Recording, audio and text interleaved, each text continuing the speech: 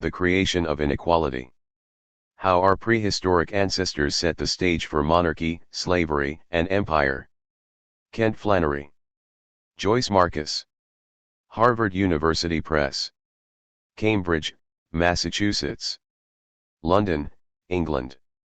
2012. Index. Preface. In the autumn of 1753, the celebrated Academy of Dijon proposed an essay competition. The prize would go to the author who best answered the question, what is the origin of inequality among men, and is it authorized by natural law? An iconoclast from Geneva named Jean-Jacques Rousseau took up the challenge.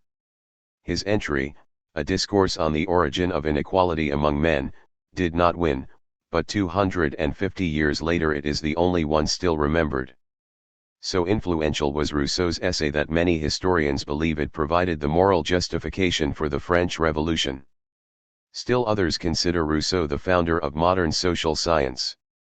In less than 100 pages, Rousseau presented a framework for the development of human society that preceded the writings of Charles Darwin and Herbert Spencer by more than a century.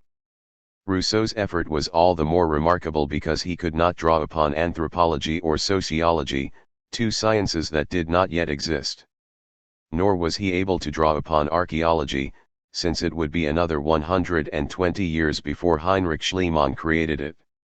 To understand the origin of inequality, Rousseau argued, one had to go back to earliest times to a state of nature in which the only differences among human beings lay in their strength, agility, and intelligence, and individuals worked only to satisfy their immediate needs.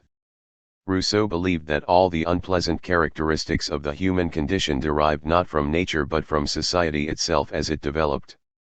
Self-respect, vital for self-preservation, was the rule at first. Unfortunately, as society grew, this attitude gave way to self-love, the desire to be superior to others and admired by them. Love of property replaced generosity. Eventually, a growing body of wealthy families imposed a social contract on the poor, a contract that institutionalized inequality by providing it with moral justification. What makes the influence of Rousseau's work all the more impressive is to consider how few reliable facts he possessed when he wrote it. His entire description of natural man was based on the anecdotal accounts of travelers. Rousseau had heard of savages of the West Indies who were superb archers and savages of North America who were celebrated for their strength and dexterity. He had heard of the natives of Guinea, the east coast of Africa, the Malabars, Mexico, Peru, Chile, and the Magellan lands.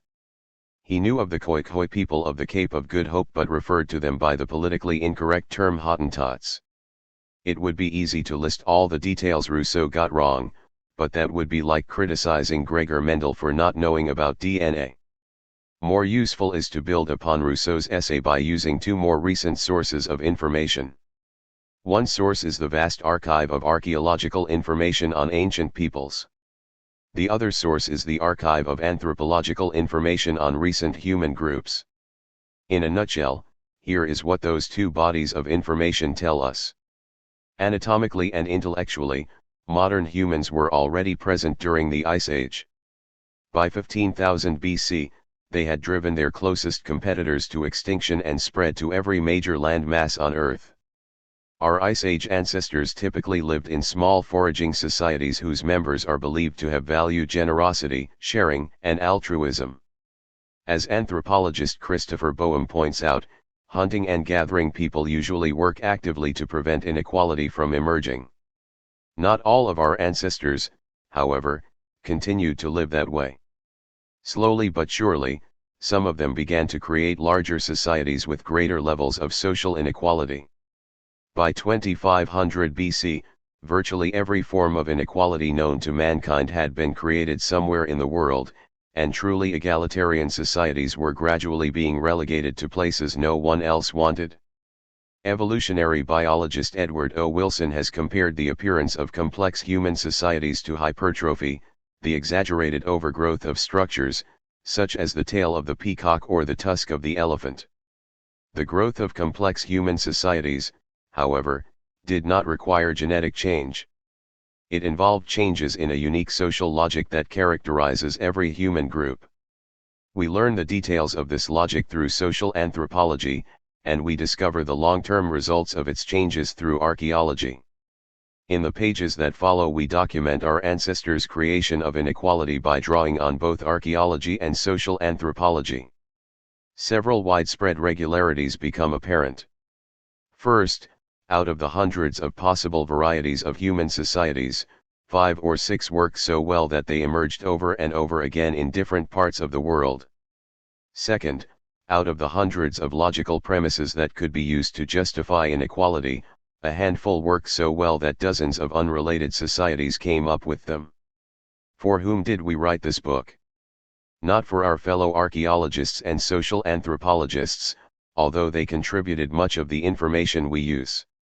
Instead, we wrote this book for the general reader who is curious about his or her prehistoric ancestors but has neither the time nor inclination to wade through the social science literature.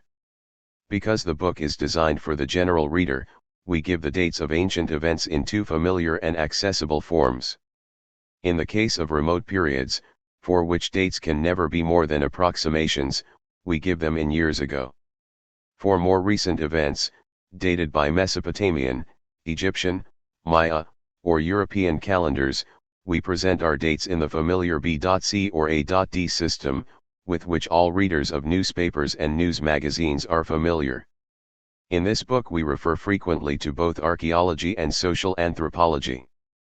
One could liken their relationship to that of zoology and paleontology.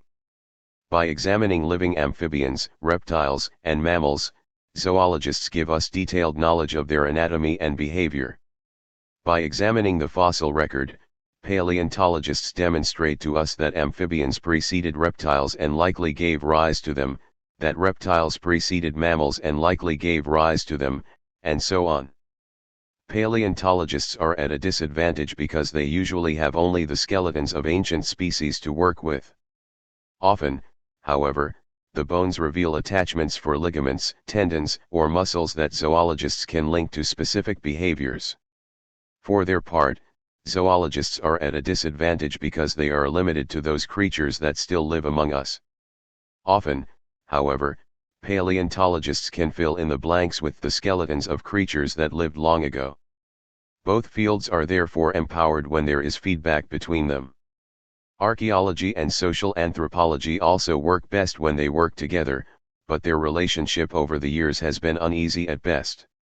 Archaeologists turn frequently to social anthropologists for help in interpreting prehistoric evidence. Many social anthropologists, however, cannot imagine that there is anything to learn from archaeology. They consider it a form of manual labor. One social anthropologist who understands the contribution of archaeology is Robin Fox. Old-fashioned as it may seem, Fox once wrote, "Archaeology is really interested in the truth about the past, however elusive this may be.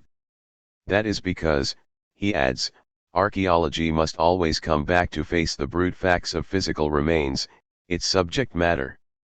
This is a strength, not a weakness." Social anthropologists are rarely forced to face the brute facts of physical remains. For many, this means that the possibilities of what might be true are limitless. Social anthropologists are free, if they wish, to believe that the past is merely a text that we can interpret any way we want. They can even believe, should they choose, that there were no repetitive patterns in the way that human societies developed over time, and that any attempt to detect order in the infinite variety of societies is misguided. Archaeologists are denied this luxury. They must, for example, face the brute fact that there were no monarchies 15,000 years ago, and that when monarchies finally arose on different continents, they left behind some remarkable similarities in their physical remains.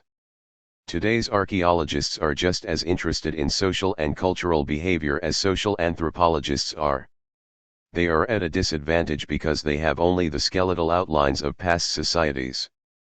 By reading the work of social anthropologists, however, archaeologists learn what to look for in order to reconstruct the perishable structures of society. At the same time, archaeologists must have the common sense to realize that not every theory developed by social anthropologists can be successfully applied to archaeological remains. The anthropological and archaeological evidence to which we refer in this book is only a fraction of what we could have used.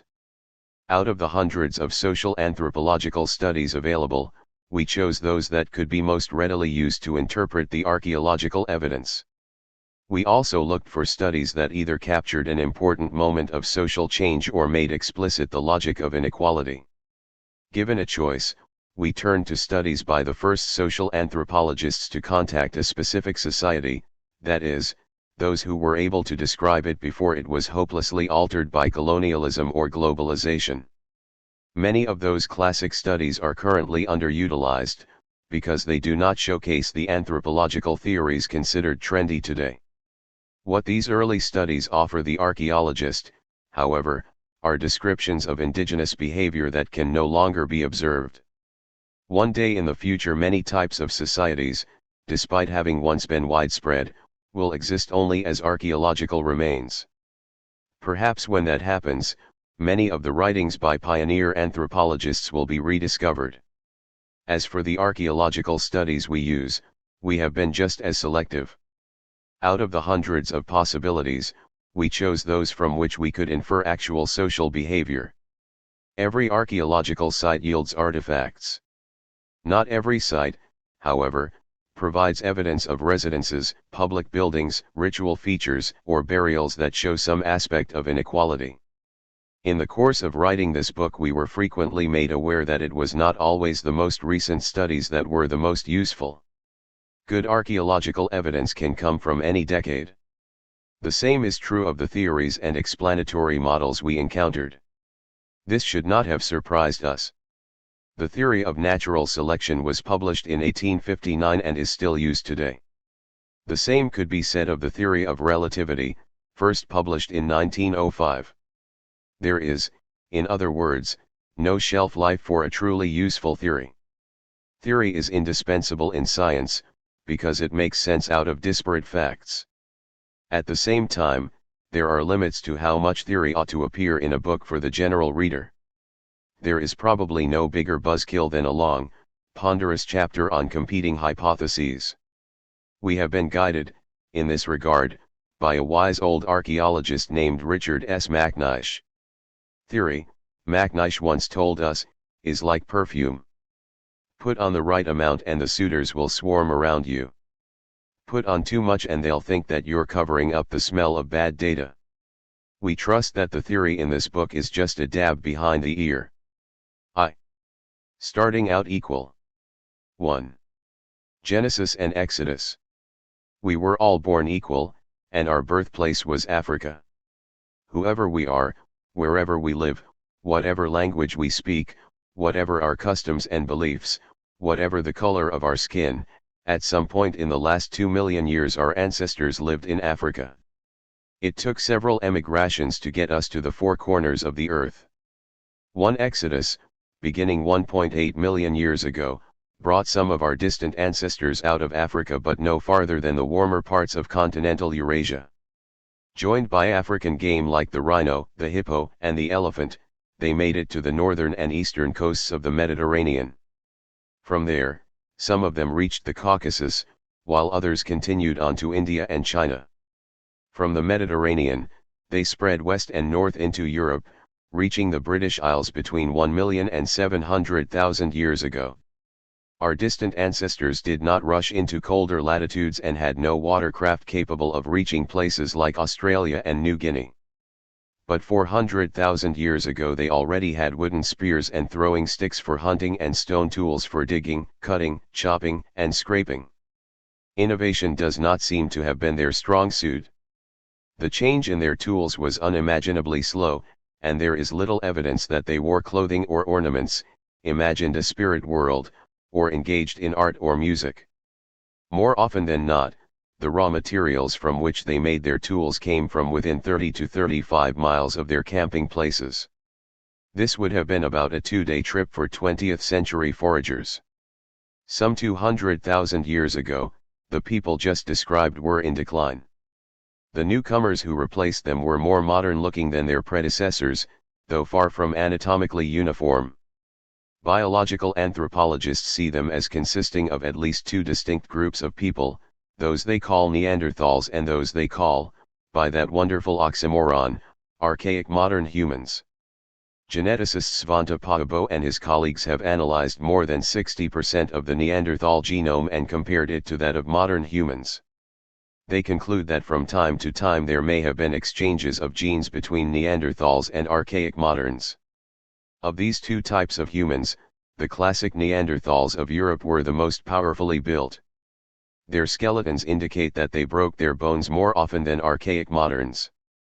Classic Neanderthals tended to develop skeletal pathologies in their 20s and 30s, seldom living beyond 40 years of age. Their tooth wear suggests that they sometimes used the mouth as a vice. Some scholars believe that the Neanderthals used strength to perform tasks that archaic moderns performed with improved technology. They argue that as the pace of Stone Age technology sped up, archaic moderns used earth ovens to cook their food longer, developed the spear thrower, the boomerang, and eventually the bow and arrow, learned how to convert plant fiber into string for snares and fishing nets, began to ornament themselves, and accelerated the improvement of toolkits based on flint, wood, bone, antler, and ivory. All these technological improvements are thought to have reduced the need to maintain larger teeth and more powerful muscles. Clues to the relations between Neanderthals and their more modern-looking relatives can be found in a group of skeletons buried in Israeli caves. Some skeletons, laid to rest 110,000 to 90,000 years ago, look like archaic versions of ourselves. However, later skeletons from the same Mt. Carmel region, buried only 70,000 years ago, are more Neanderthal-looking. We can draw two conclusions from this evidence. First, at this remote period it was not yet clear which of these two types of humans was going to emerge as more successful. Second, if there were exchanges of genetic material between Neanderthals and archaic modern humans, the Near East is one of the places it might have happened. As interesting as the skeletons themselves are the details of their burial. One of the archaic modern skeletons, from Kafza Cave in Galilee, was buried with possible seashell ornaments and sprinkled with red ochre pigment. Another of the archaic moderns, this one from School Cave in the cliffs of Mt. Carmel, had a wound in his pelvis made by what appears to have been a wooden spear. All this evidence hints that the more modern-looking occupants of the Mt. Carmel caves might have worn shell ornaments, incurred spear wounds from enemies, and received preparation for an afterlife by having their corpses painted red. However, archaic moderns would continue competing with their Neanderthal neighbors for tens of thousands of years. Beginning at least 100,000 years ago, this competition among early humans took place during a period of global cooling called the Ice Age. Authorities on climate point to evidence that the world's temperature was falling dramatically 75,000 years ago. The evidence comes from studying deep-sea sediments, air bubbles trapped in glaciers, and grains of pollen from the clays in lakes. The coldest temperatures occurred between 30,000 and 18,000 years ago. Finally, 10,000 years before the present, world temperatures had rebounded, and the Ice Age was essentially over. To many anthropologists the Ice Age seems like the kind of stressful environment in which a more resourceful type of human, clever, more resilient, and more able to adapt to difficult conditions might come to the fore. Others believe that such a scenario relies too heavily on the environment. They prefer to believe that our archaic modern ancestors succeeded by using social skills to create larger networks of kinship, alliance, and mutual aid.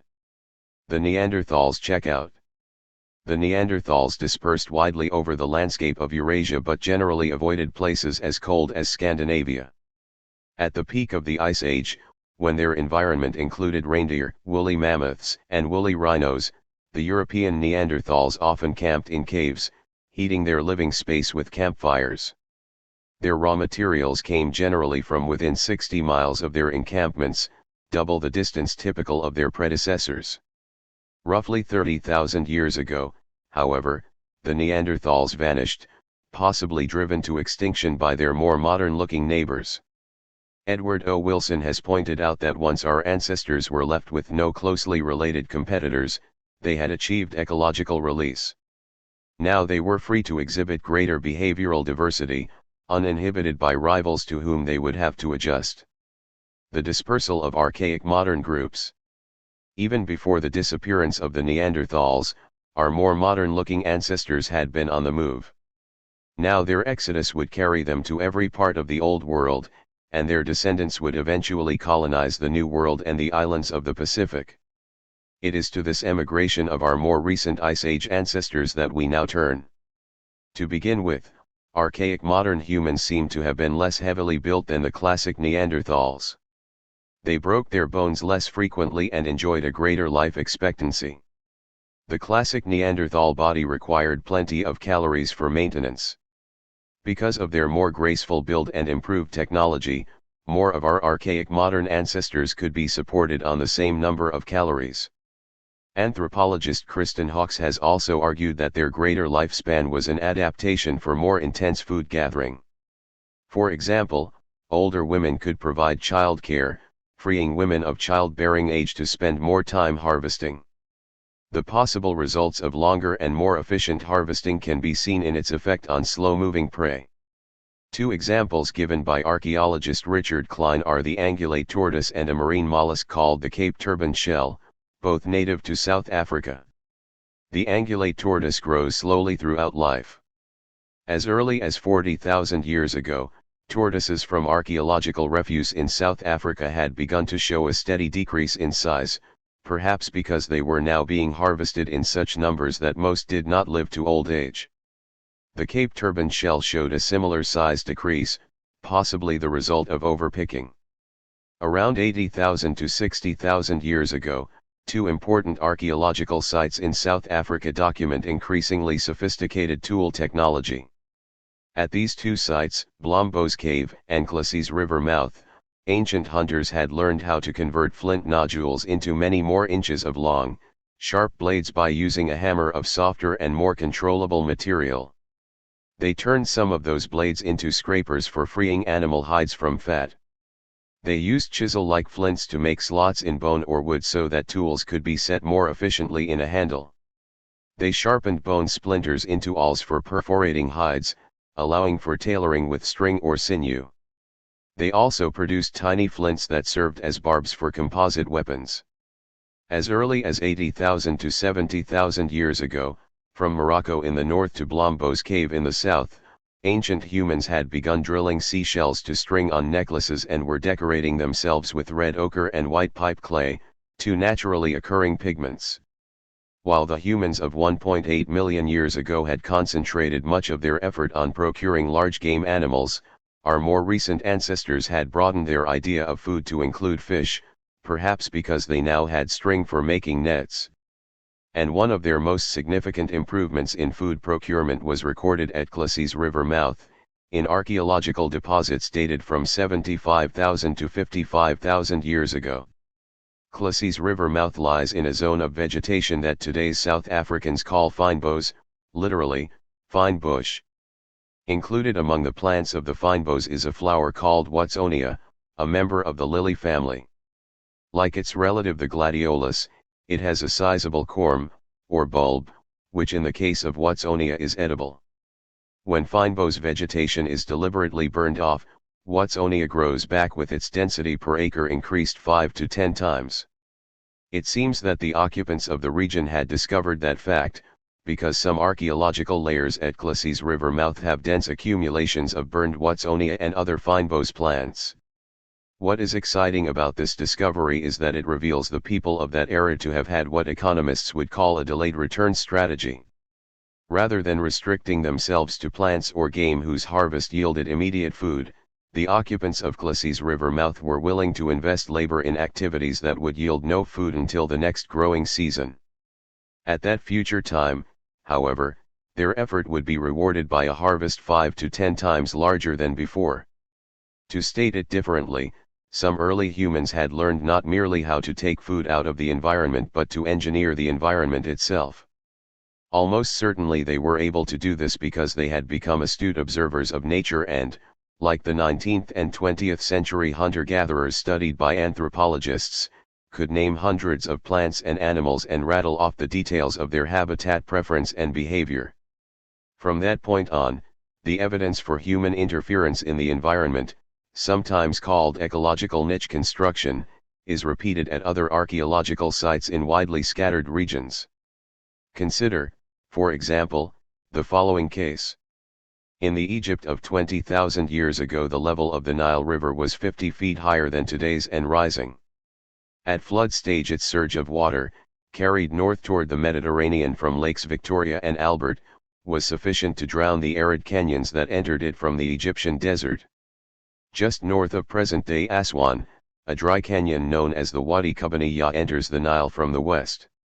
From June to September, the flooding Nile backed up into the canyon's lower course, submerging all but its tallest sand dunes. This flooding created a rich, localized environment where catfish and tilapia gathered and where water-loving plants like sedges and rushes grew abundantly. Such is the clamor of spawning catfish that their mouth and tail slapping can be heard hundreds of yards away.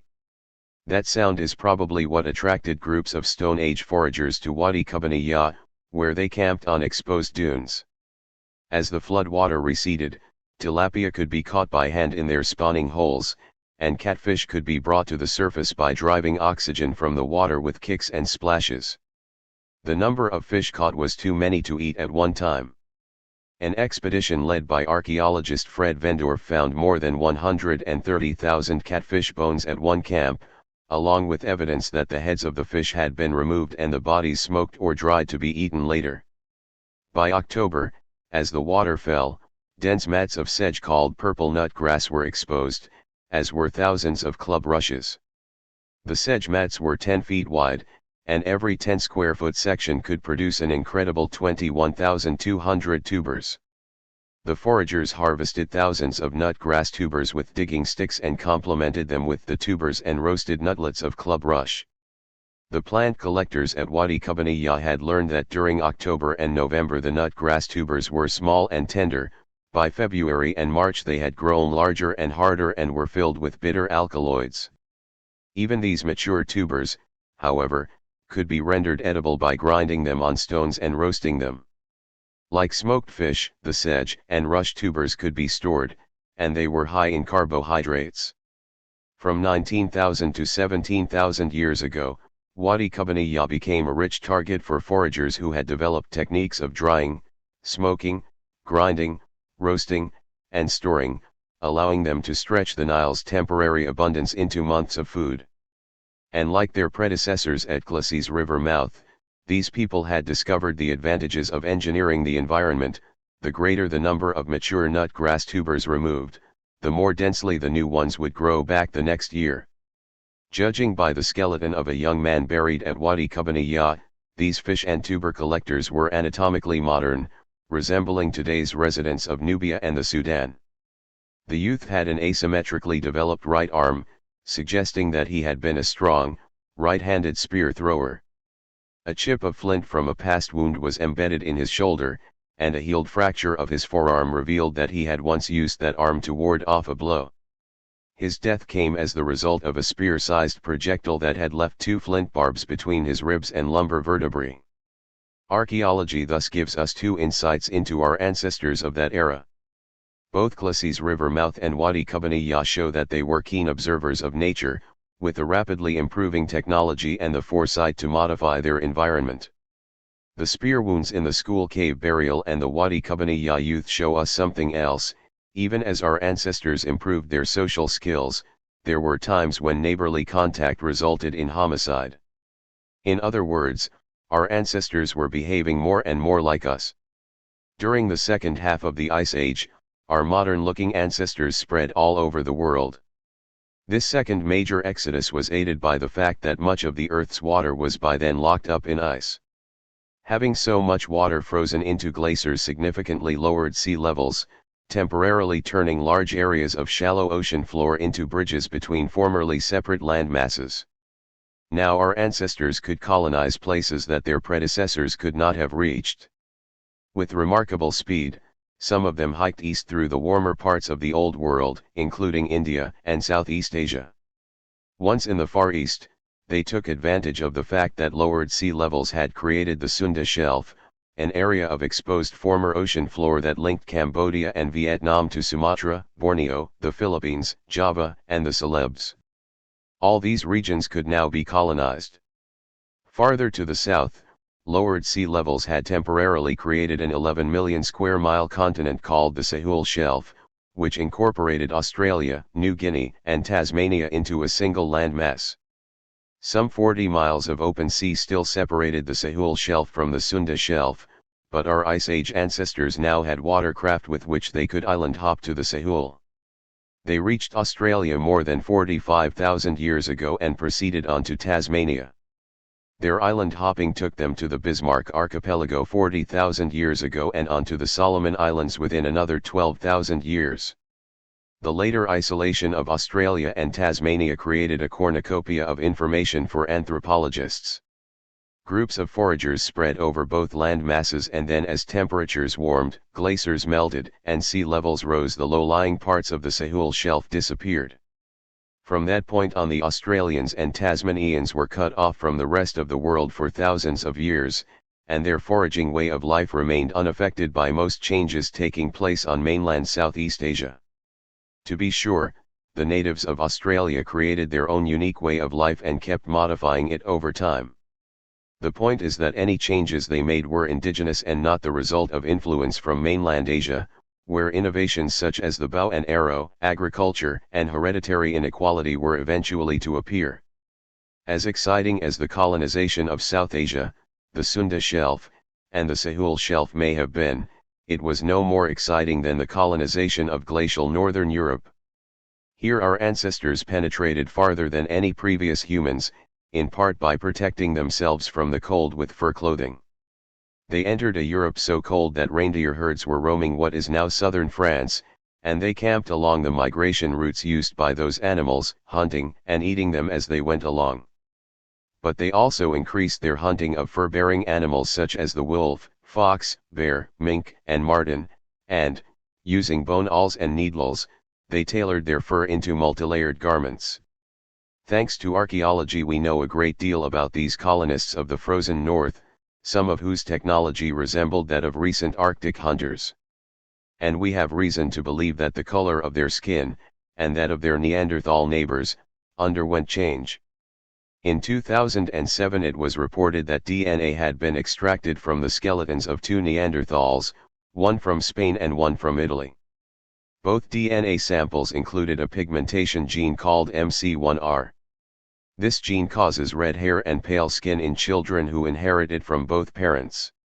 A different group of scholars had previously reported the discovery of a gene called SLC24A5 on human chromosome 15. This gene reduces the melanin, or brown pigment, in the human epidermis, leading to fairer skin. Today it accounts for 25 to 38% of the difference in skin color between European and African populations. Anthropologists generally agree that when our ancestors lived in sunny Africa, their skin would almost out of necessity have been brown, because melanin gave them protection from cancer-causing ultraviolet radiation. Once our ancestors entered the cold, foggy, overcast environment of Ice Age Europe, however, dark skin offered them little advantage. In such an environment, pale skin facilitates vitamin D absorption, arguably outweighing the protection given by melanin. What this suggests is that while our African ancestors would have been dark-skinned, the overcast conditions of Ice Age Europe would have favored fair skin. It is worth considering that the contrast between white and brown skin, a minuscule genetic difference that some recent societies have used to justify extreme social inequality, may simply have been nature's way of protecting some people from skin cancer and others from vitamin D deficiency. The bridge to a new world. Our ancestors who colonized the cold northern regions of Asia also underwent genetic change. One change was a lightening of the skin similar to that seen in Europe, but caused independently, DNA experts believe, by a different set of genes. The land surface of northern Asia, like that of Southeast Asia, became more extensive during the lowered sea levels of the Ice Age.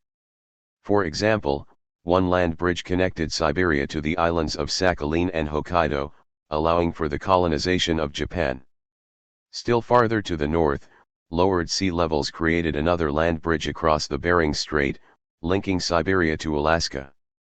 The Aleutian Islands chain was also connected to Siberia by dense ice packs. At least 20,000 years ago, Siberian hunters followed the game across the Bering Land Bridge into Alaska and found a whole new continent waiting for them. Archaeologists now believe that the peopling of the New World involved several waves of immigrants. Some moved south through ice-free corridors into what is now Canada and the United States. Others may have moved even more rapidly down the Pacific coast with watercraft, reaching Patagonia before the Ice Age had ended. Some linguistic evidence for the Siberian origins of Native American people seems to have survived. In 2008, Edward Vajda concluded that Ket, an indigenous language of Siberia, could be linked to a Native American language family called N18. Speakers of N18 languages include the Athapaskans of Canada's Yukon and Northwest Territories, the Apache and Navajo of the U.S. Southwest, and the Tlingit of Alaska. 15,000 years ago, the New World was populated from Alaska to Patagonia, though nowhere densely. And when the glaciers melted back at the end of the Ice Age, sea levels rose and the Bering Land Bridge disappeared. Later arrivals with watercraft, almost certainly including the ancestors of the Eskimo, may have island hopped along the now ice-free Aleutian Islands. Like Australia, the New World remained relatively isolated from the Old World until the visits of the Vikings and Christopher Columbus. Over more than 15 millennia, the Americas became a wonderful laboratory for social change, witnessing multiple independent cases of the emergence of inequality. Life on the Ice Age tundra. The longer the Ice Age lasted, the more our ancestors appear to have behaved like the living hunting and gathering people studied by anthropologists. And the more like living groups these Ice Age foragers were, the greater the chance that archaeologists will be able to reconstruct their social behavior. Some 28,000 to 24,000 years ago, the plains of Central and Eastern Europe had been converted to a tundra, or cold steppe, by falling world temperatures. The good news was that the steppe had more resources than today's Arctic tundra because, owing to its more southern latitude, it enjoyed more hours of sunlight. In addition, the premier game animal of Central Europe was the woolly mammoth, a creature providing up to 8 tons of meat. The bad news was that one had to hunt such mammoths on foot, armed only with a wooden spear. Into this tundra strode the Gravettians, cold-adapted people whose toolkits resembled those of the recent Inuit, or Eskimo. Like the Eskimo, archaeologist John Hoffaker tells us, the Gravettians inhabited a land without trees and were forced to burn substitute fuels like mammoth bone. They used mattocks made of mammoth tusks to dig ice cellars, in which meat was preserved by freezing. The Gravettians created lamps that burned animal fat and used knives like the Eskimo woman's ulu. At warmer latitudes, our ancestors lived in ephemeral windbreaks of branches and grass, but the tundra was far too cold for that. At places like Gagarino in Ukraine, the Gravettians dug into the earth to create warmer semi-subterranean houses. Based on the number of hearths, archaeologists think that some Gravettian camps may have been occupied by 50 or more people for most of a season.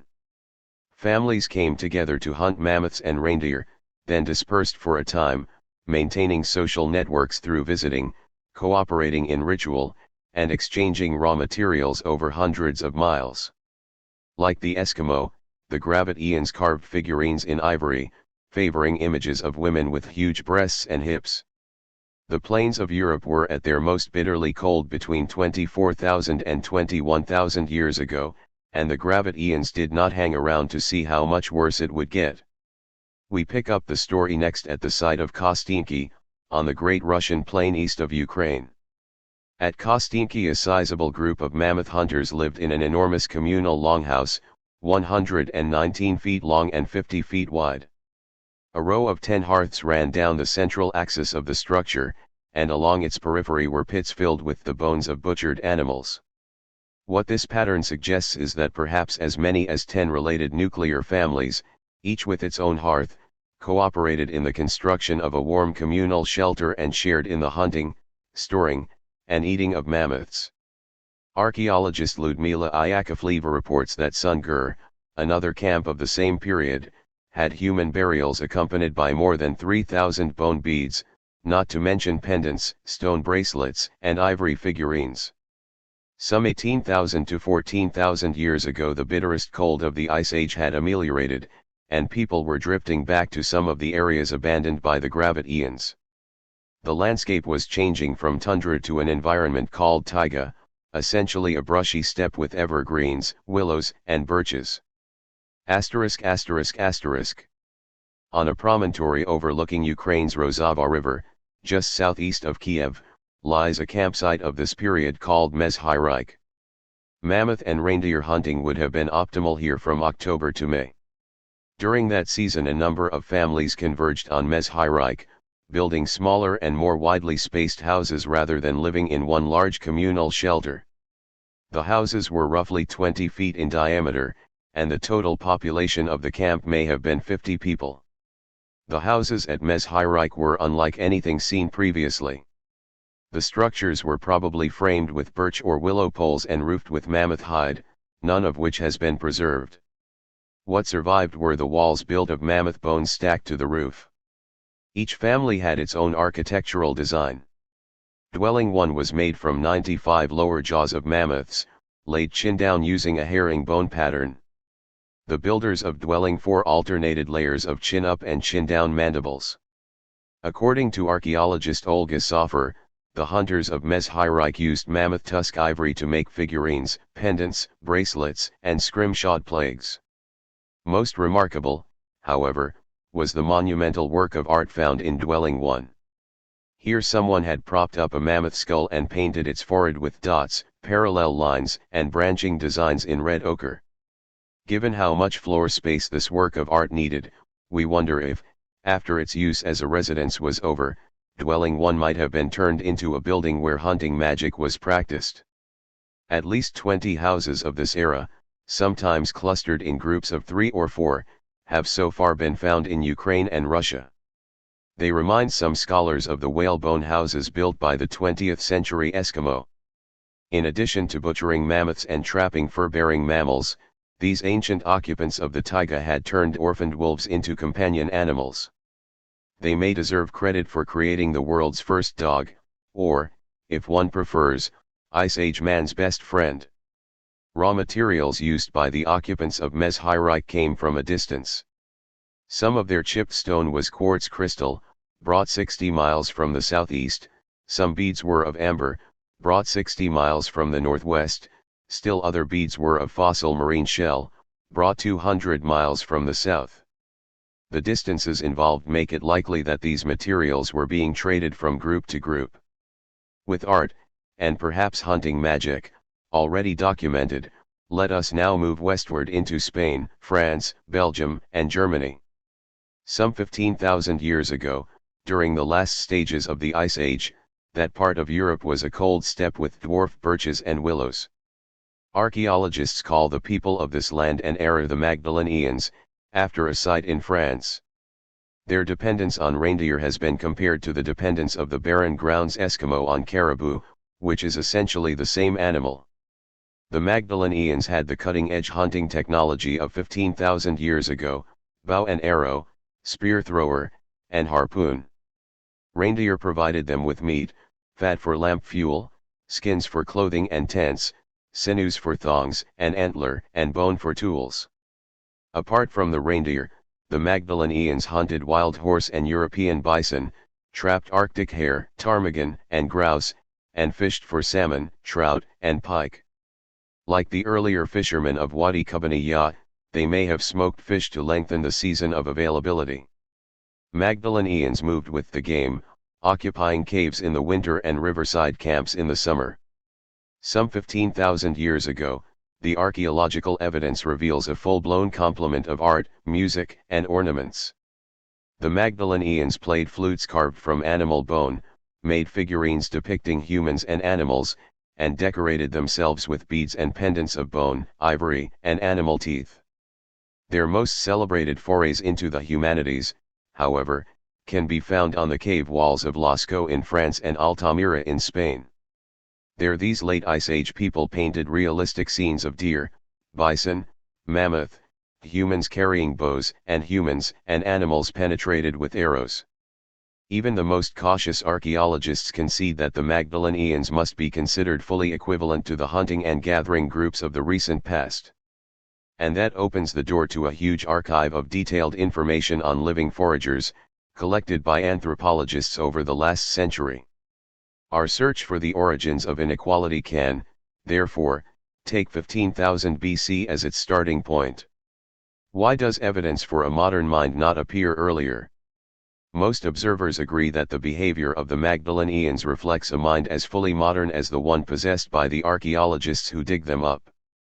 An increasing number of scholars, however, pose the following question: if anatomically modern humans have been around for at least 100,000 years, making ornaments for 80,000 years, and carving figurines for 25,000 years, why was it not until 15,000 years ago that we finally see overwhelming evidence for a modern mind? There is no widely accepted answer to this question, but a few suggestions have been offered. One popular view holds that growing population density was the reason. Proponents of this view argue that the ability to generate art, music, and symbolic behavior was probably there throughout the Ice Age but remained latent as long as people were expanding into unoccupied wilderness.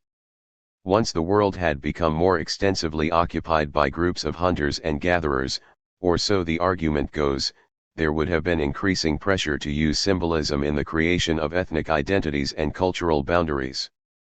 After all, one of the activities that regulate interaction among neighboring ethnic groups is ritual, and ritual often involves art, music, and dance. We concede that population growth took place throughout the Ice Age. We suspect, however, that there was another process taking place, one that explains why the archaeological evidence for symbolic behavior appears discontinuous strong in some localities and weak in others. It has to do with an important difference between two types of hunting-gathering groups, recently emphasized by anthropologist Raymond Kelly. The difference hinges on whether a group of foragers has, or does not have, permanent social groups larger than the extended family. In Kelly's words, many foragers including the Netsilik and Caribou Eskimo of the Canadian Arctic, the Hadza of Tanzania, and the Basarwe of Botswana/Namibia once manifested only those social groups that are cultural universals, present in every society, and nothing more. These societies had both nuclear families and extended families, but the extended families rarely persisted beyond the death of the parental pair. Most significantly, families were not grouped into larger units of the type anthropologists refer to as clans or ancestor-based descent groups. Other foraging societies, however, did feature larger units, each of which contained many families. The Aborigines of Australia had many levels of units beyond the family. Foragers with lineages, subclans, and clans often do have higher population densities than clanless foragers and have moved beyond the informal ways in which extended families can be organized. Essentially, they created large groups of people who claimed to be related, whether this was true or not. For this purpose they used language to extend their terms for different kinds of relatives to a much larger group of people. The division of a society into such units can take many forms. Sometimes each unit reckons descent through one gender only, either the father's line or the mother's. Early anthropologists, needing a term for such multigenerational units, borrowed the word clan from the ancient Scottish Highlanders. In other cases, one social unit may reckon descent from a real or mythical ancestor, without weighing one gender more heavily than the other. Both clans and ancestor-based descent groups can be made up of smaller units called lineages. Kelly has reconstructed the way that society might have been modified to create clans. In the case of descent through the male line, for example, the original founding families were most likely headed by the sons and sons' of a set of brothers. In effect, clansmen built upon the bonds that already existed between brothers in clanless societies. Expanding an earlier social premise, that brothers should hunt together and cooperate with one another, they established that any brother in an antecedent generation would be considered equivalent to any other, serving as an enduring link between living men and the lineage's alleged founder. Each clan, in turn, was made up of related lineages or subclans. Why would the creation of multigenerational lineages and clans during the late Ice Age have escalated the use of art, music, dance, and bodily ornamentation? The answer is, although one is born into a family, one must be initiated into a clan. That initiation requires rituals during which clan secrets are revealed to initiates, and they undergo an ordeal of some kind.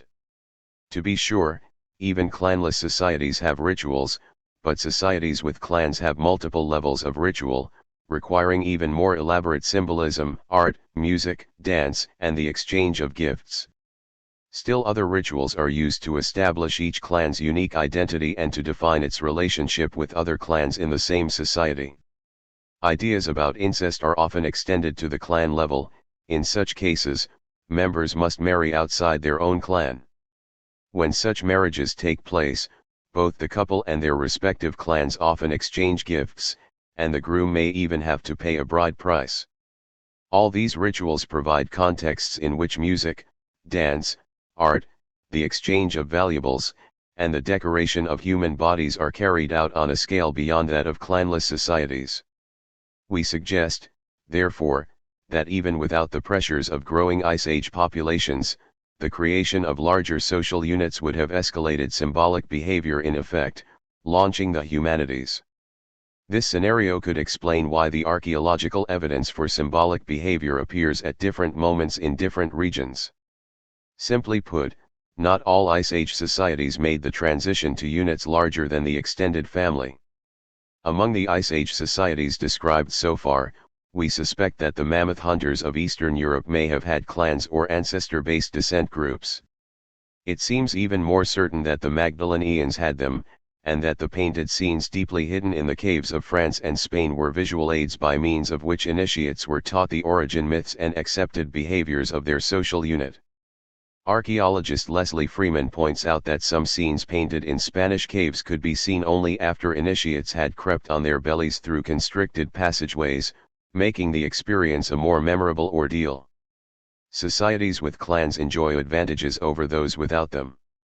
They have created large groups of people, claimed as relatives, on whom they can rely for defense from enemies, for amassing the foodstuffs and valuables needed for major rituals, or to assemble the resources needed to pay off a bride's kinsman.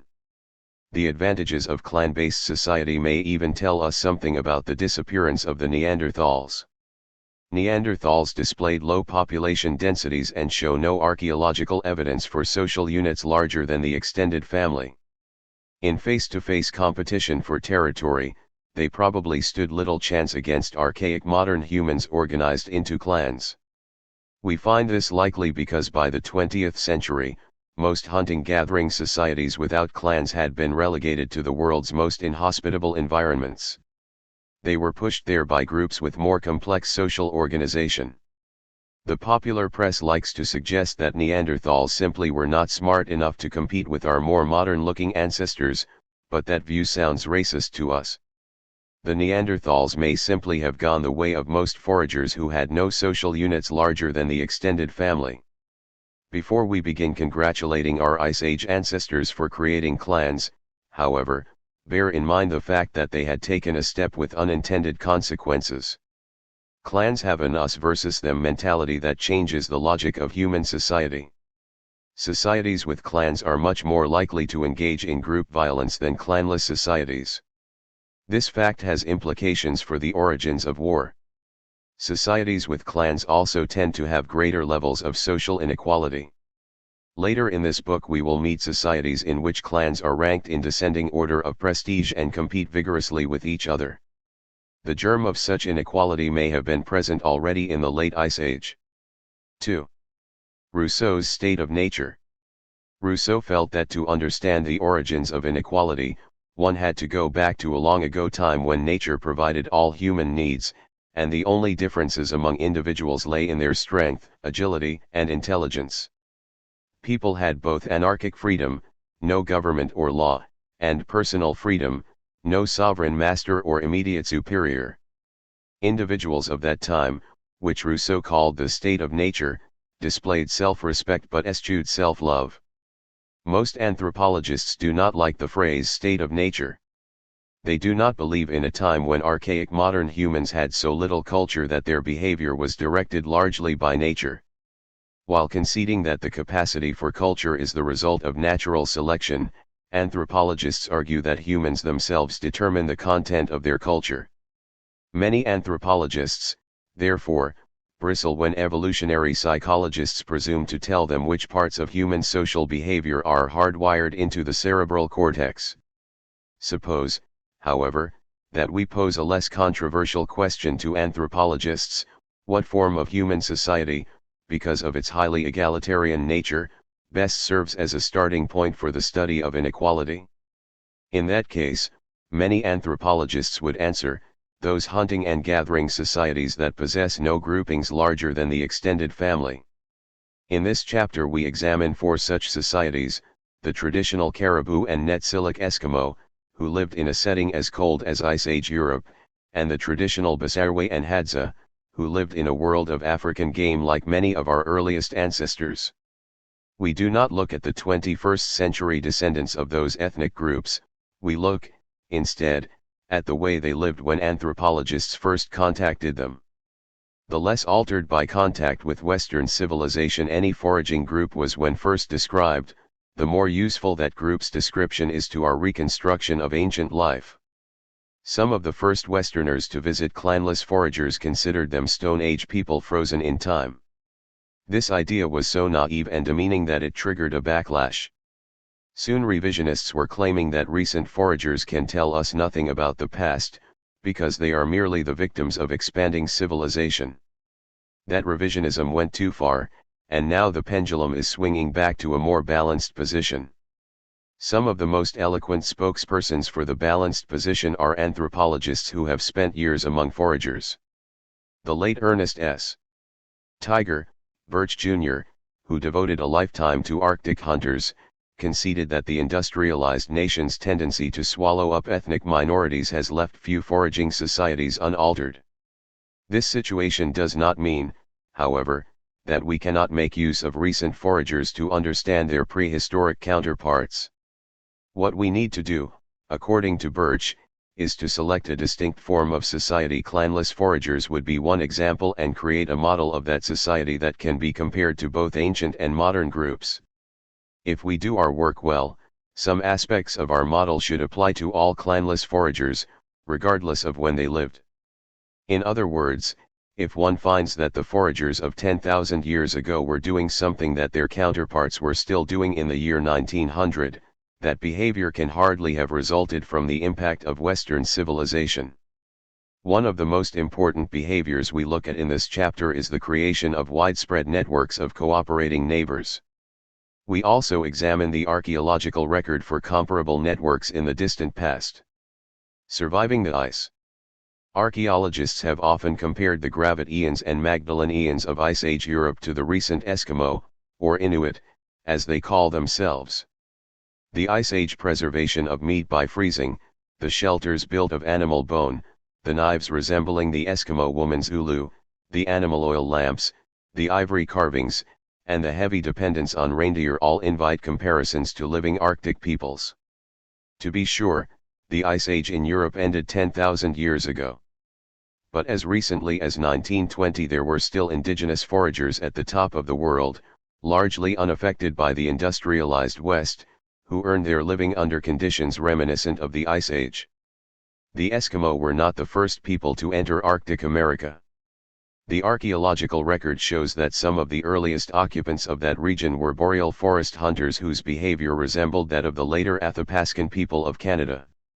Some 4,000 years ago, however, an archaeological complex called the Arctic Small Tool Tradition foreshadowed later Eskimo culture. The people using these small tools kept warm in semi-subterranean houses with tunnel entrances, essentially a sod-covered version of the later igloo. About 2,500 years ago, from the Mackenzie River on the west to Hudson Bay on the east, a new and more convincingly Proto-Eskimo culture spread over the Canadian Arctic. Called the Dorset culture, it was created by hunters who lit oil-burning lamps on Arctic nights, used snow-cutting knives to build igloos, made bone shoes for sled runners, used antler or walrus ivory spikes to walk on ice, and left behind models of what were probably kayaks. Thousands of years would pass, however, before the full richness of Eskimo culture was revealed to the West. The great pioneer of Eskimo anthropology was the intrepid Knud Rasmussen. Raised in a Danish settlement in Greenland, Rasmussen learned to converse with the local Eskimo as a child. By the 1920s he was using his language skills to study the Eskimo of the Canadian Arctic. Every Eskimo expert of the last 80 years owes him an intellectual debt. The Eskimo of the 1920s, of course, knew nothing of the Dorset culture. Like every society of which we know, they had their own cosmological explanation of how their world had come into being. And that cosmology provided the moral justification for their social logic. The Netsilik Eskimo of the central Canadian Arctic, for example, believed that Earth had always existed. During mythological time, however, humans lived in perpetual darkness like that of the Arctic winter. No sunlight, no animals, and no pleasure or suffering existed. Then Nuliagic, an orphan girl pushed from a kayak, sank to the ocean bottom and became mistress of the sea. She then created all animals, all hard work, and all pleasure. During this primordial era, both humans and animals could speak, and there was little difference between them. Finally the Arctic hare cried out for day, and there was light, but day was forced to alternate with night, because the nocturnal Arctic fox cried out for darkness. At first there were no Netsilik, only the Tunrid, or Old Ones, superhuman beings who rendered the land inhabitable.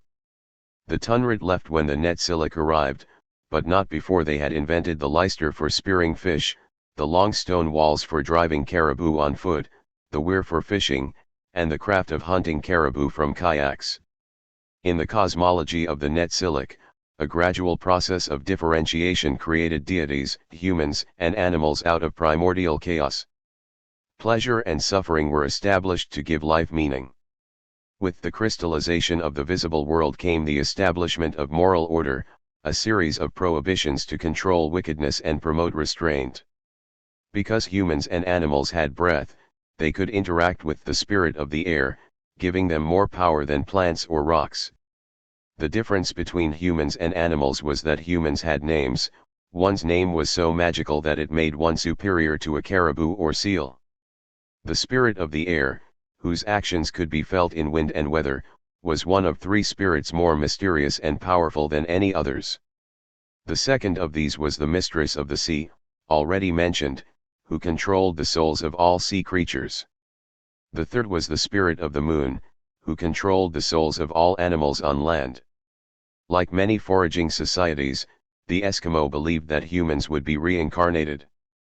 They were stoic in the face of death because they saw it as a recycling of the soul from one body to another. An occasional elderly Eskimo, tired of the struggle against hunger and cold, took his or her own life, confident of returning as a newborn.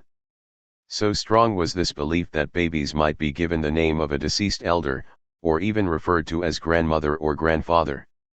Eskimos loved children, but in a land where starvation was endemic, their belief in reincarnation made infanticide a pragmatic decision in times of stress. When a family knew that it could not afford another mouth to feed, it might simply leave a newborn outside to freeze in effect, saying to its spirit, "Please come back later, this is not a good time." This act was performed before the infant had been named, so that the recycled spirit within it would not be insulted. Indeed, without the magic of a name, the tiny creature was not yet human. If another family heard the infant's cries and felt that they had the means to feed it, it was theirs to adopt. Most Eskimo groups of central and eastern Canada lived in societies without clans, dividing their year between hunting caribou, harpooning seal, and catching fish. While men killed the seal and caribou, the onerous task of processing the carcasses into meat, hides, bones, and useful organs fell to the women. Marriage was first and foremost an economic partnership, maintained in spite of low population densities and incest prohibitions that sometimes made it hard to find a spouse. Among the Caribou Eskimo of Hudson Bay, years of female infanticide might leave marriageable women in short supply. Some families therefore betrothed their children in infancy, hoping to ensure that each hunter would one day have a wife. Eskimo marriage had to be a flexible relationship, adaptable to a variety of economic situations. Its four major forms, according to Tiger Birch, were as follows.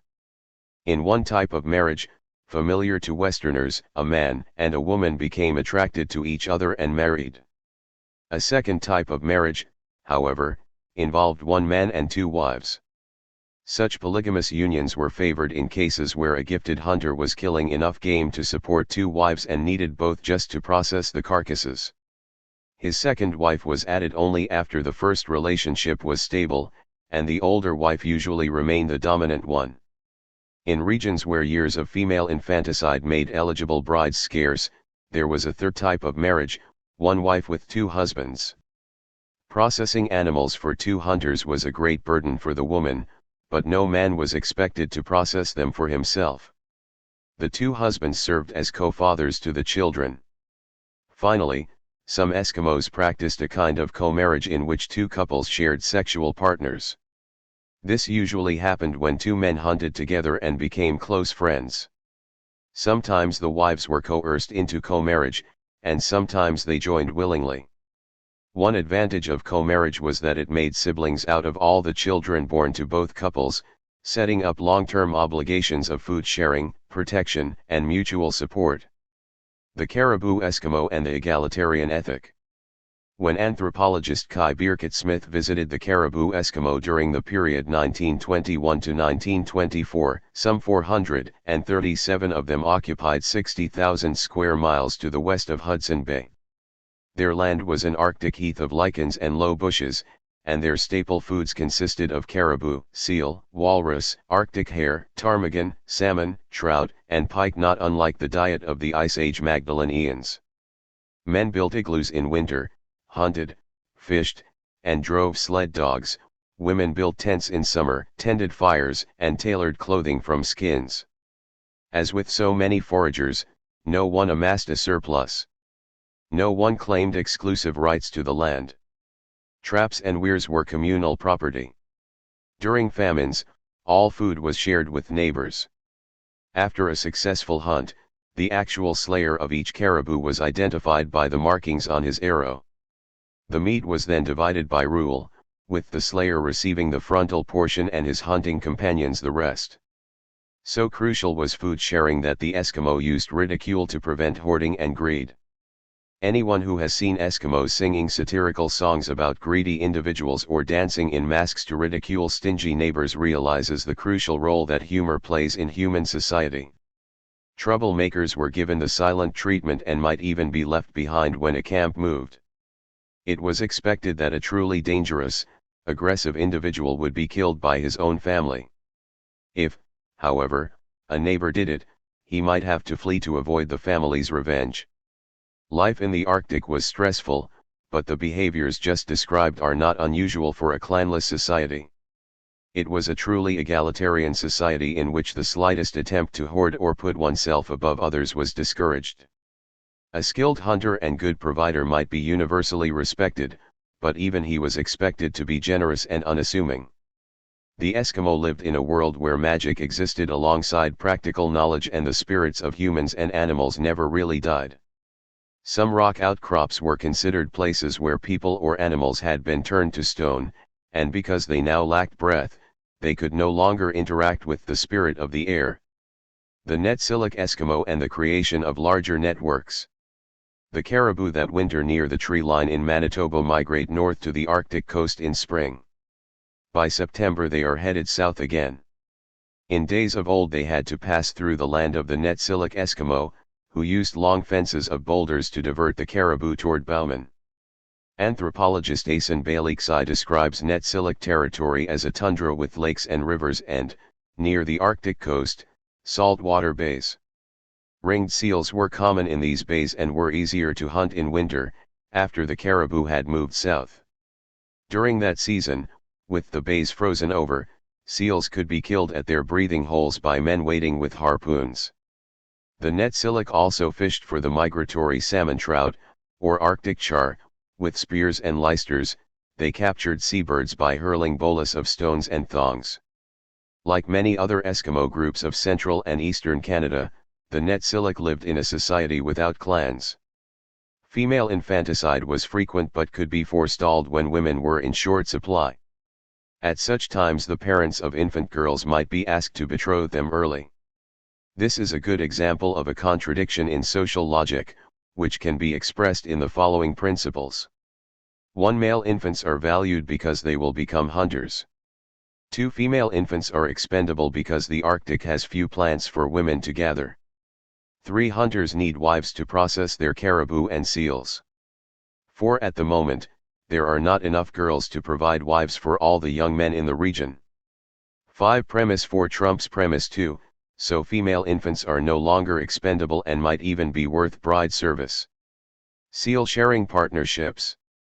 We come now to a very important Netsilik social strategy called Nikacharajuakshud. That awesome word is the name of a Netsilik meat-sharing partnership, first described in 1956 by a priest from the Pelly Bay Mission, and it has implications far beyond the Netsilik. Early in the life of a Netsilik boy, his mother chose for him a group of male partners, ideally 12.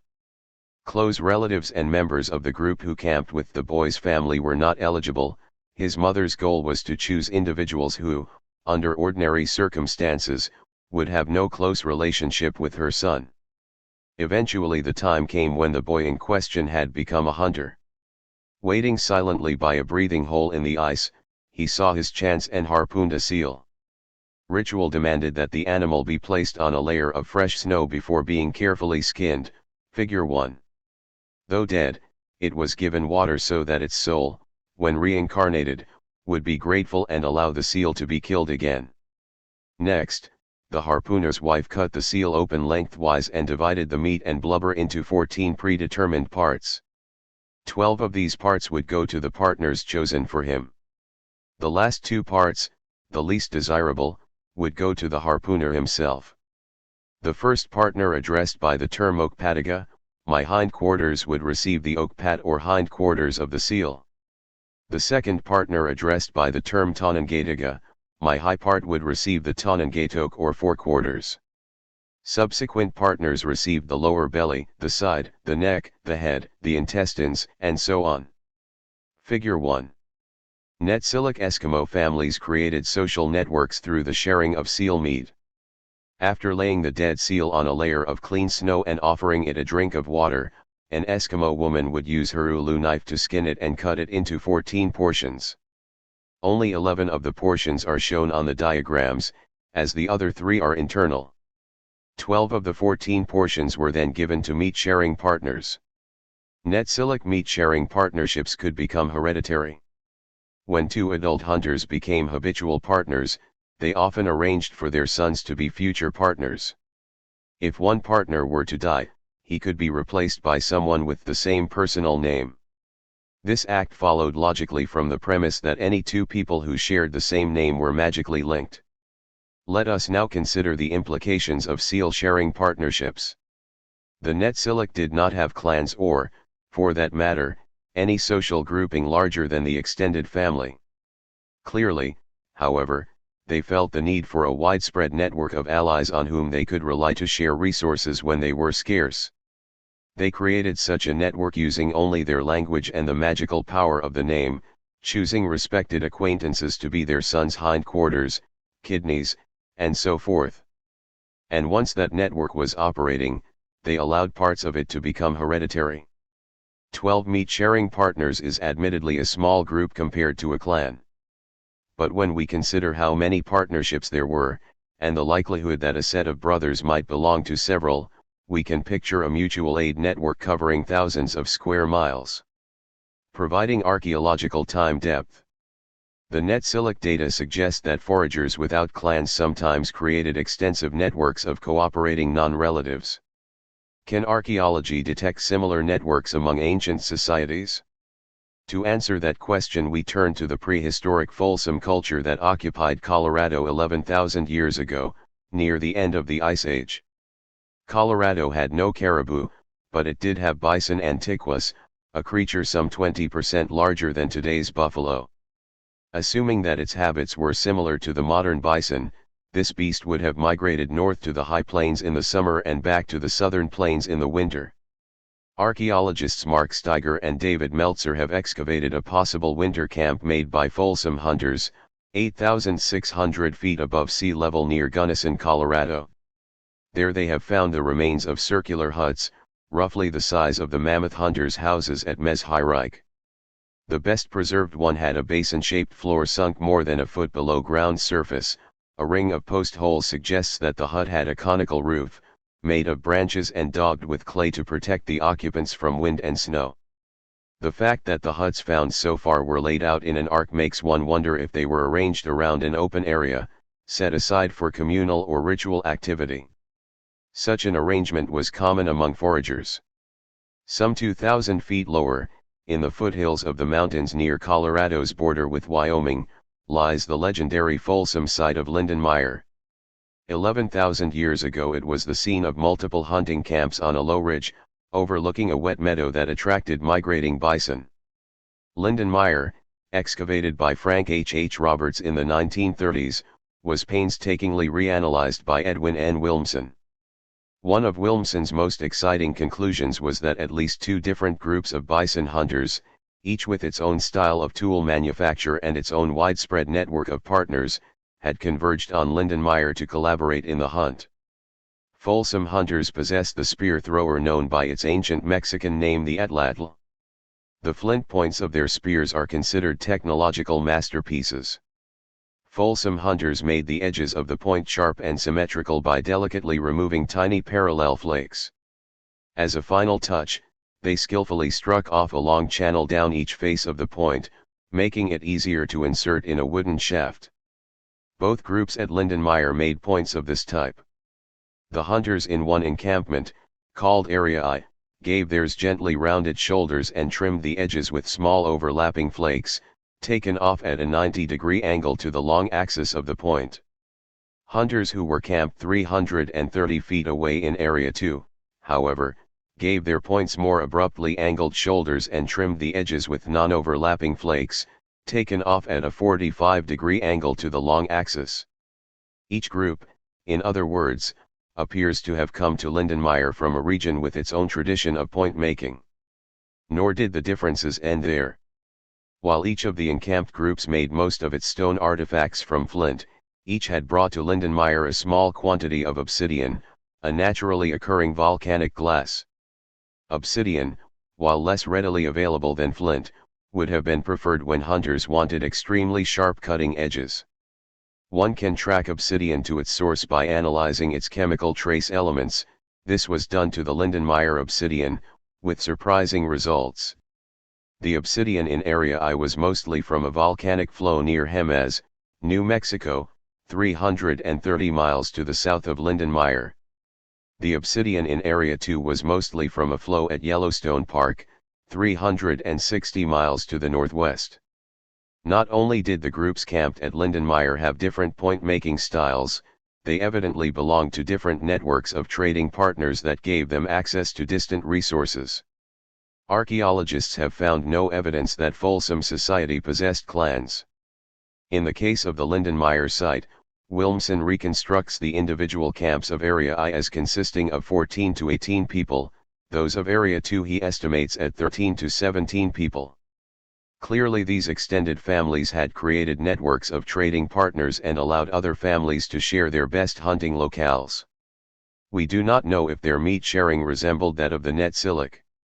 We have seen enough, however, to conclude that widespread networks of non-relatives are not a recent development but a long-standing behavior of small-scale foraging societies. Warm-weather foragers. Not all foragers, to be sure, had to cope with ice. Even during the bitterest cold of 30,000 to 18,000 years ago, equatorial Asia and Africa would have been temperate or even frost-free. At warm latitudes there were thousands of edible plants, and the economic role of women was different from that in the Arctic. Often it was the women who harvested the bulk of society's food. Until about 1,700 years ago, much of Africa south of the Sahara Desert was occupied by foragers. Anthropologists believe that many of them spoke languages whose consonants included clicking sounds that we are forced to write with punctuation marks. Today the speakers of these click languages are largely confined to regions no one else wants. They were unable to defend their territory against larger-scale societies, beginning with the Iron Age farmers, herders, and metalsmiths of the so-called Bantu migration. In the rest of this chapter we look at two foraging groups whose lands have been reduced by tidal waves of more complex societies. The Basarwe and the magic of the name. Once there may have been 200,000 speakers of click languages in southern Africa. By the 1970s they were reduced to 40,000, many occupying the Kalahari Desert on the border between Namibia and Botswana. Anthropologists love them but cannot decide on a politically correct name for them. Everyone agrees that they should not be called Bushmen, as they were for centuries. So scholars began referring to them by their local group names, such as Kung-san, Dobe, Kung, and so forth. Eventually someone decided that they could all be referred to by the supposedly neutral term Basarwe. By the time you finish reading this page, of course, Basarwe will probably have become politically incorrect. By any name, the Basarwe are among the most thoroughly studied foragers on Earth. Anthropologists such as Lorna Marshall, George Silberbauer, and Richard Lee were among the pioneers of the 1950s and 1960s. Unfortunately, by the 1980s, many Basarwe had been converted to an underclass in Botswana society. In our description of Basarwe society, therefore, we lean most heavily on the earliest studies. The Kalahari provided the Basarwe with endless vistas of brush and savanna, sandy plains, dunes, and low hills. The bedrock was pitted with sinkholes that became watering places, crucial landmarks in a world with only 10 inches of rain. Broadleaf trees grew on the land that South Africans call bushveld, acacia trees on the drier thornveld. Sand dunes supported rhicinodendron trees whose nuts supplied the Kung people with half their plant food. Areas of hardpan supported commiphora plants, the preferred food of the beetles whose pupae the Kung converted into poison for their arrows. The Nana, Kung believed that the earth of long ago supported a supernatural trickster who rose to become an omnipotent being in the eastern sky. Using a magic called N/the great trickster created the sun, moon, stars, rain, wind, lightning, waterholes, plants, animals, and humans. These first humans, the old people, had their own variety of N/The Kung eventually lost this magic, although certain of their ritual songs still had N/and could move people deeply. Other things that had N/were ritual fires, the sun, rain, elands, and giraffes, ostrich eggs, bees and their honey, blood, milk, and certain medicinal plants. When the old people died they became //Gawesai, the spirits of the dead. These spirits lived in the upper sky, doing the bidding of the trickster. People prayed to the //Gawesai to evoke their sympathy, exhorted them in anger when things went wrong, and feared their wrath. Thus just as in the creation myths of so many foragers, the Kung were taught morals and proper conduct by a previous race whose authority came from a celestial being. Like many hunter-gatherers, the Kung arranged their conical huts in a circle, leaving space in the center for a fire around which they danced on certain nights, figure 2. Each hut was mainly for storing belongings, only during rains did the Kung sleep inside. Some huts held nuclear families, others widows or widowers, and still others adolescents of the same sex. When a successful hunter had 2 wives, each built her own shelter of branches and thatch. Figure 2. Basarwe foragers of the Namibia/Botswana borderlands had extended families but no clans. During the dry season of 1968-35, Kung foragers lived briefly in the camp shown in this diagram. The 12 men, 10 women, and 13 children in this camp belonged to 3 different extended families. They built 12 huts, arranged in a circle around an open area where dances and other ritual activities could be carried out. The men in huts F, G, and J were the heads of the 3 extended families, which were linked by blood or marriage. Although the senior males in this camp were respected, none had any real power or authority. Their society was as egalitarian as any ever studied. A groom was expected to live near his wife's parents for several years, until he had supplied them with enough game to work off his bride service. That service was cut short if he took a second wife. Many first marriages were arranged by the parents, sometimes with the early betrothal of children. In the 1950s the Kung had no groups larger than the extended family, although there are hints that they had once inherited membership in a larger unit called a Kusi. We do not know exactly what a Kusi was, but it might have been a lineage or clan. We return to that possibility later in this chapter. A good size Kung camp consisted of 4 or 5 extended families, linked to each other in the eldest generation by sibling relationships or marriage ties. The head of the camp was usually a senior man, referred to as Kesa. The Kesa was not considered the owner but, rather, the custodian of a 100 to 250 square mile territory called an, or.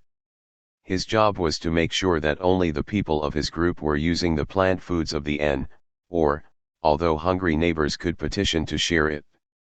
Often camps or water holes were named for the Kesa.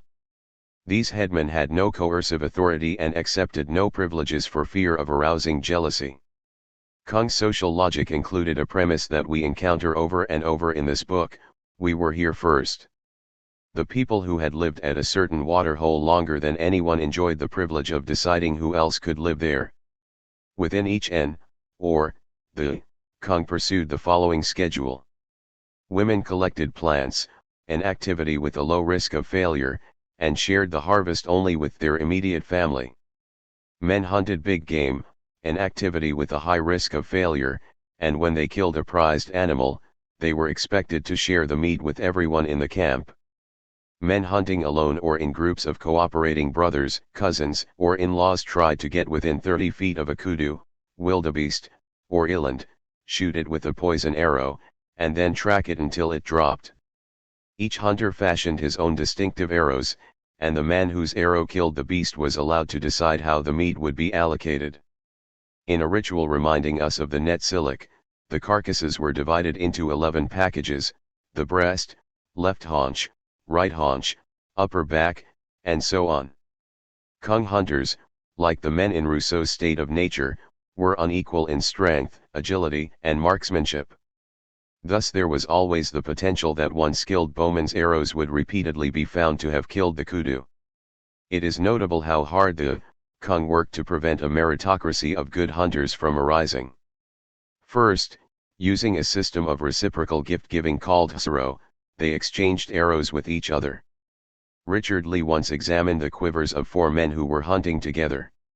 All but one had arrows made by 4 to 6 different men, and 2 men had literally no arrows that they themselves had made. Thus each hunter would eventually have one of his distinctive arrows credited with a kill, whether he himself had fired it or not. A second behavior, already seen among the Eskimo, was the use of humor to prevent feelings of superiority. A hunter asking for help in hauling a magnificent kill to his camp would be told, "You think this skinny bag of bones is worth carrying?" No hunter was allowed to boast, and refusing to share would not have been tolerated. Again we see one of the most basic premises of egalitarian society: if one wants to be well thought of, he will be generous. If he strays from this ideal, he will be reminded of it with humor. If he persists in not sharing, he will be actively disliked. Unlike the foragers of Classy's river mouth or Wadi Kubani, the Kung had an immediate return economy in which storage was actually discouraged, since it could lead to hoarding. When it came to the hsuro gift-giving system, however, delayed returns were expected. Each Kung had a series of partners with whom he exchanged gifts. According to anthropologist Pauline Wiesner, about 70% of these partners were relatives or in-laws, while 30% were unrelated persons, treated, and addressed, as if they were honorary kinsmen. One gave his partner a gift with the expectation that within 2 years he would reciprocate with a gift of equal value. Not to reciprocate would have been as reprehensible as not to share meat. It was not the intrinsic value of the gift that mattered. The real value of Hasaro was that it created a network of partners, often living up to 50 miles away, whose camps one could visit in times of scarcity. Whole families could visit other camps for up to half a year, sharing food and water, after which the visitors were allowed to build their own shelter and forage in their host's inn, or the willingness of clanless foragers to host non-relatives during lean years was presumably crucial to survival. Some scholars, especially those with a background in animal behavior, refer to such generosity as altruism. A few have even suggested that there might be a gene, or genes, for such behavior. We wonder, however, if there might not be an alternative way to interpret such hosting. We wonder if clanless hunters, forbidden by society from accumulating surplus food, may instead have been accumulating social obligations. Their alleged altruism, in other words, could be seen as a self-serving investment, a way of obligating their guests to host them in the future when their situations were reversed. As for Hasaro exchange, it is significant that the Kung were forbidden to reciprocate with a gift more valuable than the one they had received. A hunter with many Hasaro partners was greatly respected, but he was not allowed to shame his partners with gifts so large that they could not be matched. We mention this because in later chapters we will begin to encounter societies with clans that used lavish gifts to create the impression of inequality. Namesakes. Hasaro was not the only system used by the Kung to create networks of partners. There were also networks of gu, na, namesakes, built on the premise that names were magic. Among the Nana, Kung, Lorna Marshall discovered 46 names for men and 41 for women. Firstborn children were often named for a grandparent of the same sex. So magic were names that if an unrelated person received the same name as someone's sibling, that person would be treated as if he or she were that sibling. If one deliberately named one's child after a distant relative or in-law, one was allowed to address all that namesake's relatives by the same terms that would be used for the child's relatives. The network of name partners among the Nana extended 80 miles to the south, 60 to 80 miles to the east, and 115 miles to the north. Arriving at a distant camp, a visitor needed only to give his shared name to be welcomed by the family of his gu, na. Once again we see clanless foragers creating a network of mutual aid, cooperation, and food sharing far larger than their home territory. They did this not with expensive gifts but with language and the magic of the name. The Kung therefore show us one of the adaptive contradictions of clanless foraging society, expressed in these 3 points.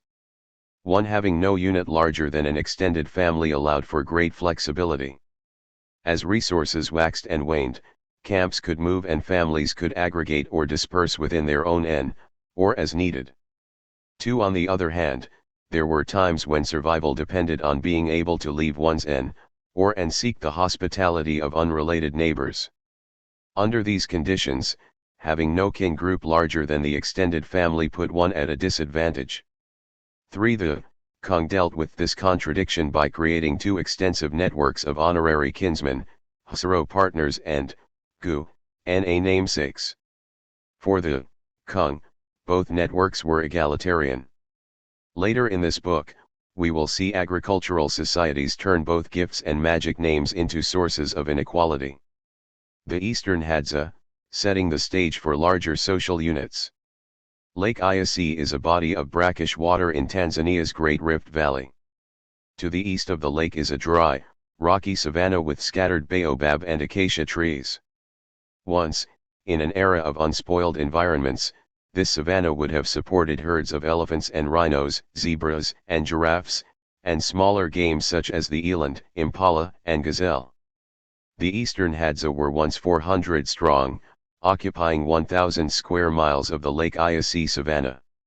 According to James Woodburn, who began studying them in 1958, the Hadza saw their world as divided into 4 quadrants, occupied by the people of Sipunga Mountain, the people of Mangola River, the people of the West, and the people of the Rocks. Each of these regions was home to 50 to 100 Hadza, but all social groups were extremely fluid. During part of the year, families were dispersed and lived in smaller camps. When the fruits of the cordia and salvadora bushes became ripe, families converged on these groves and lived in larger camps.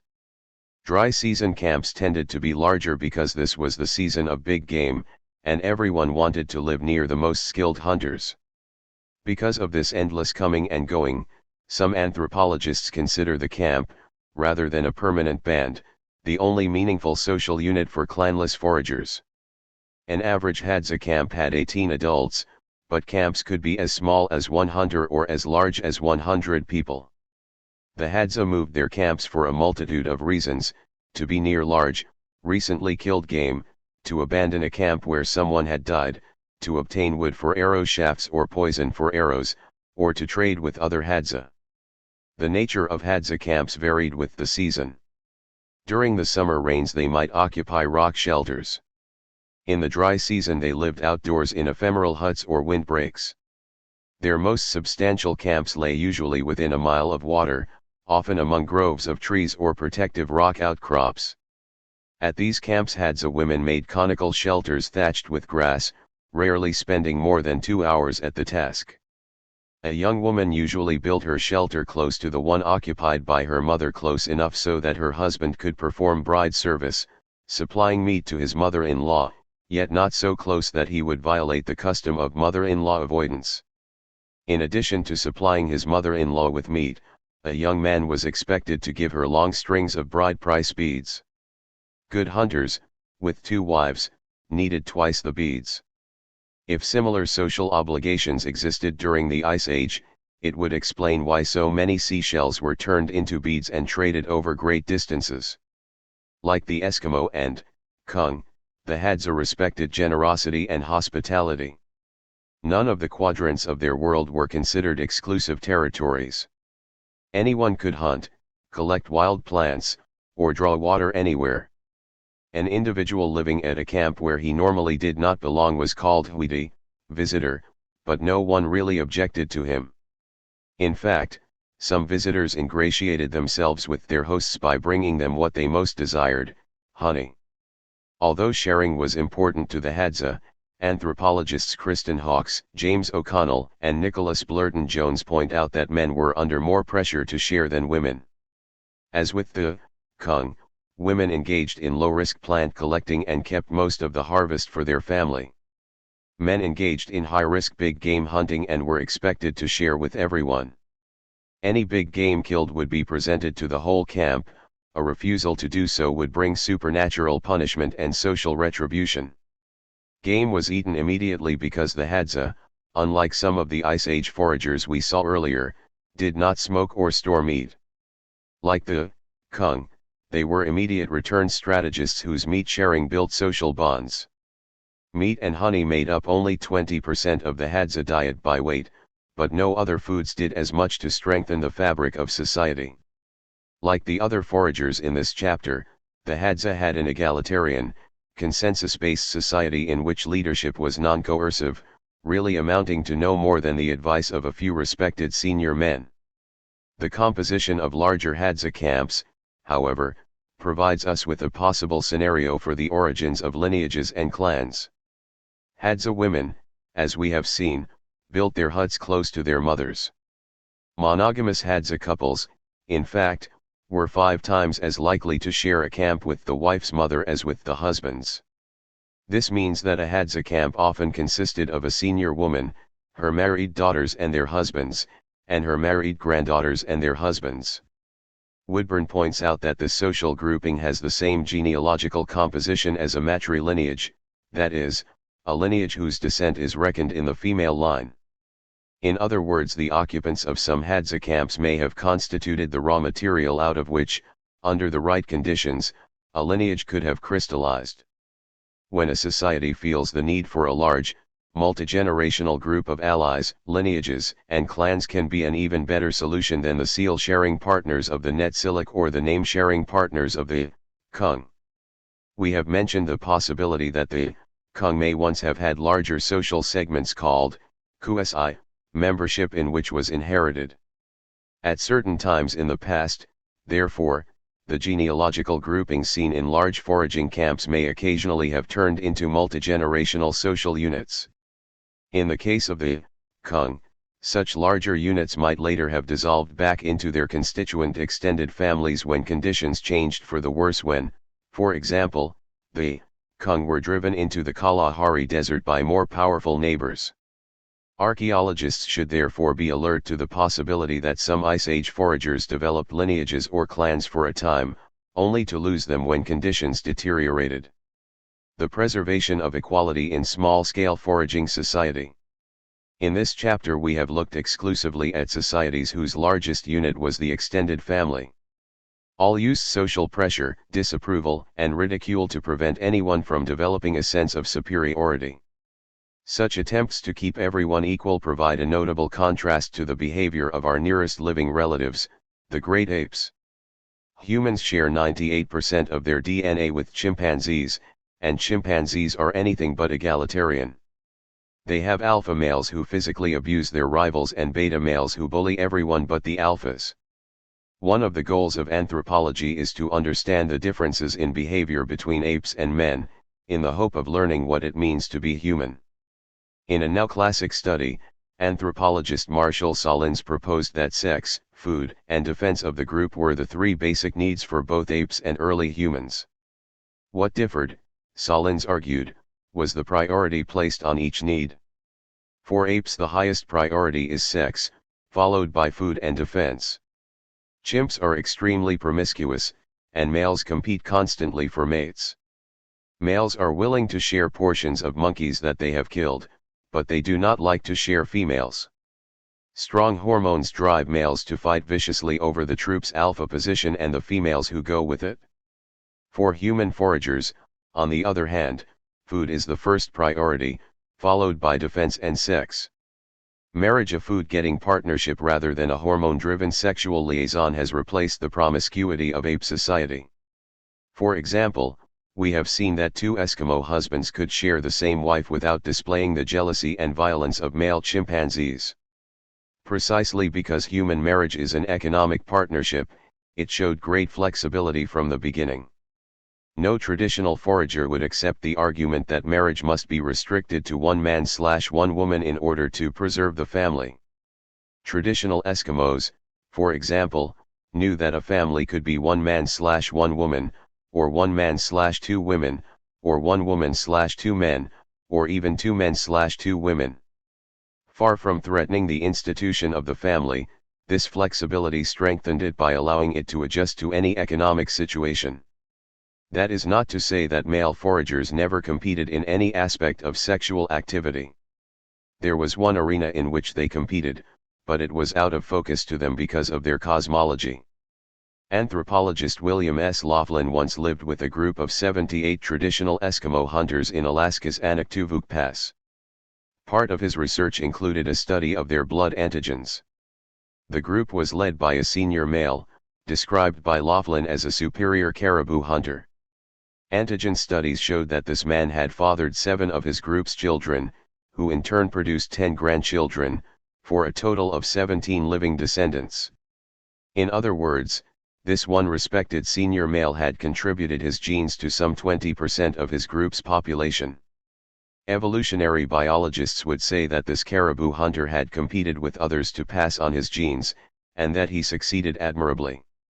It is doubtful, however, that he was even aware of competing. To him, each baby born to his group would have been the reincarnated spirit of an ancestor. This anecdote returns us to this question: just how much of human behavior is controlled by our genes? Fortunately, we now know the answer, a great deal less than hardcore evolutionary biologists claim, but probably more than most anthropologists want to admit. 3. Ancestors and enemies. Among clanless foragers like the Basarwe and Hadza, homicide was an individual matter. The assassin might be killed by his own relatives or a member of the victim's family. In other cases, the perpetrator might go into hiding, while his relatives placated the victim's relatives with food and valuables. An important change in social logic, however, took place with the formation of clans, a kind of us versus them worldview seems to have been created. If someone from Clan A murdered someone from Clan B, it was considered a crime against the victim's entire clan. This required a group response. As the result of a principle Raymond Kelly calls social substitutability, Clan B could avenge its members' death by killing anyone from Clan A, even women or children who were innocent of the original murder. Sometimes, in fact, merely doing something that Clan B interpreted as an insult, trespassing on their territory, for example, could get members of Clan A killed. How far back can social substitutability be detected in the archaeological record? The answer is as far back as the Late Ice Age, a time when other evidence for clans or ancestor-based descent groups was accumulating. Jebel Sahaba. Our oldest archaeological evidence for group violence comes from the Nile Valley. Jebel Sahaba is a sandstone mesa to the east of the river, 2 miles from Wadi Halfa. At the base of the mesa, archaeologist Fred Vendorf found a late Ice Age cemetery. This was an area where, as at Wadi Kubaniyah, foragers relied heavily on seasonally flooded embayments, places where catfish and tilapia gathered and dense mats of purple nut grass grew. Some 15,000 years ago, several different groups of foragers occupied that stretch of the Nile. Each of these groups could be distinguished by its style of stone tools, like the two groups identified by Wilmsen at Lindenmeyer. But while the two Lindenmeyer groups seem to have coexisted peacefully, it is clear that the groups competing for Nile embayments did not. The cemetery at Jebel Sahaba contained 58 skeletons of men, women, and children. 24 of the skeletons showed signs of violence. Some 116 flint artifacts, the majority of them parts of spears or arrows, had entered the bodies of these people. In some cases, they remained embedded in the skeleton. Some victims had literally been riddled with arrows, while others had old, healed wounds that would suggest a history of violent injury. Included were defensive fractures of the forearm, broken collarbones, and an arrow point in one man's hip. Examples of overkill were frequent.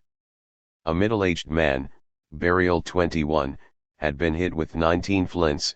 Projectiles were found in the top of his pelvis, his forearm, his lower leg, his rib cage, and the base of his neck. One young woman, burial 44, had been hit with 21 flints. 3 of these were probably the barbs of a spear that penetrated her face and reached the base of her skull. Nor were children spared. 2 youngsters interred together, burials 13 and 14, had flints in their neck vertebrae, each probably representing a coup de grace. According to Kelly, armed conflict among groups with clans falls into one of 2 categories: confrontation and ambush.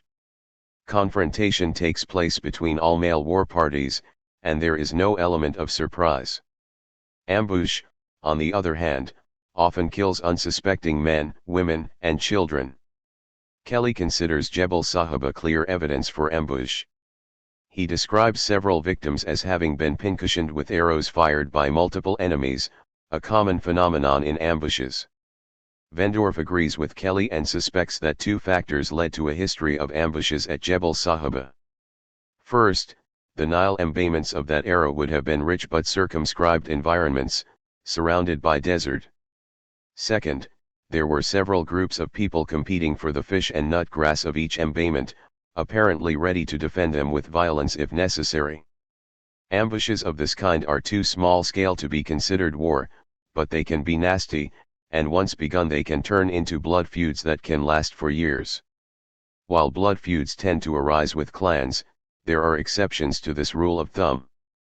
In areas of rich resources like those of the tropical Andaman Islands, described later, even clanless foragers could afford to make enemies of their neighbors, as Kelly puts it.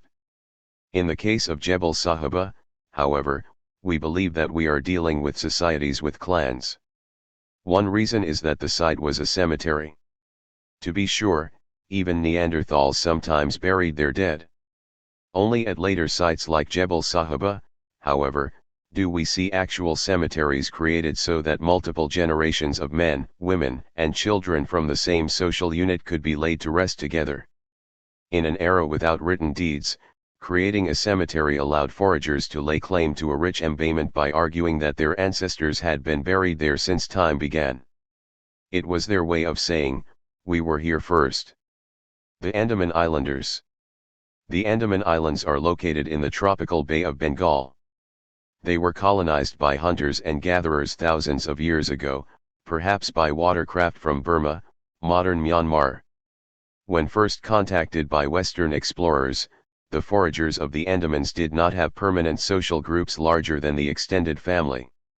In spite of this, they displayed some of the behaviors characteristic of larger-scale societies. They built bachelors' huts for unmarried youths and reserved special types of burials for highly respected elders. They also engaged in ambushes like those of societies with clans. Some anthropologists think that this group violence was permitted by the island's rich food resources, which made it less crucial to stay on good terms with one's neighbors. Anthropologist A. R. Radcliffe Brown visited the Andaman Islanders from 1906 to 1908. He learned that there had once been 5,000 of these foragers living on the largest island, which covered 1,660 square miles. By the 1920s, only 800 of them were left. The nuclear family was the basic unit of Andaman society, but with this unusual twist, many children were adopted, usually around age 10, by friends. A family would adopt as many children as they could support, allowing the biological parents to visit their children often. At puberty, a boy left home to share a bachelor's hut with other youths, but he remained obedient to both his biological and adoptive parents. Clearly, on the Andamans it did take a village to raise a child. The group sharing a camp might consist of 20 to 50 individuals, but with an interesting architectural dichotomy. Inland groups created a beehive-shaped communal house, called a bud, by packing every family's shelter into a circle so tight that all of it could be roofed over with mats. During the dry season, when no roof was needed to protect them from rain, families dispersed into open-air camps, or rock shelters. Coastal groups, on the other hand, made camps like those of the Bazarwe. They arranged their small shelters in a circle, surrounding an open space used for bonfires or dances, figure 3, top. As with many foragers, there was a protocol to be followed. Each woman owned the wild yams she had collected and reserved them for her immediate family. A big fish belonged to the man whose harpoon killed it. A wild pig belonged to the man whose arrow struck it first, with this exception: when a young, unmarried man killed a pig, its meat would be distributed by an older hunter, with the choice parts going to senior men. Figure 3. Traditional foragers on the Andaman Islands arranged their huts in a circle or an oval, surrounding a space left open for dancing. The settlement might include a bachelor's hut and a public cooking area. Andaman Islanders regularly saved skulls and other skeletal parts from their ancestors, a behavior that can be detected in many of the earliest prehistoric villages in other parts of the world. This deference to one's elders was typical of Andaman society. Terms of respect equivalent to sir and lady were used by young people when addressing elders. Seniority, therefore, was a source of unequal treatment, and this inequality extended to reciprocal gift-giving. The islanders had a system like the husaro of the kung, but when an older man received a gift from a younger man, his reciprocal gift could be of lesser value. Each of the 13 ethnic groups in the Andamans deferred to a group of elders called Mayola. Each also had an informal headman called a Maya Igla. Despite being groomed for the position for years, the Maya Igla had no real authority, only the power of persuasion. His wife had similar influence among the women of her group. Younger men performed tasks for the headman, waiting their turn to be elders. The position of Maya Igla did not automatically pass from father to son, but the grown son of a deceased headman would be given preference if he was highly respected. To earn respect he needed to be generous and kind, slow to anger, and skilled at both hunting and combat. Such a man was referred to as Kuro, big, a term used frequently in larger-scale societies. Group violence. During Radcliffe Brown's stay in the Andamans, he found that 2 of the 13 ethnic groups, the inland Jarowa and the coastal Akabea, had become mortal enemies.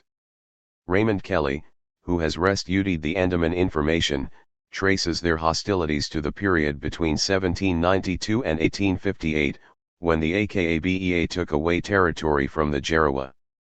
After that, whenever foragers of one group came upon their enemies hunting pigs, gathering honey, or collecting shellfish, the larger party would attack the smaller.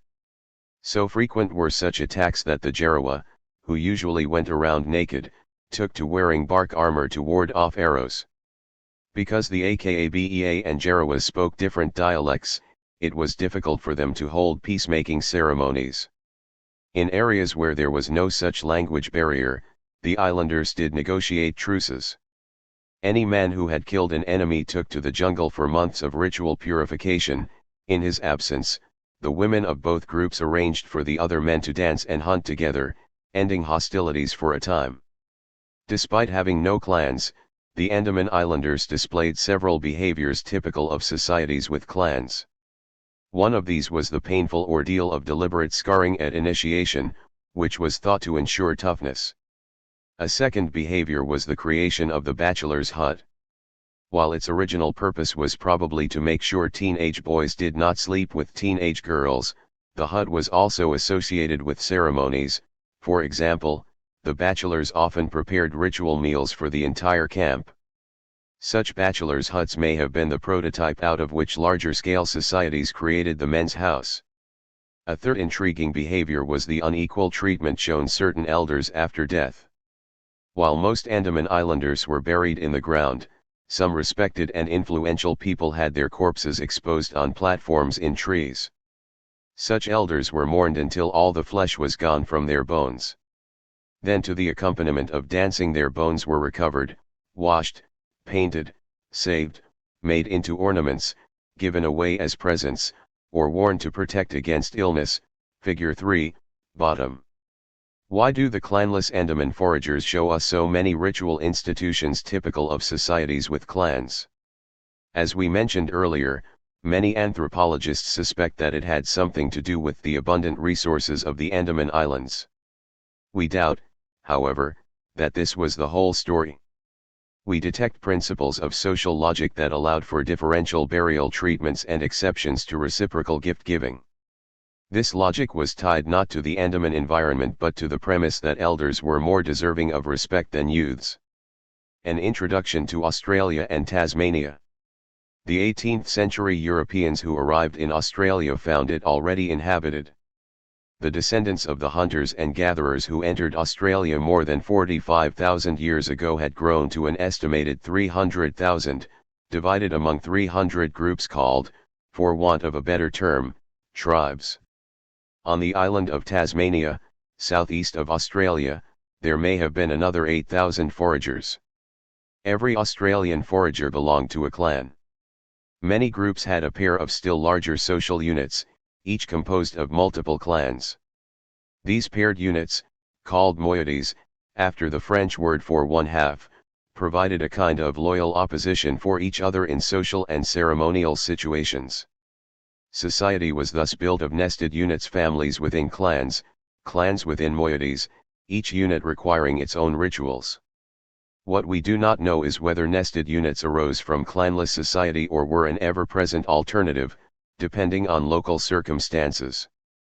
The Aborigines of Australia, a term they themselves find politically correct, present anthropologists with a number of paradoxes. On the one hand, they once lived in simple windbreaks, and many of their stone tools resembled those used 90,000 years ago in the caves of Mt. Carmel. Isolated for tens of thousands of years, they appeared to many observers to offer insights into life in the Stone Age. On the other hand, as archaeologists and anthropologists soon learned, the Aborigines had been undergoing continuous change ever since they arrived in Australia. A map published by anthropologist A.P. Elkin documents the spread of several innovations from the northwest part of Australia toward the southeast.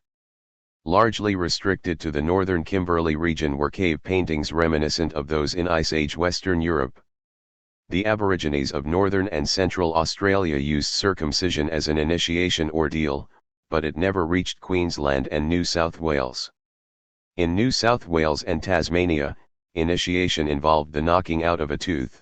Evidence from ancient burials suggests that this may have been the older of the two ordeals. In the north, some Aborigines practiced tree platform burials like those of the Andaman Islanders, but this behavior never spread to the south. The Australians transformed the throwing stick into the boomerang, but it never reached Tasmania. No less interesting was the spread of the so-called section and subsection systems, methods of classifying relatives that some Western scholars find difficult to master.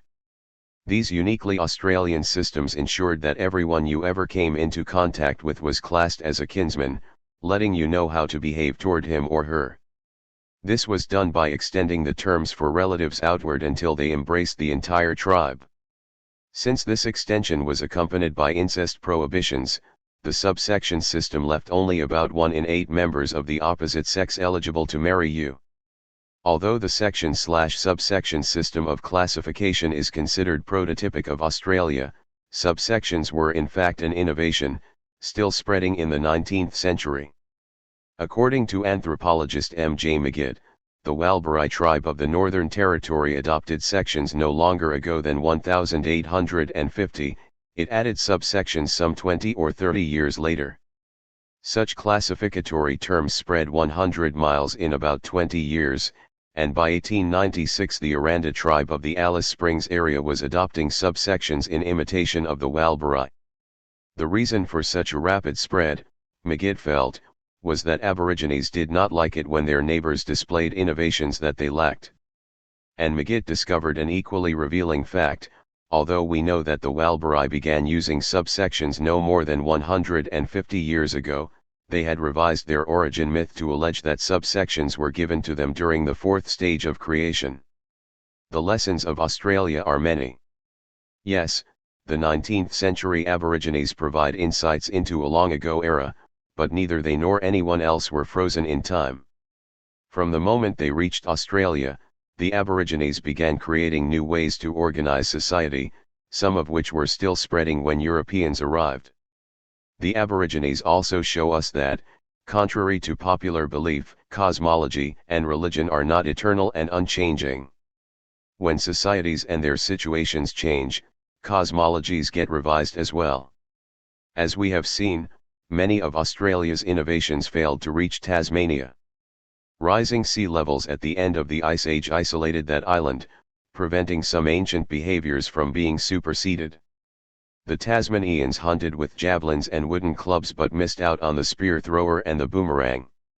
They initiated youths by scarring them or knocking out a tooth, but evidently they had never learned about circumcision. They had cremations and simple interments but no tree platform burial. Like the Andaman Islanders, some Tasmanians wore around their necks the bones of deceased relatives. They were comfortable going naked but liked to wear long necklaces of perforated seashells like those of our Ice Age ancestors. The Australian Aborigines are among the most extensively studied of all hunters and gatherers. Tragically, the same cannot be said for the Tasmanians. The first European colony on the island was established in 1803, and by 1877 virtually every Tasmanian Aborigine had died of disease, neglect, or outright mistreatment. We must piece together the story of the Tasmanians from the accounts of travelers and European colonists. In these accounts the Tasmanians often sound like an amalgam of Olympic athletes and Navy SEALs. Take, for example, the economic partnership of husband and wife. Armed with an 18-foot wooden javelin, which they could reportedly throw 40 yards, Tasmanian men got within range by stalking kangaroos on their hands and knees. At other times, they set fire to the brush and speared the animals as they emerged. They threw kangaroos onto live embers to singe off the fur, and then they cut them into portions that they dipped into ashes as if into salt. Using a wooden throwing stick called a waddy, a precursor of the boomerang, the men also killed birds, which were then placed on embers to singe off their feathers. Tasmanian women, for their part, are said to have caught possums by shinnying rapidly up gum trees, cutting toeholds, and using a loop of rope like a telephone lineman. Considered excellent swimmers, they dived for abalone, prying them from the rocks with wooden chisels. They loved the eggs of black swans, penguins, petrels, and ducks. One Tasmanian woman is alleged to have put Cool Hand Luke to shame by eating, at a single meal, 50 to 60 large eggs of the sooty petrel. Such meals might be washed down with local cider, fermented from the sap of the eucalyptus tree. Since most Tasmanians vanished before there were anthropologists to interview them, we have only sketchy details of their social organization. We do know, however, that some tribes fought bitterly. Warriors approached their enemies with their hands clasped innocently atop their head, secretly dragging a spear through the brush by gripping it with their toes. To accept the gift of a flaming firebrand was to accept a challenge to combat, something unwary colonists learned to their sorrow.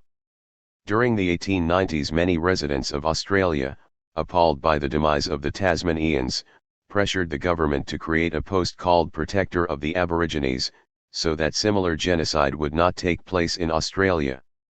One of the early protectors, a magistrate named F.J. Gillen, teamed up with Melbourne biology professor Baldwin Spencer to write two important books on the Aborigines of Central Australia. Spencer and Gillen's pioneering work soon inspired anthropologists, including A.R. Radcliffe Brown and W. Lloyd Warner, to record native Australian culture before it vanished. For their part, Spencer and Gillen became so closely associated with the Aranda that they were eventually initiated into the tribe without, one hopes, having a tooth knocked out. What the Aborigines have since done for themselves, of course, is more important than anything a magistrate or an anthropologist could do for them. One day, in the 1960s, a man named Bill Kurtzman saw a young Aborigine girl peering through the fence at a tennis court in Barellan, New South Wales. Kurtzman encouraged her to enter the court to see if she liked the game. The young girl turned out to be a member of the Wiradjuri tribe. Her name was Yvonne Goolagong, and such was her aptitude for tennis that by age 18 she was playing at Wimbledon. Ms. Goolagong went on to win 14 Grand Slam titles, 4 Australian Opens, a French Open, and Wimbledon championships in 1971 and 1980. We would do well to remember that every human being on Earth is descended from hunters and gatherers, and we should not underestimate any of them. Central Australian Society. The landscape of Central Australia featured broad plains with groves of acacia, dry creek beds lined with gum trees, and occasional mountain ranges rising 2,500 to 5,000 feet above sea level. Each rocky outcrop, hot spring, or waterhole had a name and a sacred history. Wild yams and other tubers were there to be dug up with sticks, and there were pools of standing water with ducks, pelicans, spoonbills, and ibis. The Aborigines used oval shelters called wurleys and ephemeral lean-tos called mia. Night found them sleeping in scooped-out hollows, sometimes covered with a kangaroo hide. Day might find them cooking sedge bulbs in hot ashes, like the foragers of Wadi Kubaniya. Many Australian tribes, as mentioned earlier, were divided into two opposing moieties. Each moiety, in turn, was divided into 6 or more clans, each claiming descent from a different ancestor. Men of a specific clan in one moiety were supposed to marry women of a specific clan in the other moiety. In the case of the Arabana tribe, for example, men of the Dingo clan married women of the Waterhen clan, men of the Cicada clan married women of the Crow clan, and so on. Even if she were of the proper clan, a bride might only be eligible for marriage if she were classified as the groom's mother's elder brother's daughter. Needless to say, the section/subsection system greatly reduced one's choice of a wife. To get around this problem, eligible girls were often betrothed to their future husbands early in life, though they continued to live with their parents until their teens. Sometimes a youth's relatives arranged for his circumcision to be done by a man whose future daughters would be nupas, or eligible brides, for him. This ritual told the youth whom to seek out when the time came. The section system also affected polygamy. A hunter who decided that he could support a second wife might wind up marrying his first wife's sister, because no one else was eligible. Each Central Australian group owned foraging rights to its territory, but just as with Basarway territories, the land might be shared with neighbours in good years. Each local band was led by a senior male, called an Alatangia by the Aranda. Within limits the post was hereditary, passing from father to son or, if no son existed, to a brother or brother's son. The authority of the Alatangia did not extend outside his descent group, and he relied on the advice of a small group of male elders. In large agricultural societies, hereditary leadership is often linked to social inequality. In the case of the Alatangia, it had a different origin. Passing the role of headman from father to son protected the ritual secrets of the group from outsiders. To understand how important these secrets were, we need to look at Central Australian social logic. At birth, a child's spirit left a state of purity and entered a profane world. Women were thought to remain profane throughout their lives. Men were profane as youths because they were still ignorant of their clan's sacred lore. As a result, elders paid little attention to younger men. Eventually, beginning with his initiation, a youth would embark on an education that would return him to a state of purity. Sons were prized because they could become warriors, bring brides and victories to their clan, and eventually become elders. The sacred knowledge imparted to them was denied to women, but the latter had their own ritual secrets. Here we see a premise common to many societies with clans. One is not simply born Aranda or Arabana or Mernjan or Walbari, it takes years of effort to become a full member of one's group. In the process of becoming Aranda, young men were taken to places where sacred paraphernalia were hidden. For example, they might be shown the bull roarer, a slab of acacia wood on a cord, and see it whirled to produce a roaring sound, thought to be the voice of an ancestor. Called a chewinga, or sacred object, each bull roarer was alleged to have been made early in the world's history. To handle it for the first time was to share in the lives of heroes past. Conflict, peacemaking, and death. In Rousseau's day, the existence of religion was routinely attributed to the fact that humans are the only creatures who know that they will eventually die. While this explanation may sound plausible to educated Westerners, it does not work with most hunters and gatherers. To the Australian Aborigines, for example, there was no such thing as inevitable natural death. Death resulted either from homicide or witchcraft. One way to kill an enemy was to point in his direction with a special stick, singing over it to give it magical power. Especially deadly was the sharpened arm bone of a corpse. The pointing of this bone might be accompanied by the curse, "May your heart be rent asunder." Sometimes a dying man would whisper the name of the person whose magic he believed was killing him. Then an avenger, his body coated with charcoal to make him invisible at night, his footsteps muffled by emu feather slippers, set out to kill the offender. In the case of group offenses, Raymond Kelly's principle of social substitutability applied. A vengeance party left to kill members of the offending group, traveling as far as 80 miles with spear throwers, shields, boomerangs, and clubs. Eager to end hostilities, the offending group might agree to surrender 2 or 3 of its least popular members as long as the rest were spared. Figure 4 depicts the whole process, from bone pointing to group revenge. While many tribes had enemies for neighbors, there was one person who could travel widely without fear of death. This was the sacred messenger. The messenger might, for example, be carrying the red-painted forearm bone of a deceased relative, showing it to normally hostile groups and inviting them to attend his relative's final burial. Owing to his sacred mission, the messenger could not be harmed. However, after the burial ceremony, the bone might be given by the deceased's father to his father's sister's sons. Their task was to avenge the decedent's death, presumed to be caused by witchcraft. Australian burial ritual varied by tribe. Often it reflected the increased importance of ancestors in societies with clans. The Warramunga exposed corpses on tree platforms and then crushed and buried all the bones except for the one to be carried by the sacred messenger.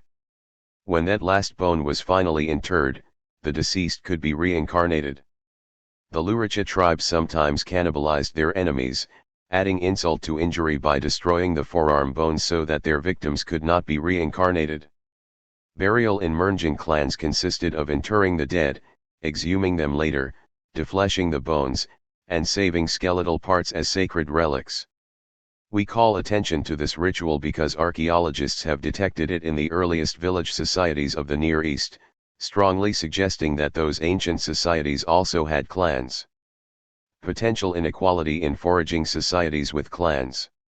By itself, the formation of clans and moieties did not dramatically increase inequality. To be sure, the men in Aborigine clans did not believe in gender equity, insisting that women could never become as ritually pure as initiated men, yet to obtain eligible brides, men were prepared to make generous gifts to a girl's family. It is also true that some headmen inherited their position, but it carried limited authority and served mainly to preserve the clan's ritual secrets. Young Aborigines deferred to their elders but fully expected to become elders themselves one day. Perhaps most importantly, there is no evidence that any clan outranked another. Figure 4. The drawings here, based on photographs more than a century old, illustrate witchcraft and group revenge among the Australian Aborigines. At A, 2 men of Clan A work black magic on a man of Clan B by pointing a bone toward his camp. At B, the victim's clansmen examine his tree burial to deduce who caused his death. At C, a vengeance party from Clan B sets out to take revenge on Clan A. Such was the origin of small-scale raiding, which set the stage for war. Among the Mernjan of northern Arnhem Land, however, one can see the germ of an institution with the potential to create significant differences in prestige.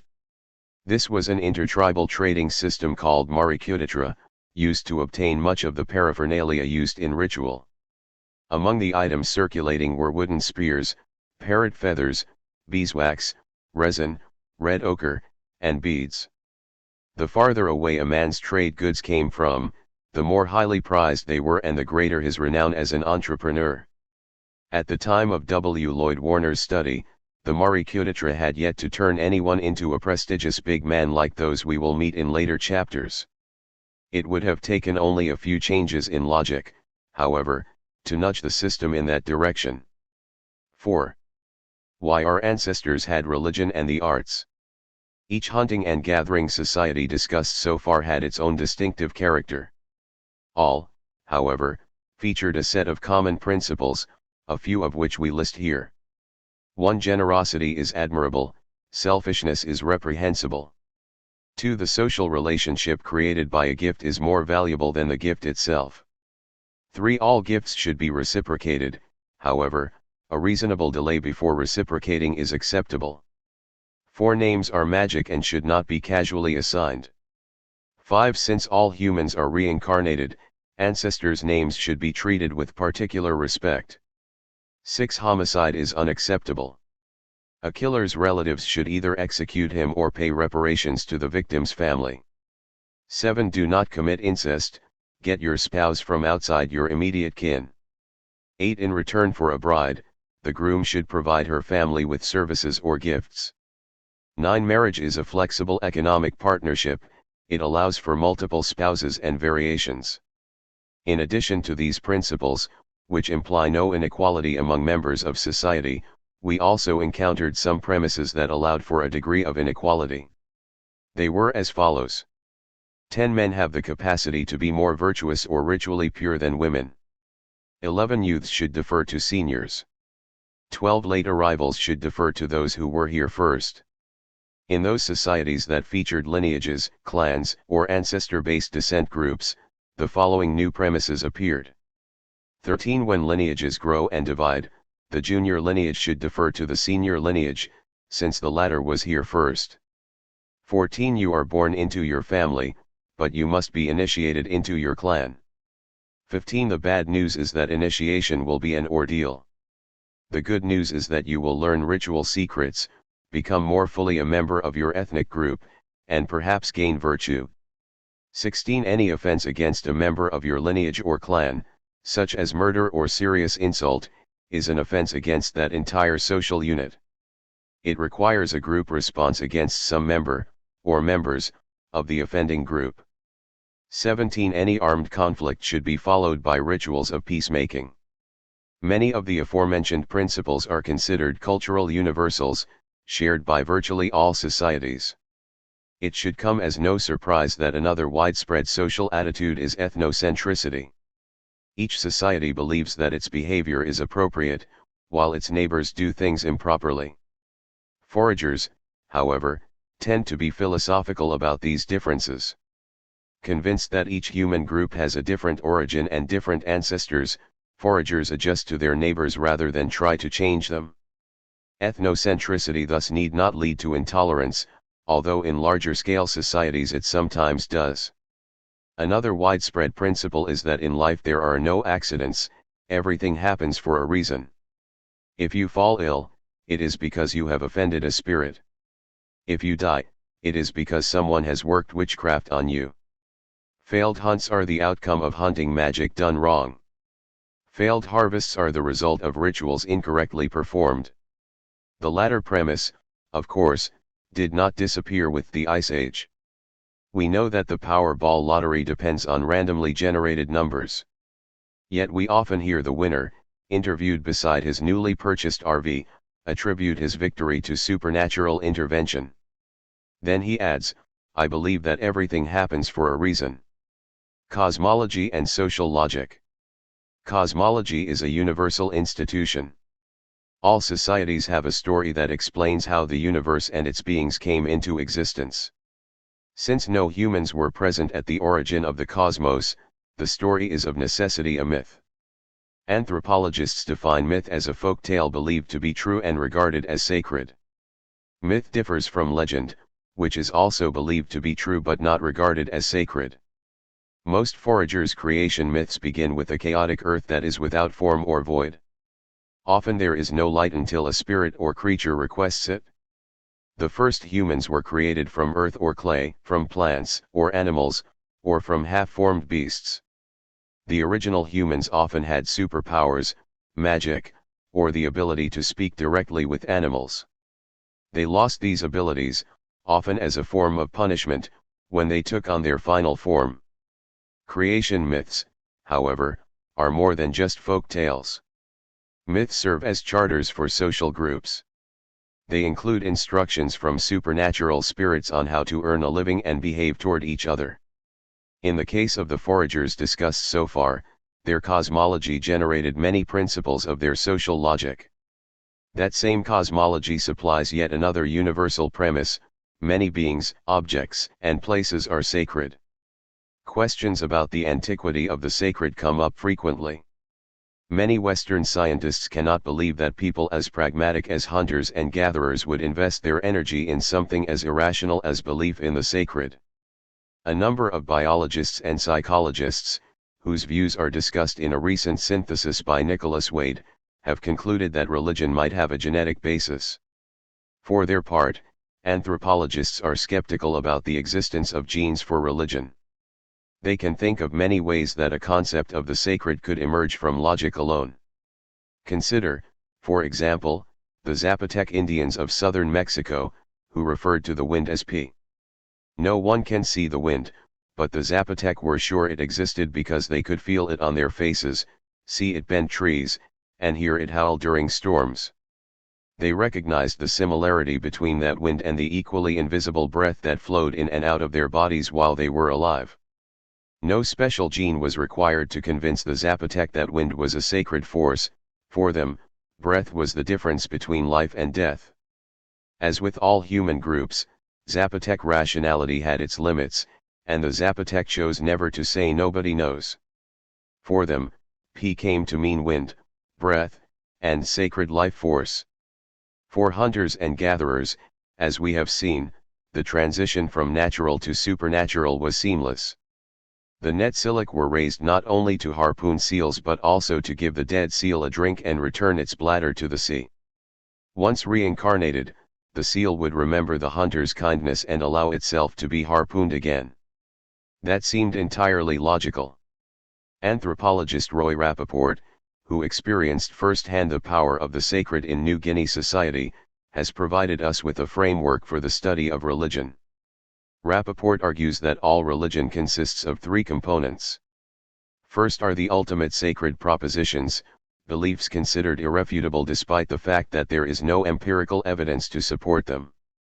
These propositions direct the second component, ritual, which must be performed repeatedly and correctly in order to achieve its goals. If done correctly, ritual induces the third component, an awe-inspiring experience. Because this experience deeply stirs the emotions of the participants, it verifies the sacred propositions in a way that cold, hard logic could not.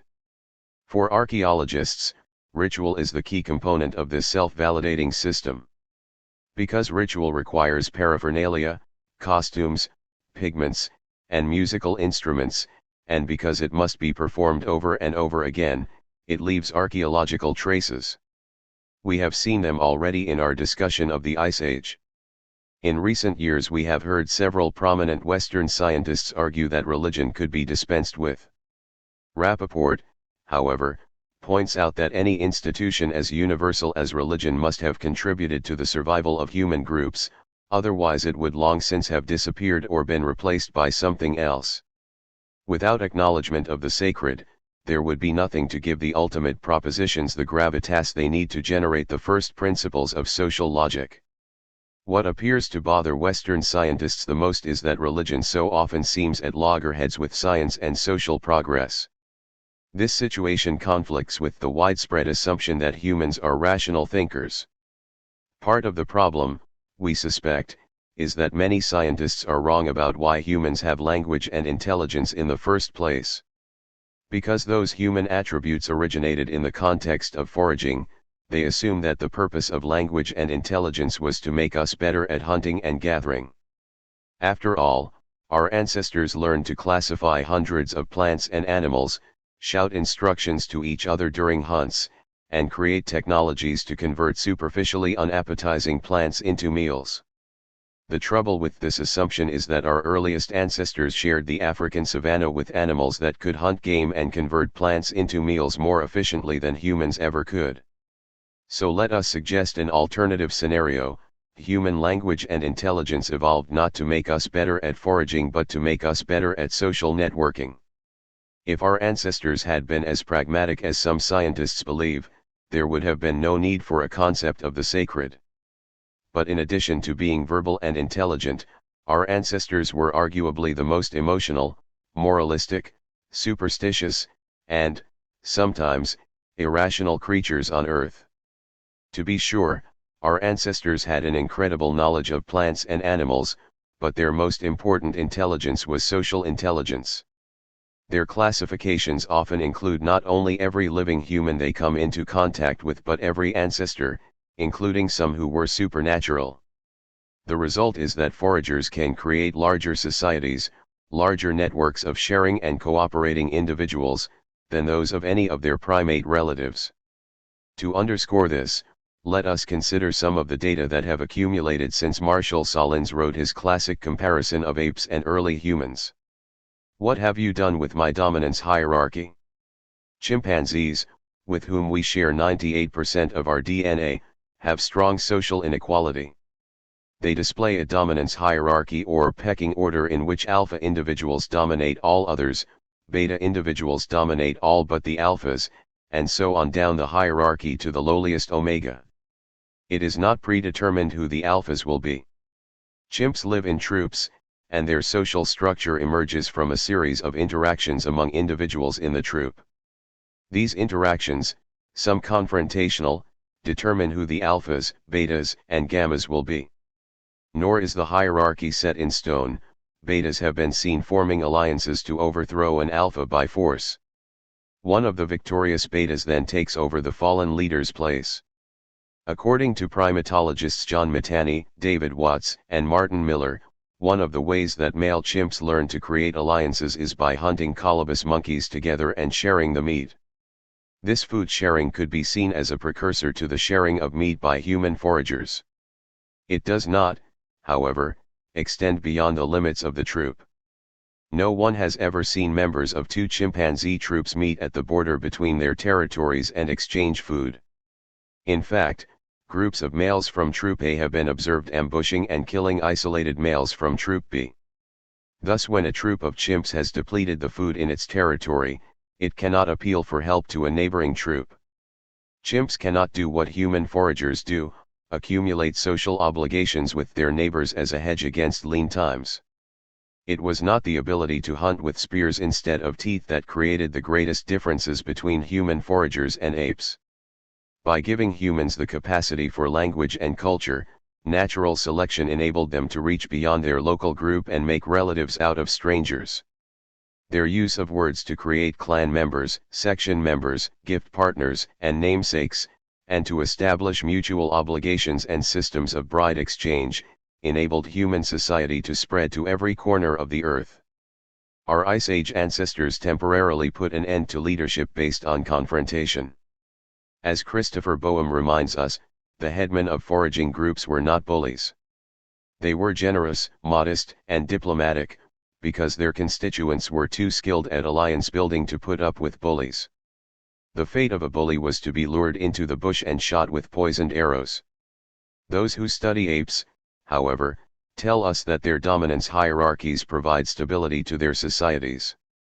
Without such a hierarchy, where was the stability in foraging society going to come from? Some anthropologists argue that in the process of creating the first human beings, natural selection did away with the dominance hierarchies characteristic of our ape ancestors. Proponents of this view suggest that during the centuries since agriculture arose, some societies have done everything in their power to reinstate a social hierarchy. While we understand why some would hold this view, we would like to play the devil's advocate. We see other ways that the evidence can be interpreted. When we look at hunters and gatherers, we see a dominance hierarchy as clear as that of chimpanzees. It is, however, a hierarchy in which the alphas are invisible supernatural beings, too powerful to be overthrown by conspiracy or alliance, and capable of causing great misfortune when disobeyed. The betas are invisible ancestors who do the bidding of the alphas and protect their living descendants from harm. The reason human foragers seem, superficially, to have no dominance hierarchy is because no living human can be considered more than a gamma within this system. Confirmation of this hierarchy will appear later in the book, as we watch inequality emerge in human society. We will see would-be hereditary leaders who attempt to link themselves to revered ancestors or even to supernatural beings. By the time we reach the civilizations of Egypt and the Inca, we will be introduced to kings who actually claim to be deities. Such strategies for justifying inequality would not have worked if humans did not already consider themselves part of a natural/supernatural dominance hierarchy. The celestial alphas were the source of the ultimate sacred propositions. Our beta ancestors were the focus of many rituals. The emotions of living gammas made possible the awe-inspiring experience. Religious conservatives have long argued that secular laws are derived from ultimate sacred propositions.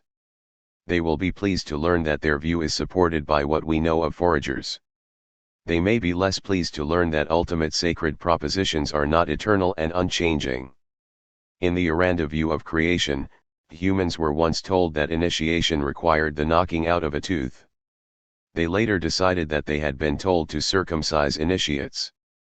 Still later, they decided that they had been told to create sections and subsections. Religions transmitted by word of mouth changed constantly to keep up with innovations and altered circumstances. There is, therefore, nothing wrong with religion per se. Its role in establishing the morals, ethics, values, and stability of early human society is well documented. What bothers some leading scientists is that many of today's huge multinational religions refuse to take significant scientific information into account. One roadblock preventing these major religions from adjusting to social and scientific progress is the fact that their sacred propositions are now set in type. Several of the world's great monotheistic religions preserve, largely unaltered, the ultimate sacred propositions of Aramaic-speaking societies that lived too long ago to have heard of Copernicus, Galileo, Newton, Darwin, Crick, and Watson. Had those sacred propositions been passed on by word of mouth instead of in printed texts, religious cosmology might very well have changed slowly over the centuries to keep pace with scientific cosmology. What no one could have foreseen was the invention of the printing press and the fossilization of a pre-Copernican view of the world. So if today's multinational religions sometimes seem resistant to social and scientific breakthroughs, Gutenberg will have to share some of the blame. That old-time religion. During the Ice Age, the ultimate sacred propositions were transmitted not through scripture but through ritual performance. For examples of how this might have happened, we can return to Spencer and Gillen's 19th century accounts of Australia's Aranda and Warramunga people. Their ultimate sacred propositions can be found in their creation myth, which took place in an era the Aranda referred to as the Alcharinga. During the Alcharinga, Earth was only partly formed. Creation took 4 stages. During the first stage, 2 self-created beings called the Ungambikula discovered rudimentary half-human, half-animal creatures from which true humans could be made. These creatures were limbless, deaf, and blind, living in a featureless world that had just emerged from the sea. The Ungambikula used flint knives to release these creatures' limbs, carve fingers and toes, bore nostril openings, make cuts for mouths, and slit open their closed eyelids so that they could see. The half-animals out of which some of the first people were made dingoes, emus, cicadas, crows became the totems, or mascots, of later clans. Early humans wandered Earth, performing rituals that generated spirit people. Each ritual created a sacred landmark, such as a spring or a rock outcrop, to which the spirits were tied.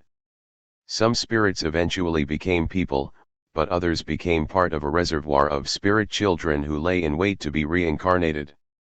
When an unsuspecting Aranda woman passed a sacred landmark, she ran the risk of being impregnated by a spirit.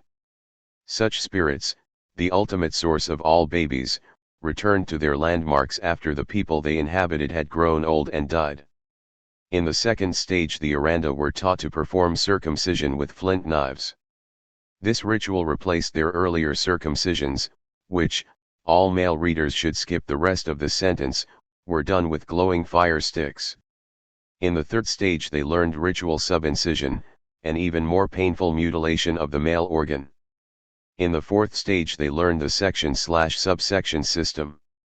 We now know that stages 2, 3, and 4 were later additions to an older creation myth.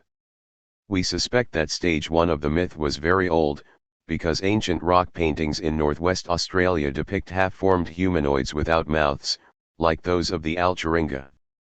These cave paintings, like those of Ice Age Europe, were probably visual aids for the teaching of creation myths. Earth gradually took on its present form as early humans and their animal ancestors traveled, creating landmarks to mark sacred events or places where people died. During their travels, some older men became weak and were given nourishing drinks of blood from the arms of younger men. This was the cosmology the Aranda conveyed to Spencer and Gillen in the 1890s. Like all cosmologies, it provided the basis for Aranda morality and ethics. It explained why Aranda clans were named for the plants or animals involved in their ancestors' creation. It lessened the trauma of infanticide, which the Aranda considered no more than the returning of a reincarnated spirit to the sacred landmark where it lived. It explained the practice of ritual bloodletting, including the giving of healthy men's blood to sick old men. Aranda elders knew, of course, that each new generation would have to learn its group's cosmology from scratch. An appropriate time to indoctrinate youths into all this sacred lore would come when they were old enough to be initiated. Young men would learn male lore from older men, young women would learn female lore from older women. Anyone who has ever tried to deliver a long, complicated lecture to young people knows that they do not always pay attention. Let them watch music videos over and over, however, and they commit every lyric to memory. Combine art, music, and dance, throw in an intoxicating beverage, and they cannot get enough of the awesome experience. The Aranda held a secret ritual known as Chainga Ilpintira, which integrated art, music, and dance. It was performed at a secret venue in the desert and began with a group of men smoothing an area of bare ground. One or more would provide blood, often as much as a pint, from veins in their arms. This sacred blood was used both to dampen the ground and to serve as a medium for the paint. Impersonating legendary ancestors, the men serving as artists painted their bodies red, white, yellow, and black, adding downy bird feathers glued on with blood. Using a chewed twig as a brush, they slowly painted the earth with white pipe clay, red and yellow ochre, and charcoal. As the painting took shape, the elders sang ballads recounting the mythical exploits of the ancestors. Less experienced men watched and learned. Aranda earth paintings were geometric, featuring circles, squares, dots, and lines. Each told the story of an ancestor from the Alcharinga. Members of the Emu clan painted yellow, white, and black figures that represented the eggs, intestines, feathers, and droppings of the emu. Members of the Snake clan painted their totemic ancestors slithering through mythological landscapes. Redundancy drove the story home. The paintings, the songs, and the artists' decorated bodies all reinforced the same account. Repetition of the ritual ensured that no one would forget his or her clan's creation myth. The Chewinga il Pintura allows us to see why cosmology, religion, and the arts were crucial to hunters and gatherers. Ice Age foragers had language but no writing. The lessons of myth were passed on audiovisually. Performances combining art, music, and dance fixed in memory the myth and its moral lessons. At the same time, some aspects of the story were allowed to change over time. We doubt that art, music, and dance arose independently. More than likely they evolved as a package that committed sacred lore to memory more effectively than any lecture. If you doubt this, think back to high school and ask yourself which you remember best, your math teacher's lecture on logarithms or the words to the number one song on the jukebox. Many baby boomers, unable to remember the hypotenuse of a right triangle, will never forget that long tall Sally was built for speed. In Western society today we have lost sight of the original purpose of art, music, and dance. We now attribute art to individual geniuses, born with a gift that yearns to burst out in an act of self-expression. Those without talent need not apply. The truth is that in early human society, everyone was an artist, a singer, and a dancer. What the archaeological data suggest is that the use of the arts increased as larger social units appeared, because each moiety, clan, section, or subsection had its own body of sacred lore to commit to memory. That is not to say that individual talent went unrecognized. Spencer and Gillen reveal that some Aborigine tribes began rewarding good singers or dancers with valuables, encouraging them to perform at other groups' rituals. Even show business, it would seem, began among hunters and gatherers. The Warramunga, neighbors to the Aranda, had similar ground painting ceremonies. Spencer and Gillen were invited to watch one of these rituals, which is illustrated in Figure 5. The painting recounted the creation of spirit children by a totemic serpent. In addition to transmitting secret ritual information, the Chewinga il Pintura was designed to elicit an awesome emotional response. Rappaport suspects that the precursors to human emotions might have been the deep bonds of love and dependence seen between mother and neonate in the apes. But emotion in humans evolved to be even stronger, strong enough to make intelligent people do irrational things, strong enough to inspire the selfless acts that strengthen society. Dancing, drinking, and singing for days, as some tribes did, opened a window into the spirit world and thereby confirmed its existence. If all of this sounds mysterious, it may be because, as Edward O. Wilson once wrote, the ultimate motivation of religion is probably hidden from our conscious mind, allowing it to be the process by which individuals are persuaded to subordinate their immediate self-interest to the interests of the group. Freed from the continual status confrontations of ape society, human foragers created extensive networks of cooperating pseudo-relatives. They transmitted their cosmology and sacred propositions to the next generation with rituals involving song, dance, and art. Such multimedia performances created highly emotional experiences. Pictures were more memorable than 1,000 words, and our ancestors, like modern filmmakers, used music to evoke happiness, sorrow, fear, and tension. Art for art's sake is a relatively recent idea. Stone Age art, like the religious art of the Middle Ages, had an agenda. Figure 5. Many hunters and gatherers of Central Australia used art, music, costume, and dance to transmit their creation myths to the next generation. In this scene, Based on a 100-year-old photograph, men of the Warramunga tribe have painted and sung the story of a mythical serpent. The painting features the undulating body of the serpent, who left spirit children at the places shown as concentric circles. The kneeling men are dressed to represent creatures and places in the myth. Until a young man had learned his clan's sacred lore, he was considered inferior in virtue to his elders. Afterthoughts. Let us close with a few words on the potential for inequality in societies that labor in the shadow of ancestors and celestial spirits. As long as no living human was more than a gamma, the social playing field was level. Emus, cicadas, dingoes, and water hens coexisted peacefully in the Alturinga, and the living clans named for them were all considered equal. In later chapters, however, we will encounter societies that revised their cosmology to create inequality. We will see some lineages that claim to have descended from the older of two cosmic brothers, allowing them to outrank the descendants of the younger brother. Others will argue that, in contrast to everyone else's beta ancestors, their lineage descended from a celestial alpha. This closer relationship to the sacred entitled them to be the social unit from which all future leaders would come.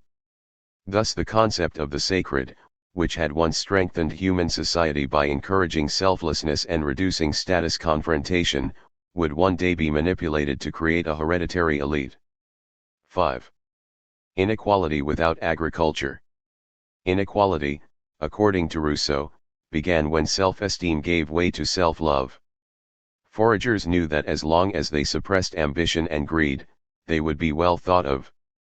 They were obligated to share food and reciprocate all gifts, yet they were discouraged from shaming their partners with gifts too grand to match.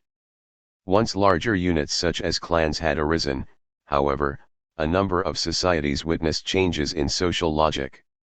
Such larger units might collaborate to support members who, in Rousseau's words, desired to be esteemed by others. Let us consider only two behaviors, gift-giving and marriage. Among clanless societies, bride service and bride price only passed between individuals and families.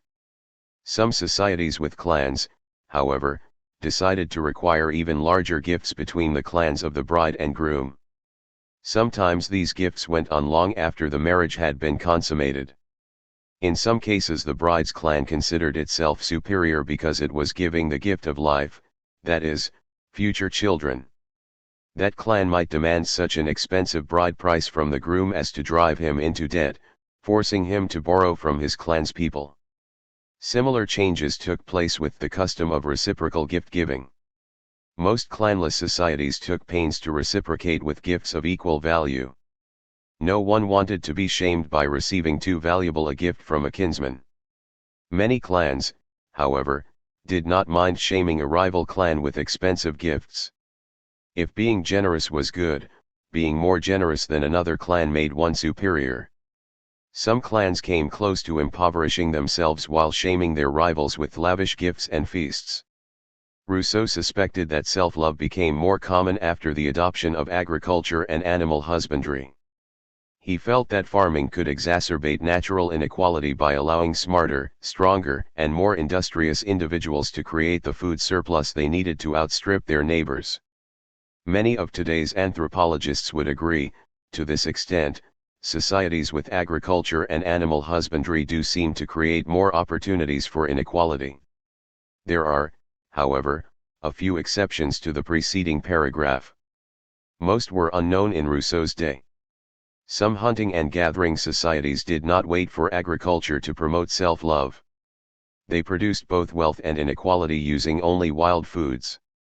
In this chapter we examine some of the ways in which foragers could will and deal their way out of Rousseau's state of nature. To document the process, we need go no further than the native societies of Western North America. We begin with California Indians who became wealthy middlemen in the movement of seashell ornaments. We end with Alaskan fishermen who were divided into aristocrats and slaves.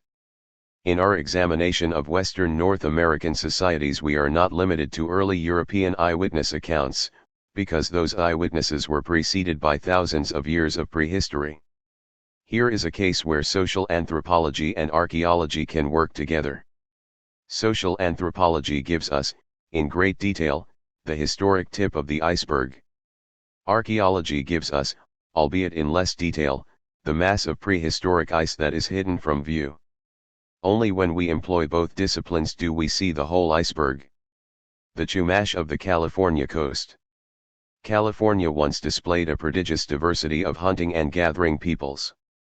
Its deserts were home to small-scale clanless groups, while its great central valley could support societies with lineages and clans. The Yokuts of the San Joaquin Valley, like the natives of Australia, had hereditary leaders and clans with totemic mascots. To the north, in the Sacramento Valley, lived their linguistic relatives the Winton. Several Winton leaders not only inherited their positions but also went on to establish regional spheres of influence, expanding their group's territory at the expense of their neighbors. This influence, however, was ephemeral. It depended heavily on the charisma of individual leaders and produced only modest inequality. A number of archaeologists have committed themselves to explaining the rise of inequality among the Indians of California. One of the best documented cases is that of the Chumash, who once occupied the California coast from San Luis Obispo to Malibu Canyon and colonized the islands of the Santa Barbara Channel. A long-term project, led by archaeologist Gene Arnold, has revealed that the historic Chumash were the end product of 7,500 years of social change. Since the Santa Barbara mainland is now densely covered with modern buildings, Arnold chose to focus her research on Santa Cruz Island. No Spanish missions had ever been built there, so at least 5 of its historic Chumash villages were relatively undisturbed.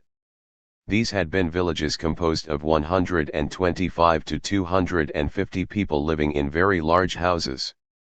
Each residence was built of poles, thatch, and reed matting, and each housed groups of people related through the male line. Arnold's team located at least 35 deep, circular depressions left by such multifamily dwellings. Some 7,500 years ago, the Santa Barbara region and the Channel Islands were occupied by nomadic foragers who divided their effort between the inland acorn groves and the marine resources of the Pacific. For the next 5,000 years, as far as one can tell from the archaeological record, their society seems to have been egalitarian. These coastal foragers were limited in their ability to capture large fish by their simple watercraft, which were made of bulrushes and waterproofed with natural asphalt from the California tar pits. The turning point in Channel Island prehistory seems to have come between AD 500 and 700. The key innovation was the creation of a large ocean-going plank canoe. The raw materials for this canoe included redwood logs that had washed up on the Channel Islands as driftwood. One of Arnold's sites contained more than 200 fragments of redwood, as well as asphalt brought from the mainland in abalone shell containers. The tamal, or Chumash plank canoe, required 500 man-days of labor to make. The result was a vessel 19 to 22 feet long, made of redwood planks sewn together with milkweed cords and caulked with a mixture of asphalt and pine tar. In contrast to the earlier bulrush vessels, which were only 8 feet long and held 2 to 3 passengers, the tamal could hold either 12 passengers or a ton of cargo. These canoes were capable of going 65 miles out to sea, making the 12 to 31 mile trip between the coast and the Channel Islands easier. Between 500 and 1150, the tamal began to alter the archaeological record. First, the ancestors of the historic Chumash began pulling in swordfish and tuna, large fish that would have capsized a bulrush vessel. Second, each plank canoe could carry a ton of asphalt from the mainland for future caulking. Third, the Channel Islanders became producers and middlemen in the shell trade along the California coast. Between 1150 and 1300 the sources of flint on Santa Cruz Island were increasingly converted into blades and drills for cutting and perforating shell. The islanders made huge quantities of beads from olive shells, abalone, and pismo clams. Mainland groups had an insatiable demand for these shell ornaments and were willing to surrender basket loads of acorns, piñon nuts, and edible grass seeds to get them. According to anthropologist A. L. Kroeber, it is likely that the Chumash furnished the bulk of the shell valuables used in the southern half of California. Not only were the strings of shell beads used for bride payments, they also came to be used as a medium of exchange which, like the wampum of the eastern North American Indians, functioned as currency. By the time Europeans arrived in California, each unit of shell made by the Chumash was worth a third more to the Gabrielino of Catalina Island and 4 times as much to the Salinans of the California mainland. Our first eyewitness accounts of the Chumash come from Spanish colonists, many of whom visited the mission of Santa Barbara during the late 1700s. While they do not seem to have had actual named clans, the Chumash had lineages that reckoned descent in the male line. The Spaniards claim that each large Chumash village had 3 to 4 captains, one of whom outranked the others and was referred to as a wat or waka, head chief. The role of chief normally passed from father to son, pending village approval. If a suitable male heir was not available, however, the office could be held by the former chief's sister or daughter, allowing her lineage to hold on to leadership until an appropriate male was available. Most Chumash men painted their bodies with motifs specific to their communities, but they went naked except for a waist-length skin cloak. The chief, on the other hand, was entitled to a special bearskin cape or vest and could wear his skin cloak to his ankles as a way of distinguishing himself from ordinary men. Chiefs were allowed 2 or 3 wives, while ordinary men had only 1. This was a sign of wealth, because each wife required a bride payment of shell valuables, sea otter hides, and rabbit fur blankets. Chiefs monopolized the ownership of plank canoes. They also controlled access to hunting and seed-collecting territories, served as war leaders during periods of raiding, and presided over ceremonies. The 2 latter roles were interrelated, since the refusal of a chief's invitation to a ceremony was considered an insult punishable by group violence. Chiefs received payments of food and shell valuables from their followers. While some chiefs' influence is said to have extended beyond their home villages, Spanish authors stress that their authority was not absolute. The plank canoe clearly enabled the Chumash to haul in bigger fish. Perhaps of even more importance, however, was its ability to transport massive quantities of shell ornaments at the very time that they were becoming a widespread form of currency. By monopolizing the canoes, Chumash chiefs were able to employ large numbers of lower-ranked craftsmen in the conversion of marine shells to beads. They then used their role as middlemen to increase the shell's value. Most leaders in societies with lineages or clans call upon their kinsmen when extra labor is needed. Arnold, however, believes that historic Chumash leaders went beyond this, and that they controlled the labor of craftsmen who were not even their kin. The shell trade was so profitable that even members of other descent groups were willing to accept a position of subservience to the chief. Diversity and tolerance in Chumash society. There is one more lesson we can learn from the Chumash. Spanish eyewitnesses observed that a small percentage of Chumash men lived and worked as women, even dressing in the paired, knee-length buckskin skirts of a woman. These men were referred to as joyas, the Spanish word for jewels. To the Chumash, the fact that some members of their community lived as members of the opposite sex was accepted as part of nature's plan. The Spaniards, on the other hand, were scandalized. Lieutenant Pedro Fages was a Spanish soldier who spent the late 1770s at the mission of San Luis Obispo and traveled among the Chumash of the Santa Barbara coast. He took note of Indian men who, both here and farther inland, are observed in the dress, clothing, and character of women. Fages estimated that there were 2 or 3 of these men in each village. Some, he said, permitted others to practice the execrable, unnatural abuse of their bodies. They are called joyous, and are held in great esteem. In later chapters we will see more examples of transgendered Native American men and women, often referred to by their societies as two-spirit people. Almost without exception, two-spirit people were seen as having been supernaturally destined to live life as a member of the opposite sex. They were not merely accepted by their society but considered more attuned to the spirit world than the average individual. One could hardly imagine a greater contrast than that between the tolerance of the Native Americans and the intolerance of the European colonists. In Lieutenant Fages's case, we are not sure which fact appalled him the most: that such men existed, or that they were held in great esteem by their society. The foragers of Vancouver Island. Let us now move north along the Pacific coast to regions where social inequality was hereditary and exceeded that of the Chumash. The social complexity of the Pacific Northwest has often been attributed to its spectacular fish resources, but we believe that there is much more to the story. There were at least two different forms of inequality involved. Sometimes whole kin groups were ranked relative to one another. In such cases a chief was simply the head of a highly ranked kin group. In other cases elite individuals within the same kin group might be ranked relative to one another and the chief.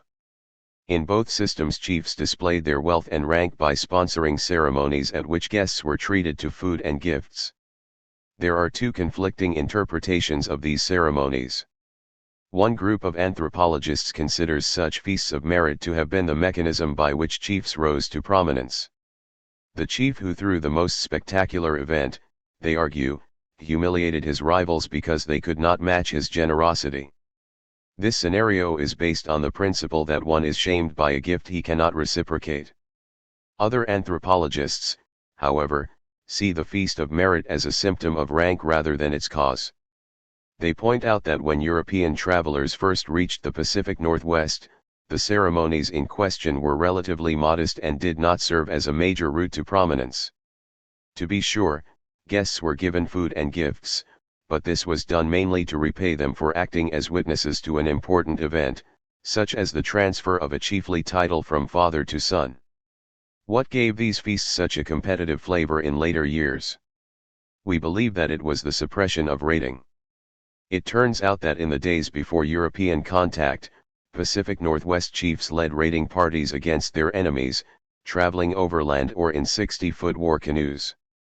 Such raids were often over resources, but they sometimes served as punishment for a neighboring group's failure to reciprocate a gift, loan, or act of generosity.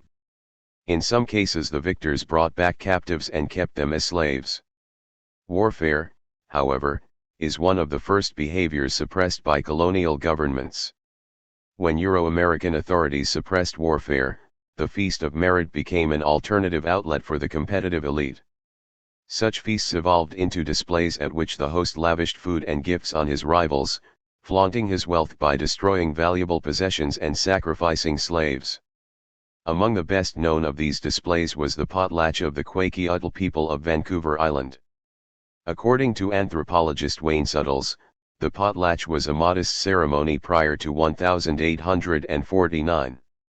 After that date, two processes converted it to an instrument of competition. The first was the colonial suppression of warfare. The second was the Euro-American fur trade, which substantially increased the wealth of Kwakiutl leaders. There is no doubt that late 19th century potlatches were spectacular. They cannot, however, be viewed as the original cause of hereditary inequality in Kwakiutl society.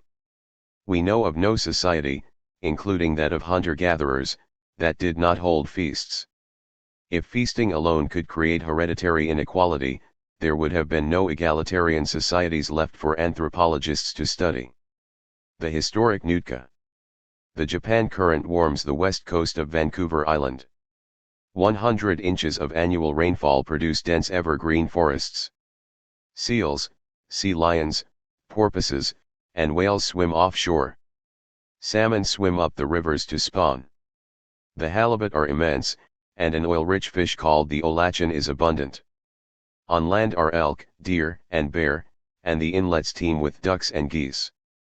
This is the environment in which European explorers encountered the Kwakiutl and Nootka. The Nootka were the more southern of these two Wakashan-speaking peoples. There were roughly 10 groups of Nootka, each occupying its own inlet along the coast. Since Nootka is the name of a region and not an ethnic term, in 1978 these Native Americans chose the name Nuuchonulth to cover all local groups. The 19th century Nootka moved their settlements twice a year. Sheltered locations on the upper part of each inlet accommodated winter villages of big plank houses, 40 to 100 feet long and 30 to 40 feet wide. Summer villages were usually on the coast. At the height of each year's salmon run, the Nootka gathered at stations where they could intercept thousands of fish on their single-minded race upstream. In most years the Nootka caught more salmon than could be eaten immediately. Large quantities were preserved by drying and smoking, and gallons of olachen oil were stored in containers. The forest was a source of wood for planks, shingles, canoes, carved boxes, chests, bark cloth, and blankets.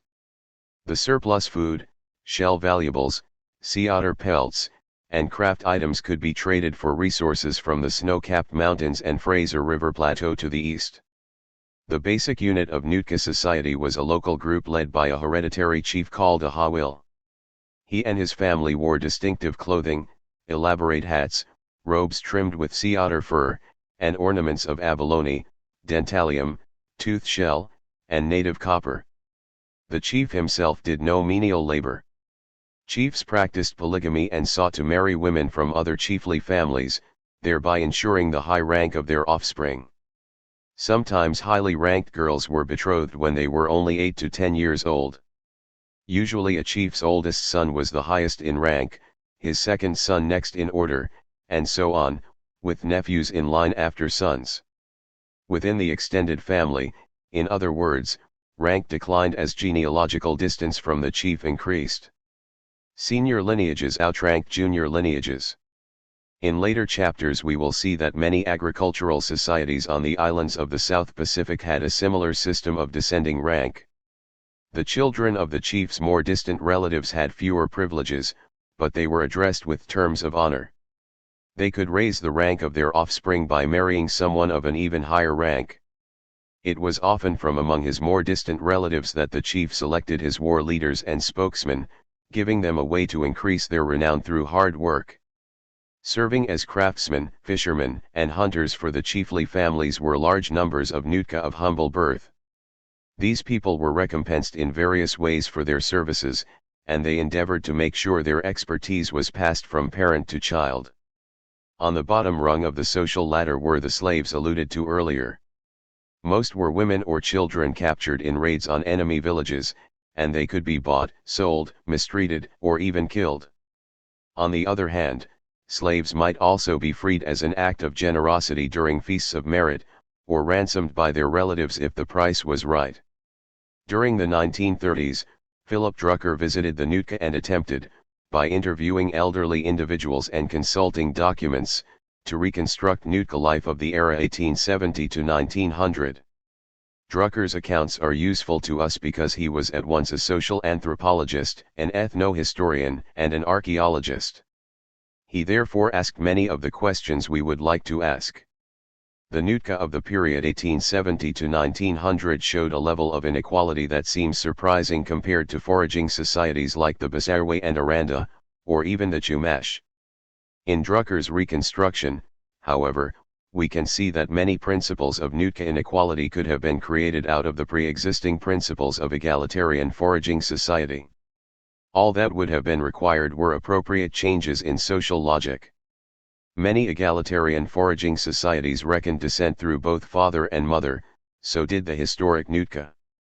Some individuals in egalitarian foraging societies chose to become spiritual healers or shamans. There were similar individuals in Nootka society. These behaviors, in other words, provided continuity between the historic Nootka and their egalitarian ancestors. In earlier chapters we saw that among egalitarian foragers, the right to use a resource territory or waterhole was usually conceded to the local group that had been using it the longest. "We were here first" seems to have been a first principle. Expanding on this principle, a chiefly Nootka family used prior occupancy to establish its right to a specific inlet and was considered to own the associated plank houses, riverine fishing spots, and ocean waters offshore. Chiefs also laid claim to considerable intellectual property, called tupati, which included rituals, dances, songs, personal names, and carvings on houseposts or totem poles. A chiefly family's rights and privileges were said to have been acquired by its remote ancestors during the course of a supernatural experience. Let us now consider how such inequality might have been created. We have seen that generosity and reciprocity were important to egalitarian foragers. Such people expected that all gifts would eventually be reciprocated. They fed visitors who were in need but expected that one day their generosity would be returned. They might loan one of their relatives part of his bride payment but expected that loan to be repaid one day. With the passage of time, chronic failure to reciprocate was met first with grumbling and later with anger. Unpaid debts could lead to raiding and confiscation. Some scholars suspect that in the rich economy of the Pacific Northwest, loans and gifts escalated to a level where defaulting was punishable by raiding, captive taking, and slavery. An extension of Raymond Kelly's principle of social substitutability meant that the actual debtors did not need to be taken captive, it was enough to enslave women and children from the debtor's village, lineage, or clan. While reciprocal exchanges of gifts continued to be important among societies like the Nootka, the emergence of inequality led to a new form of wealth transfer. Since the chief was seen as owning all salmon fishing localities, those who fished there were obligated to pay him tribute in foodstuffs. This tribute did not have to be reciprocated by the chief, but it was acknowledged in the following way: the chief used his accumulated surplus to provide periodic feasts for his followers. These feasts did more than establish the chief's generosity, they also kept his followers loyal. Tribute is a clear symptom of inequality, but the asymmetrical relationship it reflects can be masked by displays of largesse. So important were these displays that followers might abandon stingy chiefs and take up residence with their more generous rivals. We have seen that even among foragers like the Aranda, leadership could become hereditary as long as everyone else agreed. Nootka chiefs, with their greater inherited privileges, did not have to seek such a consensus.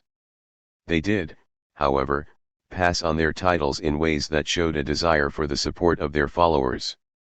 When the time came for a Nootka chief to transfer his title and privileges to his children, he began sponsoring a series of feasts. At each of these events, some privilege would be transferred to an heir. In a final ceremony, the chief bequeathed his office to his eldest son and gave lesser gifts to his other children. Many of these gifts were heirlooms with a long history of previous owners. This history was chanted to the assembled guests. The reason these transfers of titles and gifts were done in the context of a feast was because they needed to be performed in the presence of witnesses. The guests at the feast served this role, and the food and gifts they received were considered payment for services rendered.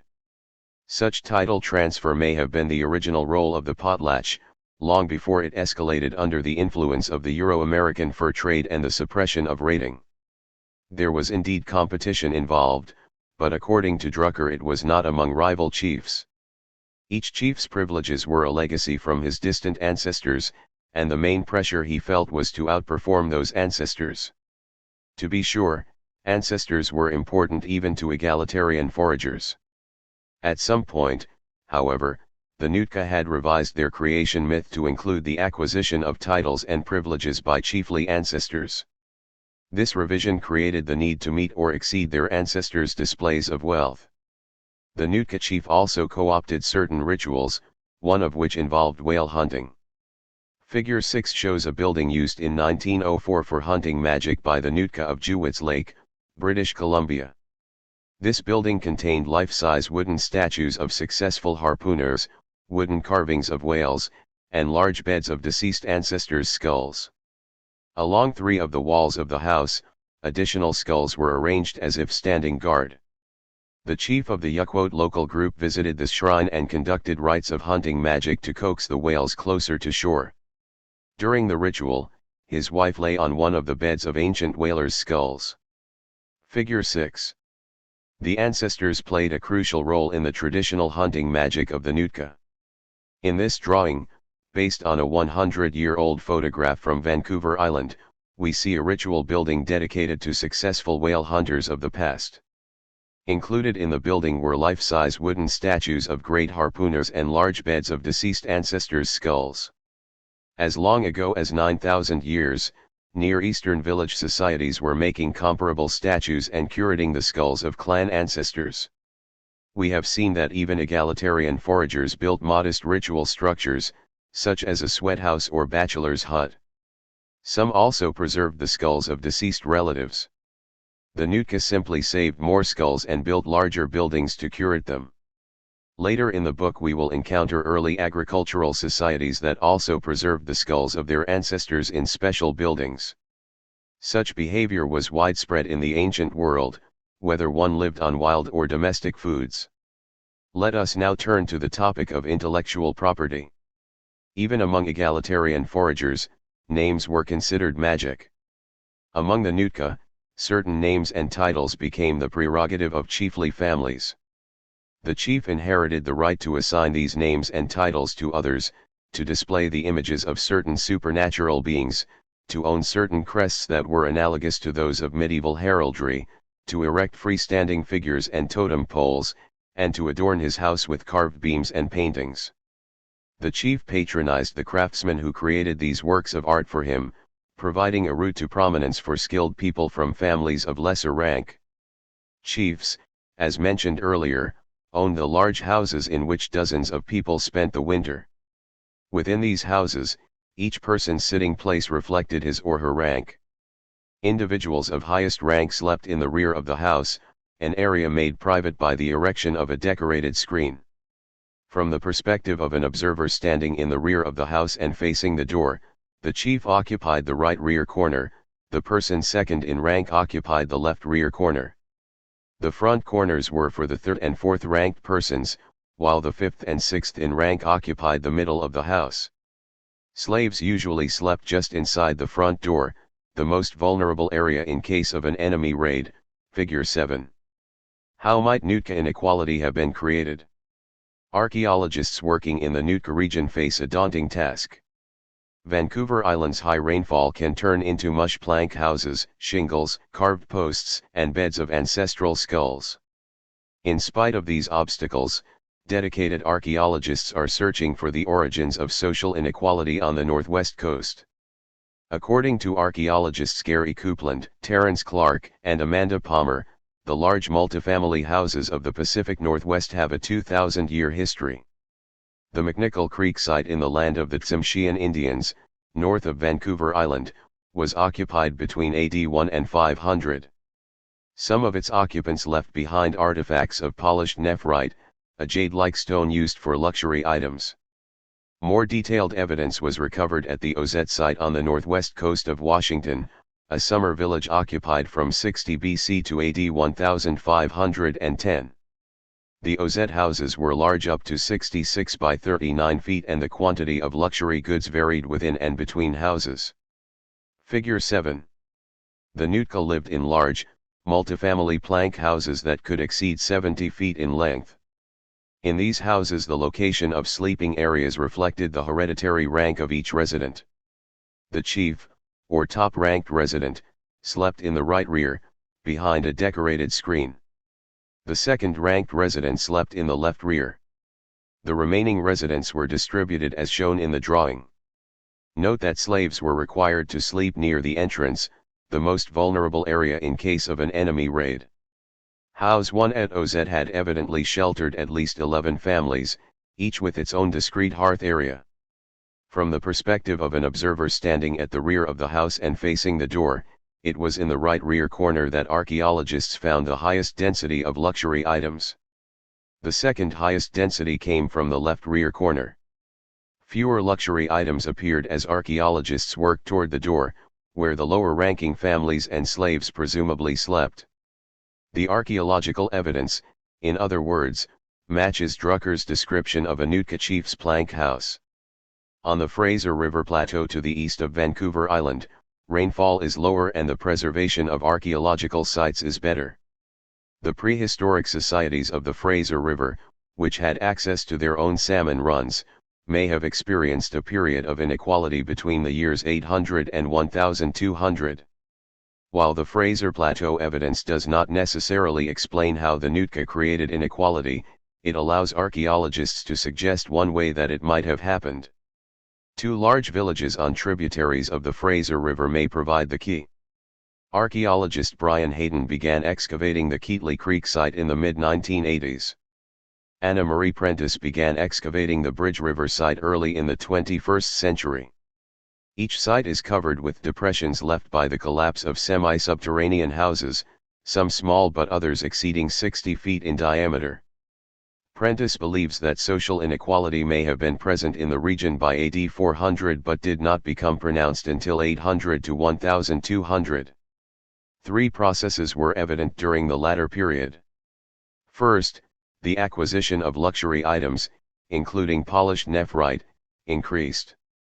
Second, the Bridge River site grew from 17 houses to 29 houses, while the Keatley Creek site may have grown to encompass 40 to 60 houses. The third process was a reduction in the number of small houses, accompanied by an increase in the overall size of the largest houses. One possible implication of the latter process is that small households could no longer amass the resources necessary to be economically viable. As a result, their members were being steadily incorporated into larger households as servants or poor relations. Prentice and her collaborators believe that between 800 and 1200, a growing number of impoverished families were willing to accept a subservient role in wealthy households in return for food, shelter, and protection. In turn, more successful families sought to preserve their accumulated wealth by passing on their resources, luxury items, and intellectual property to their offspring. This would represent a significant change in logic from an egalitarian foraging society, where hoarding and refusing to share were anathema. While she does not phrase the process in such terms, we believe that Prentice is describing what anthropologists call debt servitude, or even debt slavery. The first step in such a process is to loan food and valuables to impoverished neighbors. The second step is to foreclose on the loan. Families who accept food and shelter from wealthy neighbors are in a poor position to deny the latter's claims to luxury items and hereditary privileges. Prentice reveals that after 1200, the archaeological remains of salmon at the Bridge River site decreased. It is not certain whether this was the result of environmental deterioration, overfishing, or both. Whatever the case, both the Keatley Creek and Bridge River villages were eventually abandoned. These events remind us that even though foraging societies did occasionally develop hereditary differences in rank, there may have been inherent limitations to supporting an aristocracy on wild foods. The historic Tlingit. Now let us move farther up the Pacific coast, to the panhandle of southeast Alaska. It is a rugged coast with deep fjords, bays, fast-moving rivers, and rocky islands. The Native Americans of this coast spoke a N18 language in which Tlingit was the word for human beings.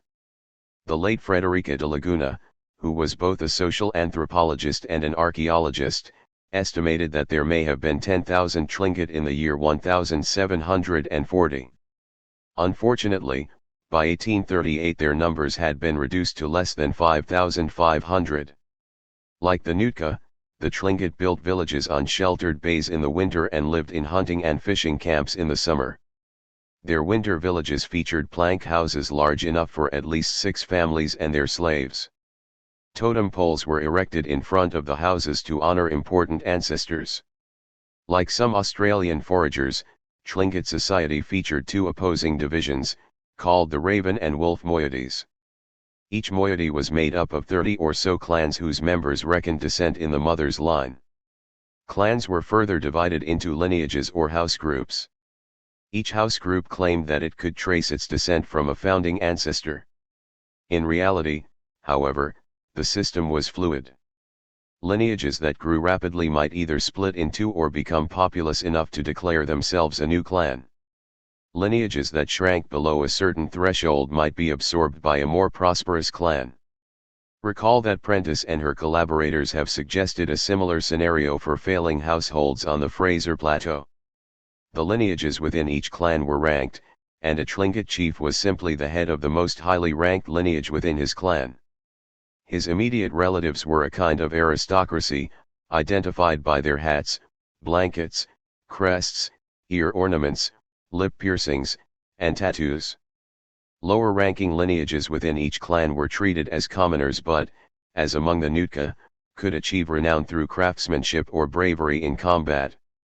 At the bottom of the social ladder were war captives who were kept as slaves. The clans and their house groups owned the rights to good localities for winter villages, fishing and hunting territories, sources of timber, trade routes to neighboring societies, heirlooms, and a series of personal names. Of all their possessions, however, de Laguna argued that the Tlingit aristocracy favored their heraldic crests.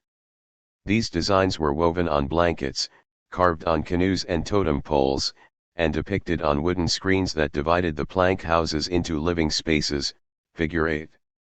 Crests could be based on supernatural beings, heavenly bodies, ancestral heroes, or totemic animals such as bears, sea lions, and whales. Figure 8. Among the most prized intellectual property of chiefly Tlingit families were the heraldic crests and symbols bequeathed to them by their ancestors. Such motifs were embroidered onto the chief's robe, carved on his house posts, and painted on the screens that provided privacy for his living quarters. In this drawing, inspired by two photos more than 90 years old, we see a bear and a salmon on the chief's robe and a raven and a salmon carved on his house post. The painting on the cedar screen represents a rain deity surrounded by anthropomorphized raindrops. Each family's crest was said to have been acquired by a remote ancestor, and its owners chanted the history of its acquisition. Tlingit aristocrats displayed their crests at feasts, and guests from the opposite moiety were rewarded for serving as witnesses to the display. Some of the motifs on Tlingit crests were shared by their coastal neighbors, the Haida and Tsimshian. This is not surprising, since Tlingit clans carried on active trade with their neighbors and sometimes absorbed the remnants of shrinking Haida and Tsimshian lineages.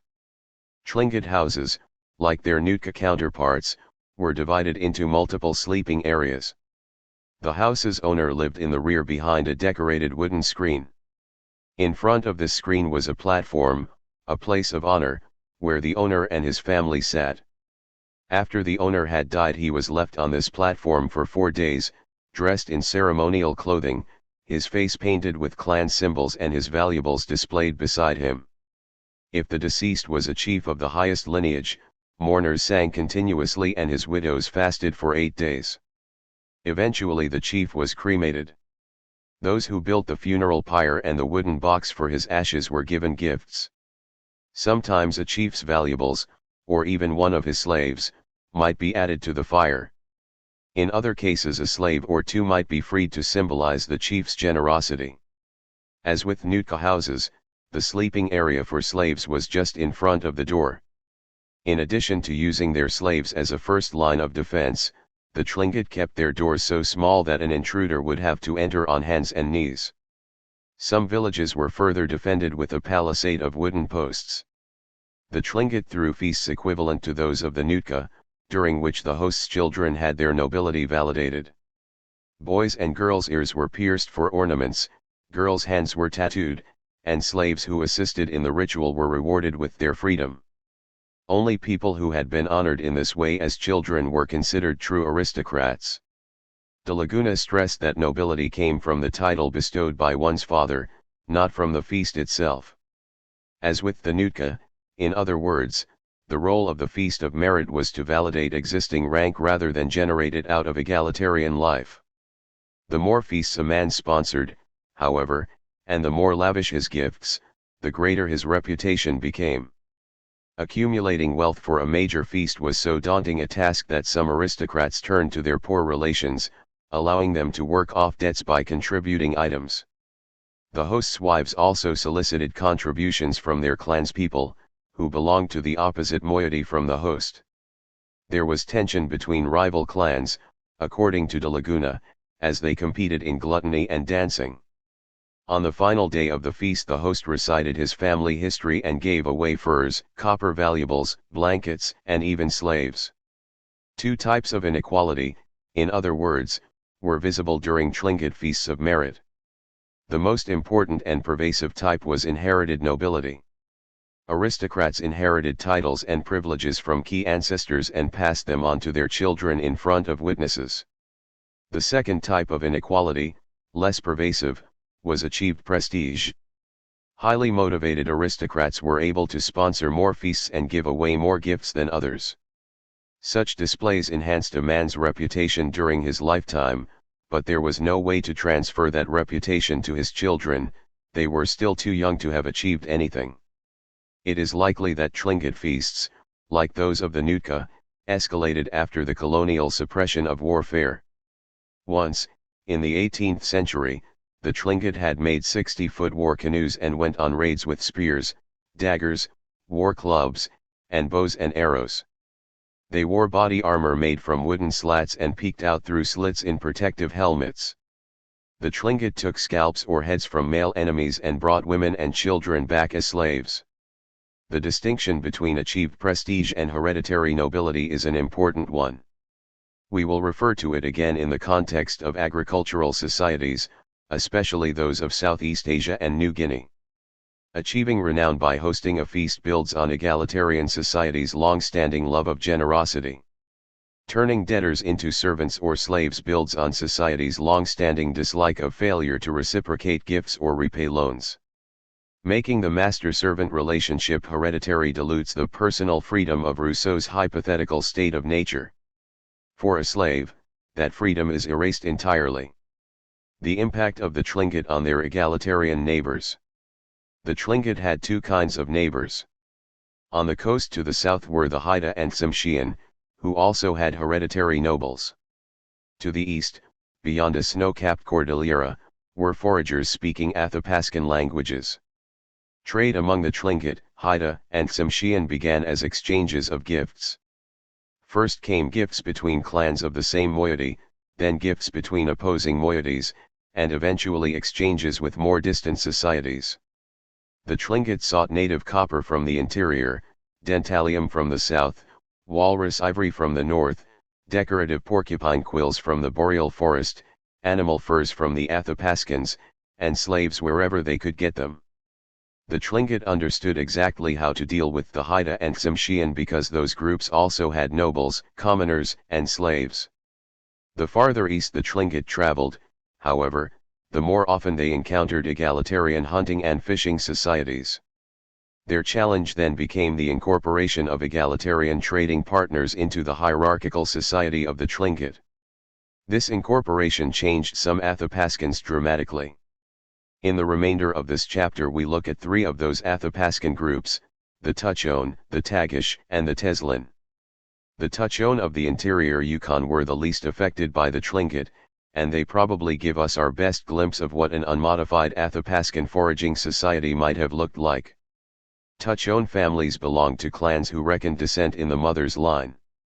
These clans, in turn, were grouped into opposing moieties. Headmen tended to be skilled hunters and traders who attracted followers but led by example rather than real authority. Despite the fact that sons belonged to their mother's clan, a headman's son could succeed his father if everyone agreed. Two aspects of Tuchone society strike us as noteworthy. First, their system of clans, moieties, bride service, and polygamous headmen reminds us of other foragers with clans, like the Aborigines of Central Australia. Second, the fact that the Tuchone held funeral feasts and reckoned descent in the mother's line suggests that those behaviors may already have been present in the Pacific Northwest before the escalation of inequality. The Tagish lived in the alpine forests and meadows of the southern Yukon, where they fished in the lakes and rivers, hunted caribou with game drive fences, and trapped fur-bearing animals. Their ancient society, like that of the Tuchone, featured opposing moieties with Athapascan names, each made up of clans with matrilineal descent. The Tagish were one of the Athapascan groups to whom the Tlingit sent trading parties. By the 18th century, Euro-American fur traders had reached the coastal Tlingit. One of their first targets was the sea otter, whose fur had long been used to trim the garments of Tlingit nobles. Euro-American trade goods made the Tlingit wealthier, but sea otter populations were declining by the end of the century. Fortunately, the Tlingit knew that their Tagish and Teslin trading partners had access to the river otter, beaver, mink, fox, marten, and wolverine. It would be key for the Tlingit, however, to prevent the Europeans and Americans from getting at those furs directly. The Tlingit, therefore, began blocking the trade routes through the Cordillera with parties of up to 300 warriors. By the 1850s they controlled all traffic between the Alaskan coast and the Yukon. Tlingit trade partners came into the territory of the Tagish, some taking Tagish wives and others having their daughters marry Tagish men. The bride price paid to the Tagish included Euro-American trade goods. The bride price paid to the Tlingit included furs. Over time, the Tagish changed the names of their moieties to crow, the inland equivalent of raven, and wolf. The most prolific Tagish trappers gave themselves Tlingit names, and their funeral feasts came to resemble potlatches. Of all their trading partners, however, the people the Tlingit affected the most were the Teslin. Originally the Teslin had lived on the Taku River, a tributary of the Yukon, but they moved to the Yukon headwaters to take advantage of the fur trade. Emulating their trading partners, they learned Tlingit and gave coastal names to their clans and moieties. Some families began claiming high rank as a result of descent from the daughters of Tlingit traders. They fought among themselves over which family had the right to wolf or crow/raven crests. They adopted songs and myths that featured coastal animals never seen in the Yukon. Their funeral feasts became potlatches. They began to keep slaves. Their cosmos became an amalgam of Athapascan spirits and Tlingit supernaturals. In the words of anthropologist Catherine McClellan, these Athapascans had become inland Tlingit. The Teslin show us that when egalitarian foragers were ready to adopt rank, they just might model that rank on trading partners who already displayed it. Such transformations from egalitarian to ranked were based on a first principle of social logic: our trading partners are honorary kinsmen. This is the principle that allows them to enter our territory with impunity. The principle is reinforced when I marry my trading partner's daughter. Trade, which began as reciprocal exchanges of gifts, then expands to include bride price transactions. I am now free to emulate my wealthier relatives and even borrow from them in emergencies. The inland Tlingit show us that some forms of social inequality, once established in a region, can spread through emulation. We must not, however, forget that the inland Tlingit do not represent a pristine case. Their economy was partly a product of the fur trade, which was an intrusion of Western culture into the Native American economy. Nor should we forget that the Tlingit carried on equally intense trade with their coastal neighbors, the Haida and Tsimshian, who were just as highly ranked as the Tlingit. The Tlingit, Haida, and Tsimshian actually absorbed each other's shrinking lineages into their own clans and borrowed each other's heraldic crests on a regular basis. They created a network of circulating luxury goods, for which we will find analogies in the ancient rank societies of Mexico and Peru. The limits of inequality among foragers. Clanless foragers usually displayed the personal and anarchic freedom of which Rousseau wrote. Some foragers with clans, however, eventually came up with ways to take away the freedom of others. Such is the nature of wild resources that people in one area may be getting enough, while people in a neighboring area are not. Clanless foragers created meat-sharing partnerships, husaro partnerships, namesake relatives, and other strategies to forge a safety net. The moieties, clans, and lineages of larger-scale foraging societies provided an even larger network of mutual aid. As they grew and divided, however, these social segments sometimes used the principle we were here first to distinguish senior and junior lineages. Just as senior Aranda men were taken more seriously than junior Aranda men, senior lineages tended to be taken more seriously than junior lineages. Just as senior Andaman Islanders could reciprocate with lesser gifts to junior men, the playing field between senior and junior lineages was not always level. Archaeologists suspect that on the Santa Barbara coast and the Channel Islands and Vancouver Island and the Panhandle of Alaska, lineages who could no longer repay their debts were forced to accept a permanently subordinate position. Two routes they could use to curry favor with their patrons were craft production and bravery in combat. For their part, superior lineages modified their cosmology to attribute their privileges to their ancestors. In the Pacific Northwest they bequeathed those privileges to their children at public feasts, lavishing presents on the guests who witnessed the event. They had, in Rousseau's words, forced their poor relations to sign a contract accepting inequality in return for food, shelter, and occasional gifts. How often might hereditary inequality have arisen among prehistoric hunters and gatherers? To answer this question, archaeologists must be able to distinguish between achieved prestige and inherited nobility. As we saw among the Tlingit, both forms of inequality were sometimes on display at the same feast. Prestige accrues to the generous host. Nobility belongs to the child who inherits his father's titles, crests, and sumptuary heirlooms. As a result, archaeologists pay special attention to children buried with what appear to be symbols of nobility. Rousseau would have been interested to learn that not all foragers had to adopt agriculture in order to emerge from the state of nature. Because of a desire to be thought of as superior, some hunter-gatherers manipulated cosmologies, reciprocal exchange, social obligations, wealth transfer, and the subservience of junior lineages to create societies based on hereditary rank. 2. Balancing prestige and equality. 6. Agriculture and achieved renown. We can excuse Rousseau for not knowing that some foragers found ways to create hereditary inequality. After all, societies like the Tlingit and Nootka were largely unknown to Europeans in 1753. It is also the case that for most parts of the world, Rousseau was right, not until people had begun to raise crops or animals do we see signs of emerging inequality. To be sure, even successful agriculture does not always lead to inequality. Many societies remained egalitarian even after thousands of years of farming. Others, as we see in this chapter, allowed modest amounts of achieved renown but still resisted hereditary rank.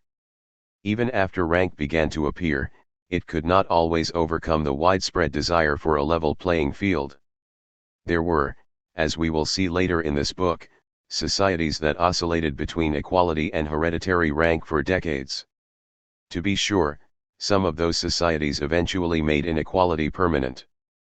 They were in the minority when they arose but often, like the Tlingit, had a dramatic impact on their egalitarian neighbors. Which foraging societies were good candidates for agriculture? Agriculture is a delayed return activity, and we suspect that it most often arose among foraging societies with delayed return economies.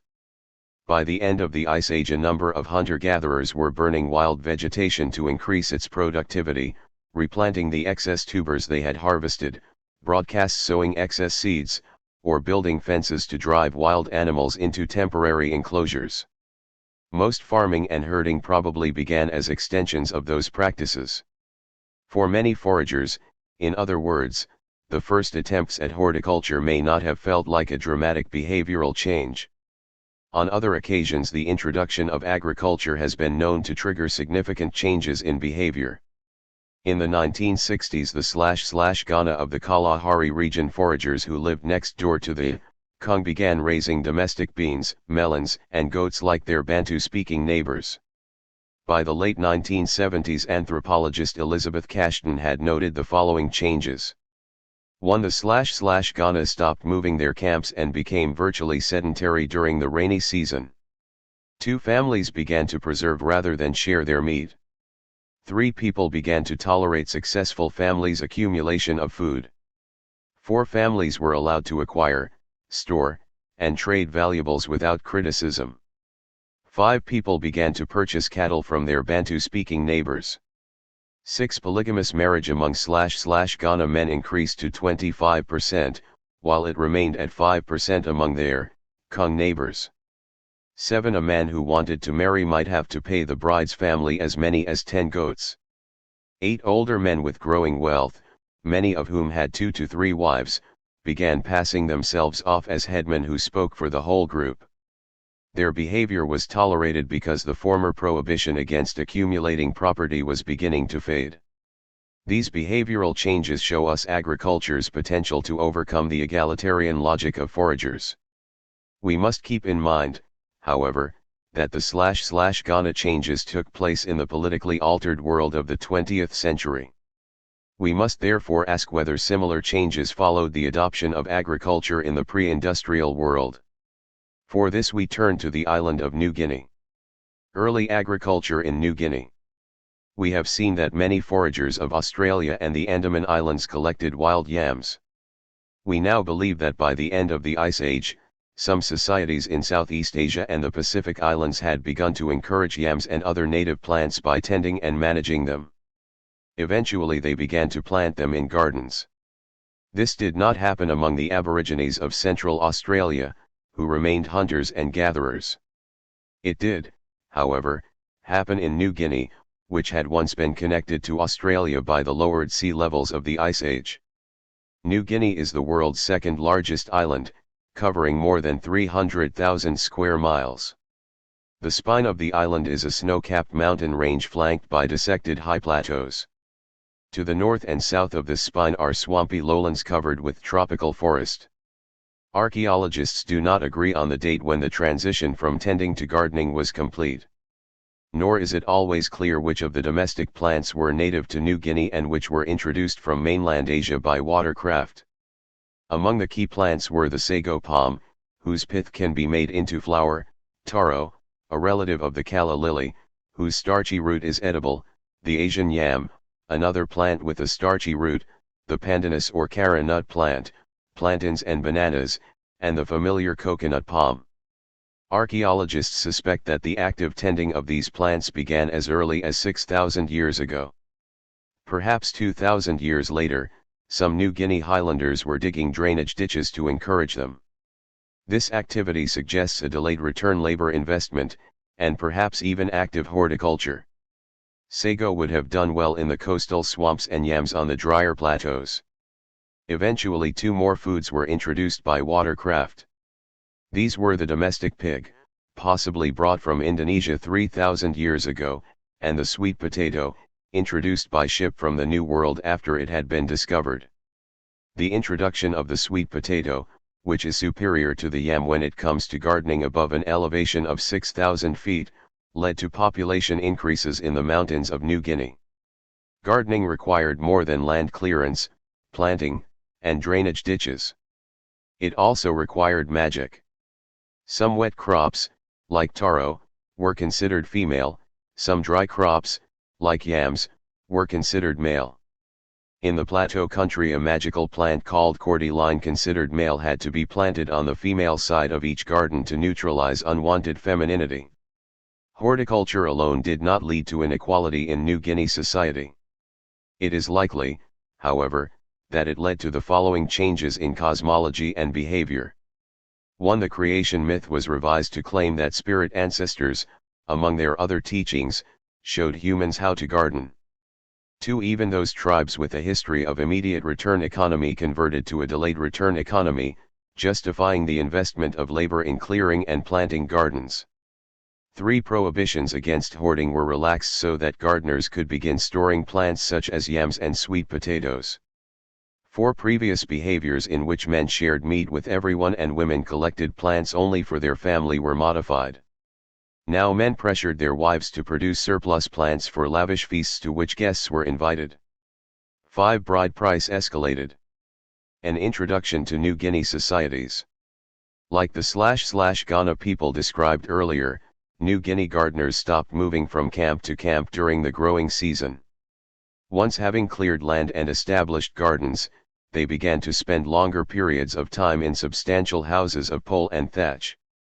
They now lived in autonomous villages, meaning that each settlement was politically independent even though it had economic ties to other villages. Some tribes lived in large communal houses that sheltered multiple families. In other tribes each family built its own house. New Guinea societies had their own versions of moieties, clans, and sub-clans or lineages, and they often created cycles of marriage exchange that were longer and less symmetrical than those of the Australian Aborigines. New Guinea men believed in the same gender inequity we saw in Australia. Women could never be as virtuous as men.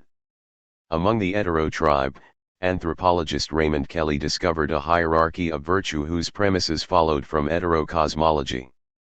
The steps in logic were as follows. 1. Generosity is a highly virtuous behavior. 2. Men provide society with both meat and semen, that is, they contribute life force. 3. Women accept meat and semen, receiving life force rather than giving it. 4. Hence, men are more generous and, by logical extension, more virtuous than women. In addition to beginning life in a more virtuous state, hetero men could enhance their prestige by achieving one of two statuses: 1. THIRD-WORLDISM, one of the respected senior males who shaped community decisions, directed raids on enemies, resolved witchcraft accusations, and authorized executions, or 2. Spirit medium, an individual who could make prophecies, cure illness, conduct seances, and preside at rituals. Women began life as less virtuous and had few ways to increase their virtue. They were forgiven for gradually depleting a man's semen, which led to his senescence. As long as they bore him children, barren women were lower in the hierarchy of virtue than mothers. Hetero society did not produce big men like those of some New Guinea tribes. Their hierarchy of respect went no higher than tafadilos and spirit mediums, followed by ordinary men, then mothers, and then barren women. Lowest of all in respect were witches, people accused of having stolen life force in order to cause illness or death. If found guilty of witchcraft, people might be banished or killed, unless they paid compensation to their victims' kin. Other New Guinea groups had even more extensive hierarchies of respect. The Chimbu tribe was noted for its high population density, which by the 1960s had reached 500 persons per square mile. When we consider that many hunter-gatherers lived at densities of less than 1 person per square mile, and that the overall density of the hetero averaged 3 per square mile, the density of the Chimbu was impressive. To be sure, some of this density resulted from crowding together for defense from hostile neighbors. According to anthropologist Paula Brown, Chimbu men fell into at least 4 prestige categories, as follows. 1. Men who raised few crops, failed to accumulate the bride price for a wife, and played only a small role in regional exchange were called yogo, rubbish men or nothing men. 2. The majority of married men, who provided adequately for their families and met their obligations in regional exchange, were the average citizens of Chimbu society. 3. 20% of Chimbu men were more active than average in exchange and speech making and more successful at gardening and pig raising. They often had 2 or more wives and supported more dependents. It often took these men until age 30 to become truly prominent, as Brown calls them. Those over 50 had usually created a following of sons, sons-in-law, and brothers-in-law who contributed food and labor to their quest for renown. 4. At the top of the prestige ladder were Yambapondo, big men. They represented no more than 5% of the Chimbu men, usually there were only 1 or 2 in each lineage or subclan. While most prominent men made speeches, big men were the ones chosen to speak when outsiders were present. They could initiate or veto group activities and were major participants in regional exchange. Often big men were responsible for directing the construction of a ritual men's house, about which we will hear more later. Big men also supported a certain number of rubbish men who ran errands for them. Perhaps, therefore, early big men should be credited with inventing the entourage. As impressive as this ladder of prestige seems, even big men possessed no more than a strong influence. They did not occupy an office that came with any real authority. Their renown resulted entirely from their accomplishments. Moreover, in order to retain the prestige they had acquired, Yambapondo had to fight off constant challenges from ambitious younger men. Chimbu society, according to Brown, was in constant flux, with individual big men, lineages, and clans competing to see who could grow the most sweet potatoes, raise the most pigs, give the most spectacular feasts, and accumulate the most trade goods. As fierce as the competition may have been when Brown visited the Chimbu, it had once been fiercer. Previous big men had been daring war leaders who assassinated enemies and led raids against other tribes for pigs, valuables, and revenge. Chimbu men used to be strong fighters, Brown was told, now they are like women and children. The suppression of warfare, headhunting, and cannibalism in New Guinea was, of course, the work of the Dutch and Australian authorities who controlled parts of the island. In retrospect, it appears that men in pre-colonial New Guinea detected at least 3 routes to prominence and that they used all 3. The first route based on the premise that displays of generosity were good was to use the labor of one's wives, lineage mates, and clansmen to produce surplus yams, sweet potatoes, pigs, and other goods to give away at impressive feasts. The second route, which probably developed out of the vengeance attacks we saw among some foragers, was to lead head-hunting and pig-stealing raids against enemy groups. The third route, which probably developed out of an exchange network like the one described in Chapter 3 for the Meerjun of Australia, was to acquire impressive amounts of mother-of-pearl shells, cowrie shells, parrot feathers, bird-of-paradise plumes, and other exotic trade goods. Many anthropologists now believe that when colonial authorities denied New Guinea men the war leadership route, the latter redoubled their competition for trade goods. This activity raised their entrepreneurial skills to levels that fascinate us. The combinations of strategies used by New Guinea leaders resulted in an amazing diversity of societies. At the same time, this diversity was built on an underlying set of shared principles. By raising their own plants and pigs, New Guinea tribes were able to overcome foraging society's insistence that leaders remain humble and slow to anger, work to suppress violence, and give away everything they accumulate. Horticultural society took the desire to be well thought of by one's peers, which until now had suppressed ambition, and surrendered it to the sin of pride. The era of good old-fashioned tribal warfare. Even pacified New Guinea tribes expressed nostalgia for the days when men used to be strong fighters. Among the Chimbu, fighting was both a source of personal prestige and a reason some clans became rivals rather than allies. The causes of fighting included murders, the theft of food or valuables, the failure to reciprocate a gift, or insults of various kinds, what today's youth would call dissing. Raiding parties carried spears, bows and arrows, stone axes, clubs, and large shields. During most Chimbu battles, fewer than 10 men out of 200 fought hand-to-hand, while 60 to 70 shot arrows from a distance, and the remaining men waited in the wings to see if they would be needed. After a few casualties there would be a ceremonial truce, with reparations paid for the victims. For their part, the Etero told Raymond Kelly of a raid in which tribe members allied themselves with their neighbors, the Pitamini and Onabajulu, to burn a longhouse occupied by their traditional enemies, the Kalyalai. Only 2 Etero died, while many Kalyalai were killed as they fled the blazing residence. The Etero later paid the Kalyalai 54 strings of cowrie shells and 3 stone axes to compensate for the Kalyalai's higher level of casualties. The most legendary raids, of course, were carried out before colonial pacification. But anthropologist Bruce Noft, who lived on the south coast of the island with the Marin tribe, found that their post-colonial cosmology still justified head-hunting. The Marin, according to Noft, had been enthusiastic headhunters in pre-colonial days. As many as 6 large villages would join in a foray to Quaimarav, the head-hunting grounds. So exciting was this endeavor that whole villages were deserted during the head-hunting, or non-agricultural, season. About the only thing this activity lacked was tailgating spectators. Raiders traveled over special trails in the forest, or by canoe over inland waterways, carrying sago flour as a provision. In 1884 a British ship came upon 1,200 Marin warriors, in 30 to 40 canoes, nearly 170 miles from their homes. Outnumbering their unsuspecting enemies, the warriors separated into platoons made up of men from the same village.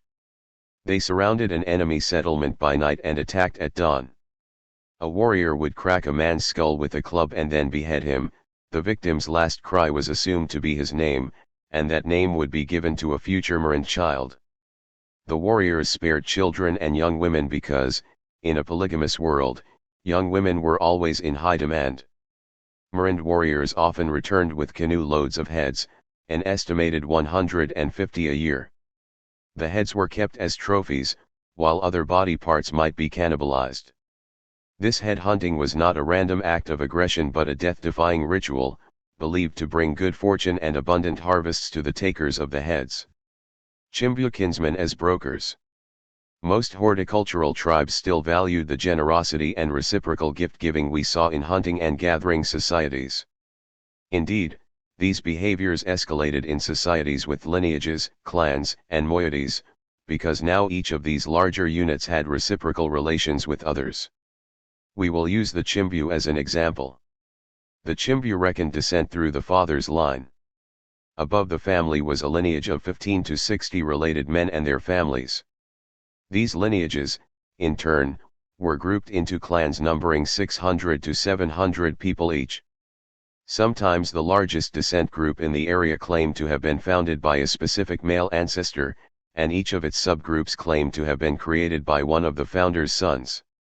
These men were all supposedly related through a common ancestor and had to marry outside their own clan. This practice required large marriage payments to the bride's clan, involving mother-of-pearl shells, headbands covered with cowrie shells, parrot feather head dresses, bird of paradise plumes, special bridal axes, and pigs. The groom's lineage mates and clansmen contributed much of this bride wealth, because few young men could afford it. When the groom was older and owned more valuables, he would be expected to reciprocate.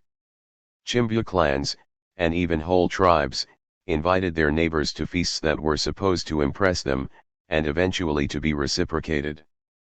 Paula Brown describes piles of surplus vegetables 20 to 50 yards in diameter, proudly displayed before being given away.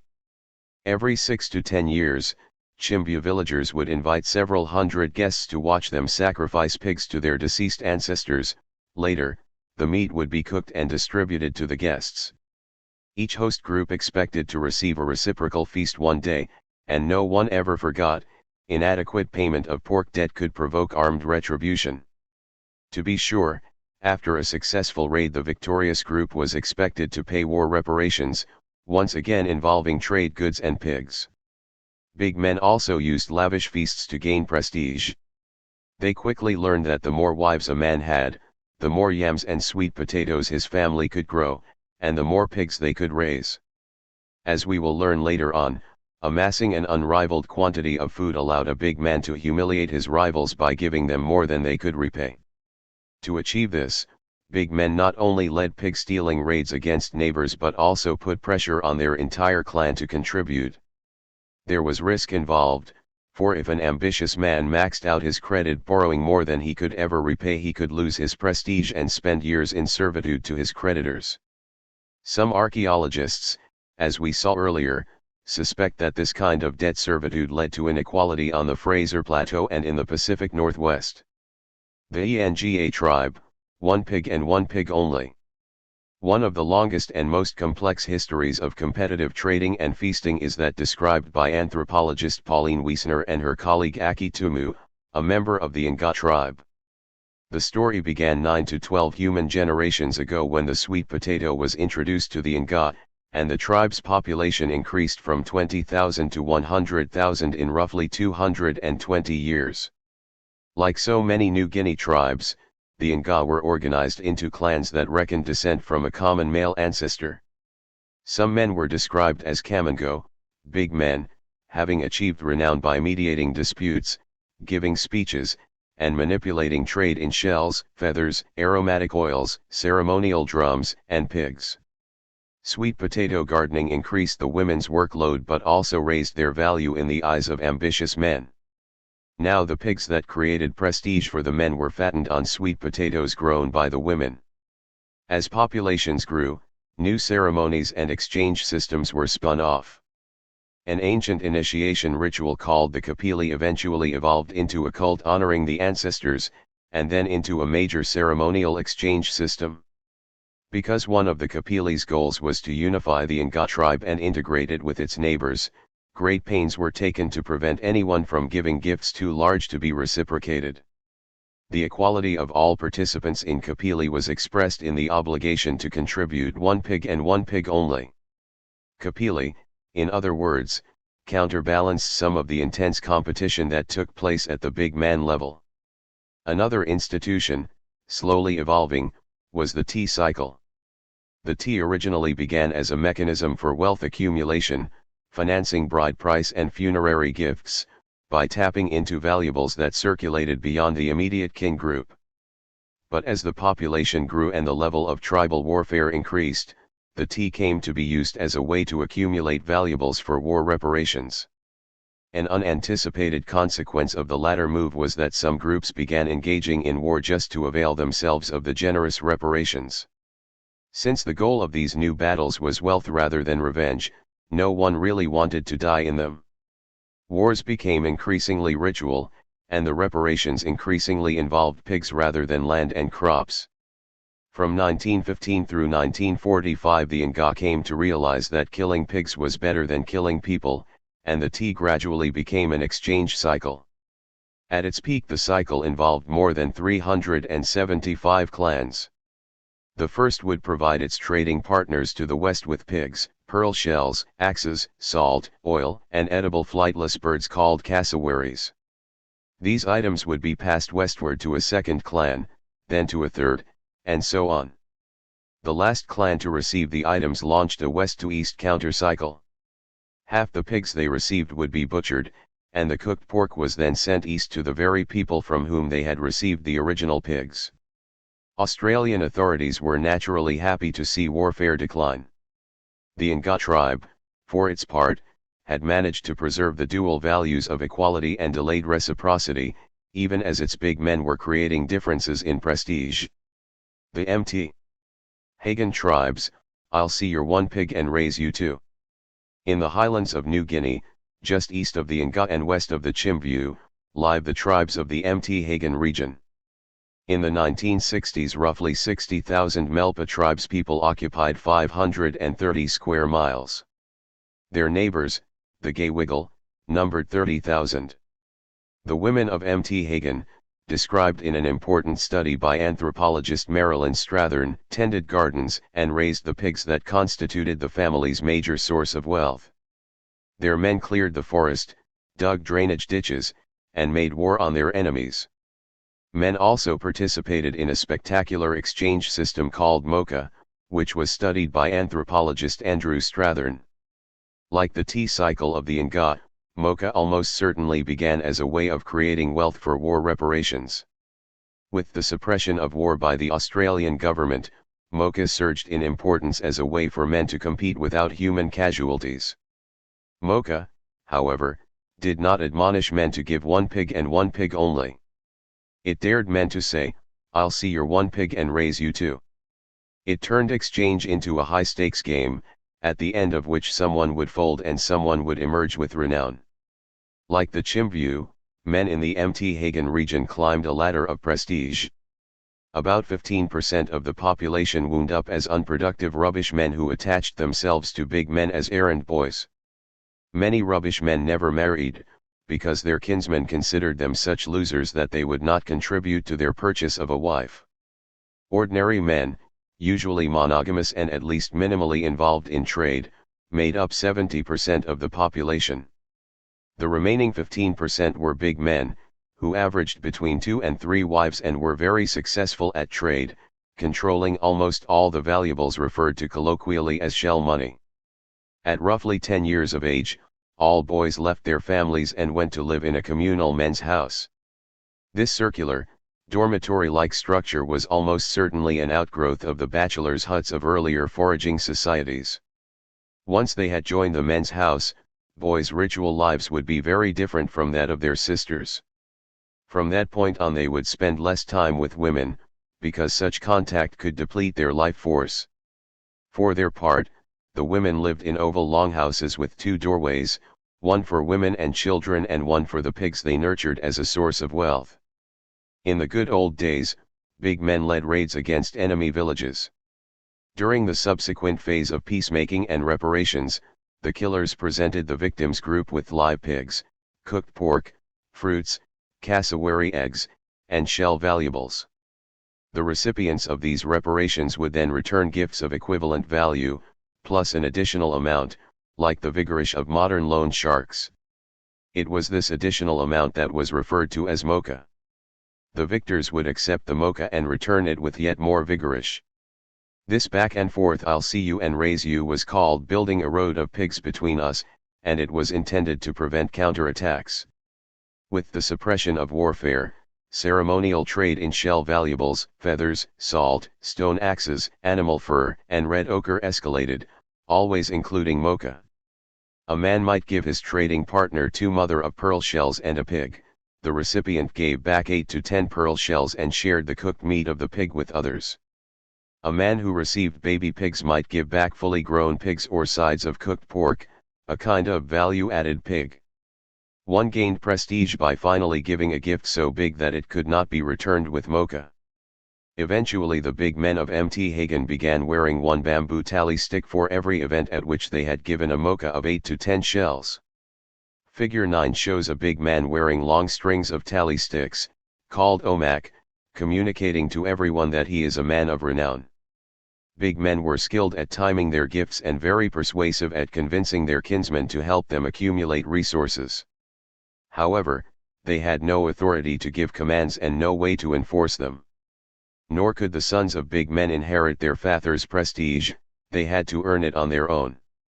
Andrew Strathern discovered, however, that while big man was not a hereditary position, it certainly helped if one's father was a role model. Out of his sample of 88 big men, 49, or 56%, had fathers who were big men. Even more significantly, of the 32 who were considered truly major big men, 23, or 72%, had fathers who were big men. After proudly wearing his omak in life, a big man received special treatment at death. His kinsmen flexed his corpse by tying his hands and legs, placing him on a platform for a day. They then buried him underground with an offering of shells and feathers. Later on they exhumed his skull and erected a shrine pole to him as an important ancestor. The shrine where his skull was kept became a place where would-be big men performed rituals. A village whose most prominent big man had died was temporarily directionless. No one doubted that he had been killed by witchcraft. Figure 9. A big man of the Melpa tribe, New Guinea, stares down a rival entrepreneur. Before him is a display of pearl shell valuables, arranged on presentation discs of hardened resin. In the 1960s a man who gave away 8 to 10 of these shells, trumping his rival's gift of 2 shells and a pig, was entitled to a bamboo tally stick called an omak. This big man has more than 50 omak hanging from his neck, identifying him as a person of great renown. Ritual buildings. One of Mt. Hagen big man's greatest contributions was to organize his kinsmen to build a mocha peen, or grassy plaza, for ceremonial exchange. The mocha peen was a cleared area bordered with casuarina trees and magical cordyline plants, and it often served as the beginning of a long row of ritual buildings and spaces. At the head of the mocha peen the big man directed the construction of a ceremonial mound, and beyond that a ritual men's house, different from the dormitory where young men slept. Behind this ritual men's house was a hut where pigs could be sacrificed. Finally, at the opposite end of the ceremonial alignment from the mocha peen lay a clan cemetery. Magical stones were buried in the cemetery, and its periphery was planted with trees that symbolized ancestors.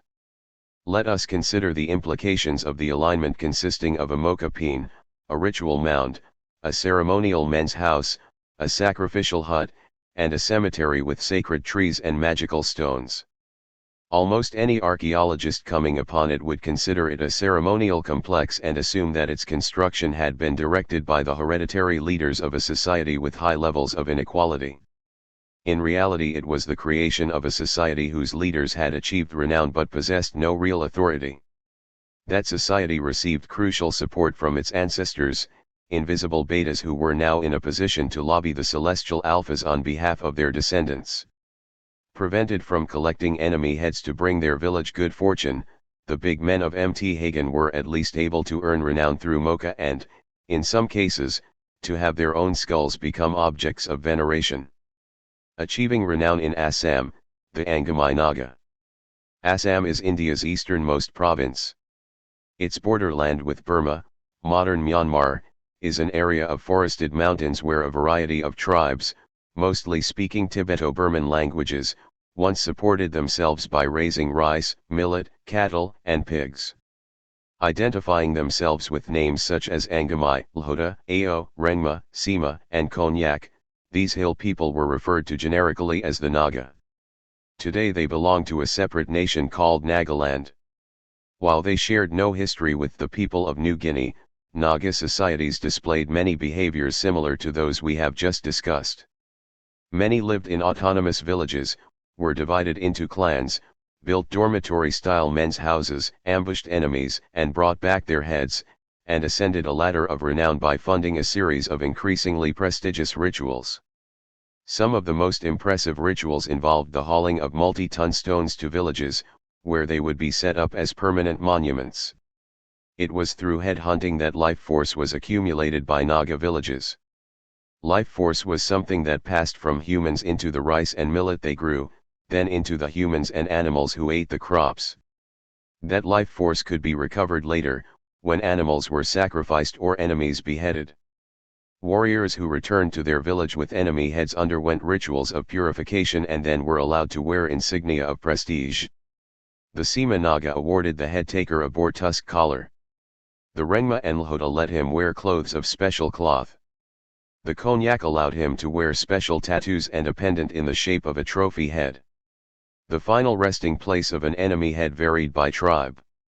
The Angami buried the heads in the earth with their faces downward, the Konyak and Ao kept the heads in their men's houses, the Lhota, Rengma, and Sima displayed the heads in a tree near the edge of the village.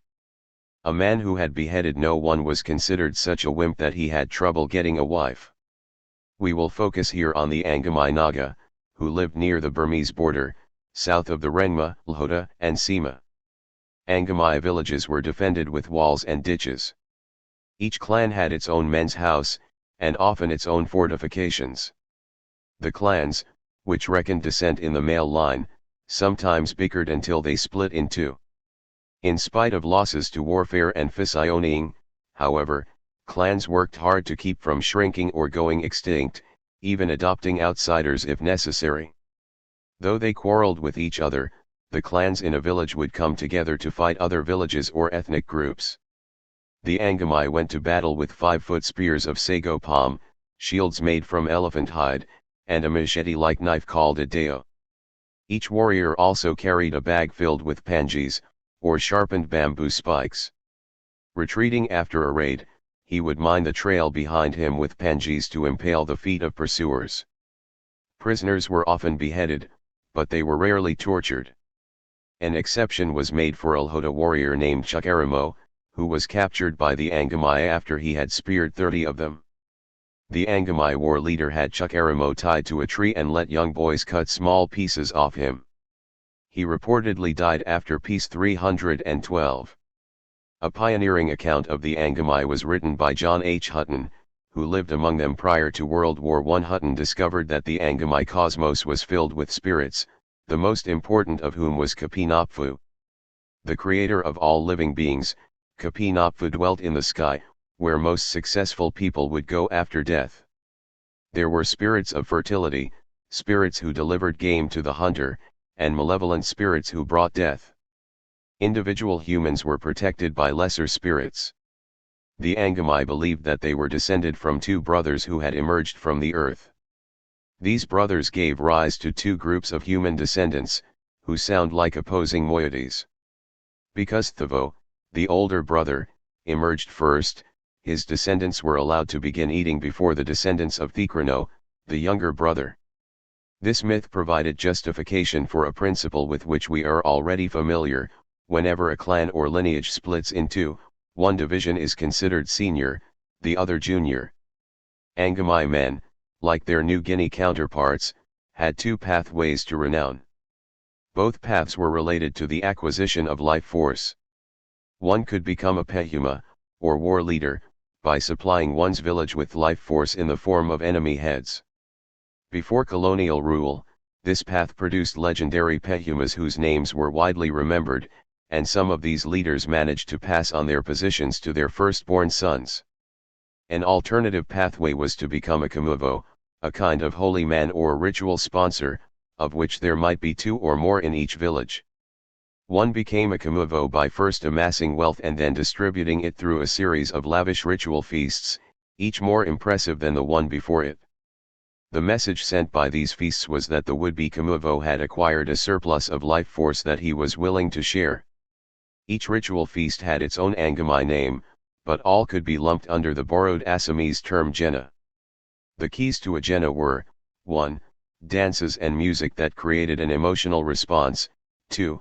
Abundant meat from the host's sacrificial pigs and cattle, and 3. Unlimited quantities of ziu, or rice beer, which enhanced the awe-inspiring ritual experience. The entire sequence of Jenas could take years. First and easiest was the Kreghagi feast, which could be held by anyone who had a surplus of rice. The host was blessed by a ritual expert, then fed his guests by sacrificing a cow. Afterward the host was entitled to adopt a special hairstyle. More challenging were later feasts like the Thissa, at which hundreds of pounds of rice were converted to beer, and the guests were fed the meat of 4 bulls and 2 pigs.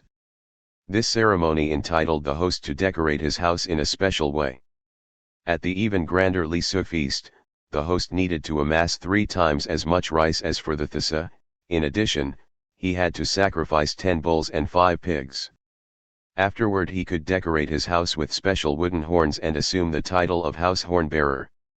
Only a man who had performed Lisu was entitled to move on to Chisu, or stone pulling, the month-long feast that would make him a Kamuvo. For this ritual he provided 12 bulls, 8 pigs, and 4 times the quantity of rice, most of it converted to beer. The climax of the Chisu involved hauling a huge stone to the host's village and setting it up as a monolith to commemorate his climactic Jena. For this spectacle the host turned to all the young men of his clan, all the alumni of his men's house, and perhaps even his entire village. It was not unusual for 50 clansmen to turn out for this task, and when an entire village was involved, the crew could grow to several hundred men. All stone pullers had to be in ceremonial dress, which could include dyed cotton kilts, huge necklaces of conch shell beads, armbands of brass and elephant ivory, and the plumes of a tropical bird called the hornbill. To be of value the monument had to come from a distant quarry. The Lhotanaga placed the stone on a heavy litter of wooden poles that could be carried by 6 rows of men, 12 per row. The Angami, who hauled even larger stones, levered the monument onto a sledge of heavy logs. Wooden rollers were placed in the path of the sledge and hundreds of men, using strong ropes made of tropical vines, pulled it along jungle trails for hours while singing aloud. All knew that at the end of their journey they would be welcomed with gallons of rice beer. At the host's village, participants dug a hole and tilted the sledge until the base of the stone slid into it. Once the monument was upright, it became the abode of important spirits and would keep alive the memory of the host's Jisu, see figure 10. He could now call himself a holy man. Instead of receiving an ordinary citizen's burial, the Kamuvo would now be buried in his village's tihaba, or sitting circle. This was a waist-high platform 30 to 45 feet in diameter, built over the grave of the village's first Kamuvo and including the burials of most later Kamuvos. The Chisu ritual took an earlier premise that rocky landmarks were the abode of spirits and added the premise that a host who created such a landmark within his village had demonstrated exceptional life force. Through the circularity of Naga logic, a host's good relationship with the spirit world also explained his ability to accumulate the food necessary for a Chisu. Like the linear ritual complexes of Mt. Hagen, the stone monuments of the Naga provide a cautionary tale for archaeologists. Many of the Chisu stones overlap in weight with the carved monuments of Mexico's Olmec, Colombia's San Agustin culture, and even the ancient Maya. 3 societies thought to have very powerful hereditary elites. Naga monuments thus warn us not to underestimate societies whose leadership was based solely on achievement. Figure 10. 100 years ago the Angami Naga of Assam had several routes to achieving renown. For example, one could become a Kamuvo, or holy man, by amassing the surplus necessary to sponsor a series of increasingly lavish rituals. The final ritual in the sequence was a month-long celebration culminating in Chisu, or stone pulling. As many as 50 to 100 men were rewarded for hauling a multi-ton stone from a distant quarry to the host's village, where it served both as the abode of important spirits and a monument to the host's achievements. Here we see a chisu stone erected by the village of Maram. The goals and limits of achieved renown. The societies discussed in this chapter allowed ambitious men to achieve inequality in prestige but limited their actual authority. War leaders commanded respect until enemies took their heads, increasing the life force of a rival village. A big man commanded respect until someone gave him a gift he could not match. The Kamuvo became a holy man, but sooner or later someone would come along to haul a bigger stone, sacrifice more bulls, and provide more beer. It is significant that leaders in achievement-based societies wanted very much for their sons to succeed them. As role models, of course, they had shown their sons how to achieve renown. They could not, however, do what Tlingit and Nootka chiefs did, regularly confer titles and privileges on their offspring.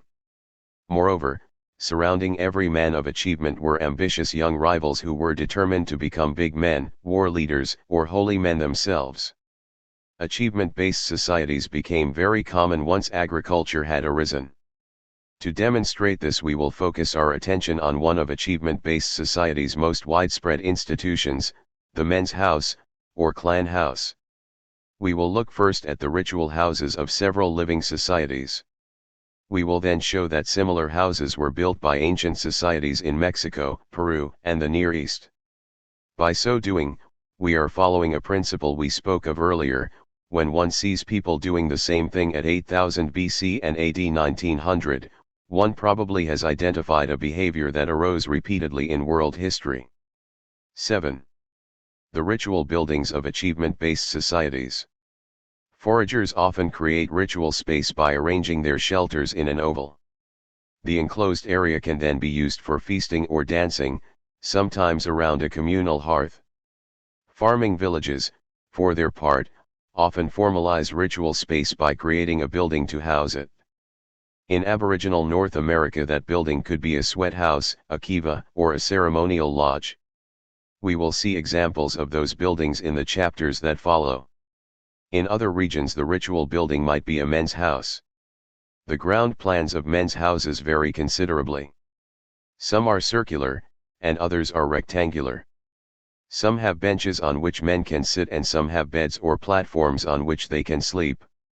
Architectural diversity can be present even within the same ethnic group. Figure 11 shows us the ground plans of Rengma men's houses from early 20th century Assam.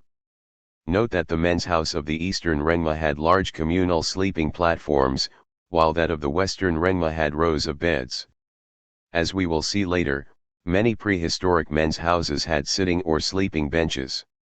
In this chapter we look at 3 different types of men's houses used by Old World societies. Each of these buildings reflects a slightly different route to achieved inequality. Each type of men's house is also potentially identifiable in the archaeological record. Its presence can therefore provide a date for some of the world's first achievement-based societies. The 3 societies we look at are representative of, but do not exhaust, the variation in men's houses. One society, the Ao Naga of Assam, had a dormitory-style men's house in which every young man slept while he learned the rules of Ao society. Once he embarked on his campaign of self-promotion, a prominent Ao man could count on the support of the residents and alumni of his men's house. The second society we examine is that of the Mountain OK of New Guinea. Rather than one large men's house that was open to all, the OK built a cluster of smaller houses accessible only to initiated men. One had to earn his right to enter, a process that weeded out rubbish men. In our opinion, societies with exclusionary men's houses had the potential to create greater differences in social inequality. They had, after all, already allowed a small number of men to monopolize key ritual information. Figure 11. 100 years ago, the Rengma Naga of Assam built men's houses in which all the village's young men slept during their formative years. The men's house of the eastern Rengma, seen above, was 14 by 20 feet, excluding the porch, and had large sleeping platforms. The men's house of the western Rengma, seen below, was 30 feet long, excluding the porch, and had rows of beds. Finally we look at the sway of Bougainville, the largest of the Solomon Islands. Among the sway the men's house was built by a big man who had allegedly been chosen for prominence by a demon. The big man provided blood to the demon, who both protected him and was nourished by him. Such a men's house, in our opinion, had the greatest potential for being converted to an actual temple. Unlike the typical men's house, where initiates sat around on benches and celebrated their ancestors, the sway men's house was considered the favored venue of a powerful supernatural being.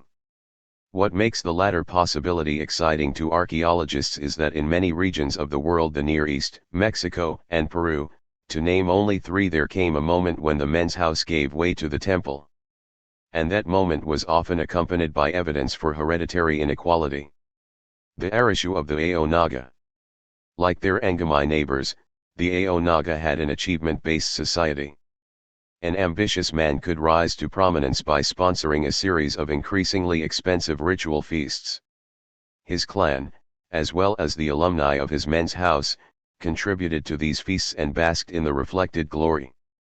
For weeks preceding each ritual event, the women of his clan ground the rice that would be turned into beer. The men's house, called Arishu in Ao, or Morung in Assamese, was built inside the village's defensive palisade. It was a magnificent building, 50 feet long and 20 feet wide, with its front gable soaring 30 feet above the ground. Since the Arishu was a dormitory-style men's house, it had sleeping benches around the walls. To protect sleeping youths from the enemy spears thrust through the walls during raids, the eaves of the house extended to the ground. The largest vertical posts were carved with human figures, tigers, hornbills, or elephants. The Arishu was rebuilt every 6 years, at which time animals were sacrificed and a neighboring village was raided to obtain an enemy head for good luck. A pioneering account of the Arishu was provided by James P. Mills, who lived in Assam during the early 20th century. Mills reports that the boys of each village were divided into 3-year cohorts based on age, and that they remained within their cohorts for life. Boys between 12 and 14 years of age, referred to as unripe, entered the men's house for the first time. Between 15 and 17, when they were ripening, they were joined by a new cohort of boys, 12 to 14. They became Arishu leaders between 18 and 20 and could accompany older kinsmen on head-hunting raids.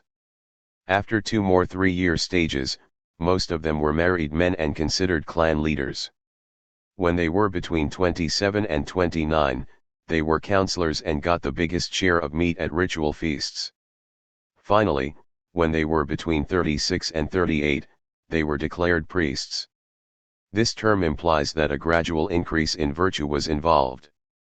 Well into middle age, each man still considered himself part of his age cohort and an alumnus of his men's house. Every Ao boy in an Arishu, according to Mills, had undergone socialization equivalent to that received by boys at British schools such as Eton and Harrow. In other words, among Ao males, it took a men's house to raise a child. The ritual men's houses of the mountain OK. Let us look next at the western highlands of New Guinea.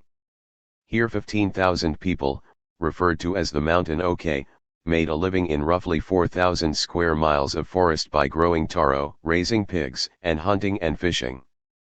Many OK considered themselves the descendants of Efek, a female creator and ancestor, who gave birth to people and designed their ritual life. According to anthropologist Maureen and Mackenzie, the OK venerated their ancestors and beseeched them for success in hunting, warfare, gardening, and pig raising. To maintain contact with those ancestors, the OK kept skulls and skeletal parts of the deceased in their ritual houses. Among the OK, men's and women's ceremonies were separate, each gender was therefore excluded from the other's ritual houses.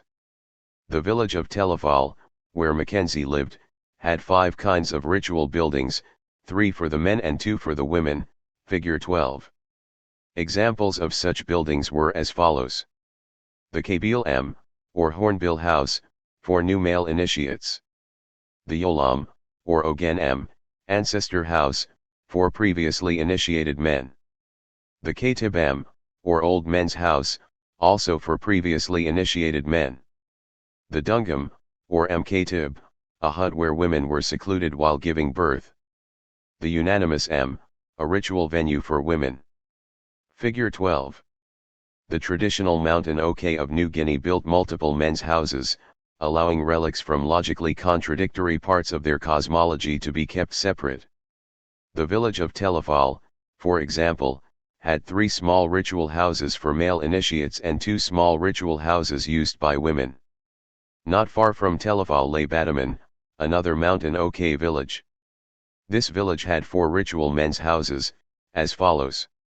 The Kashiam was a building for curating hunting trophies and making sacrifices to increase the yields of gardens. Miscellaneous bones of the ancestors might be kept there. The Yolam, or ancestor house, was dedicated to rituals of warfare and crop increase. It often contained 2 sacred fires and the skulls of ancestors from several different clans. The Taro house was a residence for senior men. The house of the mothers was, in spite of its name, a place for the veneration of male ancestors. Anthropologist Frederick Barth, who lived for a time in Badaman, explains why the OK needed 4 men's houses with different ritual themes. All cosmologies have logical contradictions, and OK cosmology was no exception. Having 4 different ritual houses enabled the OK to keep incompatible relics from different parts of their cosmology in separate buildings. Because OK religion was focused on the ancestors, the bones of deceased kin were often used in rituals. Many of the skulls kept in the Yolam were decorated for this purpose. Barth says, however, that the specific identities of deceased individuals were not important, the skulls simply represented generic ancestors. This situation fits the findings of anthropologist Igor Kopatov, who discovered that among African societies comparable to the OK, ancestor was also a generic category. Once deceased, the ancestors lost their individual characteristics and became another class of village elder. Achieved inequality can be subtle. It becomes visible in OK society when we consider who had access to the men's house. OK men were initiated into the secrets of ritual one step at a time, and the whole process could take 10 to 20 years. Rubbish men never made it. A small core of prominent men monopolized the bulk of the mythical and cosmological knowledge, setting themselves apart as a low-level religious elite. Barth found 11 initiated men actually living in the Kashiam at Badaman. 15 partially initiated men had attended rituals in the Kashiam but were not allowed to live there. Some 128 uninitiated men had never been allowed past the door. Thus 80% of the OK men were just as excluded from the Kashiam as the women were. It is also the case that only fully initiated men could enter the Yolam to perform ceremonies. It was in the Yolam that village elders planned raids against enemy villages and carried out rituals to guarantee success. The enemies of the OK knew this, of course. As a result, the men's house was often the first building burned when an OK village was raided. As Barth points out, having so much ritual information concentrated in the minds of so few men could have consequences. Sometimes senior men died without passing on the full cosmology. Sometimes the training took so many years that a young man's mentors forgot the details. All such lapses, Barth learned, provided opportunities for revising cosmologies and modifying rituals. Religions transmitted orally, as mentioned earlier, can change in ways that religions with printed texts cannot. The Kapiso of the Solomon Islands. 600 miles out in the Pacific, east of New Guinea, lie the Solomon Islands. The largest of the Solomons is Bougainville, whose societies share with New Guinea the raising of pigs, sago, taro, yams, and sweet potatoes. In 1938 there were 4,700 members of an ethnic group called the Sway living on 250 square miles of Bougainville. Prior to coming under Australian administration, the Sway, pronounced COI, had tended to live in small, scattered hamlets of 1 to 9 households. These hamlets were linked by a series of trails through the forest. Sway society paid more attention to the mother's descent line, because it was the corporate custodian of garden land. As a result, a mother's genealogy extended back 4 or 5 generations, while the father's genealogy tended to be shallower. Men were seen as inherently superior in virtue, strength, and ambition, yet their wives raised the pigs that facilitated a man's social advancement. A further irony lay in the fact that although the immediate source of a man's prestige was his accumulation of pigs and shell valuables, he could not afford the latter without the capital created by the garden land of his mother's lineage. There were 4 types of gifts among the sway: the usual reciprocal gifts between relatives and friends, bride price and dowry exchanges between the relatives of a bride and groom, coercive gifts, used to enforce social obligations, and competitive gifts, used to humiliate rivals. The latter were given by men with hakam, or ambition, who desired potu, or renown. If such a person succeeded, he became a big man. Like the Chimbu of New Guinea, the sway had many levels of prestige. At the bottom were lowly men, referred to as legs because they performed menial tasks for men of renown. In the middle were the modestly successful men who constituted the bulk of society. At the top were men of prestige, a few of whom stood out as mumis. Mumis were the biggest of all big men, individuals of intelligence and industriousness, charisma and diplomacy, and generosity and executive ability. Just as in the Mt. Hagen region of New Guinea, a man whose father was a mummy, or whose mother was a mummy's daughter, had role models who increased his chances of making it to the top. When anthropologist Douglas Oliver lived among the sway during the period 1938 to 1939, he overheard the same nostalgic comments that Paula Brown had heard among the Chimbu. There had been real mummies in the good old days, the sway said, before the suppression of warfare. Long ago there were war leaders who lined our men's houses with the skulls of people slain. Today the sway were reduced to fighting verbally, humiliating rivals with gifts and feasts. By 1938 the most common path to renown was to accumulate mananu, wealth, while attracting supporters, messengers, and legs. The more wives a man had, the more gardens he had access to, and the more pigs his family could raise. He used his entrepreneurial skills to trade for shell valuables that could be exchanged for additional pigs. As his prestige grew, he would be welcomed into a men's ritual society, giving him access to a capiso, or men's house. His hope was that one day he would have the resources to build his own. Every man of renown, of course, had rivals. Putting pressure on his relatives and in-laws, he accumulated the plant foods, pigs, and shells to eliminate the competition. His strategy was to plan a huge pig feast called a mumini and then, at the last minute, announce that one of his rivals would be the guest of honor. That news would be spread by the throbbing beat of the wooden slit gongs in his men's house, and the message would be defiant: so and so many dozens of pigs will be butchered, and my honored rival will be rendered near death by humiliation, since there is no way that he can reciprocate. In his rise to the top a mummy had supernatural help. He had been befriended by a kapuna, a horomoran, or both. The kapuna was a human-like supernatural being who was an ancestor of the line of women leading to his mother. The horomoran was a malevolent spirit, the mummy of all demons, so powerful that it could cause death. This demon spent time in the men's house, identified potential leaders, and then announced its desire to ally itself with one of them by making the man temporarily ill. Once the future mummy had recovered from his illness, he bonded with the horomoran, and the man was protected by the demon's magic. In return the mummy would supply the demon with its favorite beverage, pig's blood. At each feast the horomoran would drink its fill before the human guests were served. In this Faustian relationship the well-nourished demon grew stronger as the mummy grew in prestige. No one could be jealous of the mummy's success because he had been chosen by the demon itself. Somewhere along a major trail between settlements, the mummy built a men's house where the demon could enjoy itself. Using accumulated shell valuables, the mummy paid men from other hamlets to help his relatives complete the task. Figure 13.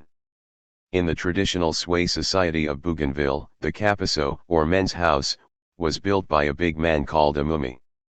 The mummy's extraordinary achievements were attributed to the supernatural aid of a demon. Some mummies paid to have huge tree trunks hauled to the men's house and carved into slit gongs.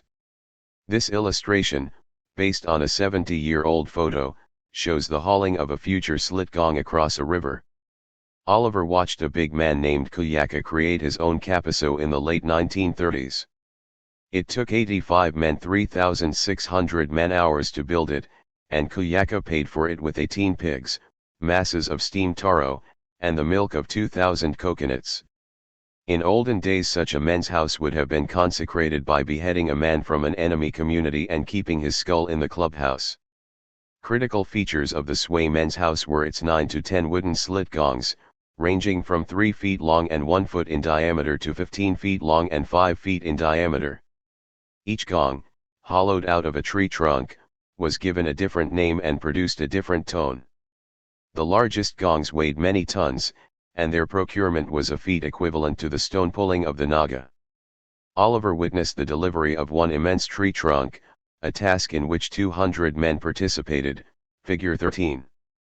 They cut a 25-foot wide trail through the forest, destroying valuable coconut palms for which they would have to pay. Men from several hamlets, using ropes and sledges, struggled for days to transport the giant log across rivers and swamps. They were paid with pork and coconut milk, but only after the demon had drunk deeply. The death of any mummy was attributed to witchcraft. For him there was no burial in a place of honor, as there was for an Angamai Naga holy man. Because of his close association with the demon, the mummy was seen as brimming with black magic. He could pass on neither his wealth nor his prestige to his son. He and his accumulated shell valuables would be cremated, out of fear that contact with them would cause illness. Achieved inequality and the men's house. In each of the three societies we have examined, the relationship of the men's house to the sources of achieved inequality was different. The Arishu of the Ao Naga was open to every boy, sleeping there conferred no prestige. A man began his pursuit of renown only later, after he had married and moved out and could use his wife's labor to accumulate wealth for a feast.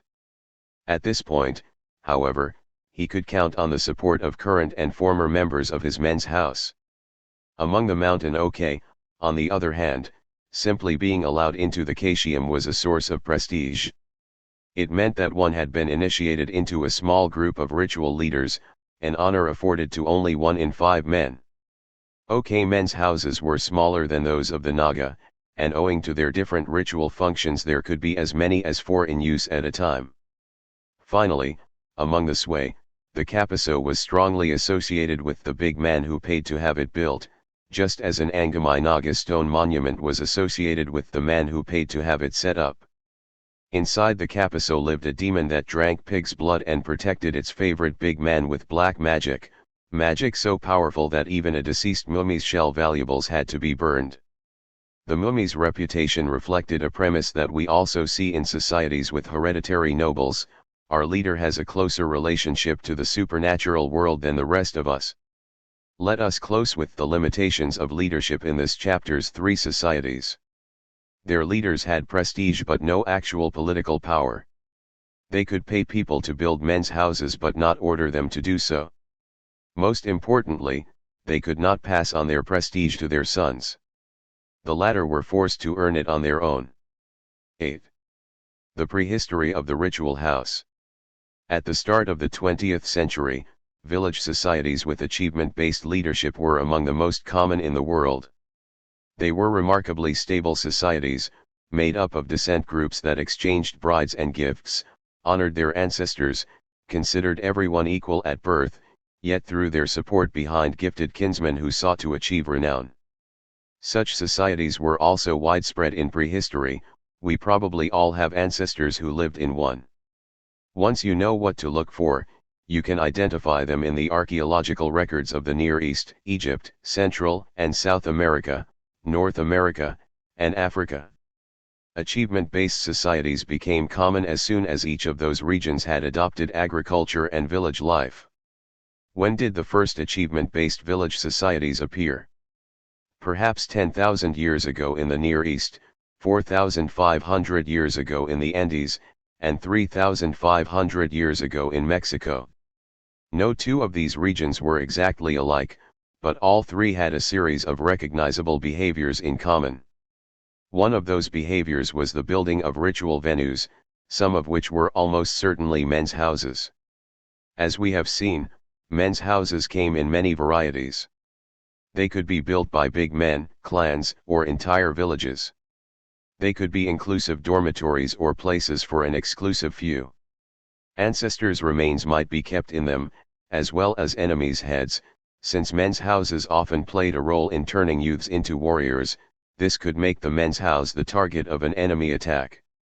Such ritual buildings were typical of societies where prestige was based on leadership in raiding, headhunting, trade, and exchange, or the underwriting of ritual feasting, stone monument pulling, and public construction.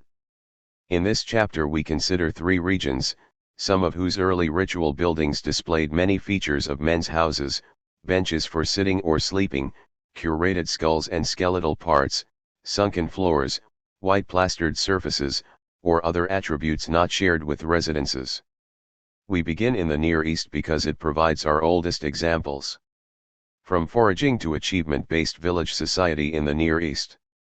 During the peak cold of the Ice Age, 20,000 years ago, many of the higher mountains of the Near East were covered by treeless steppe. The valley of the Jordan River, however, was a warm refuge. One of the landmarks of this valley was the brackish lake called the Sea of Galilee, which lies more than 600 feet below sea level. The slopes surrounding the lake supported a Mediterranean parkland of oak, pistachio, almond, fig, and olive trees. On the southwest shore of the lake lay a prehistoric camp that Israeli archaeologists have called a halo too. The foragers of a halo lived in shelters made of branches and thatch, not unlike the conical huts of the Hadza and Kung. Some shelters included beds of grass, and there were hearths outdoors. The foragers of 20,000 years ago were harvesting more than 140 varieties of wild plants. In contrast to the bulb and tuber collectors of the Nile embayments, the occupants of this Mediterranean parkland concentrated on high-calorie nuts and sugary fruits. They harvested acorns, almonds, and pistachios, wild olives, and the fruits of the wild fig, grape, and raspberry. At least 20% of the plants in their archaeological refuse, however, were the seeds of wild grasses that other hunter-gatherers might have ignored. Half of these seeds were of bromie grass, not the most appetizing of foods. The remaining seeds were of alkali grass, creeping foxtail, and 4 varieties of wild cereal grasses. 2 of the cereal grasses, wild barley and emmer wheat, were the ancestors of Mesopotamia's most important future crops. The stage was therefore set for a process analogous to the raising of sago, taro, yams, and plantains in ancient New Guinea, first a period of intense exploitation of wild cereals, and then the cultivation of wheat and barley. When the Ice Age ended 10,000 years ago, conditions for the growth of cereals were improving over the entire Near East. Rising temperatures allowed oaks, pistachios, and large-seeded grasses to spread to higher altitudes. Glaciers melted, sea levels rose, and the amount of carbon dioxide in the world's atmosphere increased from 180 to 280 parts per million, a 50% increase in just a few thousand years. Since plants grow better at this higher carbon dioxide level, it was a good time to experiment with agriculture. At least some of the early seed collectors arranged their huts in a circle or oval, like the Basarwe or the Andaman Islanders. One of the clearest examples comes from the site of Emlafat in northern Iraq. Emlafat lay 950 feet above sea level on a tributary of the Tigris River, 20 miles from the city of Mosul. 10,000 years ago, the foragers of Emlafat cleared an area roughly 300 feet long and 200 feet wide and covered it with hard-packed clay. On this surface they laid out 10 huts, surrounding an oval area that could have been used for dances or other ritual activities. Figure 14, top. Huts varied in size from 16 to 26 feet in diameter, and there were differences among them in stone tools. These differences suggest that the occupants of each hut, male, female, married, unmarried, varied as widely as those of the Basarwe huts shown in Figure 2. The foragers at Emlafat relied on a wild cereal called goat-face grass, along with smaller amounts of wild barley, wheat, and rye. They also collected pistachios and lentils and hunted gazelles. Let us now look at the well-studied Natufian people of Israel, Jordan, Lebanon, and Syria, who from 12,000 to 10,000 years ago made the collection of wheat and barley the centerpiece of their economy. To harvest grain, the Natufians made sickles by inserting flint blades into bone or wooden handles. To store it, they wove baskets and created pits waterproofed with lime plaster. To turn the grain into porridge, they ground it in mortars of stone. The Natufians soon learned that wild cereals ripen in different months at different altitudes. At sea level they ripen in late April, at 2,000 to 2,500 feet they mature in mid-May, at 4,500 feet they ripen in early June. By starting their harvest at sea level and moving steadily higher, foragers could lengthen the season of availability. The most permanent-looking Natufian settlements were at lower elevations, where their refuse included the remains of waterfowl that winter in the Near East. In the higher mountains they sometimes occupied caves. Let us follow them through a series of camps. In the cliffs of Mt. Carmel, only 2 miles from the Mediterranean Sea, lies the cave of El Wad. Here the Natufians built shelters in the mouth of the cave and terraced the slope below it so that more could be added. In addition to having portable grinding stones, they hollowed seed grinding basins into the living rock of the cliff. They harvested grain with sickles, used bows and arrows to hunt gazelles and deer, made bone harpoons for fishing, and whittled gorgets to snare unsuspecting waterfowl. Like the mammoth hunters of the Ice Age Ukraine, the Natufians also kept domestic dogs. Figure 14. As the Ice Age drew to a close, permanent-looking settlements of circular huts began to spread over the whole area from the Mediterranean Sea to the headwaters of the Tigris River. In many cases the huts were arranged around an oval or circular area devoted to ritual activities. Some settlements had buildings that appear to be men's houses with sitting benches, lime plaster, or carved monoliths. Above we see the archaeological site of Emlafat, Iraq, where 10 huts were laid out on an oval clay floor 300 feet long, dashed line. Below is a probable men's house from the site of Wadi Hamat 27, Jordan, which featured a bench and a carved monolith. It was 46 feet in diameter. The foragers of El Wad were fond of ornamentation, carving pendants from gazelle bones and producing strands of cowrie shells. Their favorite ornament, however, was dentalium, a tubular seashell that they wore in such quantity that it brings to mind the strings of bride price beads worn by the Hadza. There were more than 50 Natufians buried at El Wad, many of them wearing dentalium. Inside the mouth of the cave were men, women, and children, buried fully extended. Outside on the terraced slope were more men, women, and children, some with their limbs so tightly bent that their kinsmen must have tied them or wrapped their bodies in bundles. Some of these bodies were complete, but others were the partial skeletons of people who had been buried earlier, exhumed, and added to their relatives' graves. Under the traces of a poorly preserved shelter were 2 reburied individuals, one with a head covering, bracelet, and garter of dentalium. Not far away was an adult, likely male, with 7 rows of shells around his head. 2 exhumed and reburied individuals accompanied him. Another man had an elaborate head covering and a garter of dentalium, as well as a necklace of bone and shell beads. He was accompanied by another adult and a child, apparently reburials. Now let us move higher, up to 800 feet above sea level in the wooded hills of Galilee.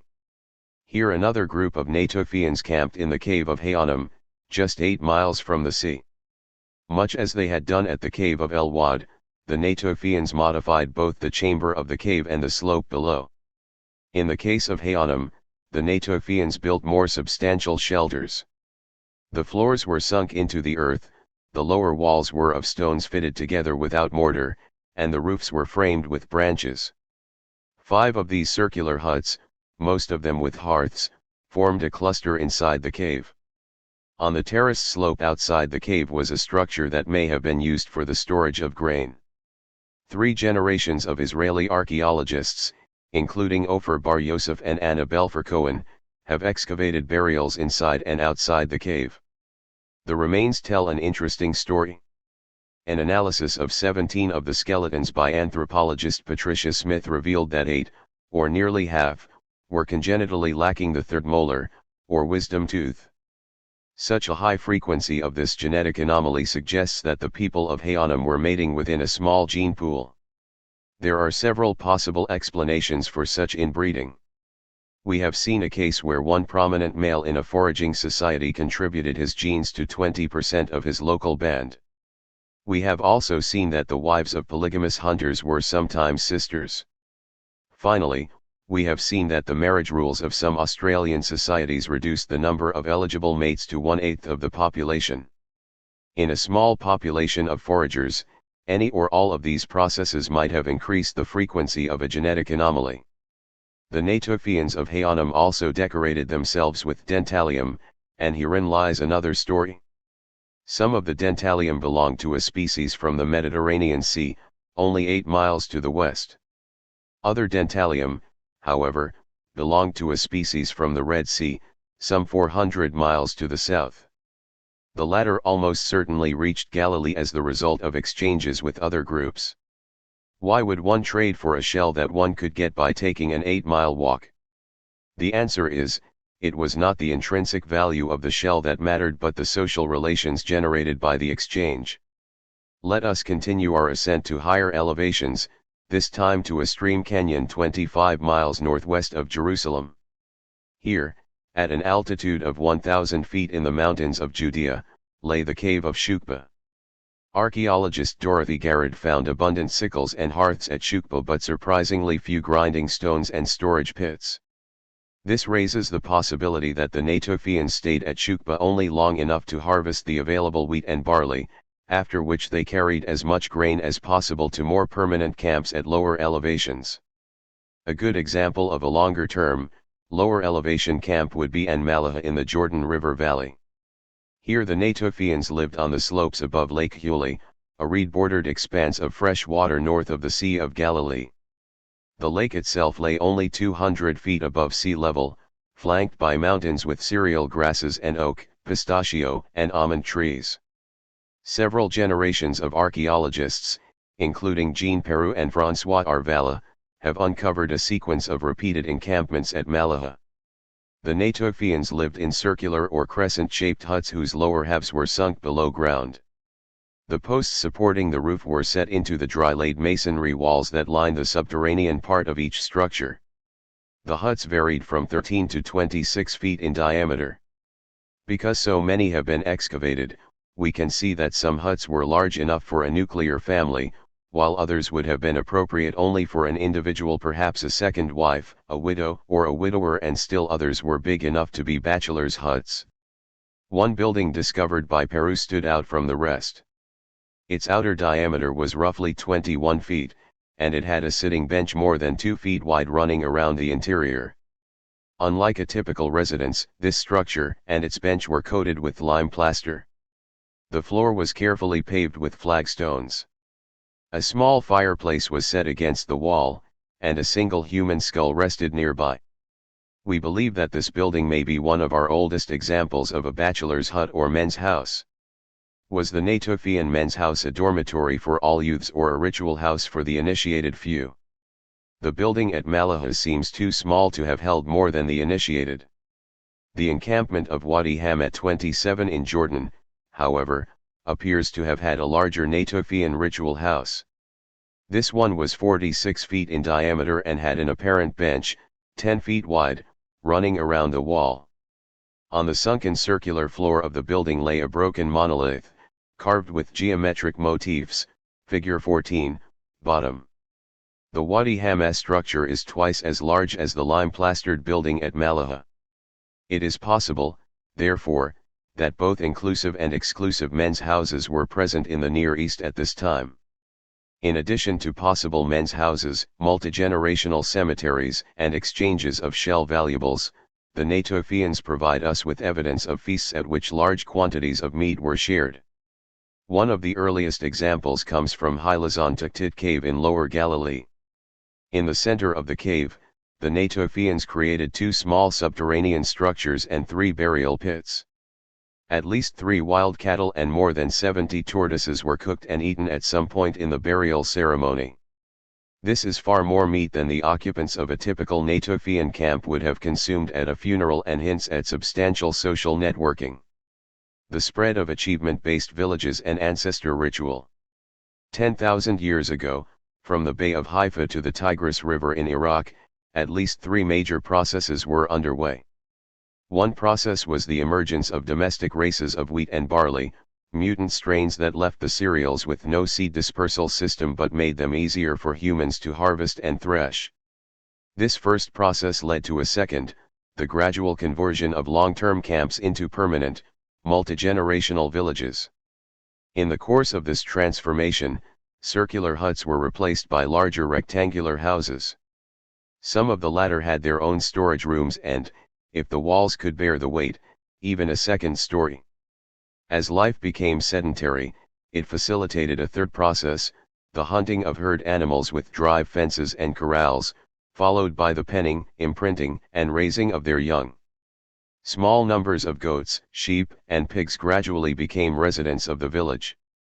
Wild cattle were bigger and more dangerous animals, but under domestication even they became smaller and more docile. During the course of all 3 processes, ancestor ritual escalated, and men's houses became increasingly well built and decorated. Some villages seem to have had more than one ritual house, either because each clan built its own, like the Ao Naga, or because the society wanted to keep contradictory parts of its cosmology separate, like the mountain Oke. Some of the most spectacular ritual houses are those excavated by Klaus Schmidt at Göbekli Tepe, a site east of the upper Euphrates River in Turkey. Göbekli sits on a high limestone ridge that makes it visible from more than 10 miles away. This location was apparently chosen so that huge limestone blocks could be quarried from the ridge top and hewn into upright posts for the ritual houses. The earliest ritual houses at Göbekli Tepe, dating to perhaps 10,000 years ago, were round or oval. The lower half of each building was subterranean, with walls of dry-laid stone masonry. A sitting bench ran the entire length of the interior, except for the doorway. The most distinctive attributes of these buildings were the immense, T-shaped limestone pillars that supported the roof. Usually the 2 largest pillars were set in the center of the floor, while a ring of slightly smaller pillars was set into the walls, figure 15, top. Many of the pillars were carved in low relief with realistic images of animals. Depending on the building, they might feature foxes, lions, cattle, boars, herons, ducks, scorpions, or snakes. Some pillars showed signs of having had earlier images ground off, so that new ones could be carved. One immediately thinks of the carved posts of the Ao Naga men's house, with its depictions of tigers, hornbills, or elephants. Figure 15. Some of the most spectacular men's houses, or clan houses, in the early Near East can be found in the Euphrates headwaters of Turkey. They made use of dry-laid stone masonry and monolithic stone pillars. Most pillars used at Göbekli Tepe were T-shaped, most pillars at Navali Kori were straight. Note the flagstone sitting or sleeping benches in the Navali Kori ritual house. Once their period of use was over, the villagers deliberately buried these ritual houses with earth and domestic refuse. This act may reflect an unwillingness to leave the village's most important ritual venues accessible to outsiders. Roughly 9,500 years ago, the occupants of Göbekli Tepe changed their architecture. They built a ritual house that was rectangular. Nicknamed the Lion Pillar Building, this new structure was partly subterranean. Its floor space was roughly 20 by 17 feet, and because of its thick stone masonry walls, its outer dimensions were greater than 33 feet. The roof had been supported by T-shaped pillars, one of which was carved with the lion that gave the building its name. From this point on, as we shall see, most ritual houses in the Euphrates headwaters would be rectangular. The remarkable complex of ritual structures at Göbekli Tepe was built by a society with virtually no evidence of domestic plants and animals. The people harvested wild cereals with sickles, collected almonds and pistachios, and hunted gazelle, boar, and wild cattle. We should consider the possibility that the hilltop ritual complex at Göbekli Tepe was maintained by multiple clans or descent groups, each of which built and decorated its own ritual house. Perhaps each descent group competed with the others to make its ritual house the most elegant. The carvings of animals may relate to a common cosmology or set of origin myths. Instead of curating ancestors' skeletal parts, the people of Göbekli Tepe carved limestone statues of what may have been mythical ancestors. We have no doubt that quarrying huge T-shaped pillars and lowering them into place brought great renown to the leaders who organized the labor. One still unfinished T-shaped pillar, left in the ridgetop quarry, weighed an estimated 50 tons. This is heavier than any stone monument erected by the Angami Naga or the Olmec of Mexico, although it did not have to be hauled as far. Now let us move a short distance to Navali Quarry, another site in the upper Euphrates drainage of Turkey. Navali Quarry was roughly contemporaneous with the Lion Pillar building at Göbekli Tepe and had several ritual buildings that remind us even more of Naga men's houses. Navali Quarry was founded on the slope overlooking a stream in the rolling foothills of the Taurus Mountains, 1,600 feet above sea level. There its inhabitants supported themselves on wheat in the early stages of domestication. The limestone bedrock provided a ready source of stone blocks for construction. The people of Navali Quarry both saved skulls like the Natufians and carved limestone statues like the people of Göbekli Tepe. Some of the statues depict human skulls, while others show people with their arms folded on their chests. Still other statues were of animals, and there were even statues that combined human and animal attributes. One shows two humans dancing with an unidentified animal, perhaps a scene from a mythological era such as the Alcharinga of the Australian Aborigines. Archaeologist Harold Hauptmann discovered two rectangular ritual houses of dry-laid stone masonry at Navali Quarry. Each was semi-subterranean, its lime-plastered floor reached by descending stone steps. The earlier of these buildings, called Structure 2, measured 45 feet on a side. Its floor area, however, had been reduced by the addition of sitting or sleeping benches. The roof would have been supported by limestone pillars, two of which were set up in the center of the floor and the rest of which ran along the periphery. The later ritual house, Structure 3, was 44 feet on a side. It had very clear sitting or sleeping benches covered with flagstones, flanking the entire floor except for the area of the stone steps. As at Göbekli Tepe, the roof would have been supported by limestone pillars, figure 15, bottom. If Structure 3 was for initiates only, its benches could have accommodated 40 to 50 sitting men. If, on the other hand, it was a Naga-style dormitory, it could have accommodated perhaps 15 sleeping youths. We do not know which was the case. The streams passing Göbekli Tepe and Navali Quarry carry water to the Euphrates. That river flows south out of its Turkish headwaters and enters its great bend in northern Syria. On a bluff overlooking the Euphrates, some 990 feet above sea level, lay the archaeological site of Abu Huraira.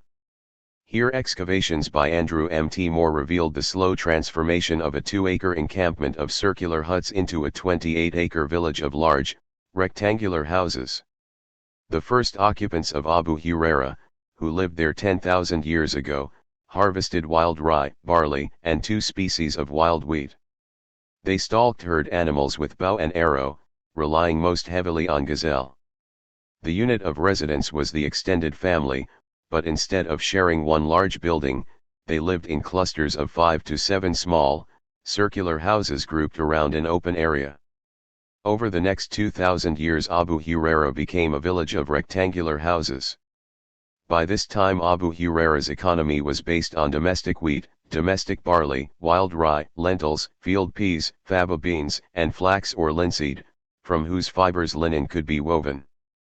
The villagers harvested the bulbs of sedges and rushes and collected pistachios and wild caper fruits. They kept early domestic sheep and goats and harvested wild clover and alfalfa, perhaps as fodder for their flocks.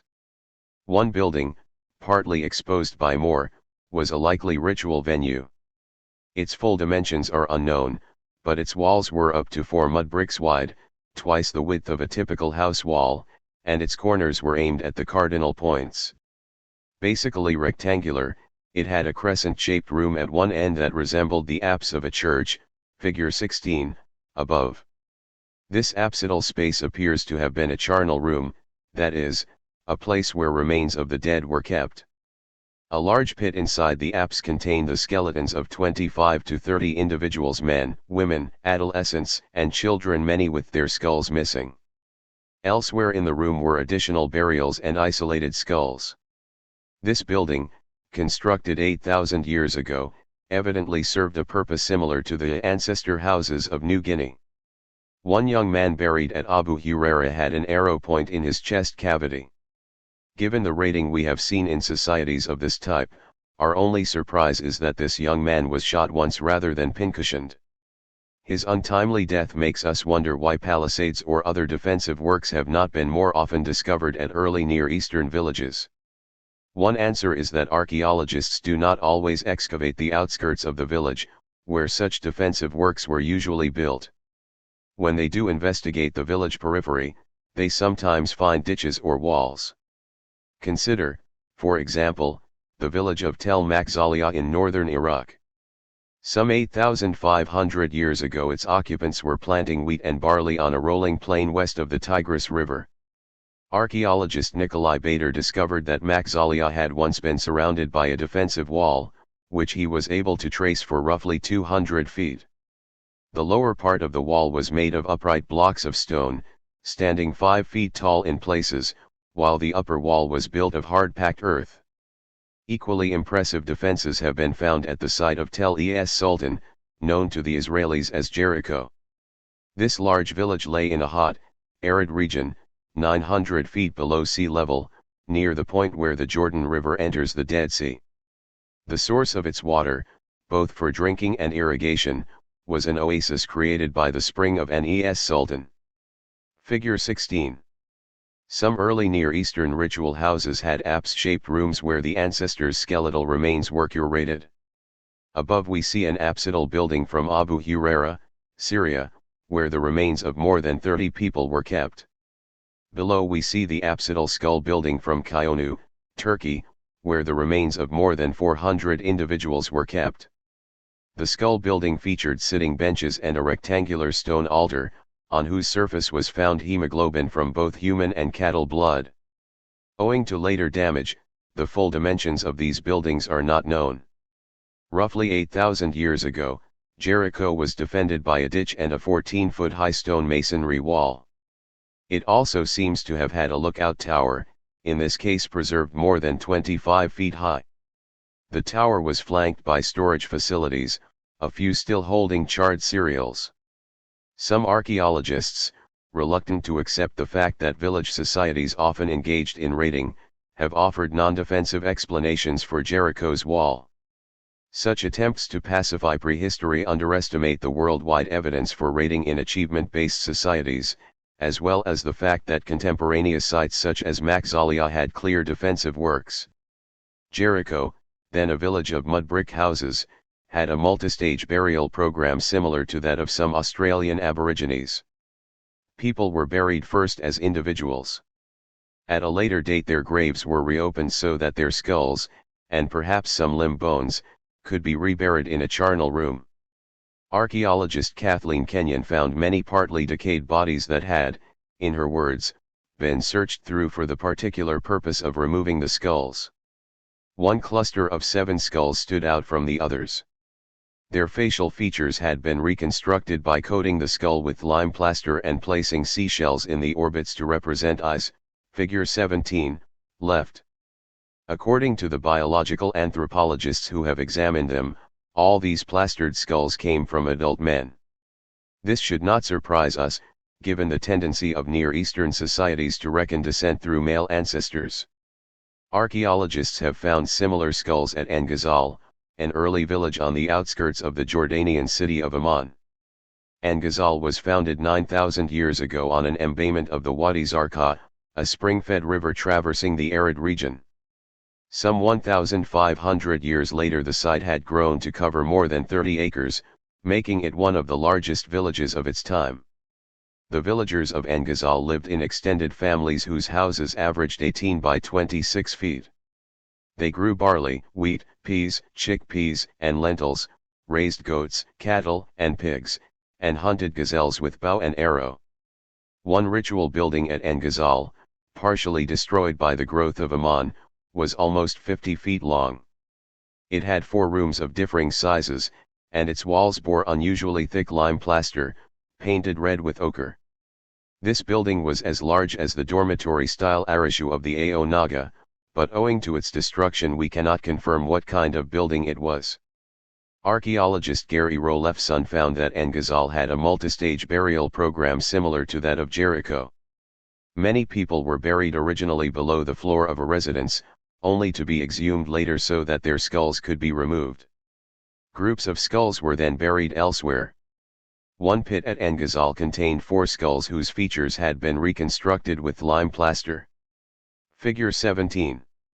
In the early agricultural villages of the Near East, the ancestors were a major focus of ritual. On the left we see the skull of a presumed male ancestor from Jericho, near the Dead Sea. His facial features have been reconstructed in lime plaster, and his eyes have been replaced with seashells. On the right we see a 3-foot-tall plaster statue of an ancestor from Engizal, Jordan. This statue should be compared to the wooden ancestor figures made by the Nootka, figure 6. Engizal had kilns for converting limestone into plaster, much of which was undoubtedly used to cover walls. At least some of it, however, was used to make plaster busts and statues of the ancestors, some as tall as 3 feet. The statues were given a pink coating, perhaps diluted ochre, and the black pupils of their eyes were drawn in tar from an asphalt seep, figure 17, right. Gaunt and spooky looking, the statues of Engizal remind us of the Nootka ancestor statues shown in figure 6. Finally, let us travel east to the Bogazke River, a tributary of the Tigris, where it flows out of the Taurus Mountains near the city of Ergani, Turkey. 9,000 years ago the Ergani region was a savanna woodland with oak, pistachio, almond, and tamarisk trees overlooking a grassy valley floor. Here, some 2,700 feet above sea level, lay the ancient village of Kionu, which has produced one of the most detailed series of ritual buildings in the early Near East. These buildings have been investigated by several generations of archaeologists, including Robert J. Braidwood, Haylett Campbell, and Mehmet Özdogan. The earliest houses at Kionu, built nearly 10,000 years ago, were oval and semi-subterranean. The lower walls were made of stone slabs and the domed roofs were made from reeds daubed with clay. Kionu at that time subsisted on a combination of wild and domestic wheats, field peas, chickpeas, and lentils. Its meat came from hunting wild pigs, sheep, goats, cattle, and other animals. Kionu later went over to large rectangular houses with mud or mud brick walls, set on grill-like foundations that kept the houses dry by allowing air to circulate beneath them. The oldest identifiable ritual house at Kionu, nicknamed the Bench Building, resembles a typical men's house, a single room 14 to 16 feet on a side, with a floor of clean sand and massive stone benches running along 3 of its 4 walls. The second ritual structure, called the Flagstone Building, was reminiscent of the men's houses at Navali Kori. Its floor was paved with flagstones, except where 2 large stone monoliths rose vertically to support the flat roof. Instead of a series of pillars around the periphery, however, the builders of the Flagstone Building had added buttresses to its dry-laid stone masonry walls. This allowed the 35 by 18-foot building to be spanned by wooden roof beams. The third ritual building at Kionu resembled the apsidal men's house from Abu Huraira, a rectangular building with a crescent-shaped room at one end, serving as a charnel room, figure 16, bottom. Stored in a pit in the apse were the skulls of 70 people, giving the structure its nickname, the Skull Building. The rectangular part of the building had a large central room with sitting benches on 2 sides. In front of one bench a large stone table or altar rested on the lime-plastered floor. Between this room and the apse were 3 small rooms described as cellars, some of which were stacked high with additional skulls and human bones. In all, the remains of some 400 deceased individuals had been curated in the skull building. Two other details of the skull building are noteworthy. First, a forensic analysis of residue on the surface of the stone table/altar revealed crystals of both human and cattle hemoglobin. This suggests rituals involving the shedding of human and cattle blood. The second noteworthy detail is that this ritual building shows signs of massive burning. We have already noted that in many societies, men's houses were the prime targets of enemy raids. Perhaps 8,700 years ago Kaonu underwent a number of transformations. Its economy now included both cereal cultivation and the herding of sheep and goats. Archaeologists suspect that the occupants had added second stories to their residences, requiring a sturdy foundation of stone set in clay mortar. The lower floor was often divided into 8 to 12 small storage rooms. These storage units were connected to each other by crawl holes, and to the upper story by hatches. An extended family could live in the upper story and produce as much surplus grain as it chose to, secure in the knowledge that its neighbors could not see how much was being stored in the cells of the lower floor. The stage was set, in other words, for an ambitious household to outstrip its fellow farmers. Then, like the high achievers of Assam and New Guinea, the household head could use his surplus, and that of his relatives, to build renown.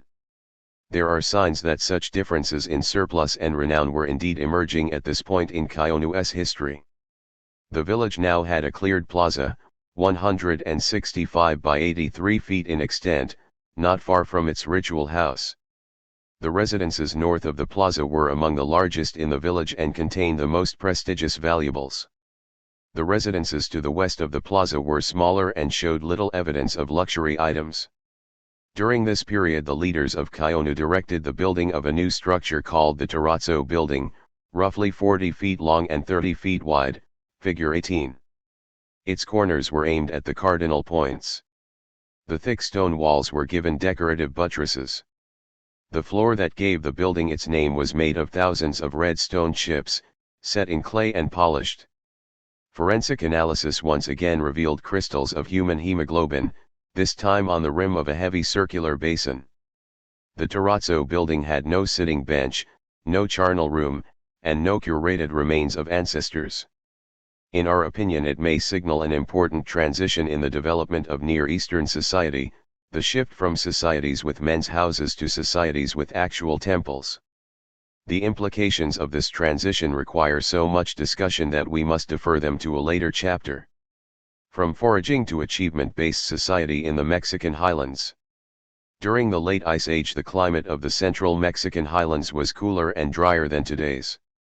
Temperatures began to rise 10,000 years ago, covering many mountain valleys with a thorny forest of Oregon cactus, acacia, and mesquite trees. The understory of this forest was a wonderland of edible plants. Figure 18.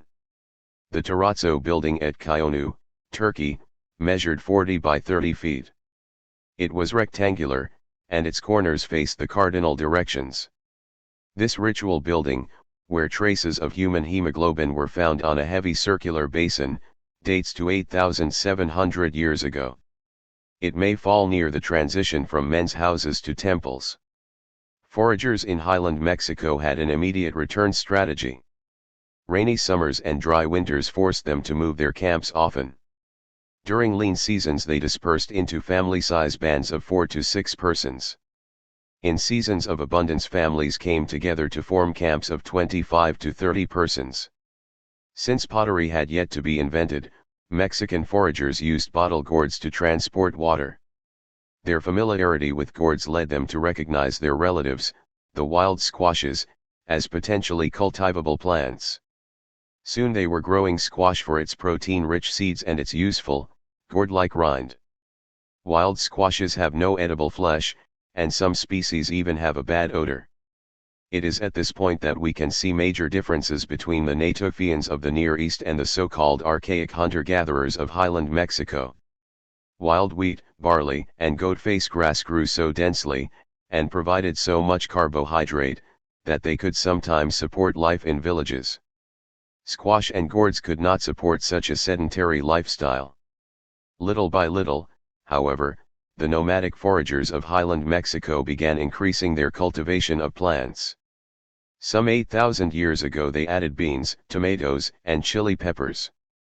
Most of their domesticates were weedy, resilient plants that could be grown in floodplains or humid canyons. We believe that they were also tending wild fruit trees such as the avocado, whose seeds appear in archaic archaeological sites. Two sites in the valley of Oaxaca, 250 miles south of Mexico City, provide us with evidence that archaic rituals were held mainly during seasons of abundance, when numerous families camped together. Gyoshi was a camp made by an estimated 25 to 30 persons during the summer rainy season, when gourds and squash could be planted and mesquite pods and hackberry fruits could be harvested. It lay on a river floodplain at an elevation of 5,400 feet above sea level. At the base of a cliff a mile and a half to the north, at an elevation of 6,400 feet, lay the small cave of Gila Naquitz. A family of 4 to 6 people camped there during the early dry season, when acorns and piñones were ready for harvest. Both sites were occupied 8,600 years ago. No evidence of ritual showed up in the cave. Gyoshi, however, appears to have been one more example of a camp where foragers arranged their shelters around an open area devoted to ritual. In this open area excavator Frank Hole found a rectangular space 65 feet long and 23 feet wide, delimited by two parallel rows of boulders, figure 19, top. This ritual feature, resembling a small dance ground, had been kept virtually clean. To either side lay abundant debris from archaic shelters. It is therefore likely that certain rituals were held on an ad hoc basis, whenever enough people lived together to make it worthwhile. Archaic foragers may already have been performing some of the blood sacrifice for which later societies in Mexico became famous. Our best evidence for such sacrifice comes not from Oaxaca but from Coxcatlan Cave in the Tehuacan Valley, roughly 100 miles northwest of Gyoshi. In level 14 of that cave, the remains of a camp occupied 7,000 years ago, archaeologist Richard McNeish found two sacrificed and cannibalized children. One decapitated child was wrapped in a blanket and net, its skull lying in a basket nearby. A second decapitated child, also wrapped in a blanket and net, had its skull placed beside it. This skull had been burned or roasted, scraped to remove the flesh, and broken open so that the brains could be eaten. These children were accompanied by 9 to 10 baskets containing the desiccated remains of plants. This hints that child sacrifice may have accompanied rituals of thanks for a good harvest. Figure 19. During the long transition from foraging to agriculture, societies of highland Mexico displayed a number of behaviors in common with societies of the early Near East. One was the practice of arranging huts or shelters around an open area devoted to ritual. Another was the building of men's houses. Above we see traces of a 65-foot-long ritual area from Gyoshi, Mexico, defined by two parallel lines of boulders. Below we see the ruins of a men's house from San Jose Mogote, Mexico, with a sitting bench and a pit holding powdered lime. Such buildings averaged 20 by 13 feet. None of Mexico's earliest domestic plants were sufficiently productive to modify the nomadic lifestyle of archaic society or support social units larger than the extended family. That situation would change with the domestication of an unassuming wild grass called Teos Inte. Teos Inte looks superficially like maize, or Indian corn, except it has no cob. It has instead a single row of kernels in very hard shells called fruit cases. Anyone attempting to eat Teos Inte would either have to crush the fruit cases in a mortar or explode the kernels like popcorn. Geneticists believe that the race of Teos Inte first cultivated by archaic foragers was native to the Balsas River drainage in the Mexican state of Guerrero. The founding population of domestic Teos Inte may have been no more than 600 plants. Its cultivators took note of a mutation that softened the fruit case, making it easier to get at the kernels. Another mutation doubled the kernel rows, creating a tiny cob the size of a cigarette filter. Still other mutations improved the taste by increasing the starch and protein content of the kernels. By selecting plants with favorable mutations, early cultivators from Guerrero in the west to Oaxaca in the east developed corn out of Teos Inte. Some 6,250 years ago a small group of visitors to Guilanaquit's cave discarded tiny corn cobs bearing 2 rows of kernels. By saving the best of each harvest to plant, the Indians of central Mexico encouraged the cobs to grow in length and the kernel rows to double, first to 4 and then to 8. Archaic gardeners at last had a carbohydrate source that could be stored for months, which allowed them to stay longer in their camps. As corn became increasingly productive, large rainy season camps in Mexico began to look more like Natufian settlements. On a stream terrace in a Texcala Canyon, which enters the Tehuacan Valley from the west, archaic campers created a settlement of oval, semi-subterranean houses. One house, reported by Richard McNeish and Angel Garcia Cook, had been excavated 2 feet into the terrace and measured 17 by 13 feet. The roof featured a central ridgepole, supported by 2 vertical posts set in the floor and a series of smaller posts slanting in from the sides.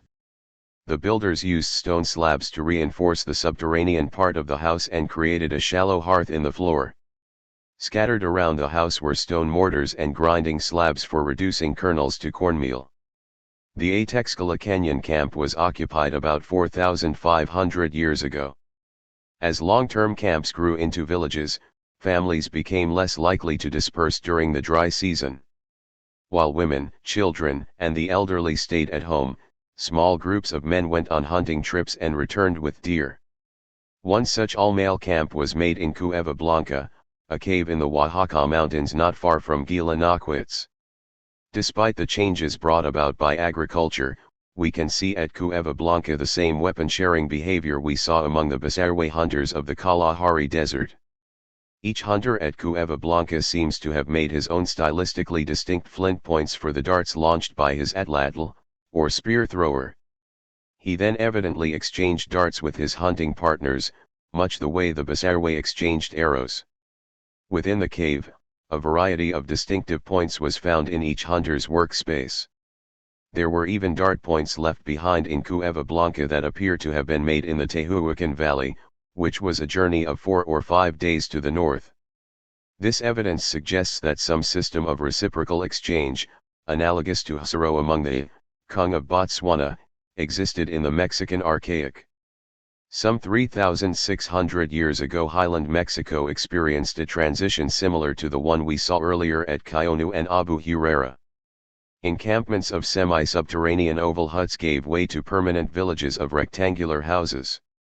These early Mexican houses had a framework of pine posts, a thatched roof, and walls of cane bundles plastered over with clay. Each house measured 10 by 17 feet, sufficient for a nuclear family, and each was surrounded by an outdoor work area with storage pits and earth ovens. Highland village life was supported by a combination of agriculture, wild plant collecting, the hunting of deer and rabbits, and the raising of dogs as an additional meat source. Villagers now made pottery and were active in the circulation of valuables such as mother of pearl. Like many New Guinea societies, these early villages kept men's and women's rituals separate. The household was the woman's ritual venue. There she made small ceramic figurines of the ancestors that could be arranged in ritual scenes. These figurines probably provided a physical body to which the spirits of the deceased could return, while they were ritually offered sustenance and petitioned for favors. The venue for the men's ritual was separate from the residences and in some villages included what appear to be men's houses. San Jose Magoti, on the Atoyac River in the valley of Oaxaca, was a village estimated at 150 to 200 persons. There was a palisade of pine posts on the western edge of the village, and several buildings showed signs of having been burned. This evidence for inter-village raiding suggests a society featuring clans or descent groups and Kelly's principle of social substitutability. The men's houses at San Jose Magoti averaged 20 by 13 feet, seemingly too small to serve as dormitories. They were more likely to have been restricted to the fully initiated. These ritual venues typically contain 2 to 3 times as many posts as ordinary residences. Each was built on a low platform into which its floor was recessed. While the walls were built of cane bundles daubed with clay, the builders had coated the floors and walls with lime plaster. In cases where the walls were preserved to a sufficient height, one could see that some had sitting benches running along them, figure 19, bottom. Each men's house was given the same orientation, 8 degrees north of east, undoubtedly an alignment with ritual significance. Fragments of ceramic masks, presumably parts of ritual costumes, were found in and around the buildings. Built into the center of the floor was a storage pit filled with finely powdered lime. Based on what we know about later Indian societies in Oaxaca, we suspect that this powdered lime was for mixing with a ritual plant such as wild tobacco, Jimson weed, or morning glory. Wild tobacco, finely ground and mixed with powdered lime, was believed to increase men's physical strength, making it an appropriate drug to use before raids. During this period most people were buried in the fully extended position. 3 burials, however, received different treatment. All were middle-aged men buried in a seated position, their limbs so tightly bent as to suggest that the corpse may have been placed in a bundle and kept around for a time before burial. 2 of these seated men were buried near a men's house. This pattern suggests that, just as in so many achievement-based societies, certain men had earned the right to be treated differently in death. Because it required so many genetic changes to convert Teos Inte into truly productive maize, highland Mexico took longer than the Near East to produce sedentary, achievement-based villages with clans or descent groups. Once that type of society had arisen in Mexico, however, it displayed many of the same social institutions as the Near East: men's houses, ancestor ritual, inter-village raiding, inter-regional exchanges of shell valuables, and ways of recognizing prominent individuals after death. Achievement-based societies characterized highland Mexico until roughly 3,150 years ago. At that point the archaeological record begins to show signs of hereditary social inequality. Not long after that, men's houses were replaced by temples with evidence of blood sacrifice. The implications of this social transformation will be discussed in a later chapter. From foraging to achievement-based village society in the Central Andes. Over the years archaeologists have come up with countless theories that use the natural environment to explain the rise and fall of ancient societies. Peru is the graveyard for all those theories. Peru's desert coast, where half an inch of rainfall would be considered a wet year, gave birth to precociously complex societies. The same is true of the frozen tundra of Peru's Altiplano, 12,500 feet above sea level. Spectacular sights can be found in canyons so narrow that when visitors stretch out their arms, they fully expect to touch the cliffs on either side. They can also be found on the tropical eastern slopes of the Andes, where rivers carrying the water from melting glaciers descend to the Amazon jungle. By the time the Ice Age ended, Peru's archaic foragers had created several alternative lifeways. Societies on the desert coast took advantage of the Humboldt Current, an upwelling of nutrient-rich water that supports one of the world's great fisheries. So abundant were fish and shellfish that some parts of the coast could support encampments as impressive as those of the Natufians. Many of the campers left behind enormous heaps of mollusk shells, fish and sea lion bones, crab claws, and sea urchins. One large shell heap near the southern Peruvian city of Ilo formed a ring 85 feet in diameter. This strongly suggests that the archaic people had arranged their shelters in a circle, just as some Mexican and Near Eastern foragers did. First occupied more than 7,500 years ago, the ring site took on its distinctive form 5,000 years before the present. Foragers in the Andean highlands encountered a different set of resources. Armed with spear throwers, they stalked game through wooded valleys and high-altitude meadows of bunch grass. At elevations of 8,000 to 10,000 feet they pursued the white-tailed deer and the guanaco, a wild member of the camel family. At 12,000 to 14,000 feet they stalked the tarica, or huemul deer, and the vicuna, a smaller relative of the camel. These highland hunters lived sometimes in open-air camps, sometimes in caves and rock shelters. They slow-cooked their prey in pashamancas, or earth ovens, like those of Ice Age Europe. At the start of the Archaic period, Peru's hunter-gatherers seem to have had an immediate return strategy. There is much, however, that we still do not know about them. In the Near East we can show that foragers harvested the wild ancestors of wheat and barley for thousands of years before they produced domestic varieties. In the Andes we know what the earliest domestic plants were, but we have less information on the period when their wild ancestors were being harvested. Part of the problem is that plant preservation is poor in the highlands, where many of the wild ancestors lived. An equally significant problem is that the area involved was huge, and Andean peoples had eclectic tastes.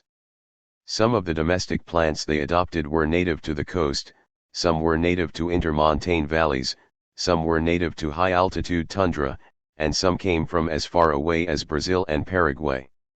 The Pacific coast of Peru is one of the world's most extreme deserts. Thousands of square miles of the coast could not possibly have been farmed in the Archaic. At various points, however, rivers carrying water from the snow-capped peaks of the Andes descended to the sea. Each of these rivers was a green, linear oasis in the beige desert, not only creating an alluvial floodplain but even supporting marshes, seeps, and cane brakes. Once domestic plants had reached the coast, the Archaic fishermen could turn these localized patches of humid soil into gardens. We suspect that, just as in Mexico, the first Peruvian domestic plant was the bottle gourd, followed not long afterward by squash. Early Peruvian squash did not, however, belong to the same species as the earliest Mexican squash. It belonged to a species whose wild ancestor lived in Colombia. That squash was brought from its native habitat and grown in Ecuador and Peru almost 10,000 years ago. Cotton grew wild on the coastal plains of southwest Ecuador and northwest Peru and was soon domesticated there. The combination of bottle gourds and cotton meant that Archaic people were no longer limited to fishing with hooks and spears. They could now use nets of cotton cordage, with net floats made from gourds. Nets were particularly useful for harvesting anchovies and sardines, two small fish that were available in enormous numbers. Many of the key Andean domestic plants were grown for their roots, bulbs, tubers, or other underground parts. Wild manioc, or cassava, is native to the Brazilian states of Mato Grosso, Rondônia, and Acre, and it was probably first domesticated there.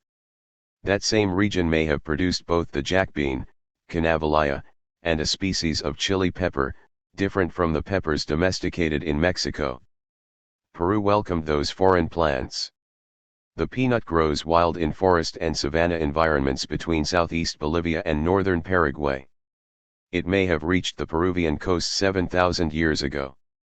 The high altiplano of Peru is a land rich in edible tubers, protected from frost by their below-ground development.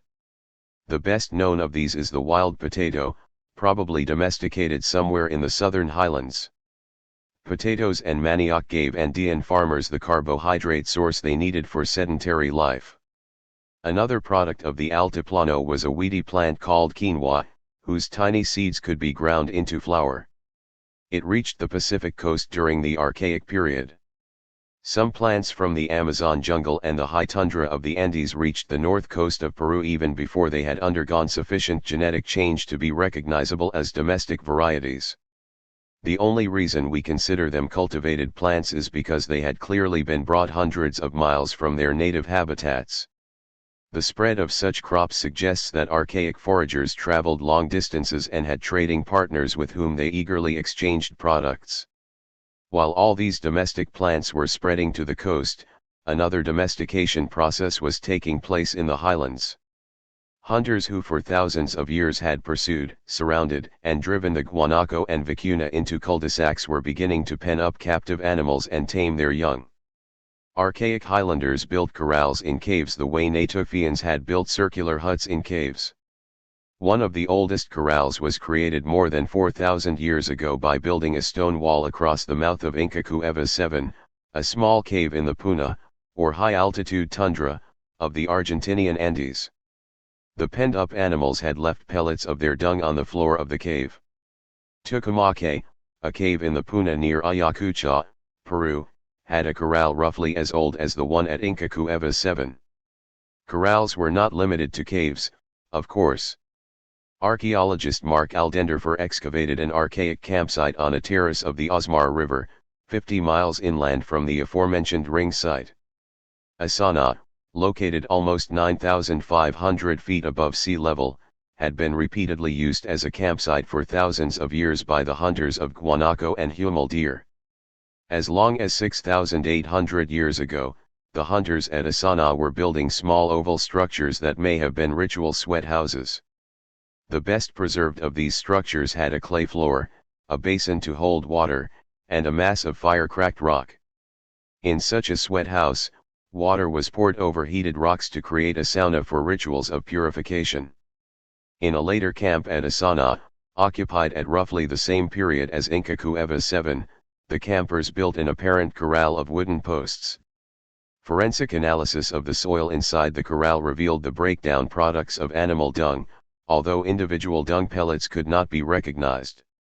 Some of the most compelling evidence for keeping such animals captive was found by archaeologist Jane Wheeler at a cave called Talarmaque.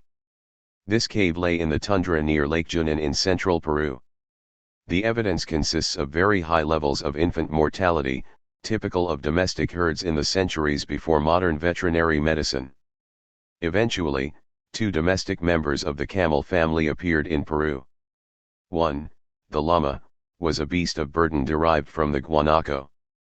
The other, the alpaca, was raised primarily for its fine wool, which according to recent DNA evidence reflects some vicuna genes. Both animals may have assumed their present form more than 3,600 years ago. The emergence of the llama as a pack animal, in particular, made possible a dramatic escalation in the movement of products from region to region.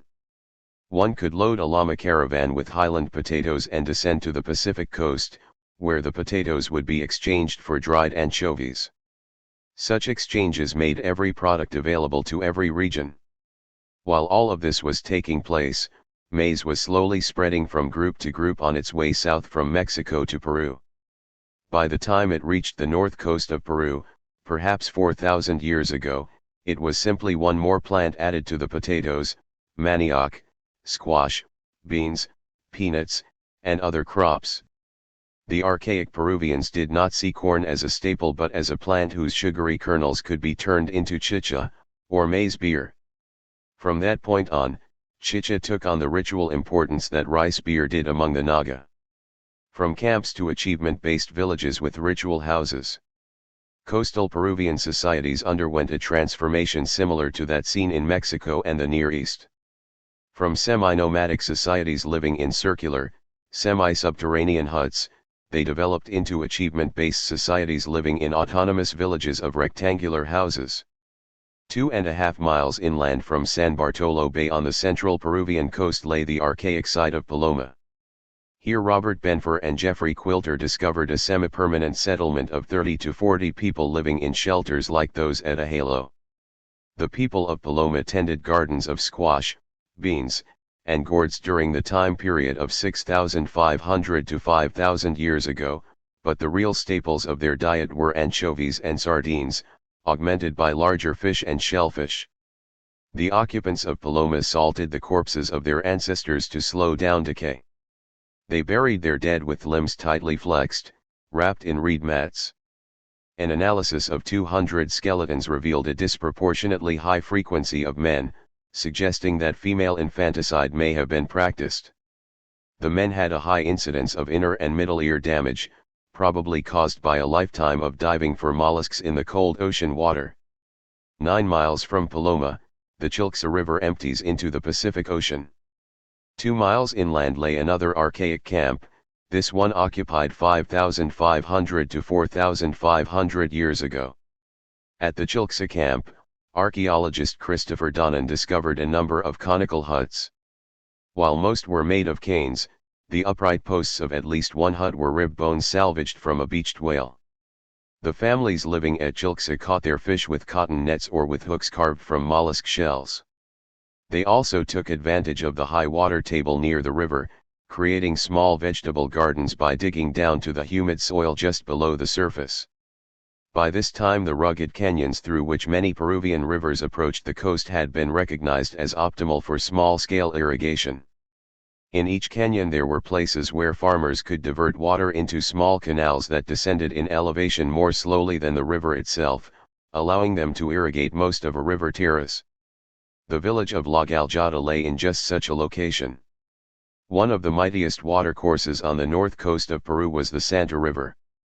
50 miles from the ocean its flow was augmented by a tributary called the Toblacaca River, which carved its way through a dusty canyon 3,300 feet above sea level.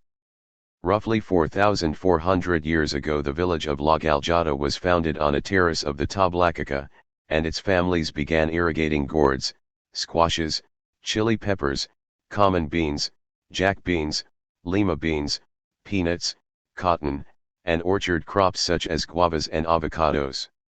Corn had arrived but was still too rare to be considered a staple. The villagers also hunted deer and traded for dried fish and shellfish from the coast. While most crops grown at La Galjada were foods, the wealth of the village was based on cotton. According to C. Earl Smith Jr., the botanist who analyzed its plant remains, the volume of cotton recovered at La Galjada indicates that it must have been a crop produced for export. There was reason to believe that La Galjada had also added value to those exports by converting the cotton into textiles before sending it on. According to archaeologists Terence Greeter and Alberto Bueno Mendoza, the villagers of La Galjada lived in circular houses large enough to accommodate a nuclear family. The walls were made of stones, set in mud mortar, and the peaked roofs were thatched with grass. The fact that most residences preserved the circular plan of earlier times made it easy to recognize ritual houses at La Galjada. The latter were rectangular, with slightly rounded corners at first, figure 20, top, which then became fully rectangular over time. The La Galjada ritual houses were small, and it appears that several might have been in use at any one time. Their accumulated remains created two earthen mounds, called the North Mound and the South Mound. The North Mound began growing first, the South Mound began growing later, and from that point on the two were occupied simultaneously. In both mounds there were ritual houses painted pearly white with a mineral called talc. We see at least three possible scenarios for La Galjada's multiple ritual buildings. In one scenario La Galjada might have maintained multiple men's houses for the same reason the mountain OK did, to provide venues for potentially contradictory parts of their cosmology. In a second scenario there might have been multiple lineages or descent groups at La Galjada, each of which built its own men's house. In a third scenario men and women might have maintained separate ritual venues as the OK did. The data do not permit us to decide among these alternatives.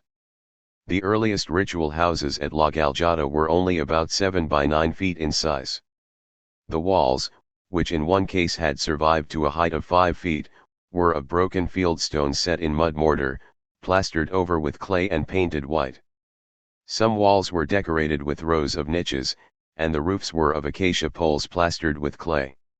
Each floor consisted of a rectangular sunken area, surrounded by a bench wide enough for sitting or sleeping. A crucial feature of the sunken area was a circular hearth, connected to the outside world by a vent below the floor. This vent would have provided oxygen to keep the hearth burning, even if the building's door was closed to maintain ritual secrecy.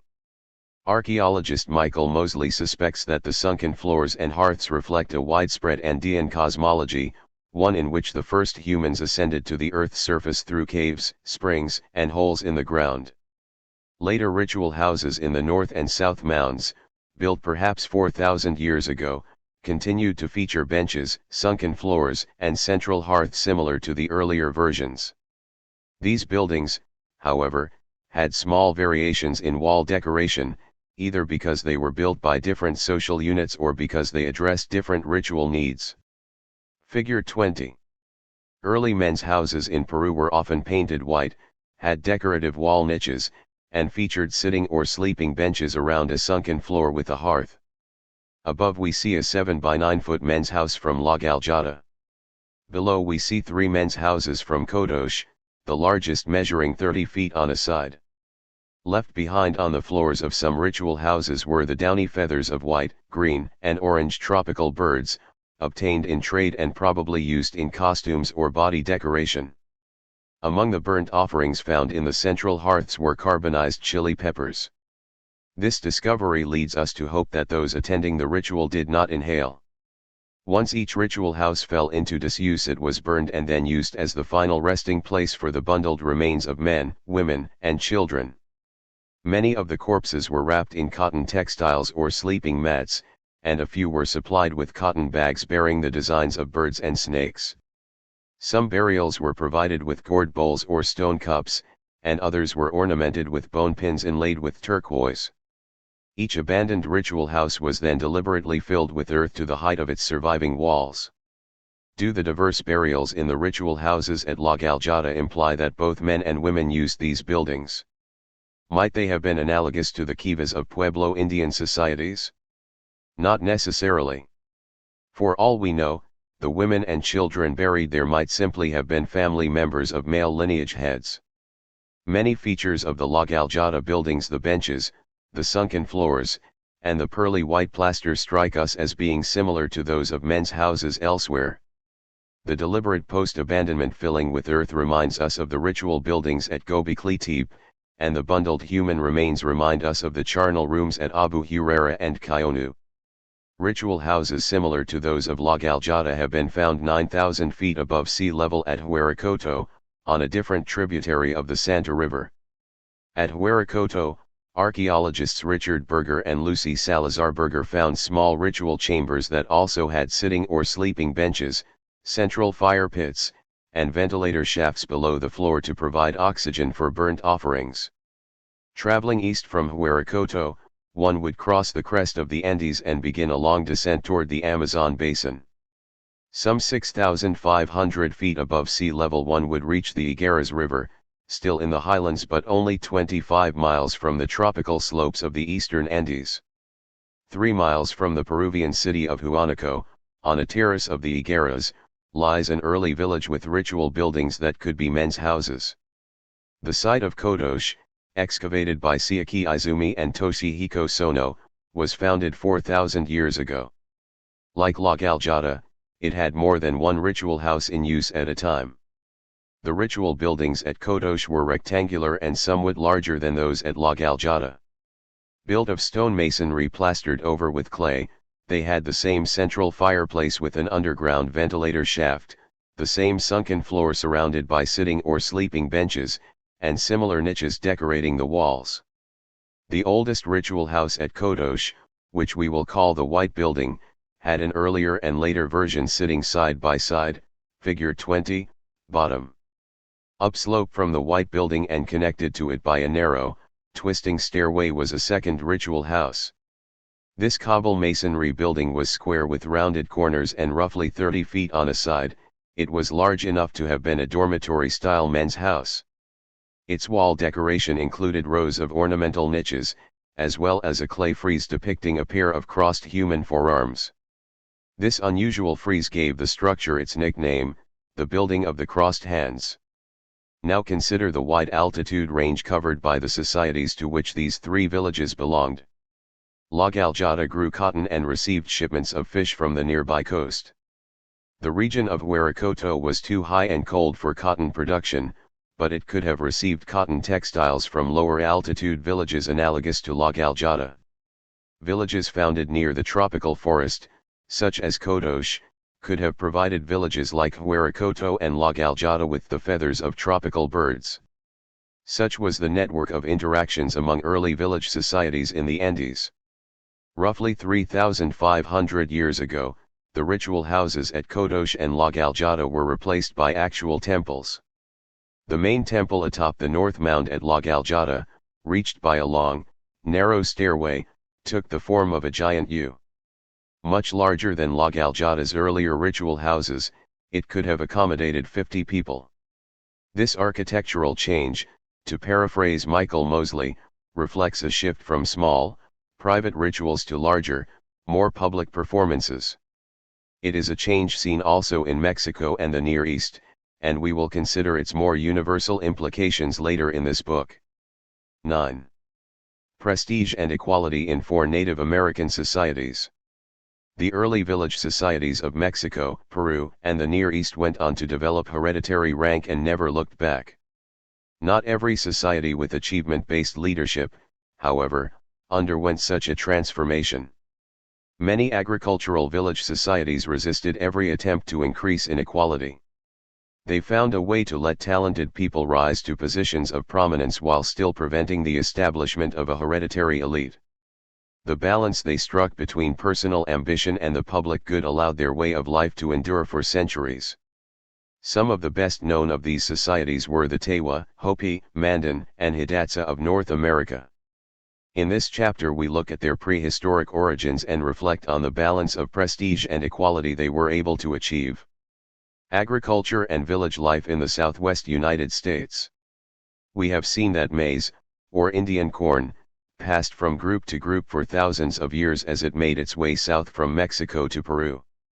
Maize also passed from group to group on its way north through the Sierras of western Mexico, accompanied on its journey by squash and beans.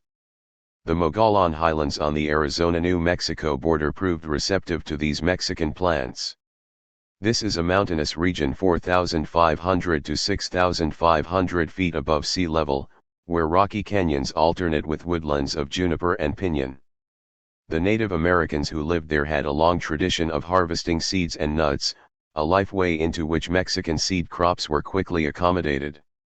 Roughly 2,800 years ago a group of foragers camped at Bat Cave, an opening in a volcanic cliff above New Mexico's San Augustine Plains. The group harvested piñones, walnuts, juniper berries, prickly pear cactus fruits, and dozens of other local plants. Mixed in among the wild foods were squash seeds, beans, and fragments of corn cobs. According to archaeologist W.H.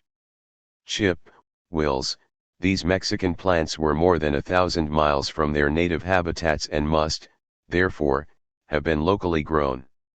Corn, beans, and squash had reached the Southwest, but owing to the region's aridity it would take centuries for them to bring about sedentary life. At first, cultivated plants were only a supplement to traditional wild resources such as piñones and jackrabbits. Rock shelters remained popular places to spend the night and store food. Little by little, however, the natives of the Southwest began to create encampments similar to those of the Natufians. They built circular semi-subterranean shelters and created storage pits lined with grass or basketry. In time these encampments gave way to more permanent villages, featuring semi-subterranean houses lined with stone slabs. Two archaeological sites in western New Mexico, both occupied 1,500 years ago, show us some of the regional diversity. Shabekeshi village near Nagisa, New Mexico, had more than 60 semi-subterranean houses. They ranged from circular to rectangular, suggesting that the Southwest was going through a change in house shape similar to that seen in Mexico, Peru, and the Near East. The fact that the storage pits lay outside the houses suggests that harvests had not yet been privatized. It is significant that Shabekeshi also had a largely subterranean, one-room building with a bench running around the wall, the Southwest version of an early ritual house. This is circumstantial evidence for the emergence of social units larger than extended families. The Sioux, pronounced Shu, site near Reserve, New Mexico, provides a contrast. Sioux had roughly 40 semi-subterranean houses, some with more than 800 square feet of floor space. These larger houses could easily have accommodated whole families. It also appears that Sioux families had privatized their harvests by constructing storage pits inside the house. The pits were larger than those at Shabekeshi and could, on average, have held more than 500 pounds of corn. Wills has calculated that this amount would supply a family of 5 with enough corn for 3 months. What we may see at Sioux is the same behavior we saw at Kionu late in its history, families building larger houses, keeping quiet about how much food they were storing, and gearing up to outproduce their less industrious neighbors. Sioux, like Shabekeshi, had a ritual building that was larger than most houses. At this point it appears that the Southwest had developed politically autonomous villages with clans or descent groups, analogous to those we saw in Mexico, Peru, and the Near East. It is no surprise, therefore, that some villages engaged in raiding. Archaeologist Stephen LeBlanc describes warfare as endemic in the Southwest 1,500 to 1,000 years ago. Some villages relocated to steep defensible ridges or mesas. Others surrounded themselves with palisades of wooden posts. Warfare in the Southwest seems to have involved both ambushes and direct confrontations. Some groups of burials, according to LeBlanc, suggest that male victims had their skulls crushed with clubs. The killers may have spared young women, however, much as the Marinid of New Guinea did. In other cases, probably ambushes, the women were killed along with the men. In several dry caves occupied 1,500 years ago, archaeologists found men buried with trophies of the enemies they had slain, human scalps, preserved by desiccation in the desert environment. Sometimes ritual cannibalism was added to the skull cracking and scalping. A 900-year-old village near Mancos, Colorado, provides us with an example. There, biological anthropologist Tim White discovered that nearly 30 men, women, and children had been butchered and cooked, presumably following a massacre. In other words, the evidence from the Southwest is consistent with what we know of achievement-based societies elsewhere in the world, with the exception that scalps were more often collected than heads. Over time, the kind of rectangular, above-ground architecture that we associate with the historic Pueblo villages of the Southwest began to appear in the archaeological record.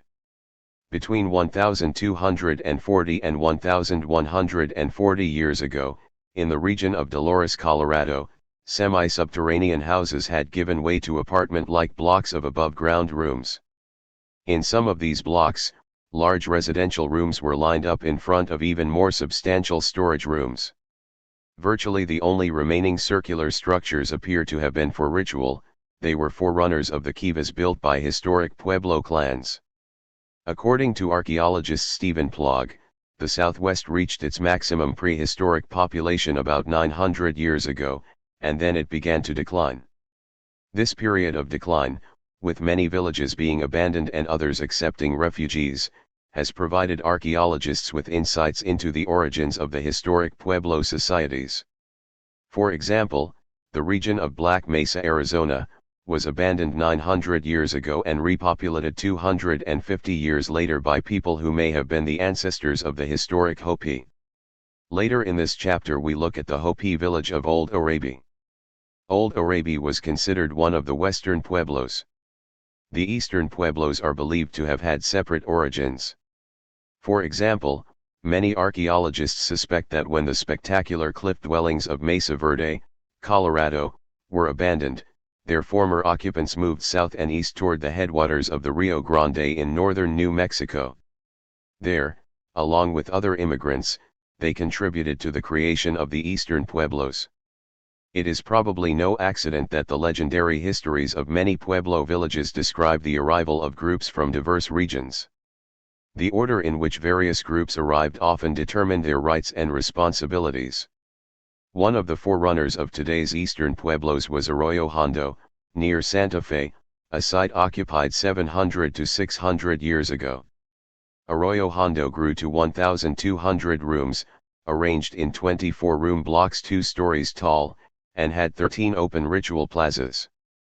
After it was destroyed by fire, its population is believed to have helped create one or more of the surviving Rio Grande pueblos. Later in this chapter we look at one of these pueblos, the village of San Juan. What level of inequality was reached in the Southwest? The Pueblo societies visited by anthropologists during the 19th and 20th centuries were considered both egalitarian, because everyone started out equal at birth, and achievement-based, because certain individuals achieved positions of prominence through initiation into increasingly exclusive ritual societies. Many archaeologists, however, suspect that there was a time in the prehistory of the Southwest when Native American society experienced greater levels of inequality than those seen in historic Pueblo communities. The period in question was from 1,150 to 880 years ago, and the evidence consists of archaeological sites whose size, burial ritual, and accumulation of valuables stand out from those of their contemporaries.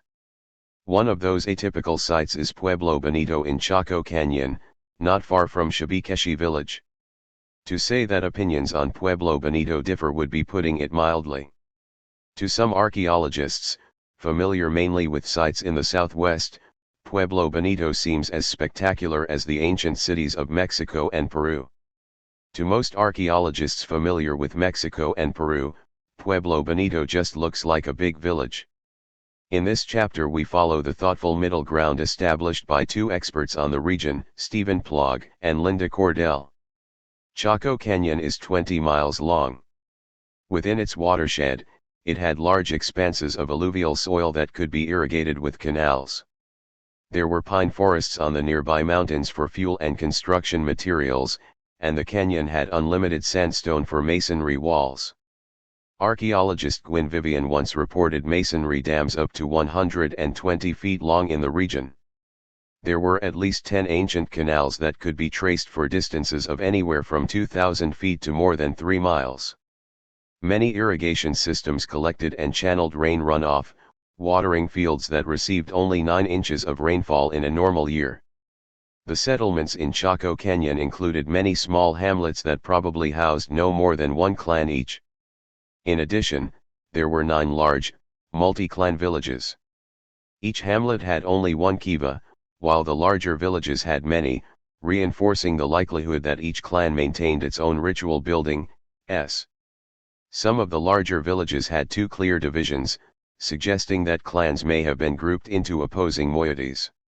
Large villages with this dual organization occasionally had ritual buildings 34 to 63 feet in diameter. These so-called great kivas may have been the scene of rituals that united all the clans within a moiety. Let us now take an outsider's view of Pueblo Bonito, which covered several acres and was 4 stories high, consisting of 650 stone masonry rooms with different functions. The village was shaped like a half-moon, with its convex side presenting blank walls to the outside world. In the interior of the half-moon lay a great open plaza divided into 2 sections, each with its great kiva. Scattered throughout the site were 36 smaller kivas, perhaps 1 or 2 per clan. Archaeologists estimate that the walls of each room at Pueblo Bonito required 44 tons of sandstone blocks. Taken together, the roof beams and wooden floors of the 9 largest villages in Chaco Canyon reflected the felling of 200,000 pine trees, sometimes from forests 70 miles away. There are hints that the corn grown in the canyon itself would have been insufficient to feed the labor force that had built Pueblo Bonito. Chemical isotope analysis of ancient corn from the site shows that some of it was grown in regions where the groundwater had different chemicals from those of Chaco Canyon. For example, some corn from Pueblo Bonito came from the Chusca Mountains, 50 miles downstream, while other cobs came from the floodplain of the San Juan and the Animas rivers, 55 miles to the north. Because the large villages of Chaco Canyon were drawing on the resources of an area greater than 35,000 square miles, archaeologists were not surprised when they began finding ancient roads. Not only did these roads connect villages within the canyon, some even extended more than 60 miles outside. As archaeologists began to trace these roads, however, they found that many led nowhere. Some followed absolutely straight sight lines, even if it meant cutting steps in stone cliffs rather than following natural contours. Many archaeologists now believe that the roads were ritual, part of a sacred landscape in which cosmological landmarks were connected to centers of human occupation. Roads and earthworks, even large ones, are well within the capacity of societies where leadership is based on achievement. But there are hints that the society of Pueblo Bonito might have had a higher degree of social inequality than the historic southwestern pueblos. Unfortunately, some of the evidence was recovered more than 100 years ago by avocational archaeologists who lacked many of today's excavation skills. Plog is currently compiling and reanalyzing the data from a century of work at Pueblo Bonito, allowing us to draw on his insights. In 1896 George H. Pepper excavated burials in several rooms at Pueblo Bonito. He found 14 burials in room 33, two of which had been placed below an unusual wooden floor. These two burials were accompanied by hundreds of turquoise pendants, thousands of turquoise beads, a conch shell trumpet, more than 40 shell bracelets, and a cylindrical basket covered with a turquoise mosaic. The 12 burials above the wooden floor were accompanied by turquoise and shell beads, bracelets, pendants, 7 large wooden flutes, and dozens of wooden ceremonial staffs. In nearby rooms Pepper found burials wrapped in colored feather robes. While the burials found by Pepper were unique, smaller amounts of valuables were found elsewhere at Pueblo Bonito. Archaeologist James Judge describes the craftsmen of Chaco Canyon as having played an increasingly dominant role in the processing of turquoise into ornaments for the region. The turquoise came from the Cerrillos mines near Guadalupe, New Mexico, 60 miles to the southeast. Only a mile from the mines were small villages with Chaco-style pottery, possibly places supplying the Pueblo Bonito craftsmen with raw material. Pueblo Bonito also had access to unusual amounts of other valuable items, such as copper bells, chocolate and scarlet macaw feathers from Mexico, shell trumpets from the Gulf of California, obsidian from Jemez, New Mexico, and quantities of mica and selenite ore. What level of social inequality was required to produce a village like Pueblo Bonito? Let us refer back to the early villages of Peru and the Near East. Pueblo Bonito's architecture was no more impressive than that of Angazal or Jericho, and Angazal covered at least 10 times the area of Pueblo Bonito. The kivas of Chaco Canyon were no more spectacular than the ritual buildings of Gobekli Tepe, Navali Kori, or Kionu, and the irrigation canals were no longer than those of archaic Peru. Pueblo Bonito has evidence for 2 opposing moieties, each with its great kiva, and for the division of each moiety into a number of clans, each maintaining 1 or 2 smaller kivas. Such evidence alone, as we will see in later chapters, does not imply that leadership had become hereditary. Later in this chapter we will examine a Hopi society where one clan owned the most important rituals and monopolized the office of village leader. Such ritual preeminence, under the right circumstances, might enable one segment of society to accumulate shell valuables and macaw feathers. Plog points to the luxury goods found by Pepper as potential evidence for the emergence of a Chacoan elite. This seems plausible for the huge quantities of turquoise, but the shell trumpets, flutes, and ceremonial staffs look more like items of ritual authority. Whatever the case, any emerging social inequality in Chaco Canyon was in remission 900 years ago. Some archaeologists have attributed the decline of Chacoan society to a deteriorating climate. An analysis of growth rings in tree trunks from archaeological sites suggests that the period AD 1050 to 1130, when Pueblo Bonito peaked in importance, was rainier than average. The period AD 1130 to 1180, when Pueblo Bonito declined, was drier. We do not dispute the climatic data. We are simply unwilling to put all the burden of explanation on the environment.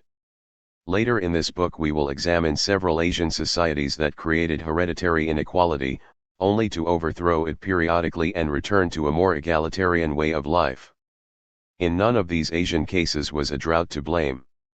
What happened was that a long-standing desire for equal treatment, found in most of the societies we have examined so far, periodically overcame hereditary privilege.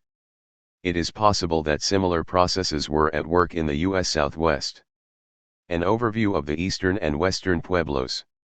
When Spanish colonists arrived in the Southwest, they found pueblo communities from the upper Rio Grande in the east to the Colorado River in the west.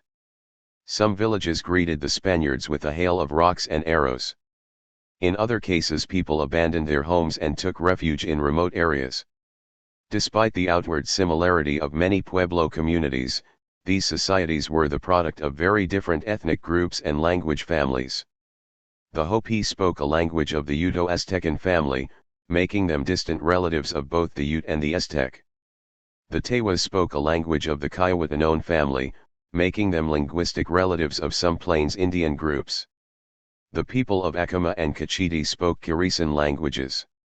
The language of the Zuni was like no other. All Pueblo societies combined: 1. A system by which talented individuals could rise to positions of respect, and 2. A series of built-in safeguards that prevented hereditary inequality from developing. Anthropologists, however, have called attention to some basic differences between the eastern Pueblos, central and eastern New Mexico, and the western Pueblos, Arizona and western New Mexico. The western Pueblos, where the clan was the key unit, did not display much centralized social control of labor. The eastern Pueblos, where a system of opposing moieties provided a lot of the social structure, had a stronger centralized control of labor. Anthropologist Edward Dozier, himself a Tewa speaker from the village of Santa Clara, New Mexico, offered an explanation for this difference. He pointed out that most western Pueblos relied on rainfall or floodwater farming, labor for which could be handled at the level of the extended family, lineage, or clan. The eastern Pueblos relied on systems of canal irrigation, whose creation and maintenance might have required a more formal control of labor. Many western Pueblo peoples, including the Hopi, Zuni, and Acoma, claimed descent through the mother's line, matrilineal. Many eastern Pueblo peoples, including the Tewa, Tiwa, and Kiers, either claimed descent through the father's line, patrilineal, or considered both lines equal. Other differences between the eastern and western Pueblos, pointed out by anthropologist Fred Egan, were as follows. Like the Angami Naga, the Tewa could achieve respect by working their way up through a series of increasingly prestigious ritual societies. In order to prevent one group from becoming a permanent ritual elite, the Tewa broke the village into two divisions named for their culture heroes, the summer people and the winter people. Each division had its own headman and ritual assistants, and each was allowed to run the village for half a year. The Tewa did not reckon descent rigidly through either parent's line, and people were not required to marry outside their own clan. Instead, everyone had a major group of relatives called the Matuai, radiating out from all four sets of great-grandparents. For most Western Pueblos, on the other hand, mother-daughter and sister-sister ties formed the core of social groupings. Often the bonds of brother and sister were so strong that a husband felt like the proverbial third wheel. Divorce was not uncommon. The woman owned the house, and the crops stored there were in her care. For the Zuni, the matrilineal family was the most important unit. For the Hopi, that role was assumed by the clan, which held all ritual knowledge in trust. The lineages within each Western Pueblo clan varied in prestige, and within each village one clan tended to be ritually prominent. The specific clan that stood out, however, varied from village to village. What prevented a permanent elite from emerging was the fact that the clans, the secret ritual societies, and the managers of the kivas had such independent constituencies that, in effect, power was shared. It is also worth noting that until Euro-American colonists began to suppress raiding, each village had its traditional enemies, and one path to renown was to become a war leader. All Pueblo villages had kivas, that distinctly southwestern venue for ritual performance. Kivas remained semi-subterranean not only because they were modeled on an ancient house type but also because of the cosmological premise that human beings first reached the surface of the earth by emerging from the underworld. While the kivas of Acoma and many eastern Pueblos, like those of Pueblo Bonito, were circular, the kivas of western Pueblos, like those of the Hopi and Zuni, were rectangular. Kivas shared many of the features of men's houses, such as sitting benches, sunken floors, and sacred hearths. Pueblo society, however, did not display as much separation of men's and women's ritual as we saw in New Guinea. The walls of some Zuni kivas were painted with murals of deer, birds, and other creatures, the two-dimensional counterparts of Gobekli Tepe's carved pillars. The superimposed levels of some Hopi kivas recapitulated the stages through which early humans ascended from the underworld to the surface of the earth. The Acoma people envisioned their ancestors using a primordial kiva whose components were the sun, moon, Milky Way, and rainbow. Many Western Pueblo kivas were entered by dancers disguised as ancestors or supernaturals, called Shalako by the Zuni and Katsina by the Hopi. In the pages that follow we look at two of the best-known Pueblo societies, one from the east and one from the west. The lesson they teach us is that regardless of how many immigrants it absorbed, which gender its clans emphasized, and what its ancestors were called, an autonomous village society, run by ritual specialists, could limit inequality but still provide gifted people with a path to leadership and respect. Made people and dry food people, the Tewa of San Juan Pueblo. Long, long ago, at a time when death was still unknown, humans and animals and supernatural beings all lived together. Their home was in the underworld beneath the waters of Sandy Place Lake, far to the north of Santa Fe. Among the supernatural beings were two mothers of the future Tewa, their summer mother, Blue Corn Woman, and their winter mother, White Corn Woman. These two mothers sent a man out to find a route to the surface of the earth, but he found only haze and mist because the world was still moist and unripe. Finally, after searching in all four of the great world directions, the man came to a place where some animals gave him a bow, arrows, and clothing. He returned to the underworld as Mountain Lion, the hunt leader. Mountain Lion appointed two men to be summer and winter leaders of the Tewa. He and they were now the first three Patoa, or made people, those who had become fully Tewa. Next the people of the underworld sent out 6 pairs of brothers to explore the earth. Blue man went to the north, yellow man to the west, red man to the south, white man to the east, dark man to the zenith, and all colors man to the rainbow. They all returned to the lake, but from that point on, each world direction would be associated with the color of the man who had traveled to it. The Tewa then tried again to emerge from the lake but were still not fully formed. They returned from their attempt, however, transformed into warm clowns, cold clowns, scalp leaders, and members of the Quio, or Women's Ritual Society. Fully Tewa at last, they emerged from the lake and traveled south.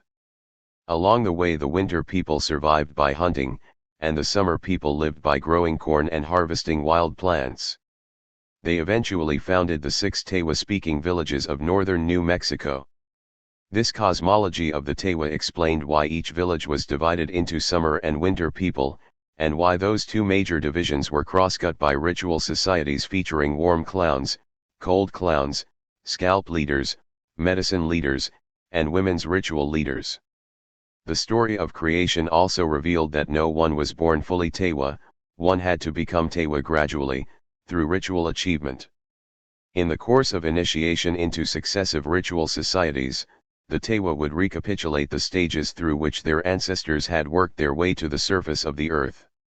This story of Tewa creation was recorded by anthropologist Alfonso Ortiz in San Juan Pueblo in the 1960s. Ortiz, born and raised in San Juan, did not have to travel far to collect the story. He sat down with the older members of his own community. In an earlier chapter we mentioned that foragers often had ad hoc, unscheduled rituals, held whenever resources permitted a large group to live together.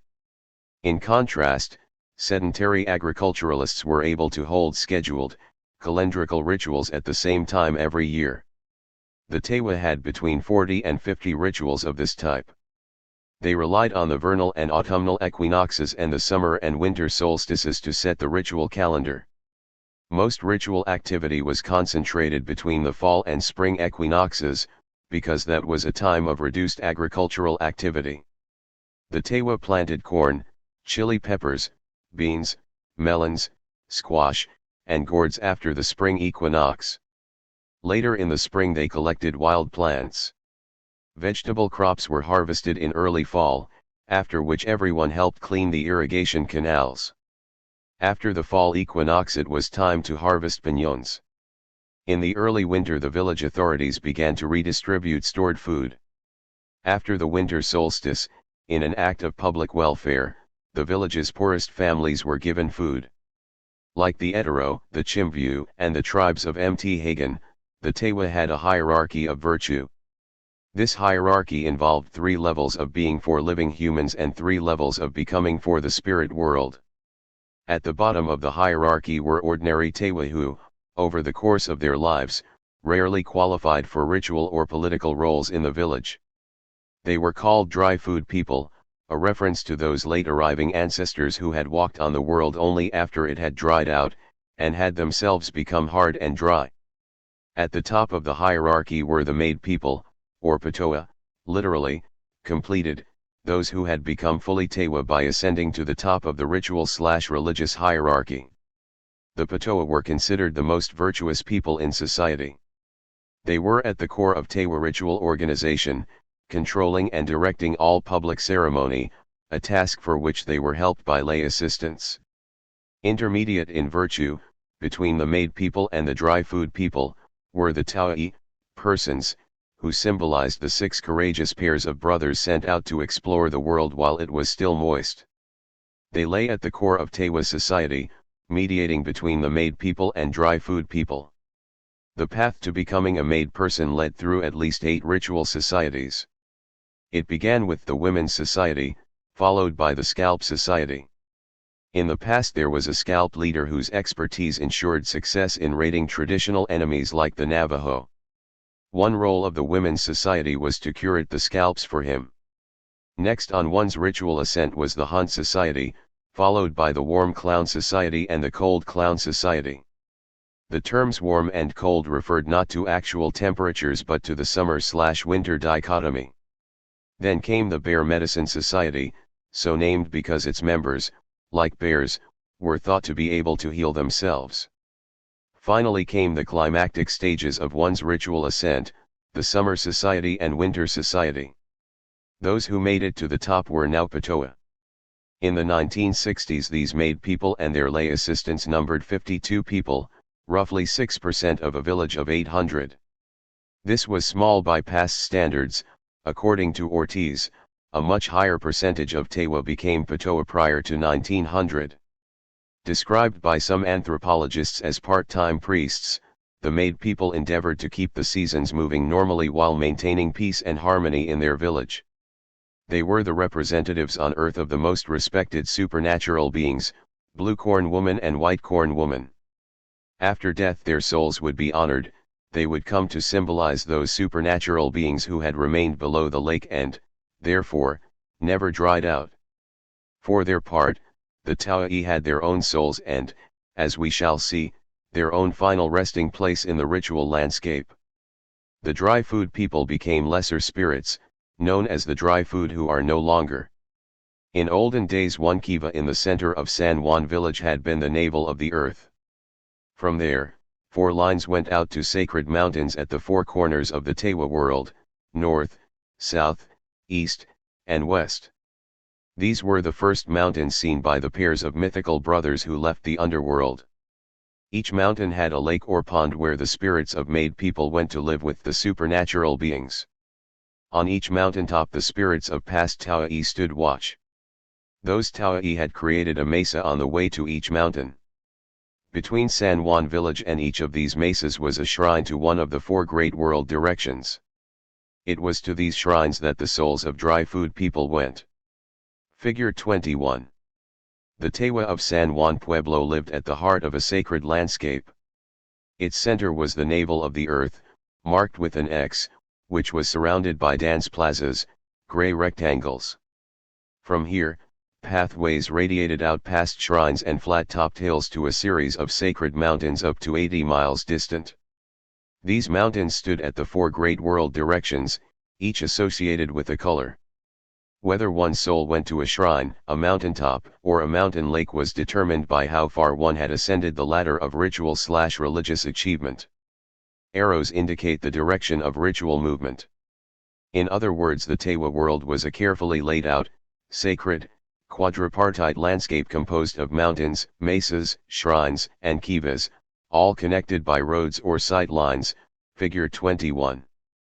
The existence of such a landscape lends credibility to those archaeologists who have reconstructed Pueblo Bonito as the center of a road system leading to an even older and even grander sacred landscape. Eternal bickering among clans, the Hopi of old Arabia. Black Mesa rises 6,000 to 7,000 feet in northern Arizona, just east of the Grand Canyon.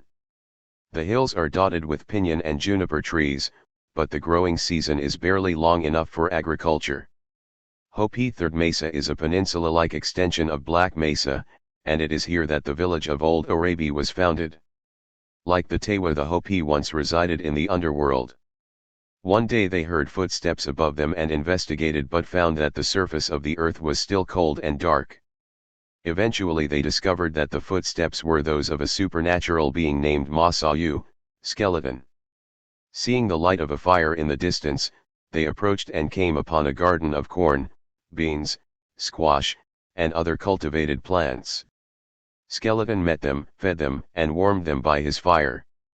Now fortified for their journey, the Hopi began to wander. They were already divided into clans that reckoned descent in the mother's line, and their leader was called Matsuto or Makito, head of the Bear clan. Matsuto led them to Old Orabi, where Skeleton allotted them land. Soon after, other clans began to arrive, each offering to perform a beneficial ceremony if allowed to settle there. Members of the Bear clan picked the best land for themselves and erected a stone boundary marker on which they carved a bear claw. Matsuto was named Mungwai, or village headman, and he allowed other clans to cultivate land at Orabi on the conditions of good secular behavior and proper ritual. So large was the plot of land set aside for Matsuto and his Bear clan that they could use it to support a war leader. Members of the Koko clan, late arrivals at Orabi, were allowed to settle there because they had helped the war leader fend off an enemy raid.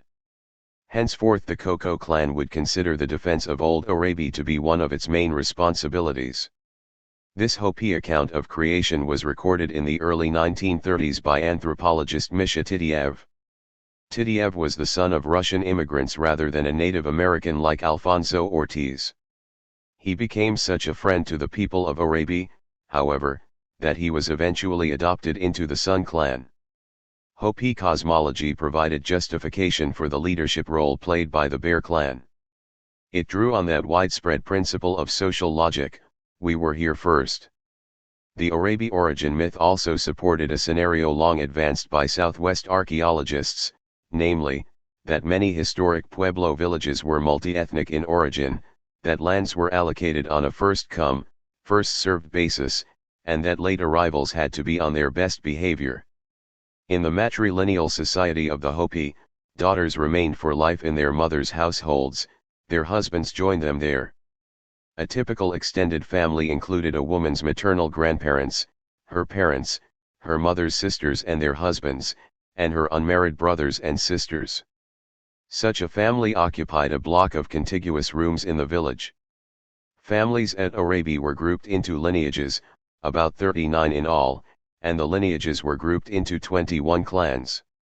These clans were in turn grouped into 9 larger units.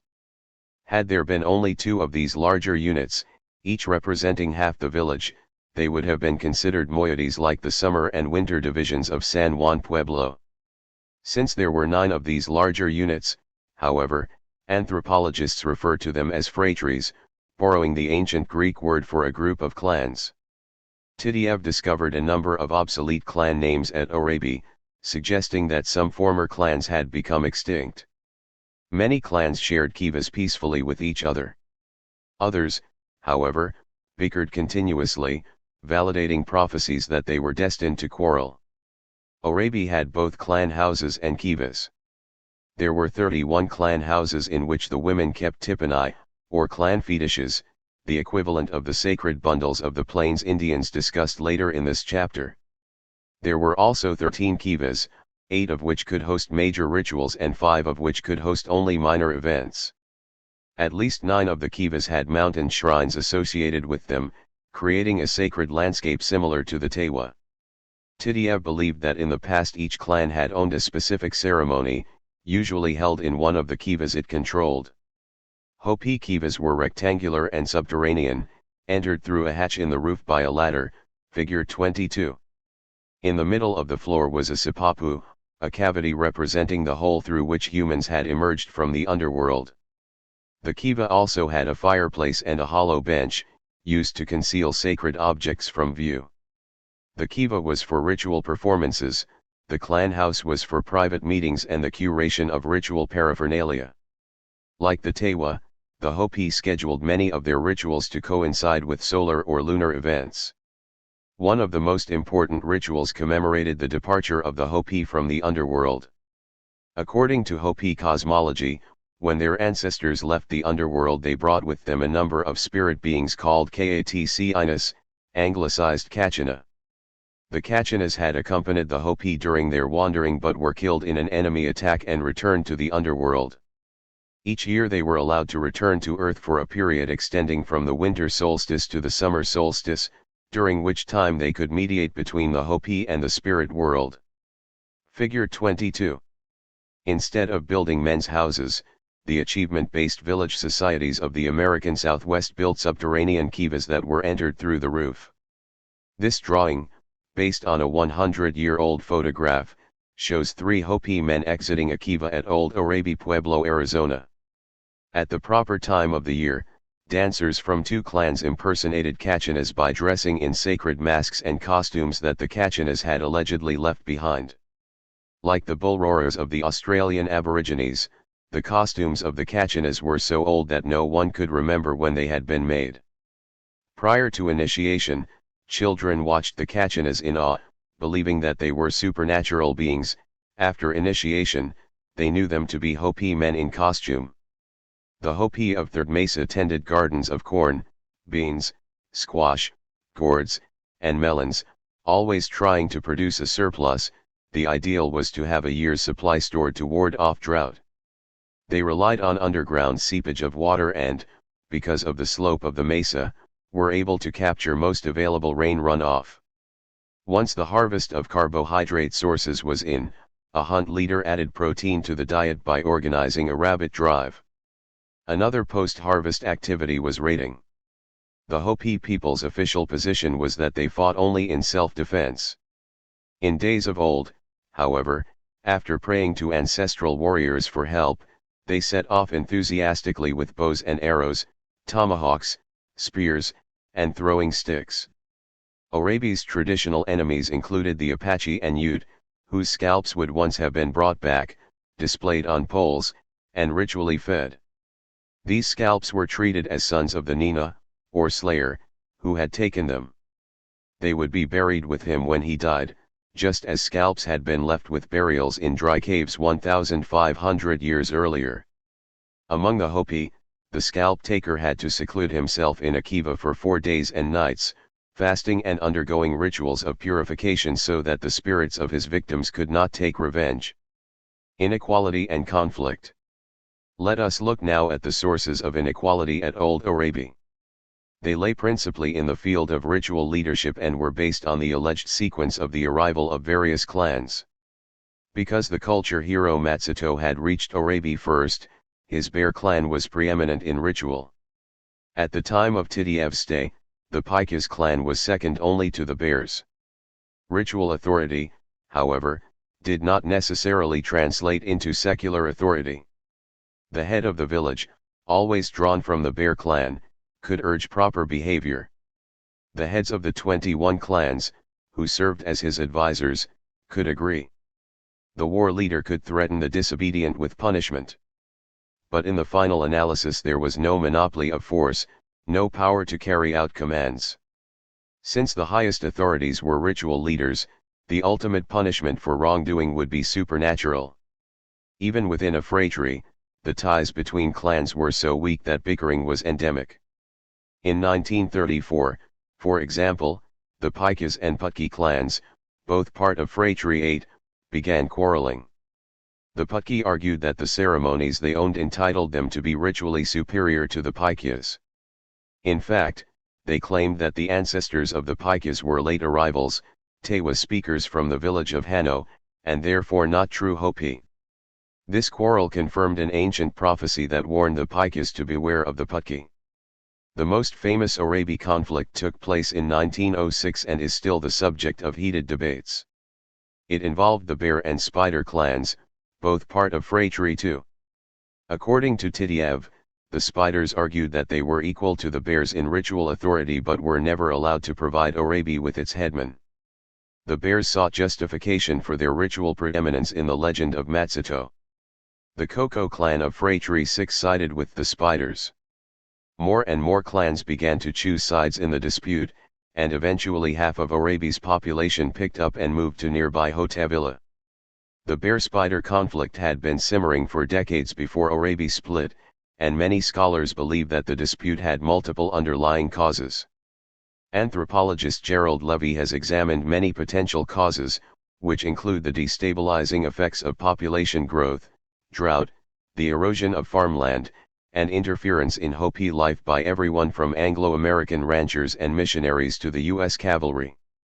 We have no doubt that one can find multiple causes for every social upheaval, but we would like to focus on a few widespread principles. Achievement-based societies physioneed, or gave rise to daughter communities, all the time. The archaeological record is full of periods when a handful of villages appeared in a region, grew, split, and sent junior segments off to found new villages, while senior segments remained at the parent community. Although certain clans were treated as the ritual leaders of the village, that did not give them the secular power to prevent physioneing. A hierarchy of ritual authority was little more than a hierarchy of virtue, and the larger an achievement-based society became, the harder it was for such a hierarchy to hold it together, especially if a sizable group considered its position in the hierarchy unfairly subordinate. The origins of achievement-based village society on the plains of North America. Corn, as we have seen, reached the U.S. Southwest from Mexico. In the Southwest, the major obstacle to its success was drought, which Native Americans overcame with irrigation. The story was different along the Missouri River, from North Dakota to St. Louis. In this case, the major obstacle to corn's success was the threat of frost. The first types of corn to enter the Midwest and the plains were Mexican varieties that needed 180 to 220 days to mature.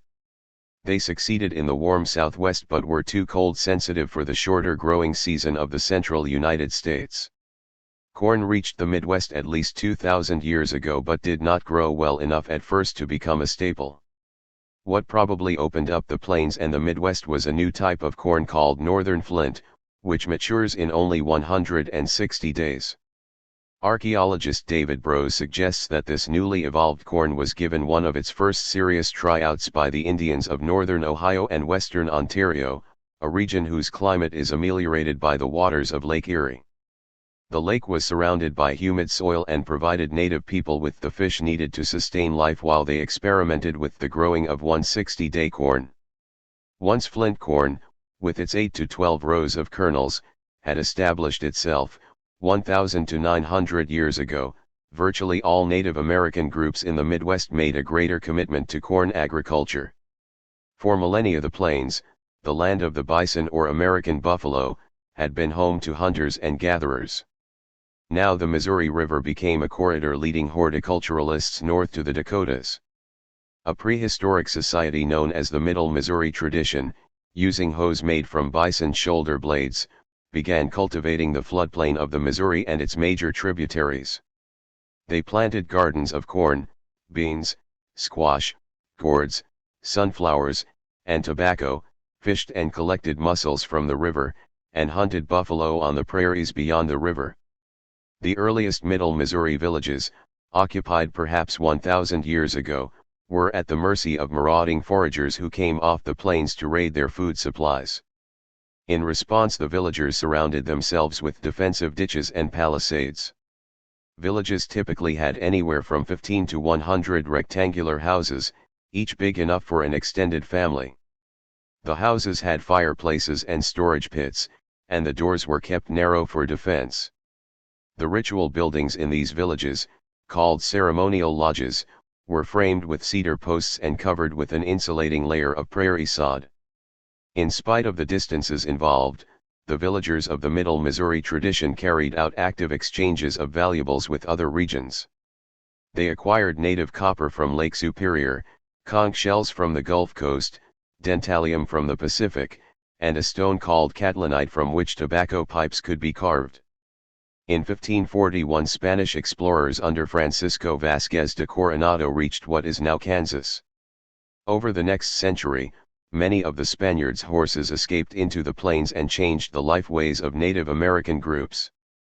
Some tribes abandoned horticulture and escalated their hunting of buffalo by making use of captured horses. Other tribes chose to continue farming the floodplain of the Missouri. It is the latter societies that we examine in this chapter. During the late 1700s, fur traders, following the Missouri River into what is now North Dakota, encountered two Native American societies called the Mandan and Hidatsa. In 1804 the Lewis and Clark expedition met the same two groups. Some 29 years later, Prince Maximilian of Wiedenwald, a German explorer, reached Fort Clark on the upper Missouri. He was fascinated by the Mandan, Hidatsa, and Crow, three allied tribes who spoke languages of the Siouan family. While the Mandan and Hidatsa lived in horticultural villages on the Missouri, the Crow had become equestrian buffalo hunters. Despite their different lifestyles, all three societies were allies, defending themselves against mobile horsemen such as the Cheyenne, Blackfoot, and Lakota. Our first detailed look at the Mandan and Hidatsa comes from a French trapper named Charbonneau, who had lived among the Hidatsa for 37 years when Prince Maximilian interviewed him. By 1907 anthropologists such as Robert H. Lowy had begun to visit the societies of the upper Missouri, combining their personal observations with the historic accounts of Maximilian and Charbonneau. Based on these pioneering descriptions, the pre-colonial Mandan and Hidatsa seem to have been typical achievement-based societies. They were composed of clans who reckoned descent in the mother's line. Leadership was based on achieving respected elder status, for which rating and ritual sponsorship were alternative routes. Life in these Siouan-speaking villages was an endless search for exopene, a supernatural essence or life force that lay at the heart of success and renown. Some anthropologists have translated exopene as power, but it reminds us more of the magical, electric life force that the ancient Polynesians called mana. Exopene could be acquired either from a supernatural being or from a person of renown. According to the age-old principle of reciprocity, one could not acquire exopene without paying a price. Often the price was self-inflicted suffering, such as the cutting off of the final joint of one's own finger or the suspension of oneself by skewers through the flesh. Suffering could lead to visions in which a spirit or sacred animal revealed one's destiny. The man or woman who received a vision put together a sacred bundle, a tightly wrapped collection of objects associated with the supernatural encounter. Some bundles remained personal. A warrior, for example, might take his bundle along on a raid in hopes that its exopene would protect him. A bundle kept around so long that its origins were lost, however, became a clan or tribal bundle, one whose life force was all the greater because it went back to mythical time.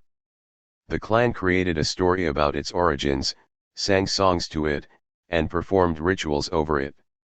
Some bundles were curated by clan elders for generations, making them the plains equivalent of the fetishes curated by the Hopi. Sacred bundles were by no means small. One Mandan bundle is reported to have contained the following items: 2 rings and a crescent made from native copper, 1 gourd rattle, 6 magpie tail feathers, 12 owl tail feathers, the scalp of a Cheyenne warrior killed by a respected Mandan ancestor, the skull and left foreleg of a grizzly bear, 1 tuft of chin whiskers from a buffalo, 1 skull and 1 horn from a buffalo, the hide from the head of a buffalo calf, and a stuffed jackrabbit of the type used to bait eagle traps. In comparison, one well-known Hidatsa bundle contained 2 human skulls, 1 buffalo skull, a tobacco pipe used in ritual, a turtle shell, and a fan made from the wing of an eagle. The 2 human skulls were said to be from enormous eagles that had assumed human form. The Hidatsa bundle just described had an interesting history. It was originally in the possession of a man named Small Ankle, a member of the Water Buster clan. When Small Ankle died suddenly, his son Wolf Chief was persuaded to sell the bundle to Christian missionaries. In 1907 it made it to the High Foundations Museum of the American Indian in New York. The Dust Bowl drought of the 1930s convinced many members of the Water Buster clan that they were being supernaturally punished for selling the bundle. A delegation asked President Franklin Delano Roosevelt to intercede on their behalf, and in 1938 the High Foundation returned the bundle to the Hidatsa in exchange for a buffalo medicine horn. Lo and behold, the drought ended with the return of the bundle to Fort Berthold, Figure 23. Figure 23. The sacred bundles of Mandan and Hidatsa clans contained Xopini, a powerful life force. In 1938 the Water-Buster clan of the Hidatsa recovered a sacred bundle that had been lost to them for more than 30 years. Among other items, this bundle contained 2 human skulls which, according to legend, came from enormous eagles that had assumed human form. In this drawing, inspired by a 70-year-old photo, clan elders Foolish Bear and Drags Wolf have partially unwrapped the bundle to reveal the skulls. While personal sacred bundles were sometimes buried with their owners, others could be purchased in the context of a ritual. A father, for example, might host a ceremony at which his son was allowed to purchase his bundle. This would only happen, however, if his son had already had a vision of himself making the purchase. Once his vision had been reported, the son might need a year to accumulate sufficient resources for the purchase. He borrowed from his relatives and the members of his age cohort, much as New Guinea tribesmen borrowed from their relatives to pull off an important act of mocha. The seller of the bundle was then expected to distribute to others all the property he had received. Accumulating wealth was frowned on in Plains society. Many Plains feasts and ceremonies centered on the intergenerational transfers of bundles. In theory each bundle could be sold 4 times. The first 3 purchases, however, involved a duplicate bundle. Since 4 was a sacred number, it was only during the 4th purchase that the original bundle was used. Taking possession of a sacred bundle increased the buyer's Xopini, and the more bundles one acquired, the more life force one possessed. Bundles could be curated either by men or women. It was widely believed, however, that because women did not participate in raiding, they did not need to accumulate as much Xopini as men. Women also had an alternative strategy. By occasionally sleeping with a renowned elder, a woman could acquire some of his life force. This act, of course, depleted the elder's reservoir of Xopini, and that added to the life force he had already expended during a lifetime of raiding hastened his senescence. This strikes us as the Plains equivalent of a premise we saw in New Guinea: men grow old and feeble because women drain their life force. Let us now consider some of the social logic involved in the pursuit of Xopini, which can be summarized in the following steps. 1. Suffering leads to a vision. 2. The vision allows one to create a sacred bundle. 3. If kept long enough, the bundle acquires a mythical origin and becomes a source of life force for one's entire clan. 4. The objects in a bundle are memory aids for the recounting of myths and legends. 5. Bundles stimulate rituals and lead to the building of new ceremonial lodges. 6. Each new ritual inspires the self-inflicted suffering of younger individuals. 7. Step 6 leads to Step 1, continuing the cycle. While each Plains horticultural society was unique, all shared a set of general principles with other achievement-based societies. Men who sought renown made sacrifices, borrowed food and property from kinsmen to sponsor ceremonies, and directed the building of ritual lodges. To prevent successful men from becoming a permanent elite, however, society discouraged them from accumulating property and encouraged them to lead by example rather than giving them actual political power. Rising to prominence in Mandan society. There were 3 levels of the Mandan world: the earth on which humans lived, the world above it, and the world below it. Beings of one kind or another lived on all 3. The earth on which the Mandan lived was the product of first creator and lone man. It floated on water from the lower world, a place from which springs continue to bubble up. Above the earth lay the upper world, an earth lodge whose 4 huge posts held up the sky. The sun traveled the roof of this lodge. He had 3 sisters: Sunrise Woman, Above Woman, and Sunset Woman, who lived at places where the sun paused to have a smoke. This Mandan cosmology was recorded by anthropologist Alfred Bowers. His information came from elders who remembered Mandan life in the 1870s at Like Fishhook Village, North Dakota. It is estimated that the Mandan may have numbered 9,000 before European traders and trappers introduced smallpox. Tragically, by 1910 the Mandan had been reduced to fewer than 200. Bowers visited the survivors during the period 1929 to 1931 and combined their first-hand descriptions with the historic accounts of Lewis and Clark, Maximilian, Charbonneau, and others. In days of old, the epicenter of each Mandan village had been a big cedar post, driven into the center of a ceremonial circle 150 feet in diameter. This post was as important to the Mandan as the earth navel kiva was to the Tewa. Outside the ceremonial circle, families built residential lodges by placing layers of prairie sod over a framework of poles. Once, long ago, Mandan houses had been rectangular. By the time Europeans reached the area, they had become round. The old rectangular shape, however, had been retained for the ceremonial lodge. Most Mandan villages were defended by a ditch and a palisade of cedar posts. Inside the defensive works were scaffolds for the drying of corn or the exposure of burials to the elements. The Mandan also modified the landscape outside the village. They created catfish traps in the shallows of the river, built game drive fences for hunting pronghorn antelope, and dug traps on the prairie where eagles could be captured for their feathers. Mandan villages moved either when their gardens were no longer fertile, or when all available firewood had been used up.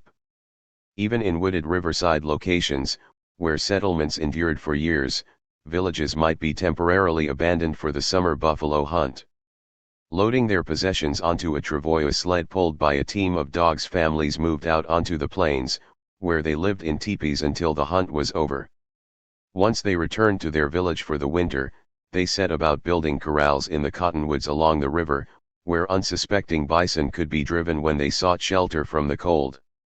Bowers found that surviving Mandan families belonged to at least 16 clans, all claiming descent in the mother's line. 9 of these clans were grouped into a West Moiety and 7 into an East Moiety, a dual division like that of the summer and winter moieties of the Tewa. Each clan owned its own sacred bundles, which were ritually transferred from one generation to the next. Possession of certain bundles conferred the right to perform a specific ceremony, and each clan felt that it held a copyright to the songs, chants, dances, and costumes used in that ritual. Like the Nootka and Tlingit, the Mandan had a strong concept of intellectual property. The difference is that while Nootka and Tlingit nobles could simply bequeath that property to their offspring, a Mandan youth was required to purchase it. This is a significant difference between achievement-based and hereditary leadership. Some sacred bundles gave their owners the rights to rituals that guaranteed success in eagle or catfish trapping or the driving of bison into corrals. Anyone who wanted to carry out those activities had to purchase the rights from the clan owning the bundle. There were also personal bundles that could be purchased for their life force. The price might be garden produce, bison hide robes, or even horses, once the latter had arrived in the plains. A good horse could cost a man 3 war bonnets, the end product of 108 black-tipped feathers from 9 eagles. This made eagle trapping a crucial activity, one requiring payment to the owner of the eagle trapping bundle. In theory, the fact that all clans owned sacred bundles kept the playing field level. In practice, however, not all ceremonies were of equal importance. The most crucial Mandan ceremony was the Okipa, a 4-day ritual recapitulating the creation of the earth. Because the Waxy Ena clan of the West Moiety owned the sacred Okipa bundle, it held a position of ritual importance like that of the Bear clan at Old Arabi. One became a Mandan gradually, moving up one step at a time through a system that anthropologists call age grades. Such a system had both age cohort aspects, like those of the Ao Naga, and grades of accomplishment, like the ritual societies of the Tewa. W. Raymond Wood and Lee Irwin list 11 age grade societies for Mandan males and 7 for women. Several of the age grades deserve special mention. One age grade for older men was the Black Mouth Society, whose members had proven themselves to be implacable warriors. One of the most important age grades for women was the Goose Society, whose members possessed exceptional ritual knowledge. Additionally, women who had passed menopause became eligible for the prestigious White Buffalo Cow Society. All Mandan boys and girls who were able to do so had their parents or grandparents purchase their membership in the next age grade society. This purchase was carried out so that youths could work their way up to the status of elder. The latter was everyone's goal because all villages were run by elders. The elders, however, led by consensus and bent over backward to avoid offending any faction. From among the male elders, one brave warrior was chosen to be the community's war leader, and one consummate ritual expert was chosen to be peace leader. To avoid resentment, these two leaders were drawn from opposing moieties. The peace leader outranked the war leader until the village suffered an enemy attack, at which time their relationship would be reversed. Both boys and girls began fasting at age 8 or 9, hoping to induce a vision of their destiny. They also performed self-torture, cutting off finger joints or suspending themselves by skewers inserted through the skin of their backs or chests. Pieces of skin or fingertips might be offered in sacrifice to the spirit world. As youths grew older, and with the help of their family, they began accumulating food and valuables to pay for the right to host a ceremony like the Okipa. While women most often chose a ritual route to prominence, men could gain prestige by stealing rival tribes' horses, killing and scalping enemies, or counting coup by touching an enemy in battle and living to tell about it. A man who had scalped an enemy was allowed to paint one of his buckskin leggings black and the other yellow or white. He could also wear a coyote tail at each ankle or an eagle feather in his hair. Many lineages wanted their young women to marry successful warriors, and they were willing to buy a sacred bundle for the groom in order to increase his life force. Advancing through warfare, however, was a high-risk pathway. Each time a warrior risked his life, he expended some of his accumulated exopini, and if any of the men he led into battle were killed, he lost respect. In fact, so many Mandan men were killed in raids that some unmarried women had no choice but to become a man's second wife. The highlight of any year was the Okipa, an elaborate 4-day ceremony held in a special ritual lodge. The ritual depicted the creation of the Mandan world, and the lodge in which it was performed symbolized Dog Den Butte, the mythical hill where Speckled Eagle had once kept all living things prisoner. Costumed dancers impersonated Speckled Eagle, the culture hero Lone Man, the first day of creation, night, and important animals such as bison, bears, beavers, swans, and snakes. Permission to perform the songs and dances was purchased from the Waxy Ena clan, which held the permanent intellectual rights. Many young Mandans saw the Okipa as an opportunity to suspend themselves from the lodge's roof by ropes attached to skin-piercing skewers, paying for life force through suffering. Balancing prestige and equality. Mandan life allowed for social advancement without the emergence of a hereditary elite. On the individual level, one could accumulate exopini through fasting, self-torture, offering flesh, purchasing sacred bundles, sponsoring ceremonies, accumulating ritual knowledge, or displaying bravery in scalping and coup counting.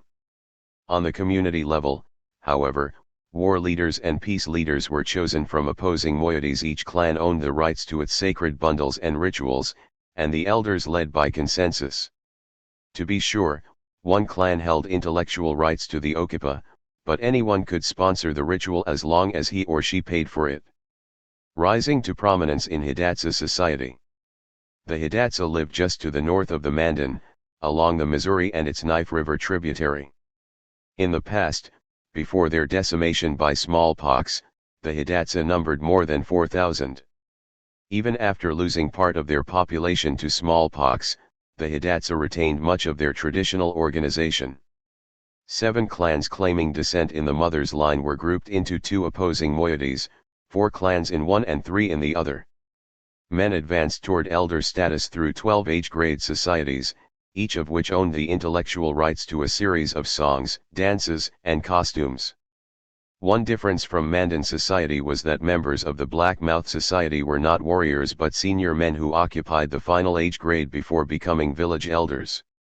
For their part, Hidatsa women had 4 or 5 age grades. 2 of the most senior were the Goose Society and the White Buffalo Calf Society. The most prestigious, however, was the Holy Women Society, whose members were supreme in their knowledge of religious lore. The Hidatsa had an important ceremony called the Nakspike, which, like the Mandan Okipa, lasted 4 days. Rather than recounting the creation of the world, however, this ritual was a dramatization of the sacred Nakspike bundle's origin myth. The bundle was said to represent the Hidatsa culture hero Long Arm, leader of the people above, who had directed the self-torture of a mythical figure named Spring Boy. During the 4-day ceremony, the Nakspike bundle was transferred to the next generation, with the seller of the bundle impersonating Long Arm and the buyer impersonating Spring Boy. As with the Okipa, the Nakspike was seen as an opportunity for young men to cut off finger joints, suspend themselves with skewers, or endure branding with hot irons in pursuit of exopeny. In the Hidatsa system, each ascending age grade purchased the rights to the next grade from the group ahead of it and sold the rights to its grade to the group coming along behind it. As with the Mandan, senior Hidatsa tried to be fair and democratic elders. They sometimes chose multiple peace leaders and war leaders from opposing moieties. Peace leaders curated the village's most important sacred bundles and, if they could, kept their leadership positions in the family by allowing their sons to purchase the bundles at the appropriate time. Hidatsa babies were thought to have an origin like that of some Australian Aborigine babies. They began as spirits who lived in certain sacred hills, waiting for the chance to enter an unsuspecting woman's body. Virtually from birth, the Hidatsa prepared children for their adult roles, encouraging them to fast, endure pain, accumulate life force, and seek the vision that would determine their destiny. Hidatsa men received extensive tattoos on their bodies and were sent out in war parties to take scalps and steal horses. Each man paid for his wife with a gift of horses, and each man was also expected to hunt for his wife's household, an obligation similar to the one we saw earlier among the Hadza.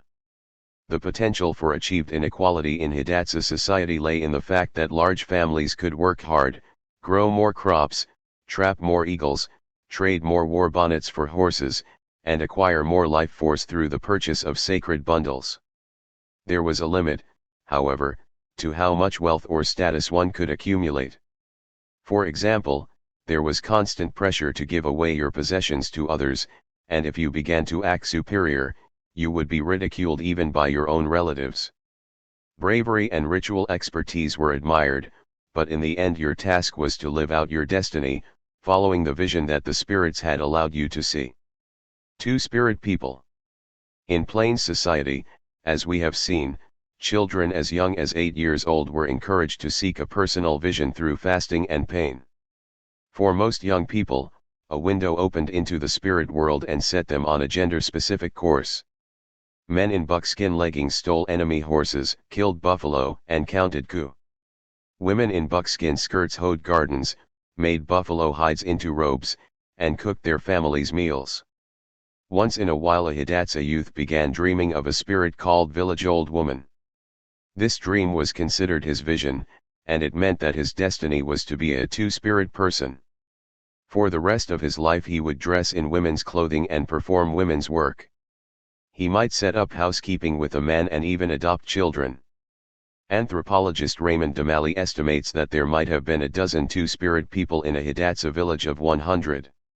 Such individuals entered the women's age grade system and often became respected members of the Holy Women Society. They were, in fact, the only Hidatsa allowed to participate in every ceremony. In the social logic of the Plains, two-spirit people had an air of mystery about them and were thought to have a closer relationship with the supernatural world. Two-spirit people were, of course, not unique to the Hidatsa. They were a widespread feature of Plains society, from the Blackfoot of Alberta and the Assiniboine of Saskatchewan to the Mandan of North Dakota, the Ponca and Lakota of South Dakota, and the Arapaho of Colorado. In fact, it has been estimated that more than 100 Native American societies included men who dressed and lived as women. Perhaps a third as many societies are estimated to have had women who dressed and lived as men. In the Blackfoot language, the word for two-spirit men meant simply acts like a woman. The Blackfoot believed that such a man was possessed by a unique spiritual force. Far from being shunned, Damali reveals, two-spirit men were in demand as wives because of their physical strength in carrying out womanly duties and for their artistic abilities. Sometimes a married man, believing that he could support a second wife, added a two-spirit person to his household. We have already seen that marriage among the Eskimo was an economic partnership, expressed in four varieties: a man and a woman, a man and two women, a woman and two men, and two men sharing two wives. To these we can now add 1. One man and a two-spirit person, and 2. One man, one woman, and one two-spirit person, giving us at least 6 varieties of marriage among the indigenous people of the New World. Feeling that two-spirit people were better suited for women's work, the Mandan did not ask them to go along on raids. The Arapaho believed them to have their own special type of life force. Ponca youths had dreams in which the moon asked them to choose between a bow and arrow and a woman's pack strap. Those who chose the pack strap were destined to dress and live as women. For their part, some Plains women had visions of themselves as men. Among the Blackfoot, for example, there were manly-hearted women who joined men's raiding parties, stole their enemies' horses, dressed in men's clothing, and even took wives. This behavior gives us a 7th type of marriage, 2 women, one of whom was manly-hearted. It is significant that in no Plains society were transgendered individuals looked down upon or ostracized. Their destiny had been predetermined by the spirit world, and Plains society created a place for them. They were often prized for their hard work, respected for their deeper understanding of the sacred, or admired for their craftsmanship. All this changed, of course, when Euro-American missionaries reached the Plains. They branded the two-spirit people Bertas, a corruption of the Spanish term verdages, male prostitutes. Countless two-spirit people were persecuted and driven into hiding. The Plains Indians' view of two-spirit people was that they owed their way of life to forces beyond their control rather than to human choice. This view is closer to that of today's social scientists than was the pejorative attitude of the missionaries. No Plains society argued that in order to preserve the institution of marriage it had to be restricted to one man and one woman. Balance and long-term stability. There are lessons to be learned from the traditional communities of the Tewa, Hopi, Mandan, and Hidatsa. All 4 groups struck a balance between personal ambition and community spirit. These ethnic groups created a socially accepted way for talented individuals to rise to positions of respect while working to prevent the development of a hereditary nobility. In many parts of the ancient world, archaeologists can point to periods when society remained remarkably stable for hundreds upon hundreds of years. Often, following further investigation, that stability turns out to have been the product of achievement-based, politically autonomous village societies. A group's initial attempts to create hereditary nobility, on the other hand, could bring on great instability. The contradictions in social logic between privilege and equality could result in years of oscillation and even bloodshed, as we will see in the next chapter. 3. Societies that made inequality hereditary. 10. The rise and fall of hereditary inequality in farming societies. Leadership in New Guinea and the Solomon Islands and in the southwestern pueblos and plains villages of North America was traditionally based on achievement. Those societies had no hereditary aristocracy. Mandan leaders could sell their sacred bundles to their sons, but they could not present them with noble titles in the manner of Nootka chiefs. The archaeological record tells us that at various times in the past, a number of achievement-based societies must have altered their social logic to allow for hereditary privilege. Unfortunately, archaeology shows us the results but not the logic itself. To reconstruct the latter, we must turn to studies of living societies. In this chapter we begin with a village that shows us how one ambitious subclan tried to become its society's hereditary elite.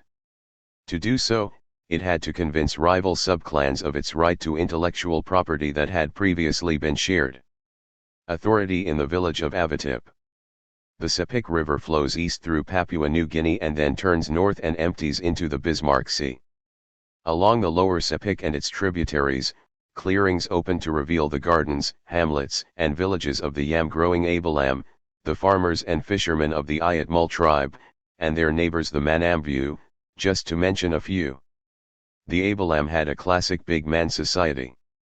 The Ayatmal worked feverishly to accumulate shell valuables. The Manambu, however, were different. Their level of surplus production was so low that even with the help of kinsmen, one could rarely amass enough shells and pigs to become a big man.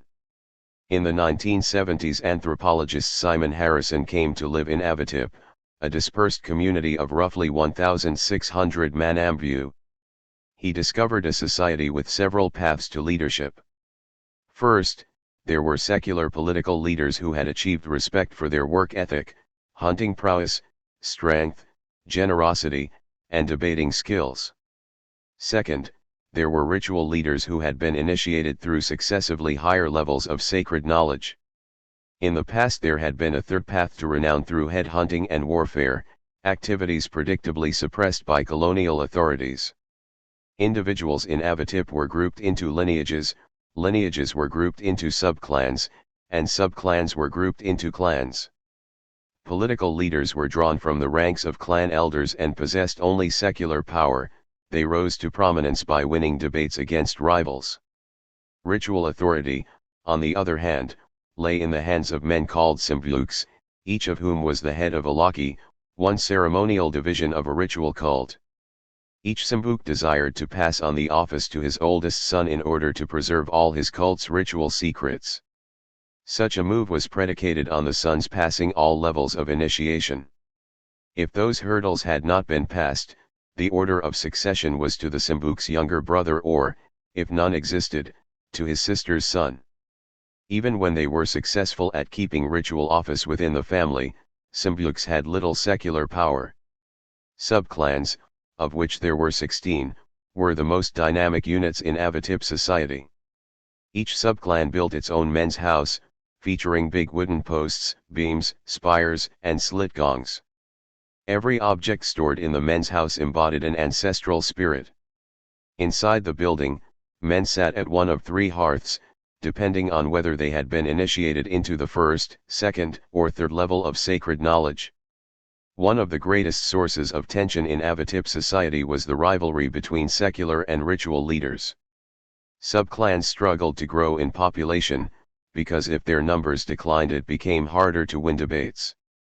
Secular leaders, who battled for years to achieve fame as debaters, envied the Simbuks who inherited their office while still in their 20s, an age when most debaters were still non-entities.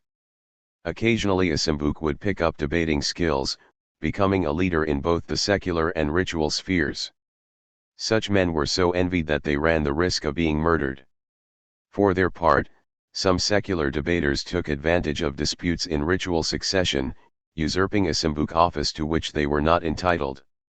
Soon after doing this, one such usurper announced that he had just discovered 3 previously unknown ancestors in his genealogy. These ancestors were used as justification for declaring that the junior section of his lineage, to which he belonged, should become a separate lineage under a new name.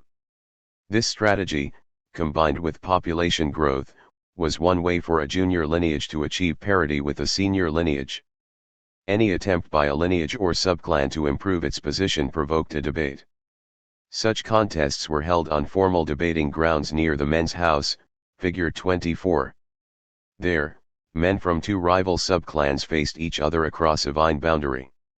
Each subclan used an overturned canoe as a drum, each also erected a series of sticks, spears, and arrows representing important ancestors.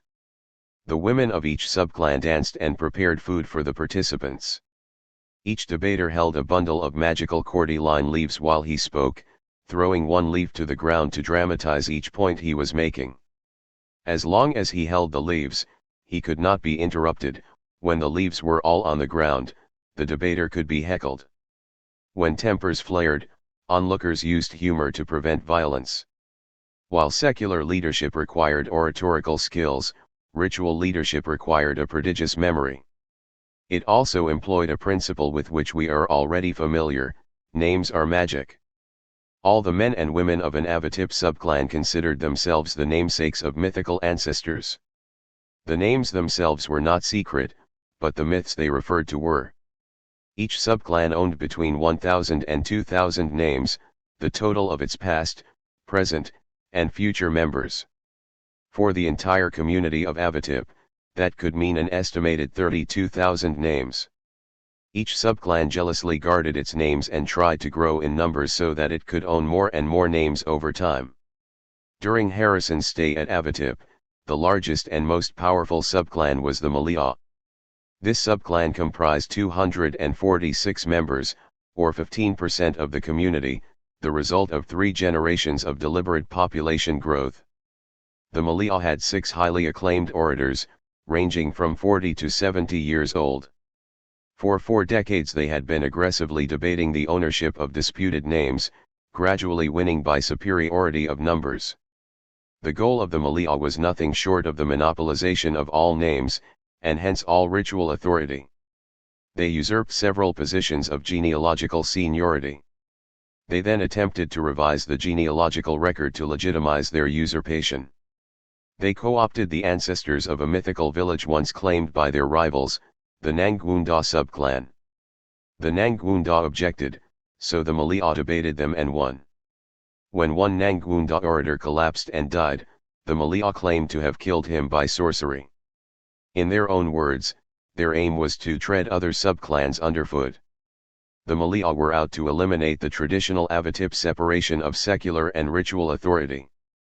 Their goal was to unite the roles of political and ritual leader and create an office for which only men born into the Malia subclan would be eligible.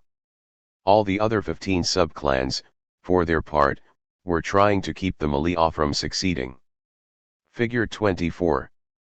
The formal debating ground of the village of Avitip, New Guinea. Here, during the 1970s, rival subclans debated the ownership of sacred ancestral names. The men from 2 subclans faced each other across a vine boundary. Each subclan used an overturned canoe as a drum, each erected a series of sticks, spears, and arrows to represent totemic ancestors. The debaters held bundles of magical cordyline leaves, throwing one leaf to the ground to drive home each point. The Malia subclan hoped to monopolize all sacred names, making it Avitip's de facto elite. Owing to interference by colonial authorities, it seemed unlikely that this attempt to create a permanent elite would bear fruit. Had the Malia succeeded, however, they would have become even more envied than the Bear clan of Old Arabia. Even the Bear clan, while providing most of Arabia's leaders, was not able to co-opt all the other clans' rituals. Hereditary rank and social logic. Harrison's study of Avitip reinforces one of Rousseau's most important conclusions: inequality results from people's efforts to be thought of and treated as superior. Whatever the supporting role of factors such as population growth, intensive agriculture, and a beneficent environment, hereditary inequality does not occur without active manipulation of social logic by human agents. The privileges the Malia wanted would have to be taken away from their fellow subclans. To endure, they would eventually have to be justified by changes in cosmology attributing them, for example, to legendary ancestors or supernatural spirits. We do not believe that Avitip was an isolated case. We suspect that prehistory is full of cases where one segment of society manipulated itself into a position of superiority. The problem for archaeologists is finding a way to document the process. We also suspect that debates such as those of the Avitip are the pre-industrial forerunner of the political campaign. In the pages that follow we look at an Asian society that saw elite privileges created, overthrown, and periodically reinstated. The anthropologist who witnessed this repetitive cycle has identified some of the changes in social logic for us. The Kachin of Highland Burma.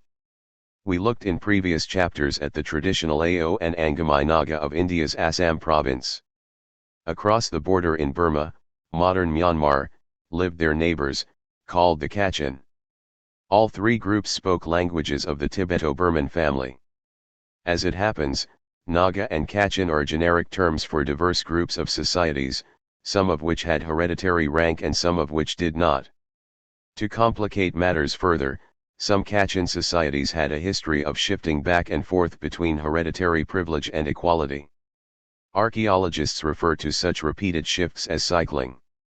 The world first learned of Kachin cycling from anthropologist Edmund Leach, who spent time in the northern Burmese district of Hpalan during the early 1940s. The Kachin themselves used the term Gumlao to refer to societies in which all social units were considered equal. When such units became ranked relative to one another, they used the term Gumsa. The key unit involved was one that reckoned descent in the father's line. The Kachin themselves called this unit a Hinga, meaning of one household. Leach refers to it as a lineage. There may once have been more than 300,000 Kachin living in the hills of northern Burma. Hpalan lay 5,800 feet above sea level in forested hills, receiving 120 to 150 inches of rain a year. The Kachin cleared patches in the forest, growing rice, millet, buckwheat, yams, and taro by tanja, or slash-and-burn agriculture. Tanja is called a long fallow system because new land must be constantly cleared, while old fields are given 12 to 15 years to regain their fertility. The Kachin also raised zebu, humped, cattle, water buffalo, pigs, and chickens. The meat of the larger animals, however, was eaten only after the latter had been sacrificed during ritual, and at such times many guests shared in the feasting. These ritual feasts resembled the ones we saw among the Angami Naga. In the cosmology of Hpalan, the world had been created by a bisexual deity named Chinunhua Shun. This creator was reincarnated in spirit form in Shadap, the most powerful of all the Nats, or supernatural spirits. Shadap was both the chief of the earth spirits, Ga Nats, and the parent of all sky spirits, Mu Nats. The youngest of the sky spirits was Mate. Because they themselves practiced ultimogeniture, a system in which the youngest son inherits all property, the Kachin knew that his youth made Mate the most important of Shadap's offspring. In their logic, this cosmological premise was used to justify chiefly ultimogeniture when the Kachin were in the rank, or Gumsa, mode of their cycle. Mate's daughter, the spirit Prana, married a human being. This made her husband the ancestor of the first Kachin chief. When the Kachin were in their rank mode, this cosmological premise validated the lofty position of the chiefly lineage. It allowed chiefs to sacrifice animals directly to Mate, and through him to the supreme earth spirit Shadap. Such sacrifices were considered the ongoing payment of a bride price to Mate's celestial lineage, since he had given his daughter in marriage to humankind. This relationship between Mate, a highly ranked Nat, and his son-in-law, a human, supported another principle of Kachin social logic: the lineage giving the bride was seen as superior to the lineage receiving the bride. Bride givers were called Meu, and bride takers were called Dama. When the Kachin were in their Gumlao, or egalitarian, mode, they kept the marital playing field level in the following way. Men of lineage A married women of lineage B, men of lineage B married women of lineage C, men of lineage C married women of lineage A, and so on. Thus no lineage was ever left in a permanently inferior position. Another part of Hpalan cosmology, however, justified rank society. Storm, the daughter of the sky Nat Thunder, married an orphan human of lowly status. Her husband then became the ancestor of all low-ranking Kachin lineages. As a result, all members of those lineages had to make preliminary offerings to Storm before they could even think of sacrificing animals to Thunder. And they could not sacrifice directly to Mate or Shadap at all.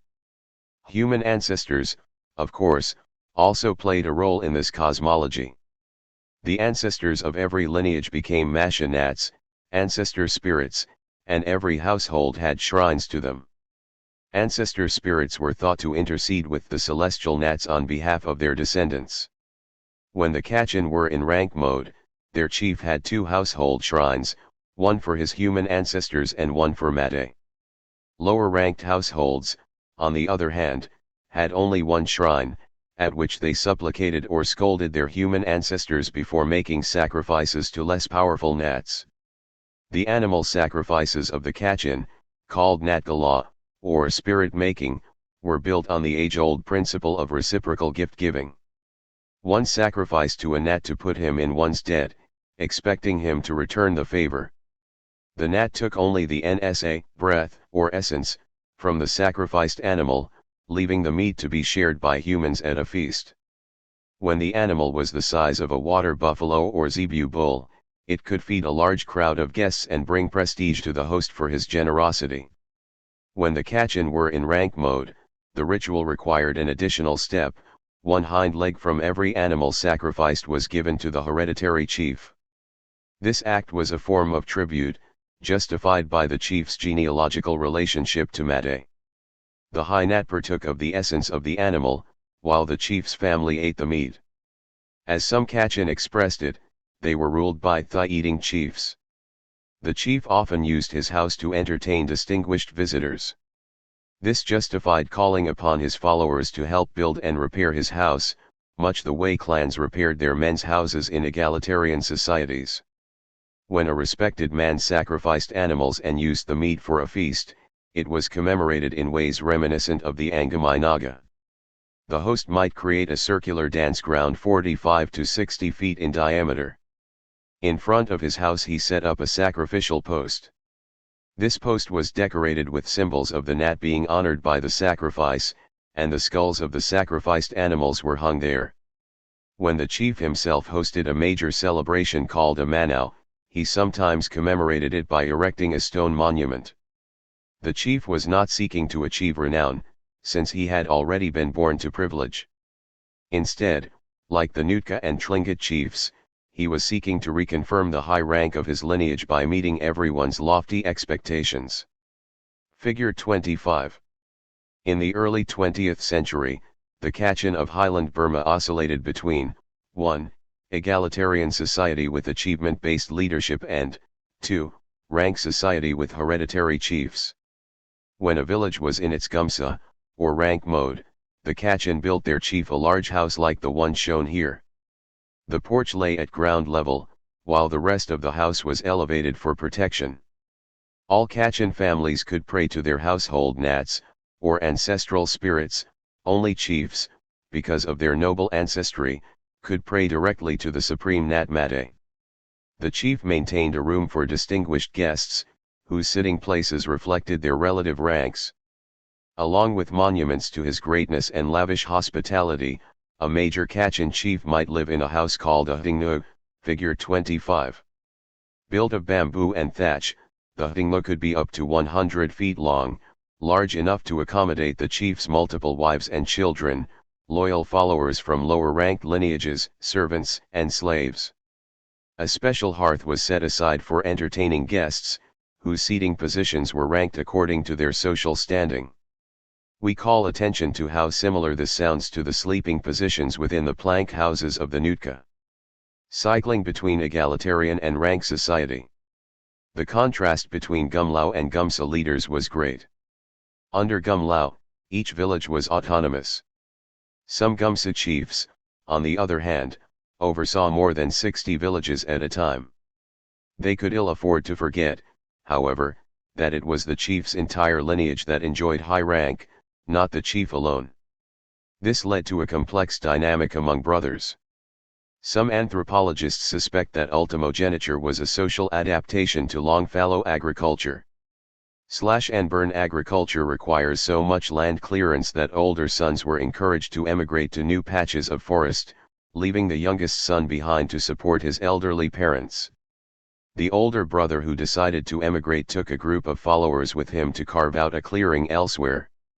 He then purchased from his younger brother the right to make sacrifices to the ancestral Nats of the chiefly lineage, becoming the thigh-eating chief of his own junior lineage.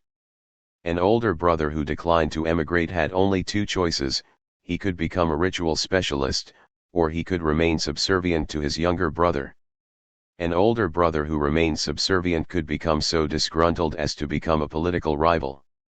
In 1940, according to Leach, 5 villages in the Hpalan district recognized one man as their chief, while 4 other villages recognized a rival. No marriages were allowed across this factional divide, and Leach suspected that the ultimate outcome would be the collapse of hereditary rank and a return to achievement-based society. Armed with these data, let us now consider the logical premises of Gumlao and Gumsa society. Our goal will be to determine the ways in which an egalitarian, achievement-based society had to change in order to produce a society with ranked lineages. The premises of Gumlao society, according to Leach, were as follows. 1. All lineages are considered equal. 2. All villages in a territory are politically autonomous. 3. Each village has a headman, to whom no tribute is owed. 4. Debts require modest repayment, with what we would call interest. We discuss this in detail later. 5. The price for all brides is the same. 6. Men of lineage A marry women of lineage B. Men of lineage B marry women of lineage C. Men of lineage C marry women of lineage A. 7. All siblings are equal. It makes no difference whether one is born first or last. 8. When a lineage grows and divides, there is no senior or junior division, both are equal. 9. One's loyalty is to the place where one lives. 10. Each headman is to be advised by a council of elders. 11. Land is controlled by all the lineages that originally entered the region.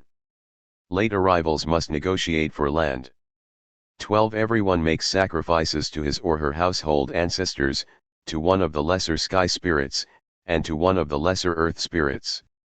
13. The head of each lineage does the above and also makes sacrifices to a regional spirit, to a sky spirit other than the supreme spirit Mate, and to an earth spirit other than the supreme spirit Shadab. In contrast, the premises of Gumsa society were as follows. 1. All lineages are ranked relative to one another.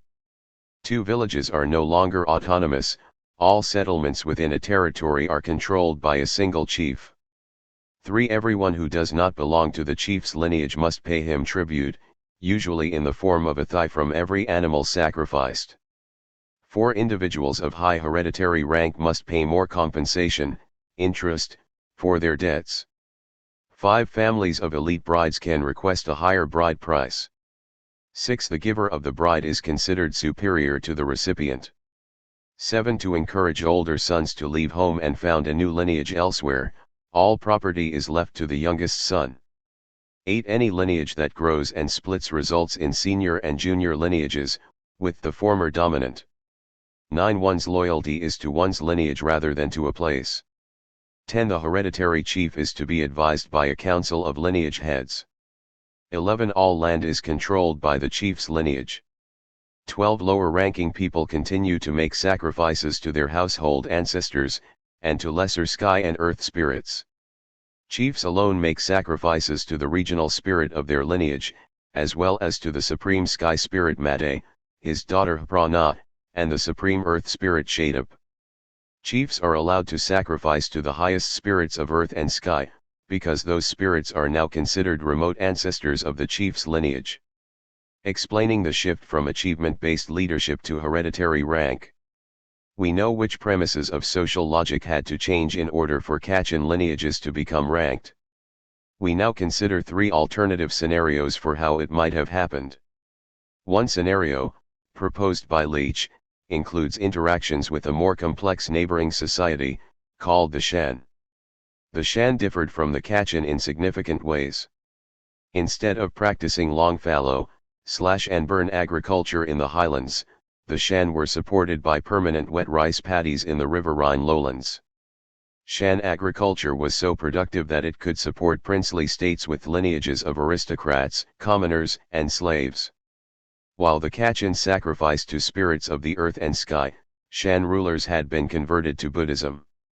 Hereditary aristocrats sought to communicate their rank through displays of valuables called sumptuary goods. The sumptuary goods sought by the Shan included jade, amber, tortoise shell, gold, and silver. The resources of the Kachin Hill country included all these items. Significantly, the Kachin were chronically short of rice, while the Shan produced a surplus. For several generations the family of the Seopa, or Shan prince, of a district called Mongkom sent noble Shan women to marry the Kachin leaders who controlled the jade mines of the hill region. Sometimes a dowry of wet rice land accompanied the bride. The Kachin chief reciprocated with raw materials for sumptuary goods. One effect of this intermarriage, according to Leach, was that it encouraged the shift from Gumlao to Gumsa. Having a Shan wife raised the prestige of a Kachin leader and encouraged him to model his behavior on that of a Shan prince. Incipient Kachin chiefs might convert to Buddhism, dress like a Shan, and adopt Shan ritual and symbolism. They did so in spite of a serious contradiction in social logic, the Mayudama relationship of the Kachin, in which the recipient of the bride was inferior, was incompatible with Shan logic. Shan princes all had multiple wives, and it would be unthinkable for any of their marriages to make them someone else's Dhamma. While ambitious Kachin leaders considered Shan-like behavior a mark of prestige, it only increased their followers' resentment and hastened their overthrow.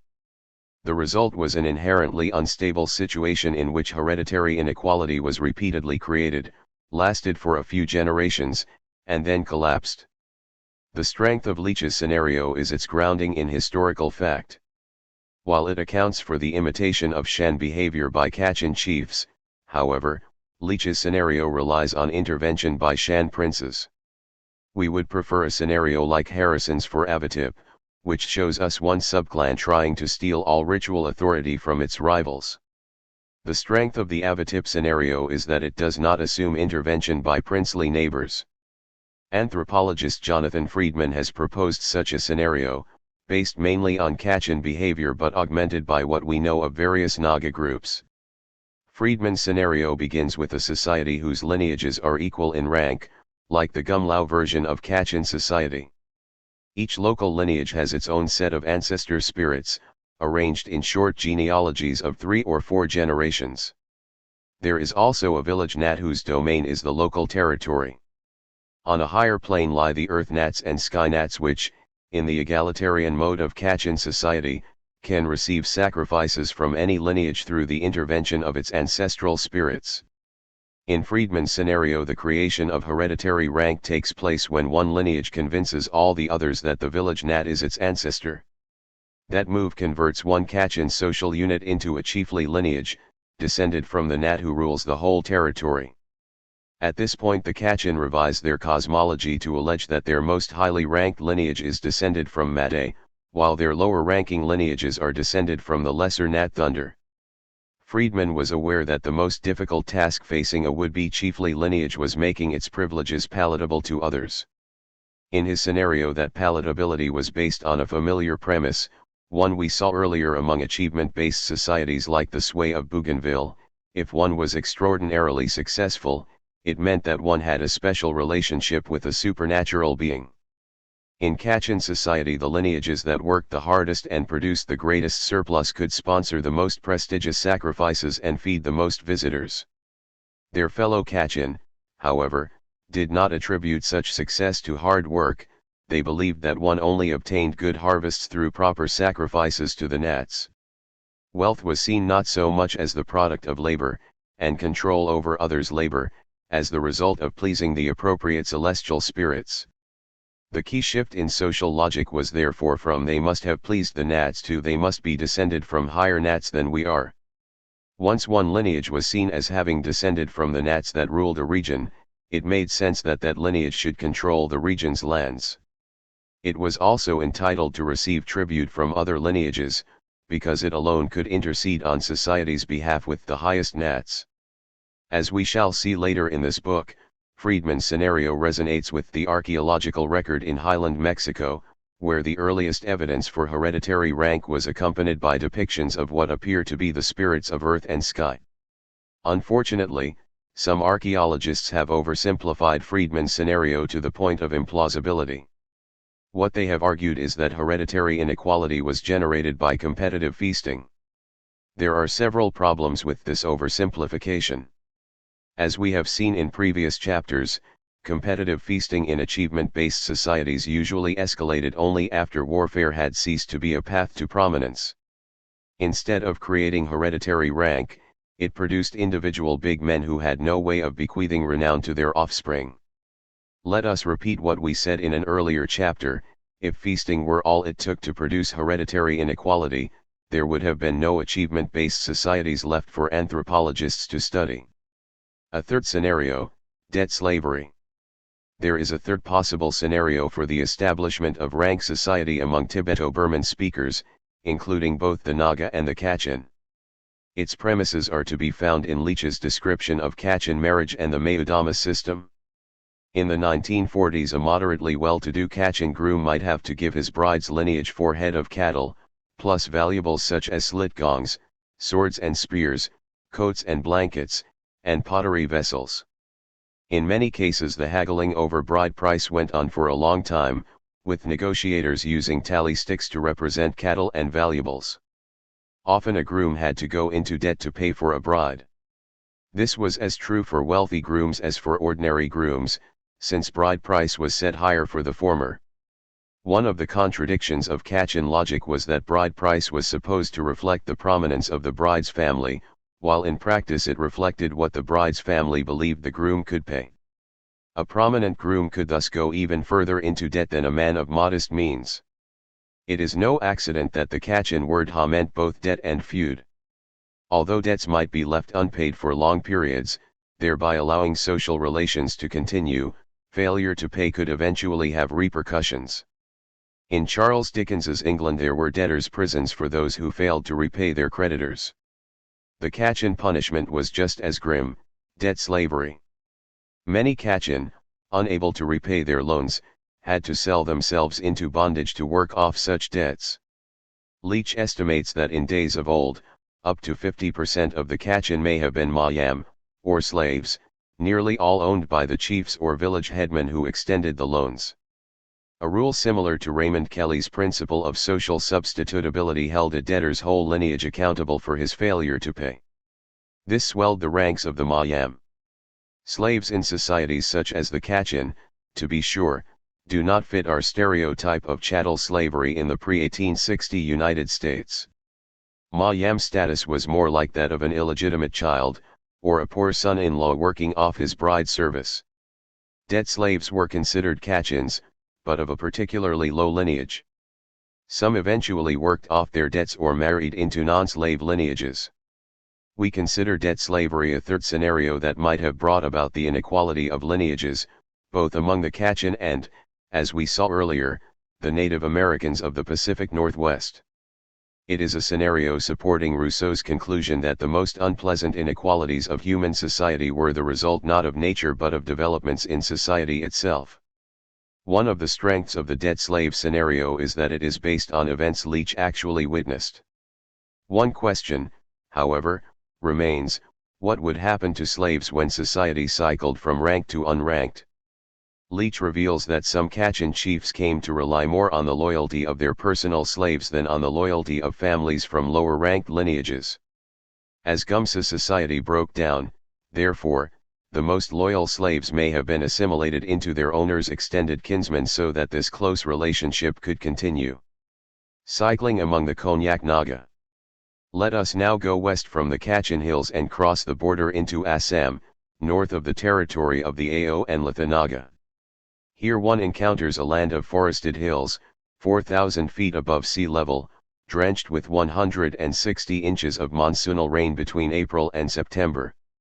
This part of Nagaland was the realm of the Konyak Naga. The Konyak grew rice, millet, and taro and raised water buffalo, pigs, and a burly species of cattle called the Mithan. They shared a number of institutions with their Ao and Angamai neighbors: the Morung, or men's house, the taking of enemy heads, the building of prestige through the hosting of ritual feasts, and so on. They differed from the Ao and Angamai in that, like the Kachin, their society had a long history of cycling between rank and egalitarian. Such was the nature of cycling that some Konyak villages had a mixture of institutions from achievement-based and rank society. A visit to such a village was like seeing a snapshot taken during the transition from one social system to another. Like many speakers of Tibeto-Burman languages, the Konyak lived in a cosmos peopled by spirits, some friendly, some malevolent, who were approachable through proper ritual. Their highest supernatural being, whose various regional names meant earth/sky, was equivalent to the highest Nat of the Kachin. Portrayed as an immense Naga, this supreme spirit created thunder and lightning, earth, humans, and rice. He was the ultimate guardian of the moral order, rewarding the virtuous and punishing the evil. The Konyak were visited in the 1920s by John H. Hutton and James P. Mills.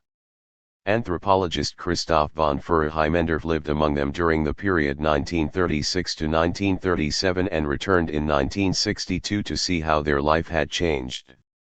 Furr-Heimendorf spent most of his time in Woking, a village of 1,300 Naga, but he also visited 20 other villages including Niau. These travels enabled him to see every stage in the transition from achievement-based to rank society. The Konyak were divided into descent groups called Li, clans, each led by an elder. All reckoned descent in the father's line, and people had to marry outside their Li. Villages were divided into residential wards, each of which built its own men's house. Woking was divided into 5 wards, ranging in size from 40 to 82 houses. Clans were spread among different wards, and some clans occupying the same ward shared a men's house. The heads of the men's houses inherited their position within each ward, and they collectively made up the village council. The Konyak Morung was easily the most impressive of all Naga men's houses. It could be 84 feet long and 36 feet wide, with a porch extending out another 24 feet. The lintels and door jambs were carved with elephants and tigers. Inside were bamboo bunks for the young men, all of whom slept there once they had reached a certain age. 3 sides of the porch had benches that allowed older alumni to gather, without having to enter the boys' dormitory. The morung built by the chief's clan was particularly elegant, featuring slit gongs, baskets of enemy heads, and a marimba whose notes summoned members to ritual. Like the Kachin, the Konyak had 2 different modes of social organization. They used the term Thanko for villages where, as Furr-Heimendorf puts it, one could live for a considerable time without being conscious of distinctions of rank. They used the term Thandu for villages where hereditarily ranked clans were clearly evident. Of the villages Furr-Heimendorf knew best, Woking was Thanko and Niau was Thandu. Let us begin with Niau, where there were at least 4 levels of hereditary rank. People of the highest category were known as Wangam, great Angs, those of the second rank were Wangsa, small Angs. People of intermediate rank were called Wangsu. At the bottom of the hierarchy were Wangpeng, commoners, debt slaves, and captives. Because Niau was a Thandu village, people of high rank could be recognized immediately by their dress and sumptuary goods. Only elite women could wear their hair long and use red and white striped skirts. Brass earrings, bracelets, and bangles were widespread. Highly ranked men received elaborate facial tattoos, while those in the Thanko villages did not. It was important for chiefs to preserve the nobility of their line through strategic marriage. Only the union of 2 people of great Ang rank could produce a future chief. When a great Ang took a bride of lower rank, their son became a small Ang, suitable only to be the sub-chief at a minor, tribute-paying village. A great Ang named Nyekpong, who ruled Niau village in 1962, had 2 wives of Ang rank and 24 wives of commoner status. The chief's roles were to administer a district with the help of his small Ang sub-chiefs, to direct the affairs of his own village, to receive tribute in rice, pigs, fish, and water buffalo, to punish criminals, to resolve disputes, and to lead raids against enemies. Chiefs were proud and dignified figures who traveled with a large entourage of bodyguards, followers, and servants. Commoners approached the chief bowing, never looking directly at his face. They cleared his rice fields for him and helped him build his house, which could be 360 feet long. Inside the house were halls as elegant as those of the men's house and a carved bench on which the chief alone could sit. When the Ndu, or chiefly villages, cycled into Thanko mode, it was usually not because of an egalitarian overthrow like those of the Kachin. A chronic problem for the Konyak was that population growth among commoners outpaced that of Angs. Sometimes the chiefly family of a village literally died out. When this happened, the village either had to settle for a lower-ranked leader or switch its allegiance to a Thandu community that could supply it with a new Ang. If no Ang family was available, the rank structure might collapse, returning the village to a more democratic, achievement-based society. Even when a village obtained a new Ang, that leader might fail to gain the loyalty of his new subjects. In such cases, the unpopular Ang might be ousted with the aid of a rival village.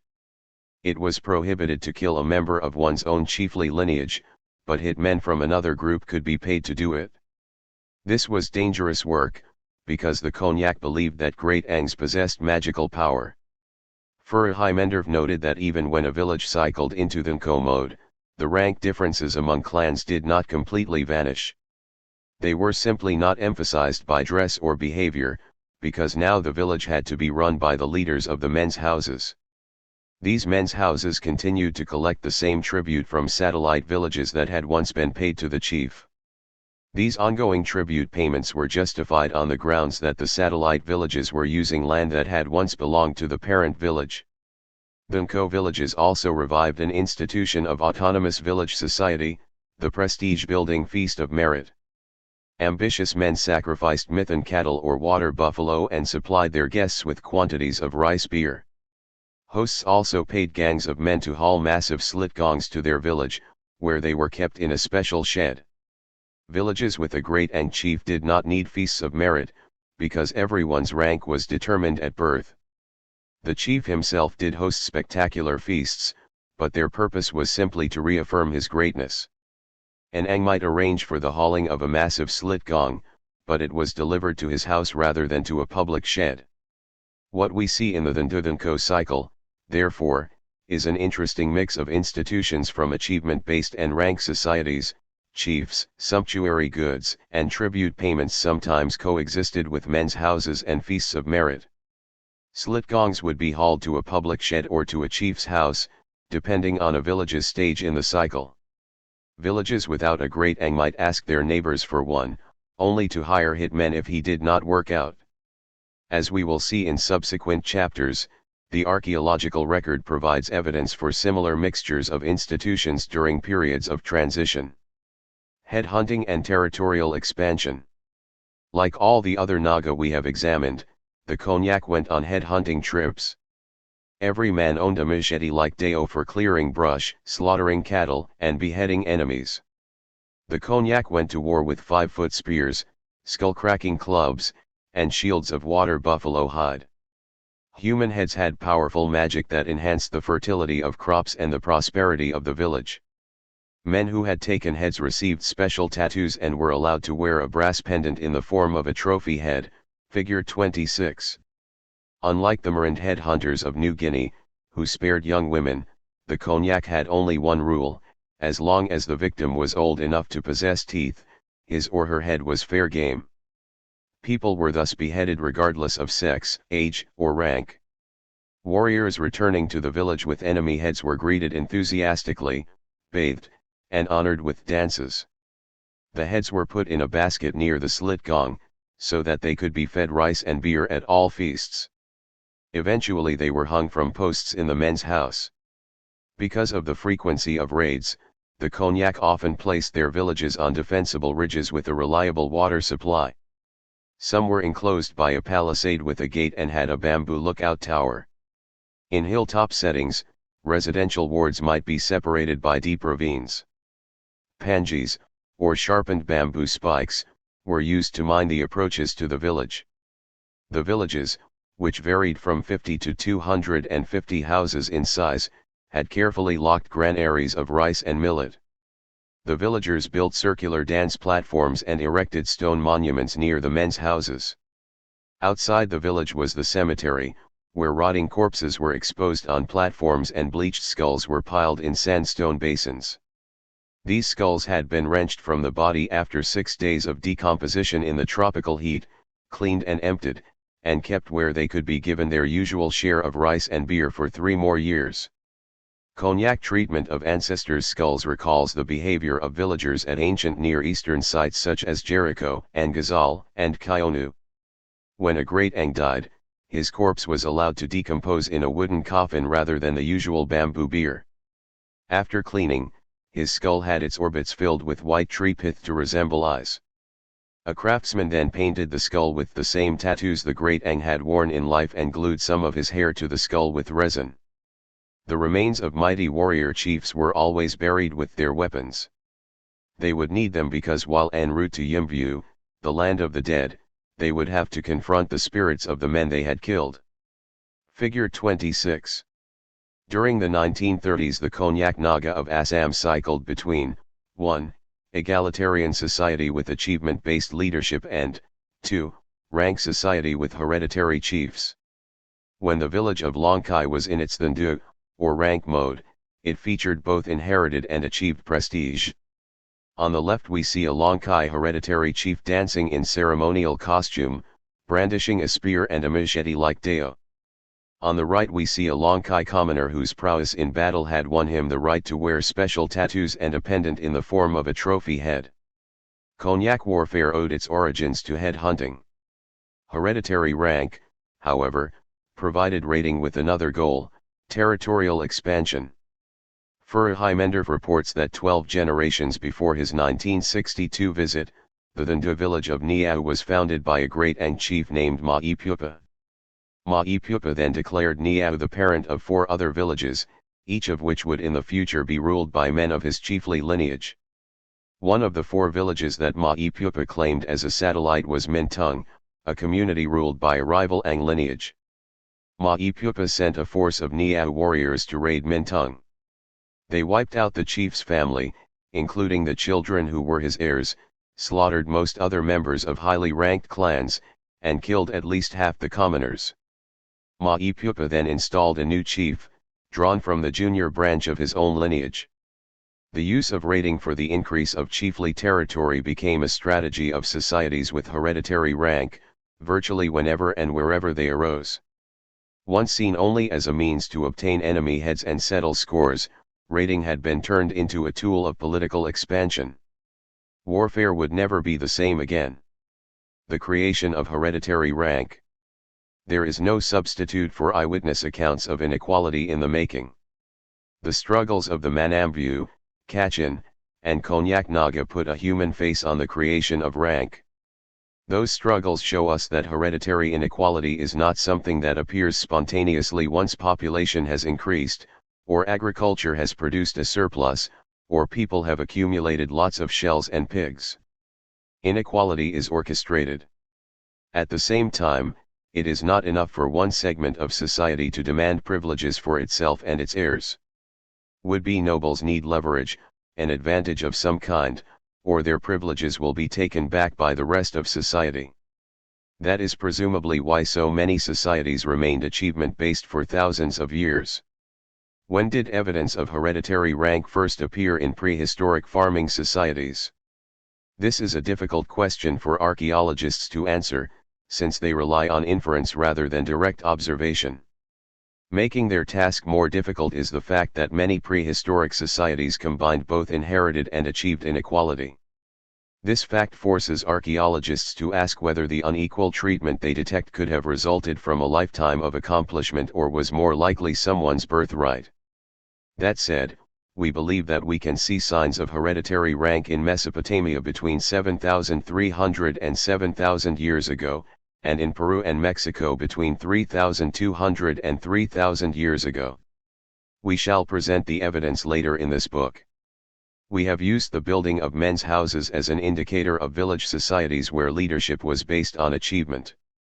This enables us to use the decline of the men's house and the rise of the temple as an indicator of societies with some degree of hereditary leadership. In the societies we have examined, the transition from the men's house to the temple seems to have been associated with the decreasing importance of ordinary people's ancestors and the increasing importance of the celestial spirits in the chief's genealogy. 11. 3 sources of power in chiefly societies. We have seen that agricultural villagers do not surrender their equality without a fight. No sooner does one social segment achieve elite status than its privilege is challenged, forcing it to resume its quest for supremacy. Cycling between ranked and unranked was probably common in the pre-industrial world. Eventually, however, the leadership roles in some societies became hereditary in perpetuity. One part of the world where hereditary rank flourished was the South Pacific. To be sure, most Polynesian islands were colonized by people from places that already featured some degree of inequality. On a number of archipelagos, however, the level of inequality continued to escalate after the first canoes arrived. Anthropologist Irving Goldman once took a close look at 18 Polynesian societies. he succeeded in identifying three widely shared sources of chiefly power. All Goldman intended to do was break down hereditary Polynesian leadership into its component parts. Afterward, by recombining those parts in different ways, he hoped to account for the variety in Polynesian societies. As it turned out, however, Goldman gave us a way of comparing rank societies worldwide. The central concept of chiefly power was a life force the Polynesians called mana. Goldman defines mana as an odorless, colorless, invisible, supernatural energy that pervades people and things. To be sure, all the societies we have examined so far believed in a life force and had ways of accumulating or losing it. In Polynesia, however, people of high rank were automatically born with more mana. The person with the largest supply of mana was the chief. He had so much life force that he was described as tapu, a term from which we get the English word taboo. Anyone or anything tapu was approached with extreme caution. Some Polynesian chiefs had so much mana that by touching them inappropriately, one could receive a jolt akin to being tasered. A second source of power in Polynesia was tohunga, a term usually translated as expertise. Tohunga could refer to administrative or diplomatic skill, ritual skill, or craftsmanship. While innate talent was certainly involved, individuals could increase their expertise through education, training, or apprenticeship. Sometimes a chief would provide incentives to the craftsman who produced his sumptuary goods. The third of Goldman's sources of power was toa. While toa referred to a durable tree known as ironwood, it was also a metaphor for bravery and toughness. Toa was applied to warriors in general, and especially to those who distinguished themselves in battle. A key aspect of toa was that it allowed for a certain degree of social mobility. A warrior of humble birth could rise in prominence to the point where he had to be taken seriously, even by chiefly individuals. For his part, a chief who fought bravely became a legend. All chiefly Polynesian societies relied on a combination of mana, toa, and tohunga. The emphasis, however, was different from island to island. In the case of the Maori and Tecopians, chiefs relied on a combination of sacred authority and genealogical seniority. On Samoa and on Easter Island, chiefs relied more heavily on political expertise and military force. In Tonga and Hawaii, which had the highest levels of social inequality, chiefly families utilized the entire playbook: sacred authority, genealogical seniority, military force, and political and economic expertise. Polynesian societies did not oscillate between ranked and unranked, as the Kachin and Konyak Naga did. The island societies, however, had their own form of cycling, status rivalry. Polygamous chiefly families produced brothers, half-brothers, and first cousins who were almost equal in rank. Sometimes the heir to a chiefly office did not control as many warriors as his ambitious junior rival. In such cases assassination, overthrow, and usurpation could cause one chiefly lineage to collapse while another rose. All three of Goldman's principles, of course, had antecedents in earlier, achievement-based societies. They had been transformed by changes in social logic, as follows. 1. Achievement-based groups pursued their own versions of life force. The Naga obtained it from the heads of their enemies. The Mandan obtained it from self-induced suffering. Chiefly Polynesians, however, possessed it from birth and could increase it or lose it depending on their own behavior. 2. Leaders in achievement-based societies had expertise of various kinds. They could memorize thousands of sacred names, like the villagers of Avitip, or develop skills at Mocha, like the people of Mt. Hagen. They could master ivory carving or eagle trapping. In the chiefly societies of Polynesia, however, certain craftsmen were more respected than others, for example, the makers of war canoes, purveyors of sumptuary goods, or carvers of giant statues such as those on Easter Island. 3. In achievement-based societies, bravery in war was already a path to renown. Chiefly societies converted war to a strategy of territorial expansion. Tired of negotiating for the products of a neighboring region, chiefs might just subjugate the region and demand its products as tribute. This enhanced the value of military prowess. In this chapter we look at three societies with hereditary rank. In the first, sacred authority was paramount. In the second, war was endemic and a chief's patronage of the crafts enhanced his prestige. In the third, a chief's mana, toa, and tohunga made him almost as powerful as a king. We also take note of a change that accompanied the rise of many rank societies. Men's houses were replaced by temples. This change reflects an important social and political transition. Men's houses were built by clans or big men and tended to be places where men sat around communing with their ancestors. Temples tended to be places where actual deities lived on a full-time or part-time basis. Temples were staffed not by initiated clansmen but by people trained as priests. Often the construction of a temple was directed by the chief because, after all, there were supernatural spirits in his ancestry.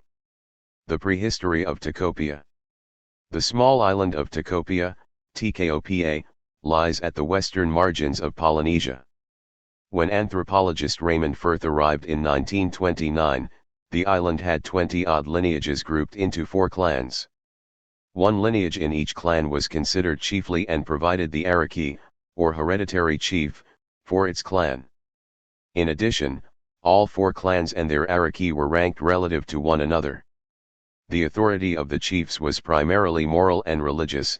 It represented, in other words, an enhanced version of the hierarchy of virtue seen in achievement-based societies. Tikopia is only 3 miles long and 1.5 miles wide. In 1929 it was occupied by 1,200 people who supported themselves by fishing and cultivating taro, yams, bananas, coconuts, and breadfruit, Artocarpus sp. The breadfruit was stored in pits in the form of a paste. The people of Tikopia told Firth that over the centuries they had been visited by canoe loads of visitors from island groups such as Samoa, Tonga, and Puka Puka. Almost anyone arriving by canoe had been accepted and protected by one of the chiefs. Not all overseas visitors, however, had been friendly. One group of Tongans in particular had been fierce, ruthless, and even cannibalistic. Fortunately the Tikopians were able to repel them. On one occasion an amicable Tongan noble named Te Adifo arrived just when the Tikopian clan called Tomako was facing extinction. Te Adifo was adopted by the Tomako chief, married a highly ranked woman, and helped rejuvenate the clan. Centuries later the Tomako clan still talked about its Tongan connections. Firth came to suspect that Tikopian society was the result of a fusion of a number of elements from a variety of islands, but he realized that he had no way to confirm his suspicions without archaeological research. Fortunately archaeology came to the rescue. In 1977, almost half a century after Firth's first visit, archaeologist Patrick Kirch and botanist Douglas Yen arrived in Tikopia. Their excavations added nearly 3,000 years to the island's history. Kirch and Yen discovered that Tikopia had been colonized 2,900 years ago. Occupation began in the southwestern lowlands and gradually spread to the shores of Te Roto, a saltwater bay. The native plants and animals of Tikopia were in pristine condition at that time.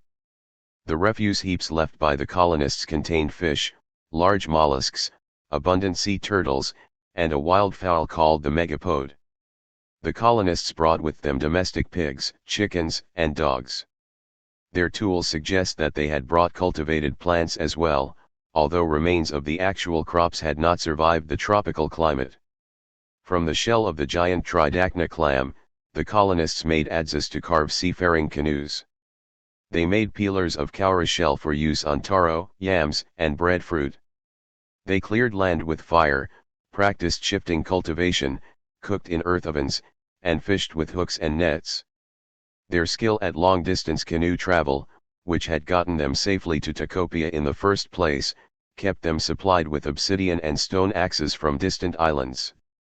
Over the next 800 years, the colonists had a serious impact on Tikopia's environment. The island's original forests were depleted, the megapode was driven to extinction, sea turtles were reduced in number, and mollusk resources were shrinking. As the island's population grew, the Tecopians increased their pig raising to keep pace with the loss of wild resources.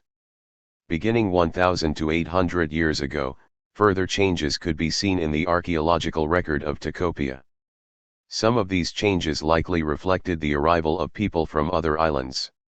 Agriculture was intensified, with the cultivation of permanent plots replacing shifting cultivation and land clearance by fire. Tuna-shell peelers for taro and breadfruit replaced the earlier cowrie-shell peelers.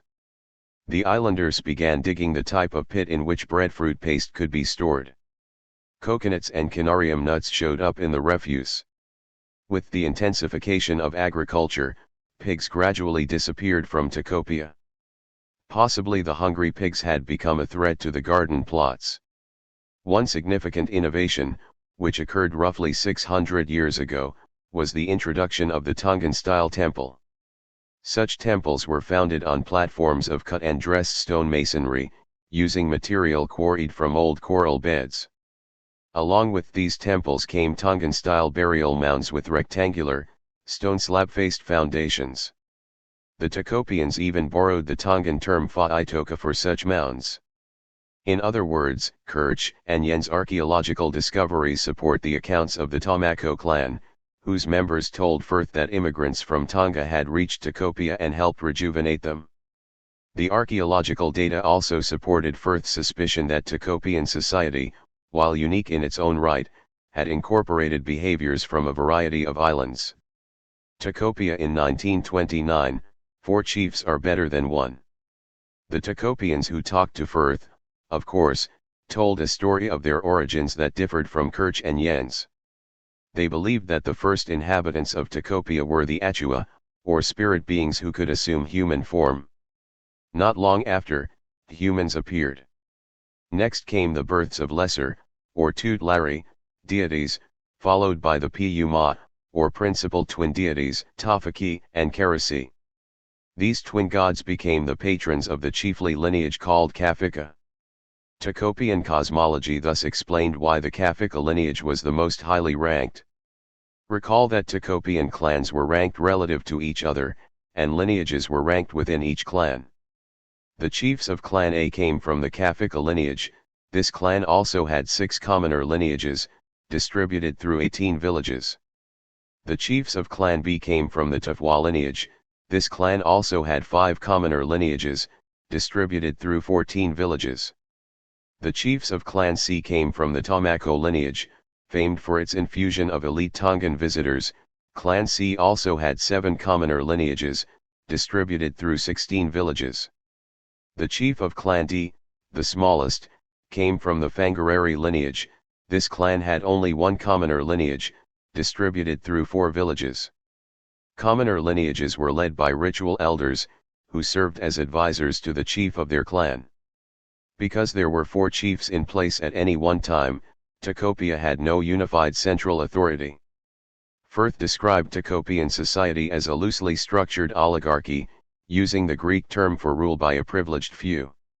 The Araki ruled as aristocrats by virtue and mana rather than by wealth, and one clan's chief could not impose his will on the other 3 clans. Under ordinary circumstances it would have been difficult for an outsider to know that the Araki Kafika, or chief of Clan A, was first among equals.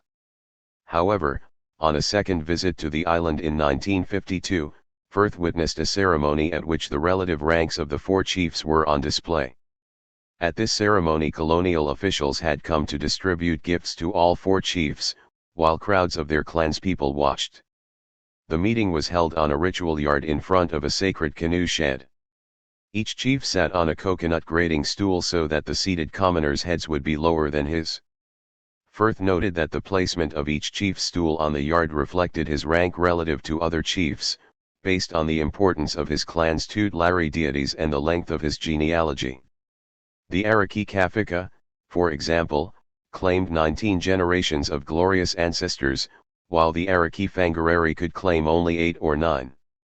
Hereditary chiefs were shown great deference.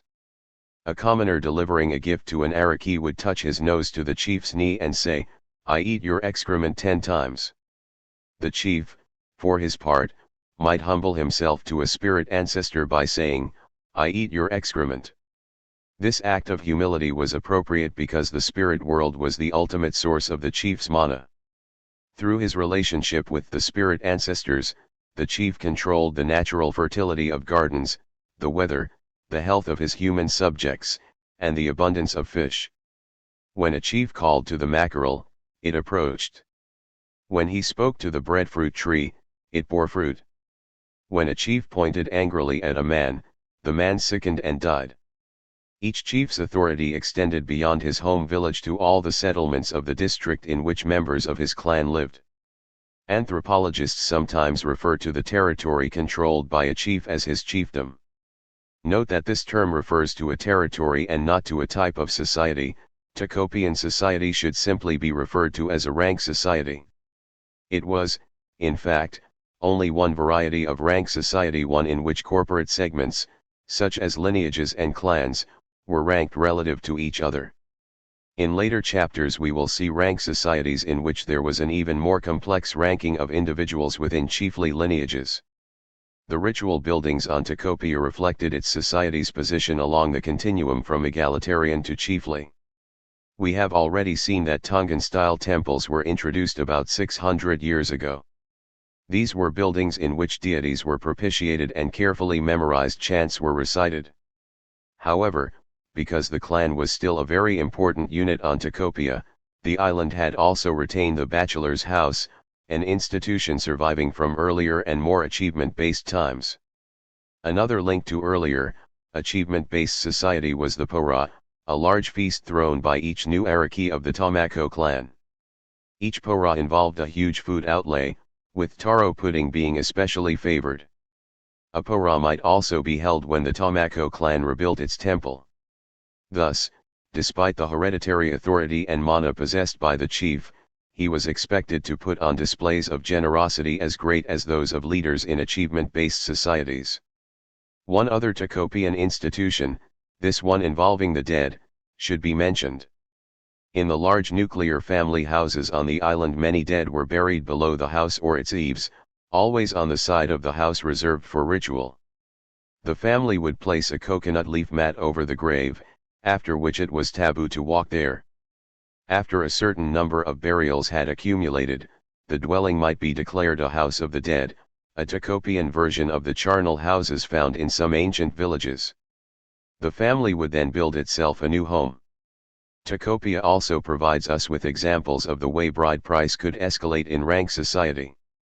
The groom's family presented gifts to the bride's parents because they were losing her, to her mother's brother, who was usually a member of a different clan, and to others who might be classified as the bride's kin, even though they were not blood relatives.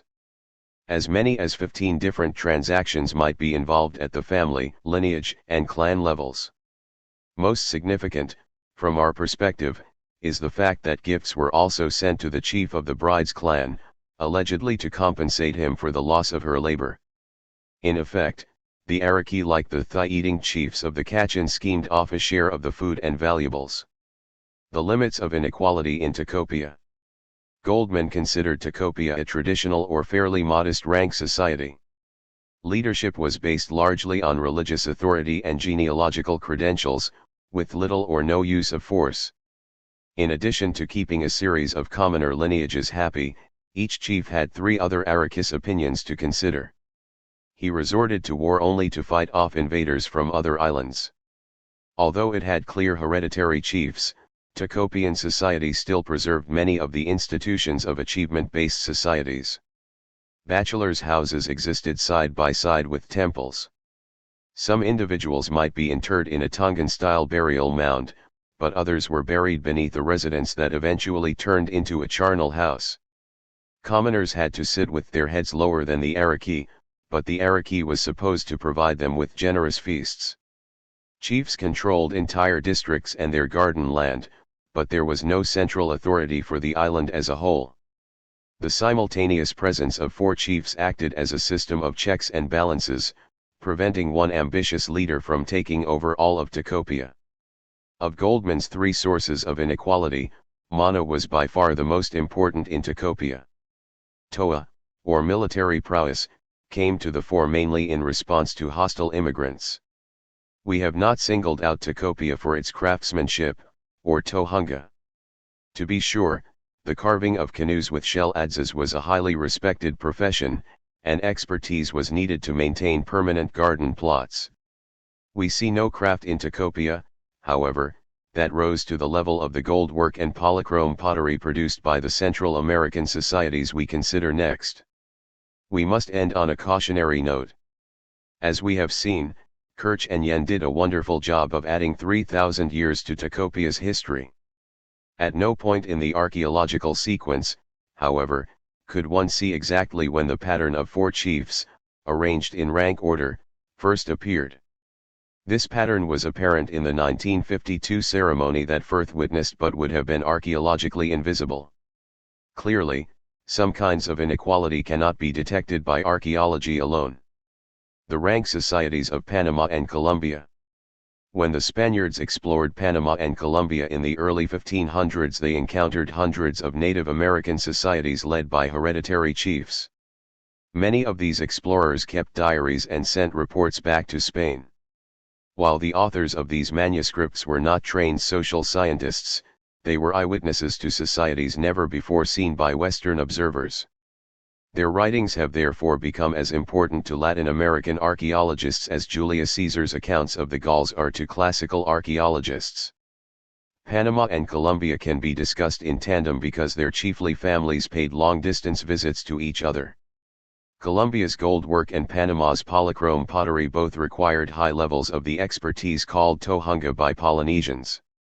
The Cauca Valley of western Colombia is 300 miles long and 35 miles wide. It was formed by the Cauca River, which flows north to the Caribbean between rugged mountain ranges. At least 80 different rank societies occupied the valley before the arrival of Europeans. The earliest documents describing these societies began arriving in Spain around 1535 and have since been studied by ethnohistorian Herman Trimborn and anthropologist Robert Carnier-Rowe. In recent years, the Cauca Valley has become famous as the heartland of the Medellin drug cartel, but in ancient times its economy was supported by the growing of corn, manioc, and cotton. The population of the valley on the eve of Spanish contact has been estimated at 500,000 to 750,000. One important revelation of the Cauca documents is the diversity one finds in a sample of 80 rank societies. The 2 largest were the Guaca in the north, downstream, and the Papayan in the south, upstream. The Quimbaya of the mid-valley region were intermediate in size. The Catayo in the north were unimpressive compared to their Guaca neighbors. They spent most of their time in autonomous villages, uniting under a war chief only when threatened. If we knew more about the Catayo, we might find that they periodically cycled between egalitarian and ranked modes. The Quimbaya comprised 80 villages, organized into 5 separate rank societies.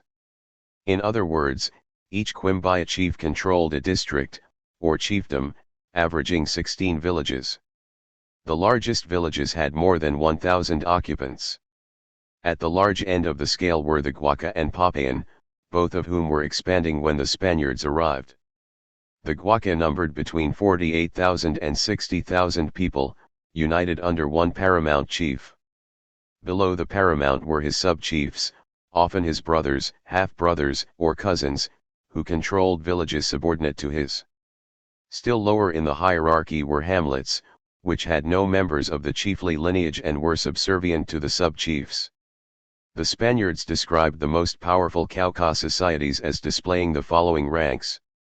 First came the hereditary chief, who was succeeded by his son, or by his sister's son if he had none of his own. Below him were nobles by blood, that is, others of his chiefly lineage.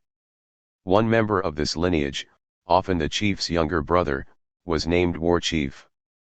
There were also nobles by command, men from commoner lineages who had been rewarded for distinguishing themselves in battle. Still lower in the continuum of rank were nobles by wealth, essentially commoners who had done well at accumulating food and valuables. It is likely that a certain number of these nobles by wealth had risen by expertise at trade or craftsmanship. On the bottom rungs of the ladder were free commoners and slaves. The commoners were mostly farmers. The slaves were mostly captives, taken during incessant raids by Cauca Valley warriors. Important members of the larger rank societies included priests, who served in the temples, directed important public rituals, and provided sacred justification for the chief's authority. Priests did not interfere directly in political decisions, but they did memorize thousands of ritual procedures and direct sacrifices. They also officiated at chiefly funerals. Let us now look at the relative roles played by war and craftsmanship in the rank societies of the Cauca Valley. Their wars had many underlying causes, two of which were a desire for political expansion and an insatiable need for slaves. Several societies, including upstream groups such as the Jamundi and the Lyle, had fought wars of expansion around the time the Spaniards arrived. For example, a Lyle chief named Patika had defeated 5 other Lyle chiefs and consolidated all their territories into a single chiefdom. Even in cases where political unification was beyond the reach of a chief, enemy villages were raided to obtain slaves. Some of these slaves were used as forced labor in the gold mines, recovering the ore that Cauca gold workers would turn into prestige goods. Other slaves became sacrificial victims at chiefly funerals. The number of warriors a chief could muster, of course, varied with the number of villages he controlled. Even minor battles could involve 200 to 400 warriors, many carrying special cords to bind the wrists of prisoners. The powerful Guaca could produce a force of 12,000 warriors, ordered to spare no one.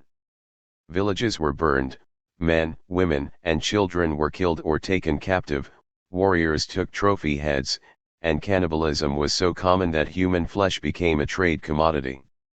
The Lyle chiefs, mentioned earlier, were said to have owned 680 drums made from the skin of war captives. Many of these behaviors were considered terror tactics, intended both to show the disdain of chiefs for their enemies and to demoralize anyone who considered resisting.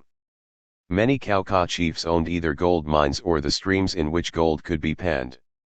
They had patron-client relationships with the craftsmen who turned the gold into crowns, headbands, ear and nose ornaments, pendants, and scepters for them. It is not surprising that Cauca chiefs adorned themselves with gold. The surprise is that the wearing of gold was not restricted to the chief's lineage. Nobles by blood, nobles by command, and nobles by wealth were allowed to acquire as much as they could afford, although there were certain items made only for the chief. The most famous gold-producing societies were those controlled by the 5 Quimbaya chiefs, whose territories were modest compared to those of the Guaca. The expertise of Quimbaya craftsmen was a source of prestige for the chiefs who supported them. Ambitious Cauca chiefs were not held in check by a council of elders, although they did pay attention to their military advisors when it came to war tactics. The most powerful chiefs were carried from place to place on litters or hammocks. They lived in wooden houses with thatched roofs, surrounded by servants, slaves, messengers, and interpreters who helped them deal with foreigners. Large crews of commoners tilled their fields. In addition to his principal residence, a chief might have a second house for war trophies, such as the skulls or dried heads of his enemies. At the chief's death, some Cauca societies preserved his body by smoking or mummifying it, after which it would be kept in the house of his successor. In other societies the chief was buried in a cist or shaft tomb, accompanied by fabulous offerings and sacrificed prisoners and servants. In his discussion of the 16th century documents, Carneiro points to the following differences in strategy between the rank societies of the Cauca Valley and the achievement-based societies in the neighboring regions of South America. 1. Like the sway of Bougainville, many achievement-based societies destroyed a prominent man's property at his death. Cauca societies let the son inherit his father's property, allowing it to grow generation by generation. 2. Achievement-based societies brought captives home to torture or kill. Cauca societies considered prisoners a commodity, to be kept, or traded, as slaves. 3. Achievement-based societies, and even modest rank societies like Tacopia, tended to expel criminals. The rank societies of the Cauca Valley added criminals to the slave population, increasing their labor force. To Carneiro's points we can add a fourth.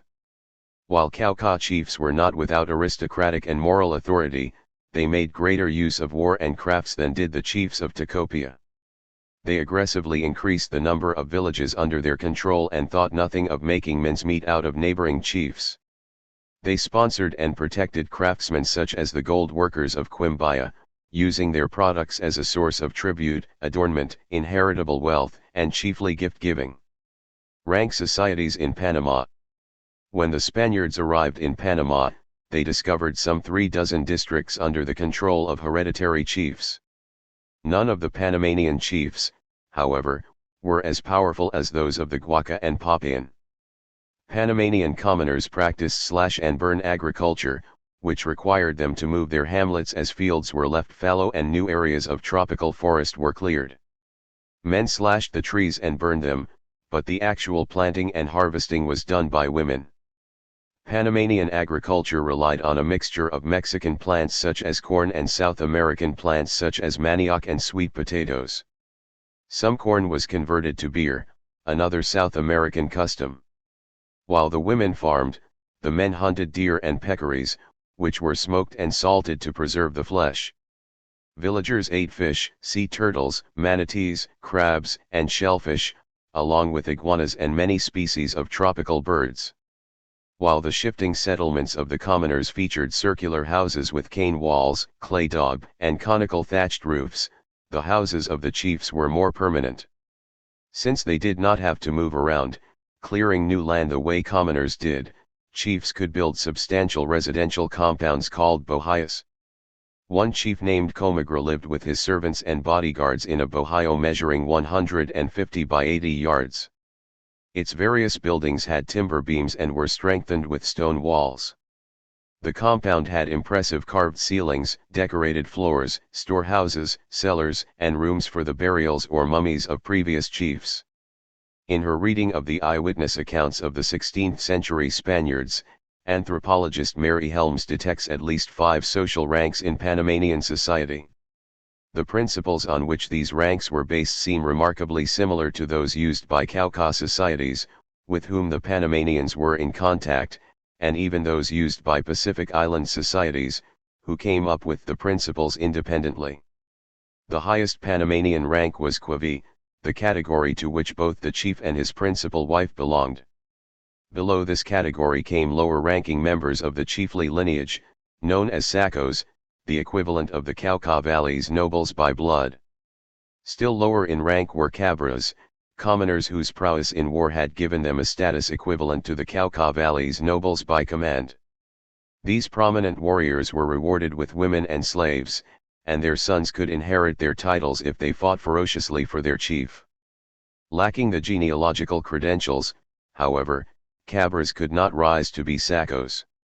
Even commoners who did not become Cabras could achieve a measure of renown through expertise at gold working and the production of polychrome pottery. Archaeologist Richard Cook and his colleagues have argued that Panama had too much gold of its own to need inputs from Colombia. Despite their self-sufficiency, however, Panamanian chiefs in training were encouraged to lead expeditions to Colombia to set up trading partnerships before they took office. Almost certainly this was done because the foreign relations themselves were more important than the commodities traded. At the bottom of the social hierarchy were slaves called pacos, who were mostly war captives. One front tooth of each slave would be knocked out, to indicate his slave status, and his face would be tattooed in such a way as to identify his owner. This was not the only context in which the Panamanians used body markings. All the warriors who fought for a particular chief painted their faces and bodies in a way that identified their overlord. When we examine the underlying principles of rank society in Panama, we see many parallels to the concepts of mana, toa, and tohunga in Polynesia. For example, the Panamanians believed in purba, an individual's invisible, immortal essence. Purba was inherited by chiefs, who nurtured it through their monopoly of esoteric knowledge. Purba was reflected in a special chiefly language that the Quavi used during ceremonies. Then there was Niga, an aura of power that was generated by acts of bravery in battle and public works in the interests of society. Chiefs had more Niga than commoners, but all had enough niga to improve their position if they worked to do so. Finally there was Kurgan, the innate talent for a craft. Kurgan varied from individual to individual and could be enhanced with training. We are struck by how similar these Panamanian principles of life force, bravery, and expertise were to those displayed by rank societies elsewhere in the world. Panama did not have priests as powerful as those of the Cauca Valley, but it did have ritual specialists called taquinas who, through the use of strong tobacco or corn beer, could enter into trances. While in these trances they could communicate with the spirit world, predict the future, control the weather, and cause crops to flourish. Let us now consider a significant difference between chiefly behavior in Tacopia and Panama. We have already suggested that many aspects of rank in Tacopia would be hard for archaeologists to detect. The behavior of Tacopian chiefs was not flamboyant. The chiefs did not make lavish use of sumptuary goods, they expected to be shown deference but were not carried around on litters, and no slaves or servants were sacrificed at their funerals. The flamboyance of Panamanian chiefs, in contrast, was an archaeologist's dream. The chief's lineage had a distinct emblem that was carved on both houses and tools, much like a Tlingit chief's heraldic crest. Chiefs accumulated gold jewelry and were buried with it. Their funerals were elaborate because chiefs were thought to have eternal life, while dead commoners were merely converted to air. In addition, any wife, concubine, servant, or slave buried with the chief shared in his eternal life. The result was that many individuals volunteered to be sacrificed at the chief's funeral, making his grave easier for archaeologists to identify.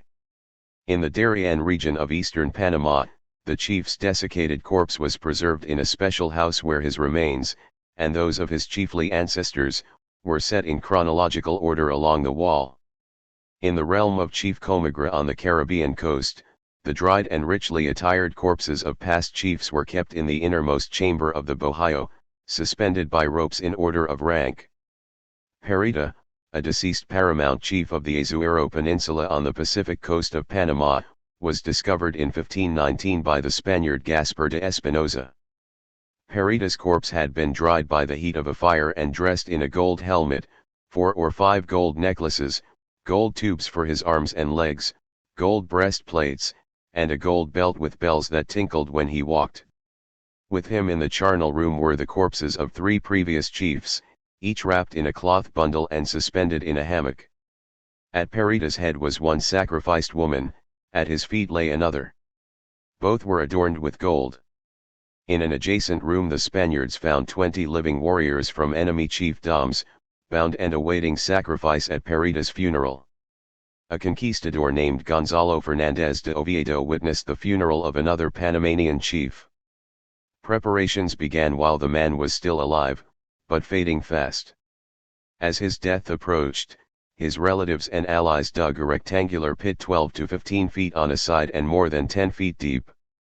They set up a bench in this pit and covered it with a brightly colored blanket. The well-dressed chief, now dead at last, was propped up on the bench and supplied with water, corn, fruit, and flowers for the afterlife. Women who had volunteered to be buried with him took their seats on the bench beside the corpse. They, too, were dressed in finery and adorned with gold.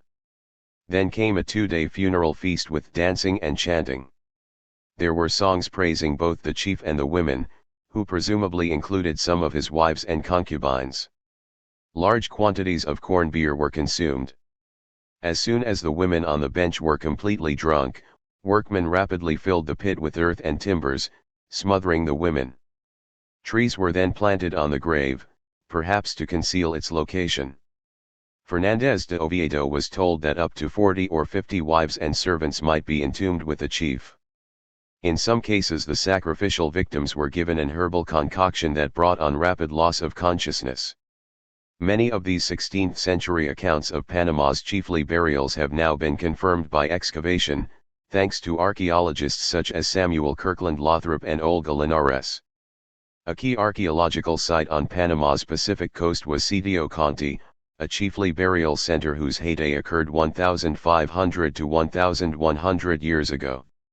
There Lothrop found 60 graves with elegant gold items, polychrome pottery, and human sacrifice. Grave 26, for example, appears to have been the burial of a chief with 21 sacrificed subordinates. The subordinates were buried at the bottom of the grave in fully extended positions. Some of the sacrificial victims had gold items with them, suggesting that they may have been relatively important individuals. For his part, the chief was seated atop the layer of subordinates in such a way as to suggest that he may have been placed on a wooden bench or stool, long since disintegrated. Many Central American chiefs had servants carry their stools wherever they went, much the way Tocopian chiefs used coconut grating stools to keep their heads above everyone else's. The Bimba of Zambia, male chiefs in a matrilineal society. Agriculture and animal husbandry had a long history in the Nile Valley. From the Nile headwaters south, however, Africa was for thousands of years occupied by hunters and gatherers analogous to the Basarwe and Hadza.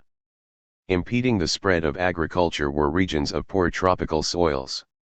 Impeding the spread of herding was the tsetse fly, which transmits sleeping sickness to cattle. Roughly 2,400 years ago, the craft of ironworking reached western and central Africa, probably by means of trade routes crossing the Sahara Desert. Iron tools made it possible to till tropical soils and grow crops such as sorghum and millet. Sheep and goats provided meat, and cattle were added wherever the tsetse fly allowed. Ironworking spread rapidly over the next few centuries, often through the dispersal of Bantu-speaking peoples. The homeland of the Bantu language may have been north of the forests of the Congo, but 1,700 years ago, speakers of Bantu had spread east to Lake Victoria in Tanzania and south to the Limpopo River, on the border between Zimbabwe and South Africa.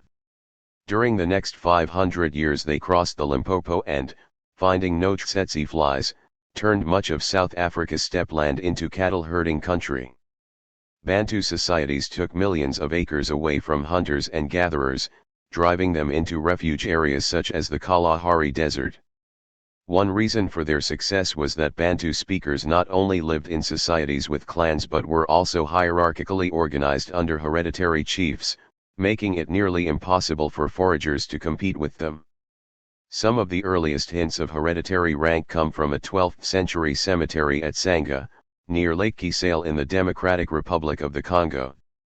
Among the artifacts in the cemetery were fragments of iron bells, which, according to historian Andrew Roberts, have long been symbols of chiefly rank. Similar bells have been found at the 14th or 15th century chiefly center of Great Zimbabwe, an archaeological site that has lent its name to an entire nation. The Sanga Cemetery lies in the territory of a Bantu-speaking group called the Luba. This is significant because the historical legends of several other Bantu groups claim that they emigrated from Luba country to their present location. One such group was the Bimba, a Bantu-speaking group occupying what is now Zambia. In 1933, when first visited by anthropologist Audrey Richards, the Bimba lived at 4,000 feet above sea level on the Tanganyika Plateau, surrounded by lakes Malawi, Mweru, Bangweulu, and Tanganyika. They grew finger millet, Eleusine coracana, sorghum or Kaffir corn, sorghum bicolor, a variety of legumes, and two crops imported from the New World, corn and pumpkins. Because Zambia has tsetse flies, the Bimba were unable to raise cattle. However, the Bimba added protein to their diet by hunting and fishing. Bimba agriculture involved slash-and-burn cultivation on relatively poor soils, requiring villages to move every 4 to 7 years while the old fields recovered. As a result, 140,000 Bimba needed a territory of more than 22,000 square miles. The Bimba of that era were as impressive as the largest of the 16th century Cauca Valley societies. All 140,000 citizens were ruled by a single paramount chief, or Kitamyakolo. The paramount lived at the Umusumba, or chiefly village, which was both a secular capital and a ritual center. Boasting an estimated 150 to 400 households, it was the largest single settlement in Bimba territory and was supported by tribute so that the chief need not move. The Kitamyakolo was at the apex of a political hierarchy.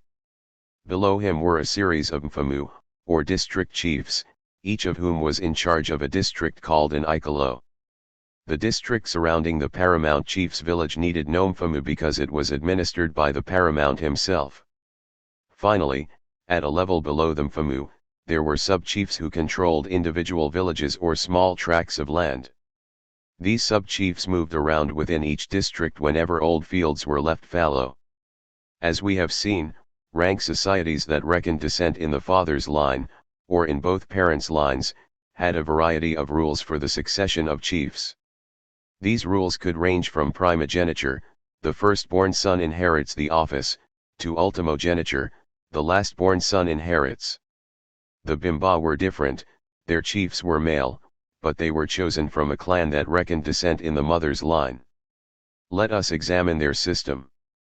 Each Bimba was born into his mother's lineage, or house.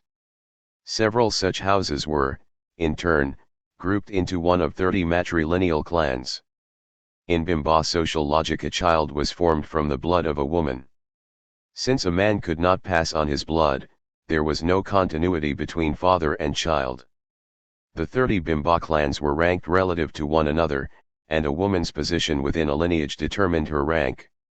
Like many societies described earlier in this book, the Bimba used the order in which each clan allegedly arrived in the area as justification for its rank. The Bimba told Richards that they had emigrated to Zambia from Luba country in what is now the Democratic Republic of the Congo. Such an origin, according to Richards, was supported by the fact that a number of words used by the Bimba chief during religious ritual were Luban words.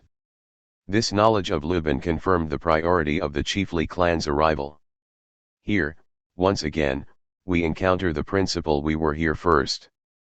The Bimba in 1933. Each of the 30 Bimba clans studied by Richards took its name from an animal, a plant, or a natural phenomenon such as rain. The crocodile clan was first in rank, providing both the paramount chief and the mfumus. The paramount chief was chosen from among the sons of the highest-ranking women of the crocodile clan. His father played little role in the decision, since he was a member of a different clan and had simply had the good fortune to marry a crocodile woman. The paramount chief's mother, or Kandamyakolo, served on the high council of the Bimba and controlled several villages of her own. For their part, the paramount chief's sisters were given their own villages and allowed to have sexual relations with as many men as they chose, even men of low rank, since any offspring that resulted would be credited to the elite woman's blood. The Kidamyakolo administered all of Bimba territory. He was not only a secular authority and a high judge but also a ritual expert. Many paramount chiefs in training served for years as mfumus, both to hone their administrative skills and to allow their performance to be evaluated. The Kidamyakolo was supposed to observe ritual taboos and remain virtuous and pure because the agricultural success of the Bimba depended upon his reservoir of life force. The chief was supported by tribute and could call upon his citizens for the kind of obligatory labor the French call corvée. He had the right to mutilate anyone who offended him. As a result, commoners were sometimes heard to say, "The crocodile clan tears common people apart with their teeth." Chiefs were the offspring of elite mothers, but the Bimba also created fictional ties between a new chief and his male predecessors. Upon his inauguration, the new chief inherited his predecessor's title, insignia, rights, and duties. Eventually he became so identified with past chiefs to the point of assuming their names and histories that it became difficult to tell whether he was referring to events in his own life or the lives of his predecessors. He was aided in this process by assistants who memorized the oral histories of 25 to 30 former Kidamyakolus. In the Bimba system, elite brothers, half-brothers, and cousins did not compete for leadership.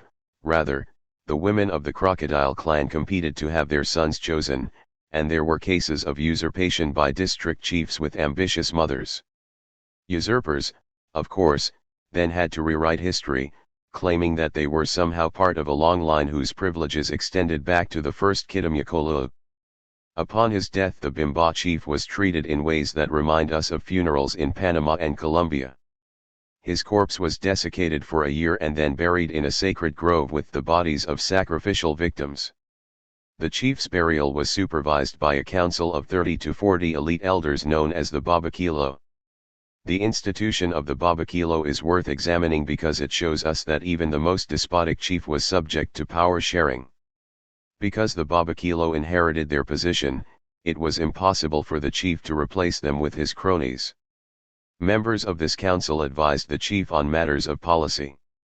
They wore special feather head dresses, paid no tribute, and received elegant funerals. The fact that the chief was merely chosen from among eligible men while his counselors inherited their posts made it easier for the council to steer him away from chiefly abuse.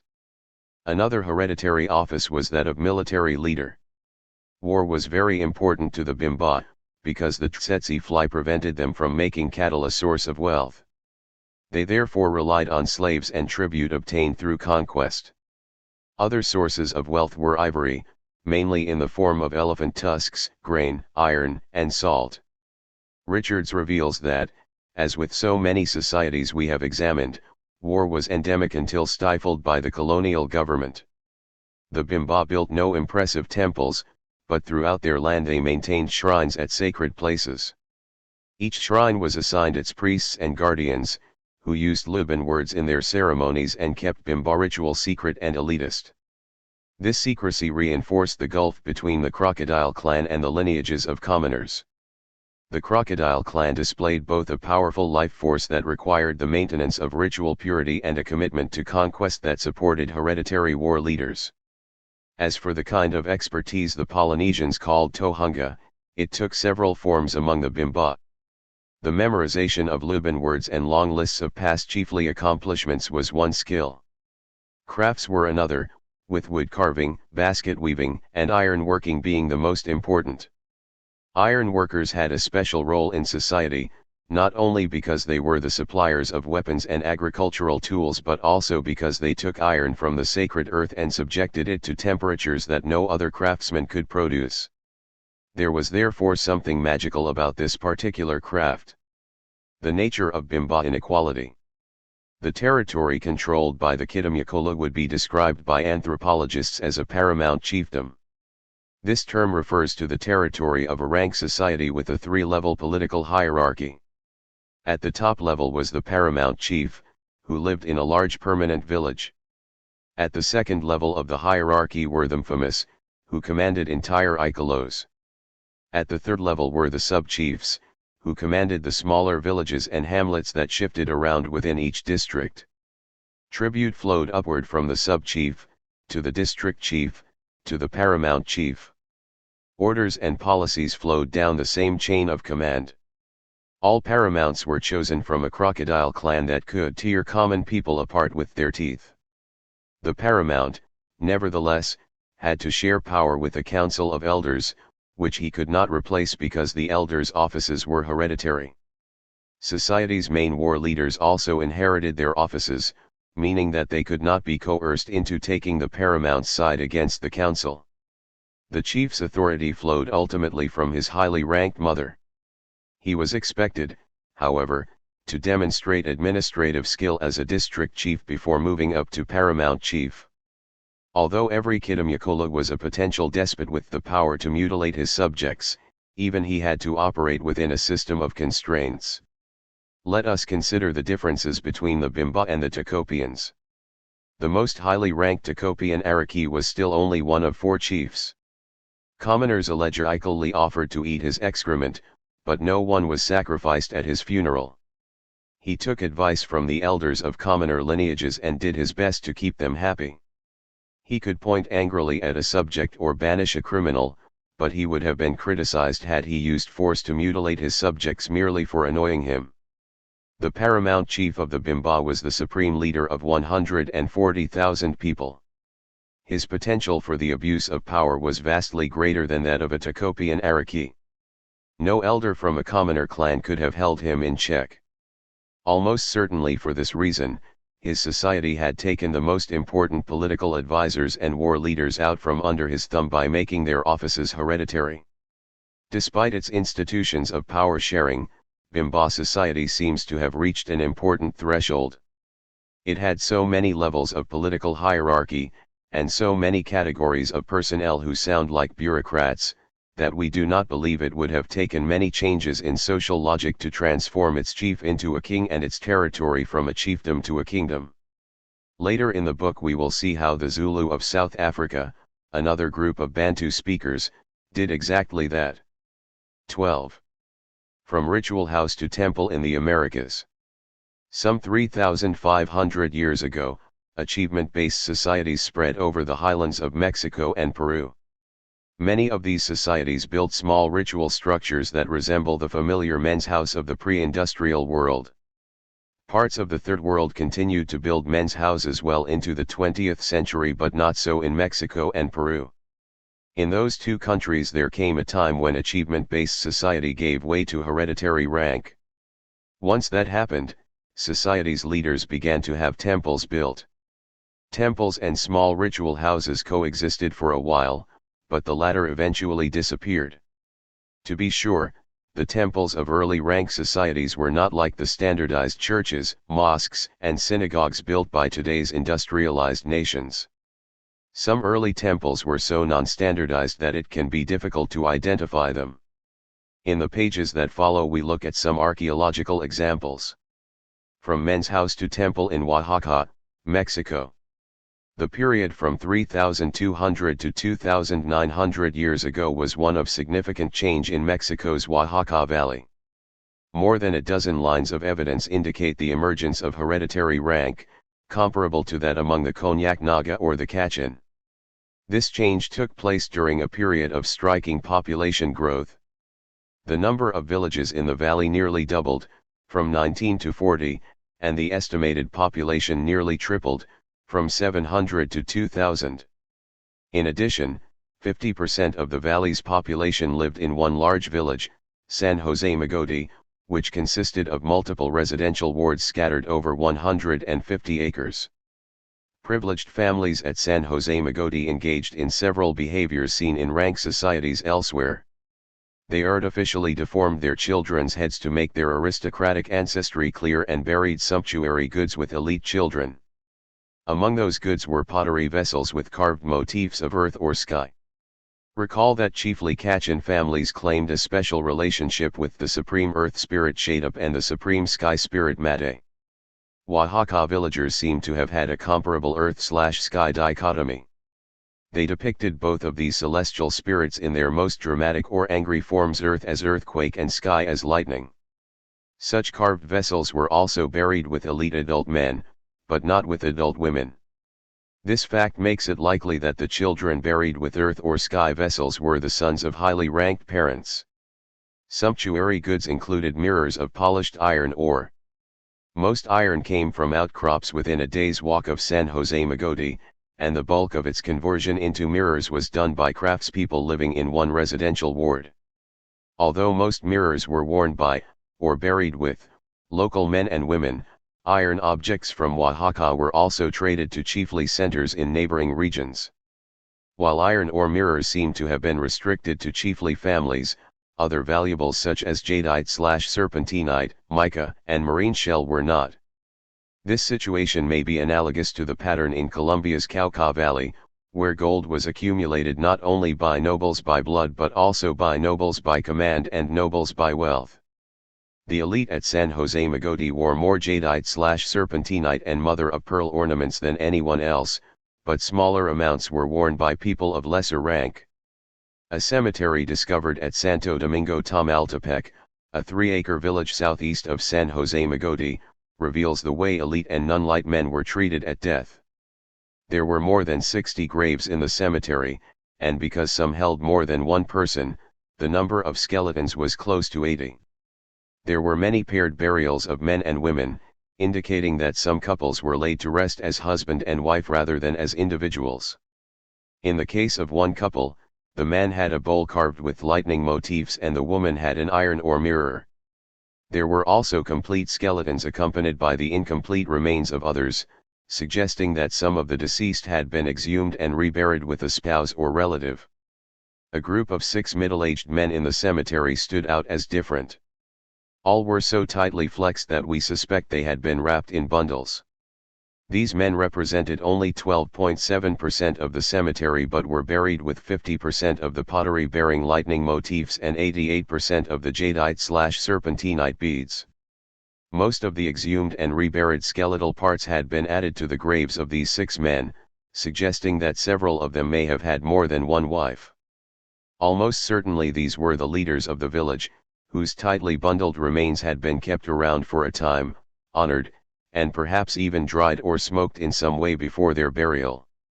During this period the people of San Jose Magoti were building both men's houses and temples. This was, in other words, a period of transition from one type of ritual building to another, reminiscent of the situation we saw on Tacopia. Men's houses remained simple one-room buildings, plastered with lime. Because San Jose Magoti had grown so large and was so clearly divided into residential wards, it was easier than before to see that each ward built its own men's house. The main locus for women's ritual remained the household. There, women performed a traditional Zapotec form of divination, casting beans or corn kernels into shallow, water-filled basins and reading the floating seeds the way fortune tellers read tea leaves. Women also made hundreds of small ceramic figurines of the ancestors, providing a tangible venue to which ancestral spirits could return.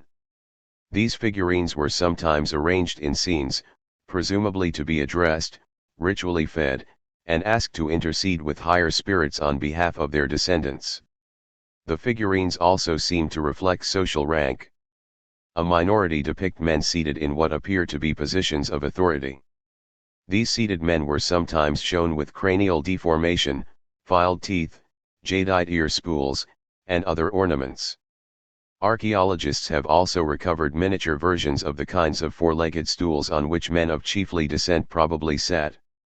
A much larger number of figurines, however, showed people in postures of deference or obeisance, standing with arms folded across their chests.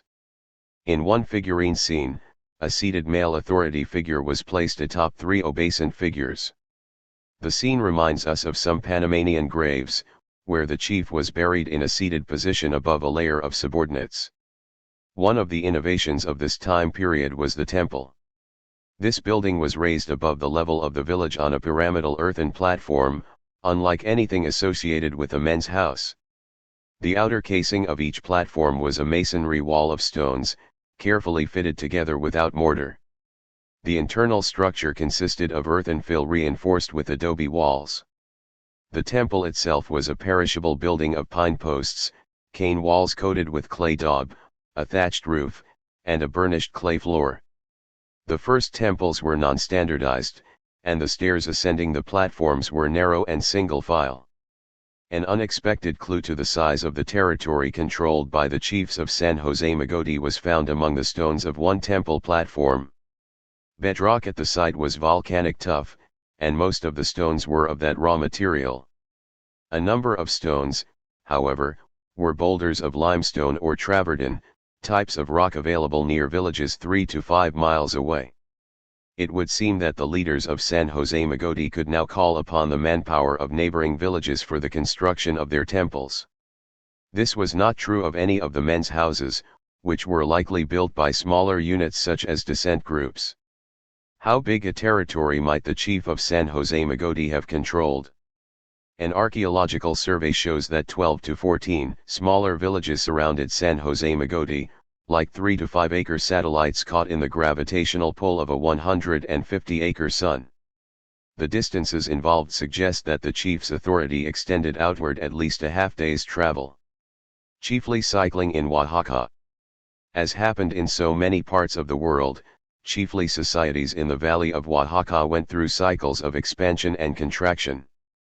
Roughly 2,900 years ago, no other village in the valley rivaled San Jose Magoti in population, number of satellite communities, or size of temples. Over the next 2 centuries, however, San Jose Magoti began to experience competition from rival villages.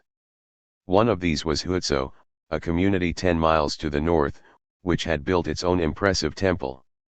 Another was San Martin Tilcajit, some 20 miles to the south. It is difficult to assess the extent to which these emerging chiefly centers affected San Jose Magoti's control of its resources and satellite villages. One clue can be found in the dwindling amounts of iron ore that were now reaching San Jose Magoti. It appears that Hutso denied access to the northernmost iron ore source, while Tilkajit denied access to the southernmost. The temple built at Hutso some 2,800 years ago was as impressive as any at San Jose Magoti, figure 27. Its underlying pyramidal mound was 6 feet high and more than 50 feet on a side. Its outer face was of boulders or cobble set in hard clay, and its interior consisted of earth and fill strengthened with adobe walls. Above this was the temple itself, a building whose thick cane and clay walls rested on an adobe platform. The latter was 4 feet high and at least 37 feet long, and the temple was reached by a staircase 25 feet wide. This broad staircase would have permitted greater public access than the narrow, single-file stairways seen on earlier buildings. It is significant that by this time men's houses had disappeared from Oaxaca's archaeological record. The transition to rank society was now complete. With rival chiefs challenging San Jose Magoti, its elite implemented various strategies to hold onto their satellite villages. It appears that one strategy was to send women of high rank to marry the leaders of those satellite communities.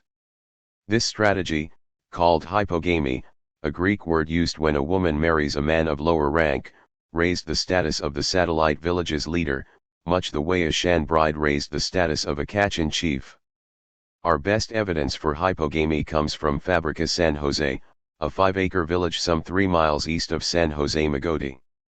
Fabrica San Jose was an economically important satellite for San Jose Magoti because its saline springs supplied the entire region with salt. Figure 27.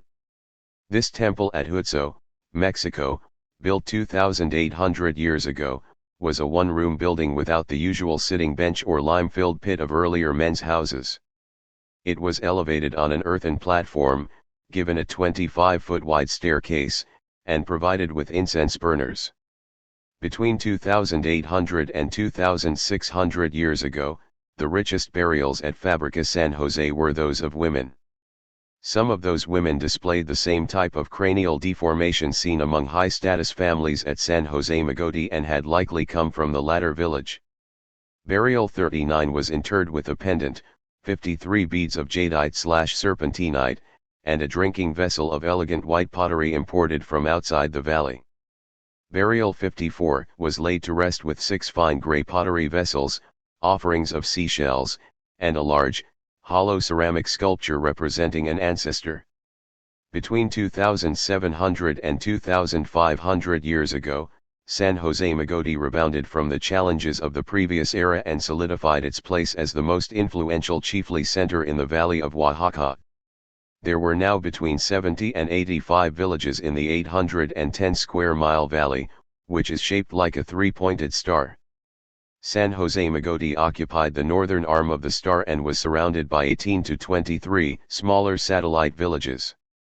In the eastern arm of the star, the most important chiefly center was Yeguija, which may have had 8 to 10 satellites of its own. In the southern arm, San Martin Tilkajit was still the largest chiefly center and may have had 8 to 10 satellite communities. So great was the rivalry among these three chiefly societies that the center of the valley, where all three arms converged, was left as a virtually unoccupied buffer zone or no man's land. This buffer zone, covering 30 square miles, was evidently considered a dangerous place to live. During this period, San Jose Magoti built the largest and most impressive temple in the valley. To ensure that this temple would be visible from a great distance, the builders chose a 40-foot hill that was the village's most prominent landmark. The new temple, built about 2,600 years ago, was placed above the ruins of an abandoned men's house. The temple itself had extra thick walls of cane bundles, daubed with clay and whitewashed. Its floor was recessed into an adobe brick platform measuring 46 by 43 feet. Buried beneath each of the temple's four corners were large serving vessels, brown vessels below the northeast and southwest corners and gray vessels below the northwest and southeast.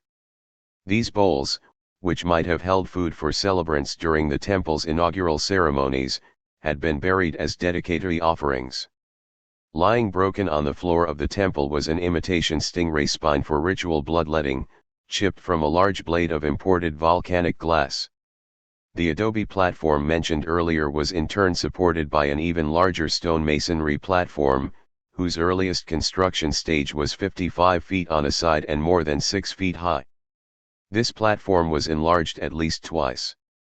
Its final stage measured 93 by 70 feet and was built of limestone blocks weighing up to half a ton. These blocks had been brought from a quarry 3 miles away. They would have to have been rafted across a river and hauled to the top of the hill. Unfortunately for its builders, even this impressive temple was not immune from raiding. Late in its history, it was the scene of an intense fire that destroyed the building and converted much of its clay daub to glassy cinders. To vitrify clay in that way, the fire must have been deliberately set. The villagers of San Jose Magoti responded to the desecration of their temple in several ways. First, they built a new temple only a short distance to the north. The new temple was constructed of sturdier adobe walls over stone masonry foundations. The platform beneath it was made of the same kinds of limestone blocks used for the earlier temple but stacked even higher.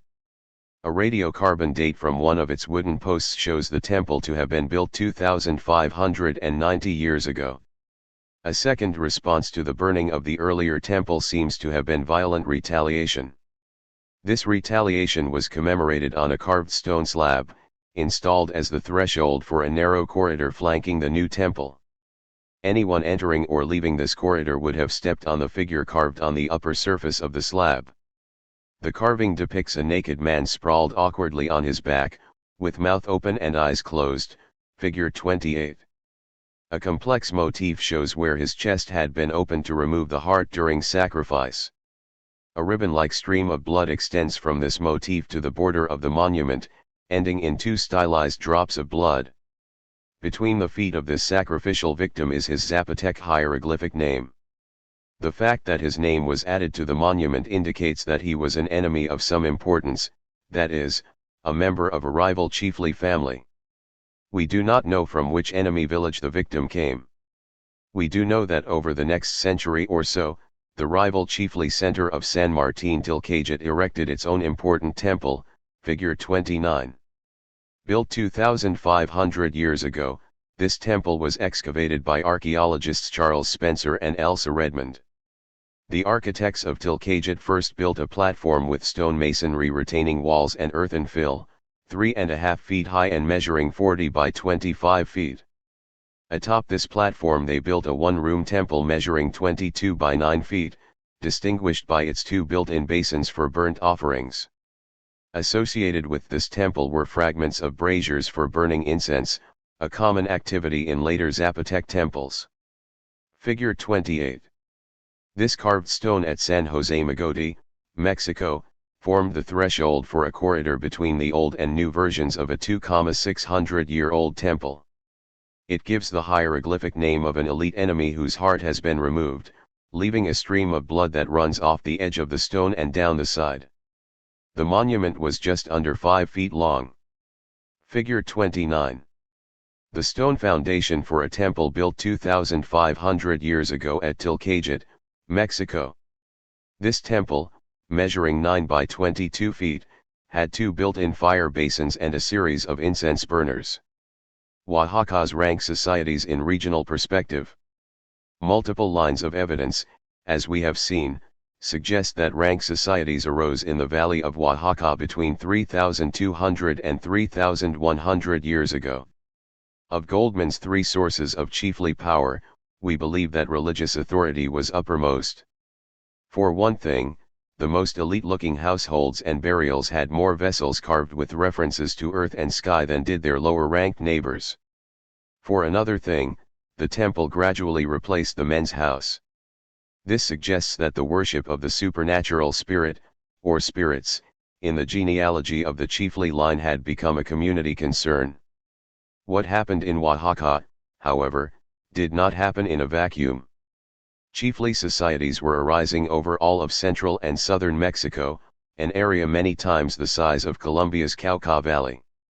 From the Basin of Mexico in the north, the region of present-day Mexico City, to the Pacific coast of Chiapas in the south, social inequality was growing. One indication that all these emerging rank societies were in contact with each other is that vessels carved with earth and sky motifs were actively exchanged by their elites. An analysis of minerals in the clay of the vessels, for example, suggests that villages in the Basin of Mexico, the Puebla and Oaxaca valleys, and the Gulf Coast of Veracruz all exchanged carved pottery.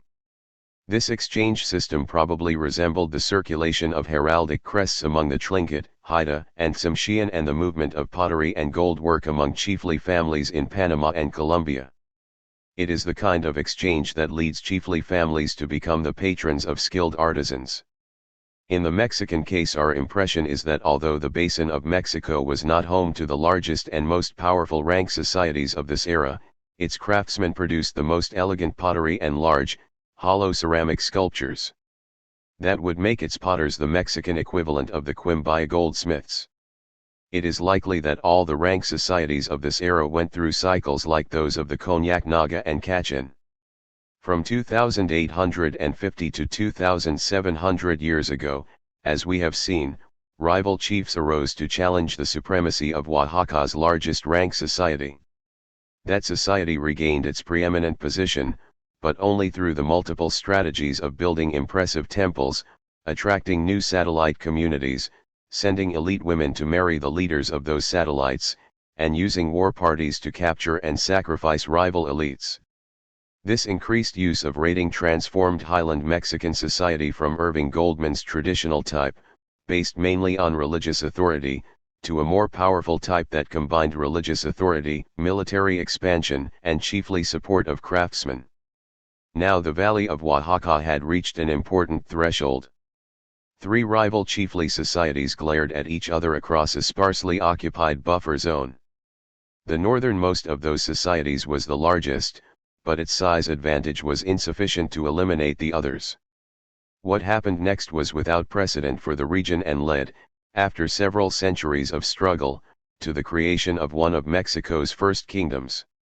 That remarkable process will be described in a later chapter. From ritual house to temple in central Peru. When we last discussed the Peruvian site of La Galjada, its talc-plastered ritual houses had just been replaced by a large U-shaped temple. The time was roughly 3,500 years ago, half a millennium before the first temples were built in Oaxaca. In fact, some societies on the central coast of Peru were building temples even before La Galjada did. Let us turn first to the valley of the Rio Supe, 90 miles north of Lima. The Supe River begins high in the Andes, descends through dusty canyons like the one supporting La Galjada, and breaks out onto the coastal plain some 15 to 20 miles from the sea. The final 15 miles of its floodplain supported a high density of settlements during the late Archaic period, and some of those settlements built what appear to be temples. An archaeological team led by Ruth Shady surveyed 10 square miles of the Supe Valley and located 18 sites of the late Archaic period, 4,500 to 3,800 years ago. The three largest sites were Arridapando, 197 acres, Curral, 143 acres, and Pueblo Nuevo, 135 acres. Near the mouth of the river lay Espero, a 37-acre site with monumental architecture. The late archaic societies of the Supe Valley were supported by a mix of agriculture, fishing, and foraging. There are suggestions that inland horticulturalists sent cotton and gourds to the coastal fishermen, who reciprocated by sending dried anchovies and sardines to the horticulturalists. The community of Espero occupied a shallow basin, framed by rocky hills that jut into the sea. Between 15 and 20 artificial mounds still rise above its blackened refuse heaps. Two of the largest mounds were excavated by archaeologist Robert Feldman. Each had an impressive multi-room building on its summit. One of those buildings, reached by a stairway, had a large entry court with a centrally placed fire pit. 2 human sacrifices were associated with this court. One was an adult with a gourd vessel, buried tightly flexed inside a bundle. The other, an infant, had been wrapped in a cotton textile and placed inside a basket. The infant wore a cap covered with 500 beads of seashell, clay, or plant material, and its burial basket had been covered with a four-legged stone basin. Possibly the sacrificed child belonged to a family of some importance. The second building, reached by a ramp, measured more than 90 by 60 feet and featured a high-walled entry flanked by smaller rooms and courts. Its mud brick walls were decorated with rectangular niches and brick friezes, and its contents included a cache of 13 unbaked clay figurines.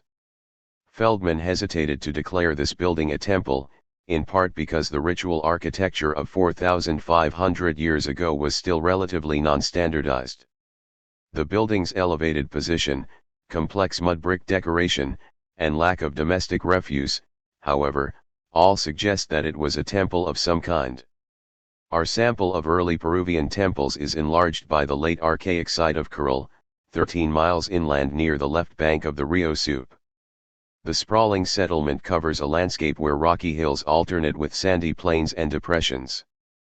Perhaps a dozen prominent buildings encircle the low central area of the site. The layout of Caral is unlike that of any village we have looked at so far.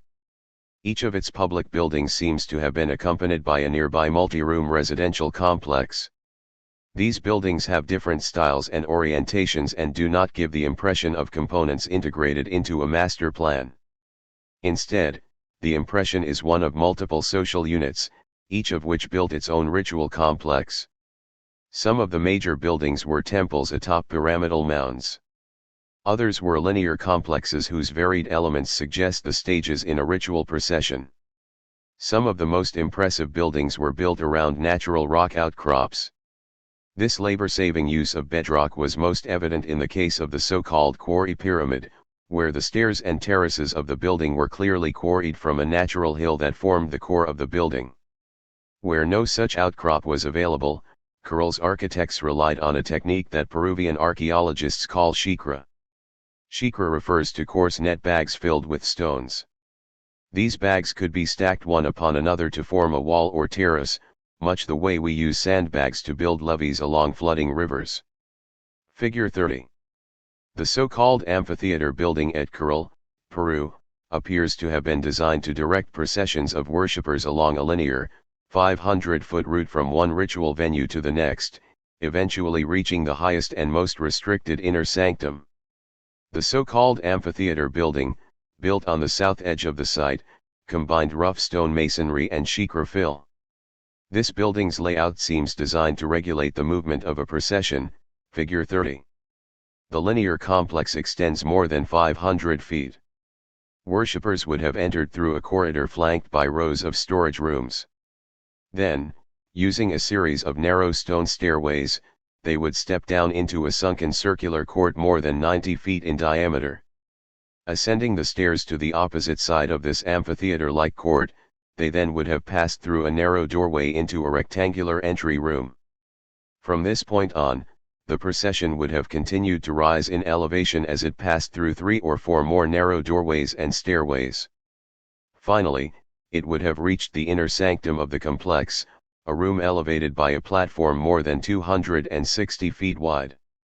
Every door and stairway in the linear complex seems to have been designed to force ritual participants to move deliberately through 6 or 7 levels before reaching the final, and least accessible, room. This complex was not the only building at Caral to feature a sunken circular court. A smaller court, 60 feet in diameter, had been built at the base of the stairway to the site's largest pyramid, which bore on its summit a temple complex. Our suspicion is that such courts were the scene of preliminary rituals that worshippers were required to perform before being allowed to proceed to the inner sanctum. In many parts of the ancient world, the life force housed in a temple was considered so great that one could not leave the secular world and enter the temple without a preliminary ceremony. Both the pyramidal structures and the linear complexes at Caral seem to have culminated in temples. Caral, however, includes some ritual structures reminiscent of earlier, achievement-based societies. These structures were circular, white-plastered rooms with centrally placed fire pits, to which oxygen was supplied by subfloor ducts. They look, in other words, like circular versions of the ritual houses at La Galjada. Kuril thus seems to lie at the transition from 1. A society with small-scale, private rituals to 2. A society with large-scale, public performance rituals. One of the most interesting aspects of Kuril is the apparent association of multi-room residential complexes with ritual buildings. Many residences had cobblestone foundations, upright posts of acacia or willow wood, and walls of cane daubed with clay. Shady believes that the residential complexes nearest to the temple pyramids were occupied by extended families of somewhat higher rank. The number of temples, as well as the attention devoted to ritual processions, makes it clear that spiritual authority was a major source of power at Kuril. As at Aspero, human sacrifice was practiced. During a period of architectural renovation in Kuril's largest pyramidal mound, the builders incorporated into the fill an adult male victim with his hands tied behind his back. Music also played a role in the rituals at Kuril. Excavations in the amphitheater building produced more than 30 flutes made of bone. Each flute was carved in such a way that the sound hole appeared to be the mouth of a spirit or mythical ancestor, figure 31. The largest of the residential complexes at Kuril, called Sector A, lay almost equidistant from the amphitheater building and the quarry pyramid. Refuse from the cane and clay rooms of this residential complex was a major source of information on Kuril's crops. By drawing off water with irrigation canals, the villagers had turned the Rio Soup floodplain into gardens of squash, beans, sweet potatoes, and chili peppers.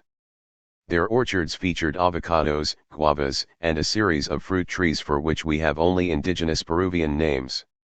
They grew cotton for textiles and fishing nets, as well as gourds for containers and net floats. Despite its distance from the ocean, Kuril was well supplied with fish and shellfish. Residential Sector A alone produced more than 20,000 specimens of anchovies and another 7,000 of sardines. These small fish were probably dried by communities such as Aspero and transported to Kuril in baskets.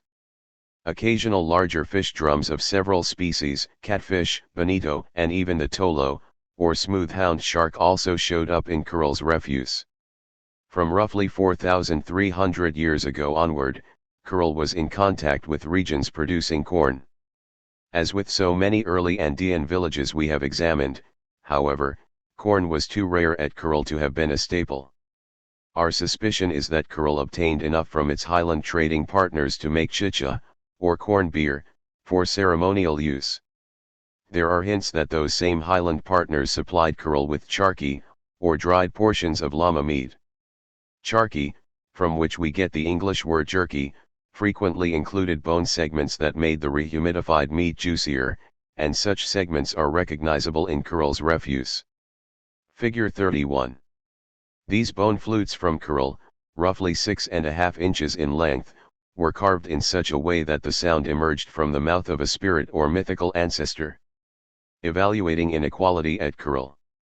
Several factors make it difficult to evaluate the degree of inequality at Kuril. On the one hand, the scale of its ritual architecture makes it precocious within the New World. Mexico did not produce comparable buildings until more than a millennium later.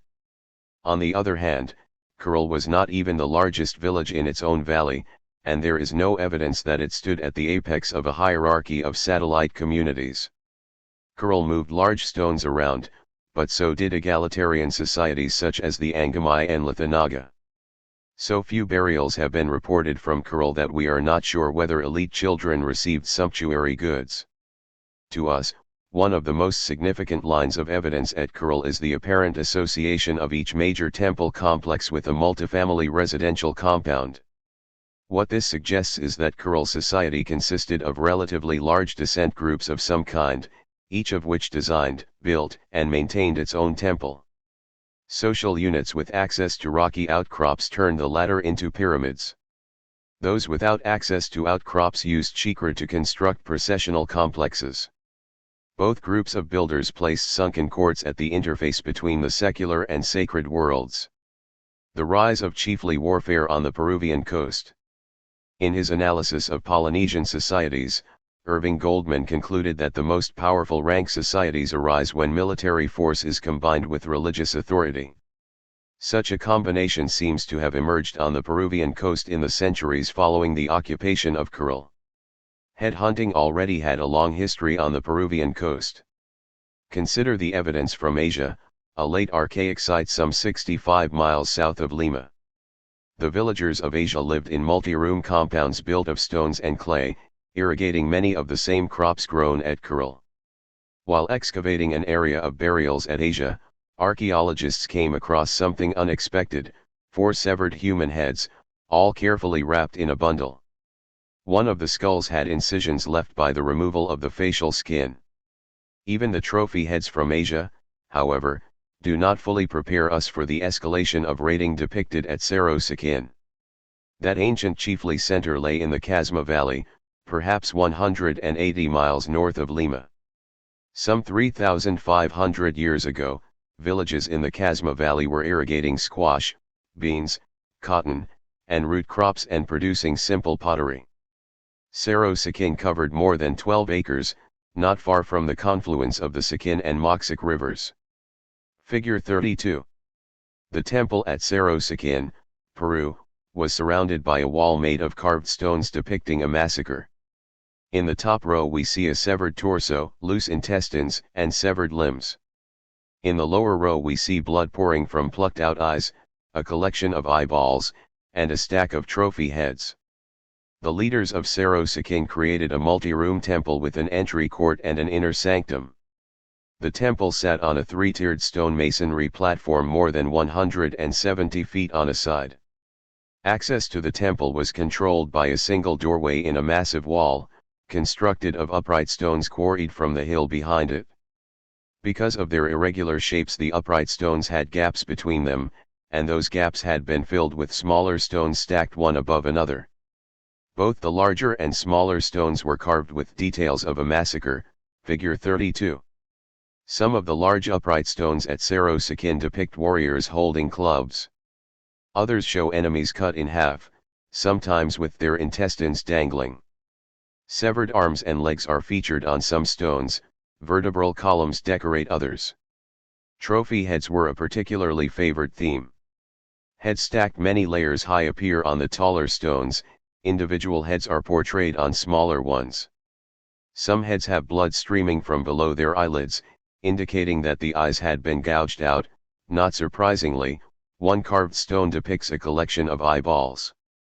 In all, there may once have been 700 gruesome carvings on the enclosure wall of the temple. Such use of art, of course, has a propaganda component. Some societies on the Peruvian coast were now as militaristic as those of the 16th century Cauca Valley. Almost certainly they had war leaders, or nobles by command, whose role it was to subdue their society's enemies. Displays like the temple wall at Cerro Siquin were warnings to potential rivals, letting them know what might happen to them. If this propaganda worked, perhaps some future battles would never need to be fought. The rise of highland rank societies. Some 2,800 to 2,200 years ago, many rank societies of central Peru began to exhibit a pattern seen already in pre-Hispanic Mexico and Colombia. Chiefly families began to exchange sumptuary goods over an extremely wide region. Like the Quimbaya goldwork, the cockle polychrome, and the early Mexican pottery bearing earth and sky motifs, the pottery and goldwork of central Peru shared style and symbolic content. Among other things, the shared style emphasized the role of the chief as warrior. It featured not only trophy heads but also dangerous animals such as the jaguar and cayman.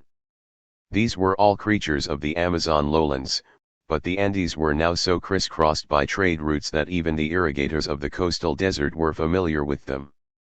7,000 feet up in the Andes, near the headwaters of the Jiquetepaqui River, lay the site of Cunturhuesay. Here the builders had turned a natural mountain peak into a stepped pyramidal temple platform, with 4 terraces and an artificially leveled summit covering more than 30 acres. A Tokyo University expedition discovered the burials of 3 highly ranked leaders of Cunturhuesay society. Each individual's body was found in a tomb, hidden at the base of an 8-foot deep cylindrical shaft. The first tomb was that of a 50 to 60-year-old man with a gold crown or headband, embossed with images of trophy heads in net bags. He was also accompanied by 2 pottery bottles and a cup, 3 large conch shell trumpets, 2 polished stone ear ornaments, 2 polished stone pendants, and a variety of stone beads. The individual in the second tomb had a gold crown or headband with an embossed panel of jaguar or puma faces, 2 gold pectorals with complex feline and snake motifs, 2 rectangular plagues of embossed gold, and 2 pottery vessels. The occupant of the third tomb, an elderly woman, had 2 gold ear ornaments, 2 stone ear ornaments, a pottery cup, and a distinctive vessel with a stirrup-shaped spout. The floor of her tomb was covered with 7,000 beads that had once adorned a perishable garment. By this point, in other words, we are dealing with rank societies whose elites wore gold ornaments on the scale of the 16th century chiefs of Panama. Their chiefs liked to be symbolized by dangerous predatory animals and were happy to patronize artisans skilled at chiefly iconography. Chavin de Huantar. We previously suggested that Peru is a graveyard for theories of environmental determinism. Nowhere is that more true than at the chiefly center of Chavin de Huantar in Peru's Misna Valley, some 10,395 feet above sea level. One cannot explain the presence of such an impressive center based simply on the agricultural potential of its steep-walled valley. Frost is so common at that altitude that farming is limited to 1 harvest a year, based mainly on potatoes and other indigenous root crops. To be sure, llamas and alpacas could have been raised in the area, as long as they were moved from one grazing area to another during the year. To understand Chavin de Huantar, one must realize that it lay along a trade route linking the Pacific coast, the Andes, and the Amazon basin. From Chavin to the Pacific would have been a 6-day walk behind a llama pack train. From Chavin to the Amazon jungle would have been a 6-day trip going the other direction. Chavin, in other words, was the midpoint for the long-distance movement of goods among 3 major cultural provinces: coast, highlands, and tropical forest. Chavin de Huantar was founded 2,900 years ago and declined some 700 years later. Archaeologist Richard Berger estimates that, during its peak, Chavin might have been a community of 2,000 to 3,000 people. At that point its temple center alone exceeded 12 acres, and the associated residences covered more than 100. Chavin's major temple was unlike any we have examined so far, though it borrowed a few details from earlier societies. Its first version, called the Old Temple, was built from granite slabs some 2,800 to 2,500 years ago. This temple had the form of a U, with truncated pyramids serving as its lateral wings. Its builders had also placed a sunken circular court directly in front of it. The most striking feature of the Old Temple, however, was a basal platform honeycombed with secret rooms and windowless passageways known as galleries. These galleries were connected by stairways, vents, and drains. Given the Andean people's long tradition of supplying oxygen to fire pits through subfloor ducts, the architects of Chavin probably had no trouble getting air to the innermost galleries. Placed deeply into one of the darkest and spookiest interior galleries was a carved stone monolith 15 feet tall, so tall, in fact, that its pointed crown extended through the ceiling of the gallery into a hidden, still higher passageway. The image carved on the monolith was that of a terrifying humanoid with a snarling mouth, its hands terminating in claws and its long hair ending in snakes' heads, figure 33.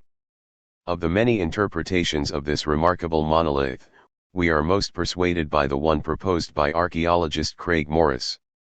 Morris, an expert on the later societies of Peru, points out that the fame of many Andean temples derived from their possession of an oracle. Andean oracles, like their Greek counterpart at Delphi, foretold the future and answered travelers' questions in the form of riddles. Morris suspects that the carved monolith hidden in the bowels of Chavin's old temple was one of the Andes' earliest oracles. Its answers would have been spoken aloud by an unseen priest, hiding in the upper passageway penetrated by the monolith's crown. Figure 33. The Old Temple of Chavin de Huantar, Peru, was honeycombed with underground galleries. In one of the galleries, visitors would have encountered the 15-foot-tall image of a terrifying humanoid that may have been considered an oracle. Imagine the leader of a llama caravan passing through the canyon of Chavindahuantar on his way between the Pacific coast and the Amazon jungle. He has questions that need to be answered. In return for payment of some kind, perhaps trade goods, to be deposited in one of the building's other galleries, a ritual specialist lights a torch and leads the traveler down a darkened gallery to the terrifying humanoid image. In the flickering light of the torch, a disembodied voice answers the traveler's question with a riddle. He returns to the surface, pleased not only to have received an answer but also to have returned safely from a place with such dangerously high levels of life force.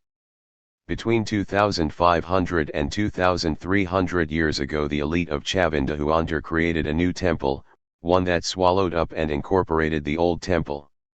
The new temple was an immense stone masonry building, standing more than 30 feet high. One entered the building through a portal with columns of white granite and black limestone.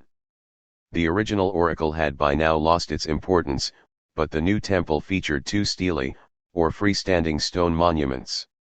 One of these stelae, more than 6 feet tall, featured a grotesque supernatural being with a feline mouth, staffs of authority in its hands, and long hair ending in snakes' heads.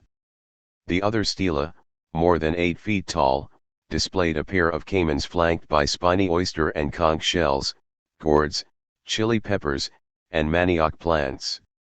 In addition, the entire facade of the new temple was decorated with tenon stone heads, frightening human or animal faces projecting out from the building. Many of these heads, displayed as high as 30 feet up on the temple, would have looked down menacingly on all who approached. The nature of hereditary inequality in early Peru. Peruvian societies of 2,500 years ago, both on the coast and in the highlands, had invested in all of Irving Goldman's proposed sources of chiefly power. Their elite families claimed descent from supernatural ancestors, possessed dangerous levels of life force, and had the authority to sacrifice and mutilate their enemies. They patronized and rewarded the craftsmen who carved their stone monuments, hammered out sumptuary goods of embossed gold, and produced pottery covered with chiefly symbols.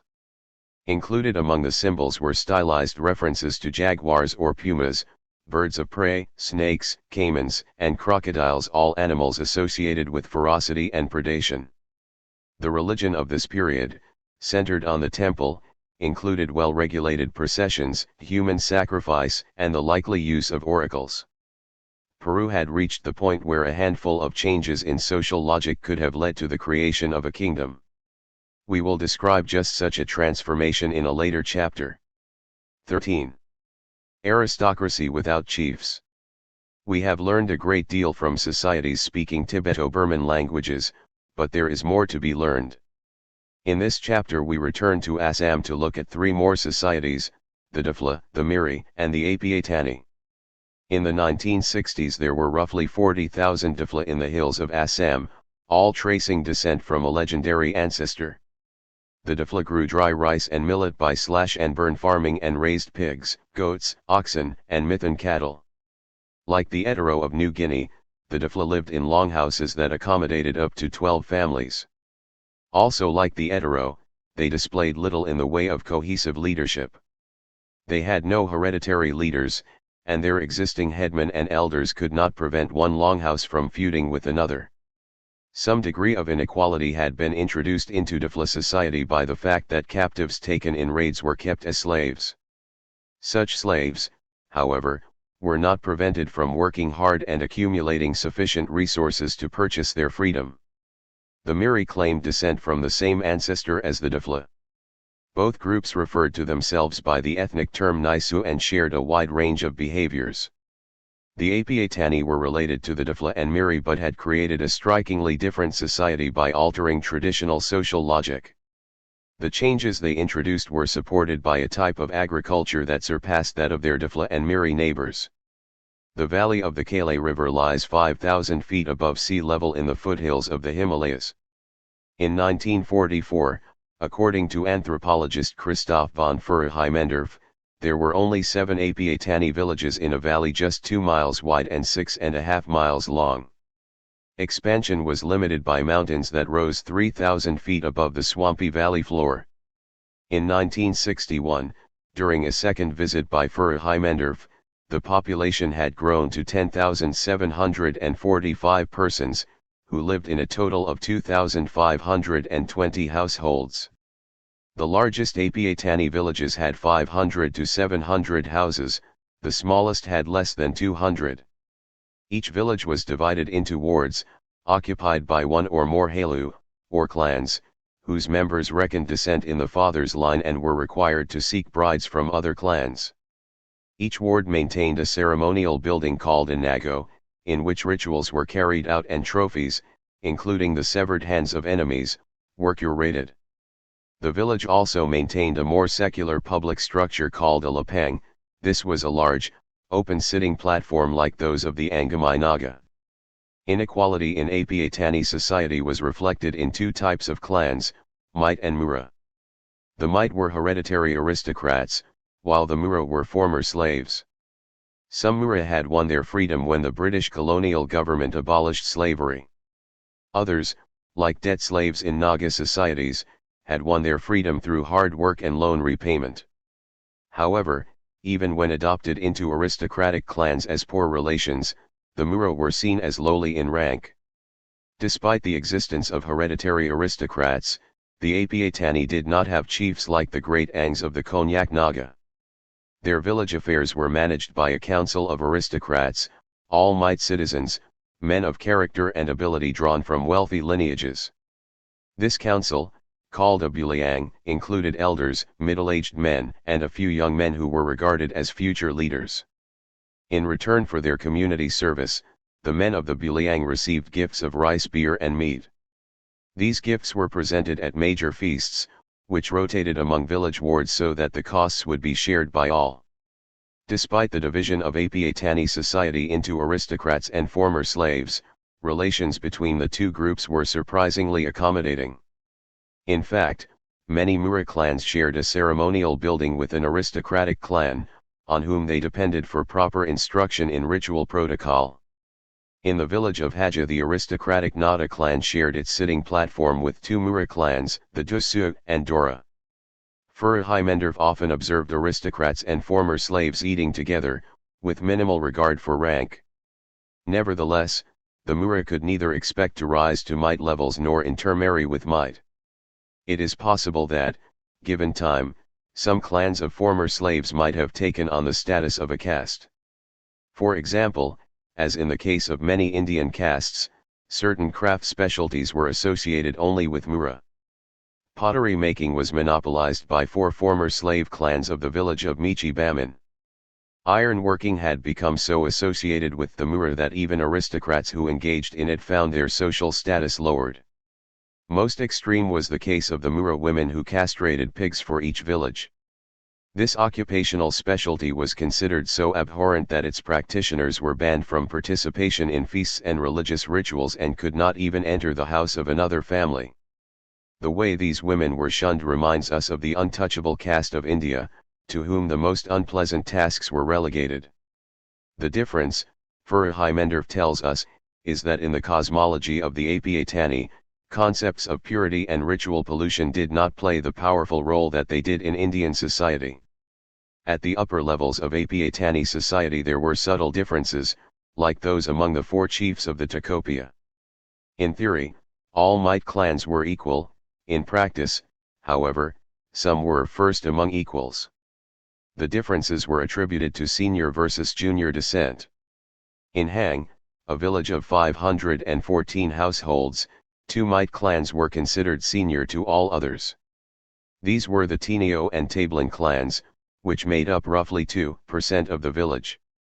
They were considered senior to all other clans as a result of their descent from Ado Tiling, the legendary forefather of all Hang families. The Apiatani versus the Difla and Miri. Over the centuries the relations between the Apiatani, Difla, and Miri oscillated between 1. Intense exchanges of goods, requiring peaceful reciprocal visits, and 2. Hostile interactions such as raids, kidnappings, and individual homicides. Having no strong central authority, An Apiatani village often found one of its residential wards trading with the Dafla while another was feuding with them. The sources of friction were many. The Apiatani, as we explain later, were intensive rice cultivators. To obtain animals for food or sacrifice, they often traded surplus rice to the Dafla. They were also able to use unpaid loans of rice to turn Dafla families into debt slaves. Debts could lead to the confiscation of cattle or the taking of captives for ransom. Furihimendorf was told of past raids in which more than 10 men were killed and an equal number of women and children captured. Trophies claimed included the enemy's hands, eyes, or tongues, which were ceremonially buried upon the raiding party's return. Raids took the form of sneak attacks at dawn. They were preceded by rituals in which dogs and chickens were sacrificed to ensure success and followed by the negotiation of peace treaties. Almost certainly there had been a time, long ago, when the Apiatani, the Dafla, and the Miri engaged in endless cycles of tribal warfare. At some point along the way, however, the strategy of the Apiatani began to change. By the time of Furihimendorf's first visit, they had begun to substitute profit for revenge. After successfully resisting a Dafla attack, they did not kill their prisoners. Instead, they immobilized each Dafla captive by locking one of his ankles inside a hole in an impossibly heavy log, figure 34. The Apiatani fed and entertained the prisoner until his family paid his ransom. The ransom was then invested in more rice paddies. Among the Apiatani, achieving one's goals by peaceful means rather than violence became a path to prominence. To be sure, the Apiatani would fight if there were no other option, but they had come to prefer wealth over war. The secrets of Apiatani success. The cosmos of the Apiatani was similar to that of other Tibeto-Burman hill tribes. Their world had been created by a celestial couple, Shandun and Didun. Shandun, the husband, made earth, his wife, Didun, made sky. Human beings, including the Apiatani, had been created by a second spirit couple. Lesser spirits were to be found living in rock outcrops and other natural features. Rank survived after death, with aristocrats and former slaves continuing to live in the afterlife as they had on earth. Shandun had created the Kale Valley as a series of swamps and bogs, crisscrossed by the river and its tributaries. The Apiatani had turned it into a completely manicured landscape. 20 square miles of the valley floor were transformed with dams and terraces into a semi-tropical paradise of wet rice paddies. The Apiatani stabilized the high ground by planting bamboo, pines, and fruit trees. Still farther upslope lay an untended rainforest of orchids, tree ferns, and rhododendrons. It was, by the 1940s, one of the most carefully managed landscapes on Earth. The Dafla and Miri, limited to dry rice grown on hillsides, suffered chronic shortfalls. Like the other tribal societies so far described, they lacked any concept of private ownership of land. Earth was a living being. One could grow things on its surface but not own pieces of it. A clan could assign its members the right to use certain areas, but when they moved on, those areas were reassigned. To own individual bits of earth was as unthinkable as owning individual bits of sky. A farmer could privatize the basket of rice he had harvested because it was the fruit of his labor. He could not privatize the land on which it grew. Figure 34. The Apiatani of Assam were traditionally divided into aristocrats and slaves. On the left we see a young woman wearing the ornaments characteristic of an aristocratic lineage. On the right we see a Dafla prisoner with his foot immobilized by a heavy log. If his relatives did not ransom him, the Apiatani would convert him into a slave. The Apiatani differed from their neighbors in having three types of land: clan land, village land, and private land. Virtually all the wet rice terraces they created were private, and as such they became a source of private wealth. In the social logic of the Apiatani, the fact that a family had invested labor in converting a bog to a rice paddy made it their private creation. Apiatani families also owned granaries, bamboo groves, and garden plots of different kinds. Clan land, on the other hand, was set aside for public buildings, cemeteries, pastures for animals, and forest resources. The latter included pine trees, used for house construction, which were carefully managed. Wet rice cultivation is labor-intensive. The Apiatani had 6 different kinds of rice, which were grown in nurseries, transplanted to irrigated terraces, and fertilized with human and animal manure. Agricultural labor was provided by work gangs called paitangs, to which every Apiatani belonged from childhood. Husbands, wives, children, relatives, and former slaves worked together to build dams, canals, and terraces, to transplant, and to garden. It was the responsibility of the paddy's owner to feed the paitang, and wealthy families could hire extra labor gangs to farm their large holdings. Such pay allowed the members of a paitang to buy more land of their own. Once having accepted the privatization of land, the Apiatani began to invest in little else. They discovered that a family with 5 or 6 members could produce its yearly supply of rice, about 300 basketloads, on 1.5 to 2 acres. To plant more was to create surplus, and surplus meant even greater wealth. Many Apiatani families did not have to devote a single acre to grazing land because they could get all the animals they needed from the Dafla in exchange for rice.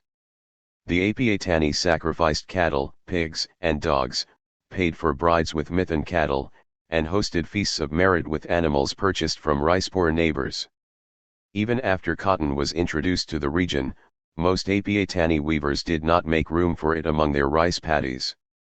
They let the Dafla grow cotton, purchased it with surplus rice, and even returned the cotton seeds to the Dafla after the bolls had been ginned. While the Muro were clans made up of former slaves, new slaves were periodically created by raids and unpaid debts. These slaves, like surplus rice, became a source of wealth. An aristocrat who had invested all his surplus in new paddies could obtain additional mithan for a feast by selling a slave. Even a Mura clan, if desperate, might sell one of its members into slavery for cattle. It was a slave's exchange value that turned the Apiatani from vengeance to ransom. Any prominent prisoner taken in a raid would be ransomed by his or her family, and captives too lowly to ransom would be sold as slaves. The profit was used to buy more rice land. The Apiatani did not have bumper stickers, but if they had, the most popular would have read, "Make wealth, not war." The logic of Apiatani society. Once upon a time the Apiatani almost certainly shared much of the social logic of the Dafla and Miri. The latter belonged to clans whose members had the right to farm, but not actually own, a portion of the earth's surface. They could privatize their harvests because those were the products of their own labor, the slashing and burning of the wild vegetation and the planting, weeding, and reaping of their crop. They could not, however, privatize earth. It lay fallow while they cleared another patch of forest, and once its fertility was restored, it could be assigned to another family from the same clan. To convert an unproductive swamp to productive rice paddies, however, impressive labor is needed. There are check dams to be built, canals to be dug, terraces to be contoured, and water to be trapped by raising field borders. Having invested this much work in the creation of a paddy, no Apiatani family was willing to cede its use to another family. They considered it just as much their property as the crop itself, and they therefore maintained its fertility with manure to prevent its going fallow and being reassigned. Over time, while earth remained the creation of Shandun, the wet rice paddy came to be seen as a creation of human labor. Privatization created incentives for intensive agriculture, wealth creation, and a focus on rice production that took land away from other activities. It made many Apiatani families the equivalent of the Cauca Valley's nobles by wealth. Privatization, however, undermined long-standing principles of corporate ownership. It relegated clan land to areas of low productivity and converted some slaves from agricultural laborers to a form of capital that could be sold to buy land. In previous chapters we saw that war was virtually endemic among rank societies. To paraphrase Sean Connery's character in The Untouchables, their philosophy was, "They send one of ours to the hospital, we send one of theirs to the morgue." The Apiatani, however, show us that endless blood feuds are not inevitable. Instead of applying the principle of social substitution and taking revenge on their prisoners, the Apiatani turned them into profit. This behavior created a logical contradiction: the desire for wealth now trumped clan loyalty and the principle of social substitution. This contradiction explains the unwillingness of one ward to be drawn into a neighboring ward's feud, especially if it might reduce profits. The nature of Apiatani inequality. Kachin society had thigh-eating chiefs. Konyak Naga society had great Angs. The Apiatani had hereditary rank and wealth, but no chiefs at all. They present us with an alternative form of rank society, one that may well have existed in prehistory but would be very hard to detect archaeologically. The Apiatani had a hereditary aristocracy that provided all community leaders. That leadership, however, was exercised by a council rather than by a powerful individual. As we saw earlier, the ancient Greeks referred to such a system as oligarchy, or rule by a privileged few. We have described Apiatani society as based on rank, but one could argue that it was almost stratified. We raise this possibility because the Mite and Muro were not allowed to intermarry. Such an impermeable barrier between the elite and non-elite was, as we shall see in later chapters, characteristic of societies that had developed true strata or hereditary classes. The fact that some Mite clans included Muro families, however, convinces us that the Apiatani were not fully stratified. Most achievement-based societies, as we have seen, opposed the accumulation of wealth by individual families and pressured them to distribute it to others. The Apiatani did not do so, although they did retain the feast of merit which, in other societies, was used to redistribute wealth. Unlike those other societies, the Apiatani admired wealth and increasingly sought rich men for the village council. They did preserve the concept of clan land but devoted it increasingly to ritual buildings and sitting platforms, while wealthy families bought up the best rice fields. Clan solidarity suffered as wealthy families pursued profit. How might an archaeologist detect this kind of society? One might rely on sumptuary goods to recognize the burial of a chief, but what about the burial of an aristocratic council member? Trophy heads and hands might be recognized by archaeologists, but what about ransomed captives? Without written texts, would we know that some land was private? As it happens, these are not just rhetorical questions. We know that one of the world's first civilizations shared some institutions with the Apiatani. That civilization has been described by one of its leading experts as an oligarchy. It had a council of elders. It had a hereditary aristocracy, commoners with access to land, commoners with no access to land, and slaves. Some of its craft specialties were considered more prestigious than others. This civilization had private land, public land, and land allotted to temples. Slaves might be debtors or war captives and could earn their freedom. The creators of that civilization were the Sumerians of southern Mesopotamia, and we know all these things about them because they had writing. The earlier societies out of which Sumerian civilization developed, however, did not have writing. As we will see in the chapter that follows, discovering the institutions of those earlier societies is a task that pushes archaeologists to the limits of their interpretive skills. 14. Temples and inequality in early Mesopotamia. Temples, as we have seen, went on to replace men's houses in several parts of the New World. In the cases we have examined, the transition was accompanied by evidence for hereditary inequality. This fact does not surprise us because we have seen that as chiefly elites emerge, they begin to dedicate buildings to the highest celestial spirits in their cosmos. Now we must search for a comparable transition in the Old World. We have chosen Mesopotamia because its societies were among the first to replace the small ritual house with the temple. Beginning 8,700 years ago with the terrazzo building at Kyonu, Turkey, villages of the Tigris-Euphrates drainage built increasingly temple-like structures. For centuries, some early temples coexisted with circular buildings that look like men's houses or clan houses. Finally, between 6,500 and 6,000 years ago, the temples stood alone. Finding examples of early temples in Mesopotamia is not difficult. The difficulty lies in determining whether the society building the temple also shows signs of hereditary inequality. It will soon become clear why we chose to discuss Tecopia and the Apiatani before taking on the archaeology of Mesopotamia. Those two societies have prepared us for the fact that some kinds of inequality can be hard to detect archaeologically. In addition to the overall difficulty of detecting rank, we see differences between northern and southern Mesopotamia.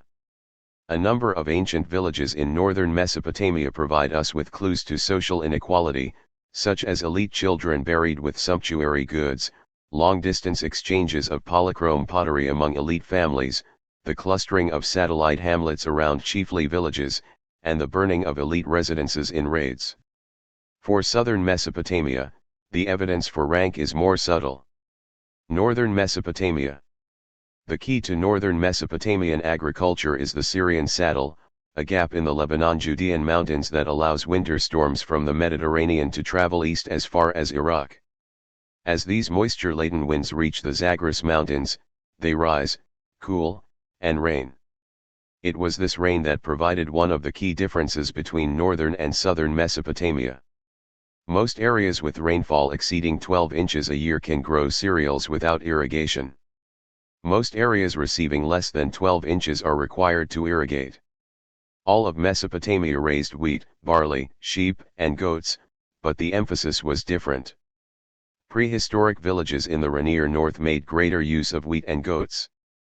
Prehistoric villages in the hotter, drier South made greater use of barley and sheep. Barley is more tolerant of heat and salinity than wheat. Sheep have an ability to pant, not shared by goats, which allows them to dissipate heat. Several of the ancient villages considered here lie near the modern city of Mosul, on the Tigris River in northern Iraq. Mosul itself receives 15 inches of rain. The rainiest months are December to March, making winter wheat a favored crop. In days of old it was said that Mosul had three colors: green, bronze, and buff. The green from winter rains lasted until May and then yielded to the bronze of ripening wheat. Summer and fall baked the region to a dusty buff. The growth of extended households. Roughly 7,500 years ago, villages in the Mosul plain grew wheat, barley, lentils, and peas for food, raised flax to make linen cloth, and herded sheep, goats, cattle, and pigs. These tasks required a division of labor beyond that of the nuclear family. Married sons increasingly remained in the households of their fathers instead of founding their own homes. This created extended families of 15 to 20 persons, capable of dealing with the multitasking of a farming herding economy. Such families built lots of storage rooms, increasing the privatization of storage we saw at earlier sites such as Kyonu. The village of Hassuna, 20 miles south of Mosul, exemplifies the transition from single-family to multifamily homes. The earliest mud brick houses at Hassuna were nuclear family homes of 3 to 5 rooms. Somewhat later, the builders began to group these houses around a court or patio. Roughly 7,300 years ago, Hassuna was building irregular complexes of 15 to 20 rooms, flanking two sides of an open court. Often one part of the complex looked more planned than the rest, as if it were the original nucleus to which later rooms were added by accretion.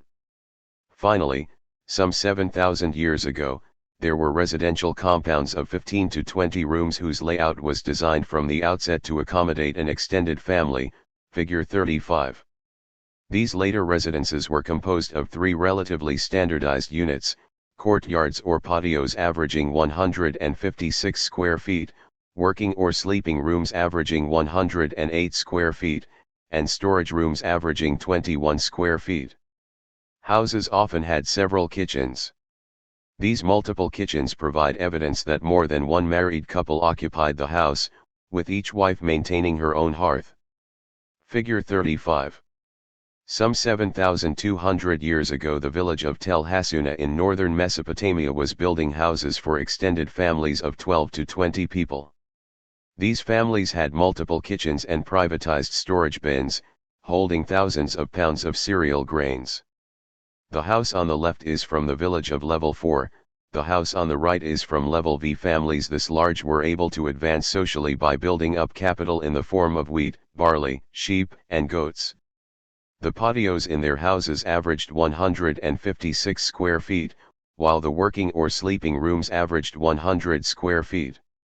According to excavators Seton Lloyd and Fuad Safar, some levels at Hassuna also featured ritual buildings of an unusual type, circular, with a domed roof.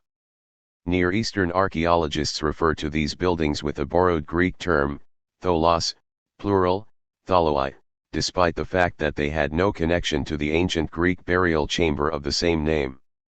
There were hints of still larger social units at Chogamami, a village occupied between 7,300 and 7,000 years ago. Chogamami lay in the Piedmont east of the Tigris River, some 200 miles southeast of Hassuna, and irrigated an alluvial fan created by a small river from the Zagros Mountains. At Chogamami, excavator Joan Oates found traces of larger, heavily buttressed walls that did not form part of any residence. These thicker walls, she felt, might have allowed a group of related families to separate themselves from the rest of the village. Such walled residential wards imply the presence of larger social segments, such as clans or ancestor-based descent groups. Evidently Chogamami also felt the need for defense. At the margins of the village, Oates uncovered what appeared to be a mud brick watchtower. Any strangers approaching would have been visible from the tower. Defensive works and sumptuary goods at Tel Es Sawan. Nowhere during this time period was the need for defense from raiding clearer than at the site of Tel Es Sawan. Es Sawan lay directly on the Tigris River, 100 miles west of Chogamami and only 6 miles south of the modern Iraqi city of Samarra. There the Tigris would likely have been 800 feet wide at low water and almost 2,000 feet wide at flood stage. Its course was limited by high conglomerate bluffs. The river was free to meander between these bluffs, leaving areas of floodplain available for growing 2 irrigated crops a year. The village of Tel Es Sawan ran for nearly 750 feet along the east bluff of the Tigris. It also extended back more than 350 feet from the bluff, covering at least 6 acres. 2 dry gullies, spaced roughly 160 feet apart, ran westward through the village on their way to the Tigris. The occupants of Tel Es Sawan deepened each of these gullies into a defensive ditch and then connected the 2 with a north-south ditch, cut 10 feet into the underlying conglomerate, figure 36. The center of the village was thus protected on the west by the river bluff and on the north, east, and south by ditches. Just inside the ditch the villagers built a mud brick wall, so strongly buttressed that it was still standing 3 feet high when discovered by Iraqi archaeologists. The total height of the barrier presented by the wall plus ditch was at least 13 feet, leaving Tel Es Sawan well fortified. Debris in the ditches left no doubt that there was a need for defense. Included were large numbers of sling missiles, egg-shaped projectiles made of dense clay. Figure 36. The village of Tel Es Sawan, on the Tigris River near Baghdad, was defended on 3 sides by ditches and walls and on its remaining side by the bluffs of the river. The distance between its north, left, and south, right, defenses was roughly 160 feet. The simple handheld sling, consisting of a leather pad attached to 2 cords, is probably one of the oldest weapons known. Its origins almost certainly go back to the earliest hunters and herders. Even those of us who have no flocks of sheep to guard are familiar with slings, having heard the story of David and Goliath. It is not generally realized, however, how important an article of warfare the sling once was. According to a study by archaeologist Manfred Korfmann, in Mesopotamia, in Persia, and in Greece and Rome a slinger was considered a match for an archer. A throw of more than 650 feet was not unusual for slingers of that era, meaning that large numbers of missiles could be launched from a distance. When thrown from only 300 feet away, the missile coming off the sling at speeds approaching those of a Nolan Ryan fastball could drop a man in his tracks. The sling missiles of Tel Es Sawan had been given a streamlined, biconical form that improved their accuracy, velocity, and distance and made them fit more snugly in the leather pad. Tel Es Sawin's enemies may have coveted its prime irrigation location. Its main crops were 6-road and 2-road barley, cereals that did well under hot weather irrigation. The flax grown at Es Sawin had seeds more than 0.16 inches in length, diagnostic evidence for irrigated flax. The most interesting houses at Tel Es Sawin were T-shaped, combining long, narrow corridors and wider, more nearly square rooms. These buildings had anywhere from 8 to 16 rooms and averaged more than 700 square feet of floor space. Some rooms seemed to yield domestic tools, others held cereals and agricultural implements, and still others may have been household shrines. It was, however, the burials below the floors that created the greatest excitement at Tel Es Sawin. Many contained masterpieces of finely painted pottery, stone bowls, marble or alabaster statuettes, turquoise beads, and items of native copper, dentalium, and mother-of-pearl. Significantly, some of the burials richest in sumptuary goods were those of children, figure 37. Grave 92, for example, contained an infant with 3 alabaster statuettes, one with eyes of inlaid shell, beads of turquoise and carnelian, and 3 elegant pottery flasks. Grave 94 belonged to an infant with another alabaster statuette, this one featuring eyes of inlaid shell and its own miniature necklace of stone and asphalt beads. Clearly these children were too young to have earned such sumptuary goods through achievement. Their parents were likely to have been people of rank. Craft specialization and exchanges of luxury pottery. Some of the pottery made during this period was elegant enough to compare with Panama's cockle trade wares. From at least 7,300 to 7,000 years ago this pottery, named Cimarron ware, was distributed over much of northern Mesopotamia. Cimarron potters were the first in Mesopotamia to sign their work with potter's marks, small painted symbols that identified the maker of the vessel. Many Cimarron potters' marks have been found, but we do not know whether they referred to individual potters, lineages of potters, or entire communities. Figure 37. This 4-inch alabaster statuette was found with a burial at Tel Es Sawin. Supplied with asphalt hair, shell-inlaid eyes, and a necklace of turquoise beads, it probably depicts an elite ancestor. The fact that this valuable statuette was buried with a child increases the likelihood that Es Sawin society featured hereditary rank. Despite the obvious expertise of the Cimarron potters, between 7,000 and 6,500 years ago their products were gradually replaced by an elegant new bichrome and polychrome painting style. Called halaf ware, after an important site in Syria, this style of painting eventually spread over northern Mesopotamia. Archaeological sites with halaf pottery supply us with 3 different lines of evidence for social inequality. First, they increase our sample of children buried with sumptuary goods. Second, they suggest that some large villages may have had authority over a group of smaller satellite communities. And finally, they provide us with evidence for long-distance exchanges of gifts between elite families, such as those of the Tlingit and Haida. Halaf burial practices were more complex than those of Cimarron societies, implying a greater range of social statuses. Archaeologists have identified ordinary graves, special cremations, the reburial of certain people's skulls in finely painted bowls, and a number of shaft and chamber tombs that were reserved, we suspect, for individuals of high rank. Archaeologists Nikolai Merpert and Rauf Munchev found a number of halaf burials at Yarim Tepe and Tu, a pair of ancient villages in the region west of Hassuna. The variety of burials was as follows. 1. Ordinary graves, for example, in levels 8 and 9 at Yarim Tepe 2, contained adults and children laid out full length. A few of these burials had a stone cup or pottery vessel with them, but most were buried with little or nothing. 2. After its abandonment, Yarim Tepe was used as a cemetery for individuals buried in formal chambers. These burials were often so tightly flexed that one suspects they were wrapped in bundles. They were accompanied by pottery and alabaster vessels, polished pins and axes of iron ore, stone pendants, or beads of seashell or stone.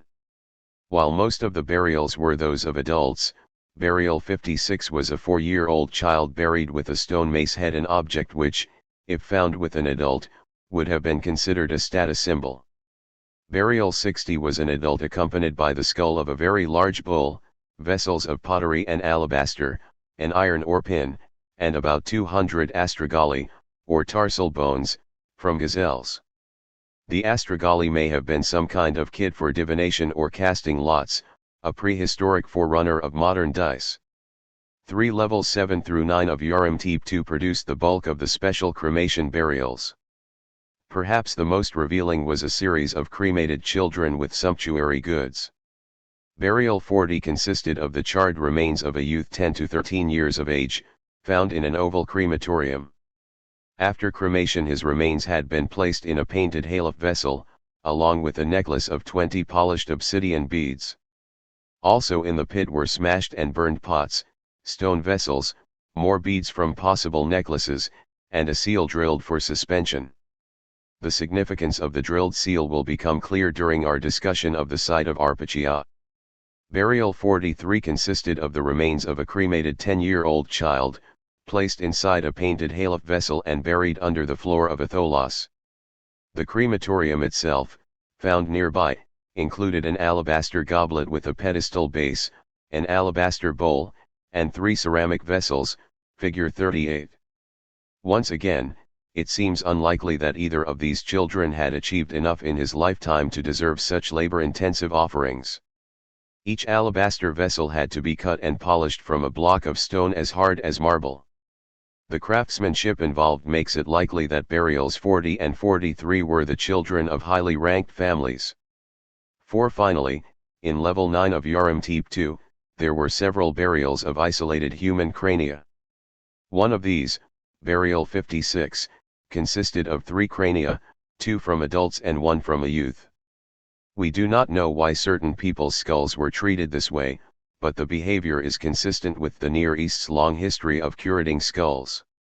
While we do not know the details of Urim-Teep society, the variety of ways in which these 2 villages treated their dead, including infants and children, suggests a level of inequality like that of early rank societies elsewhere in the world.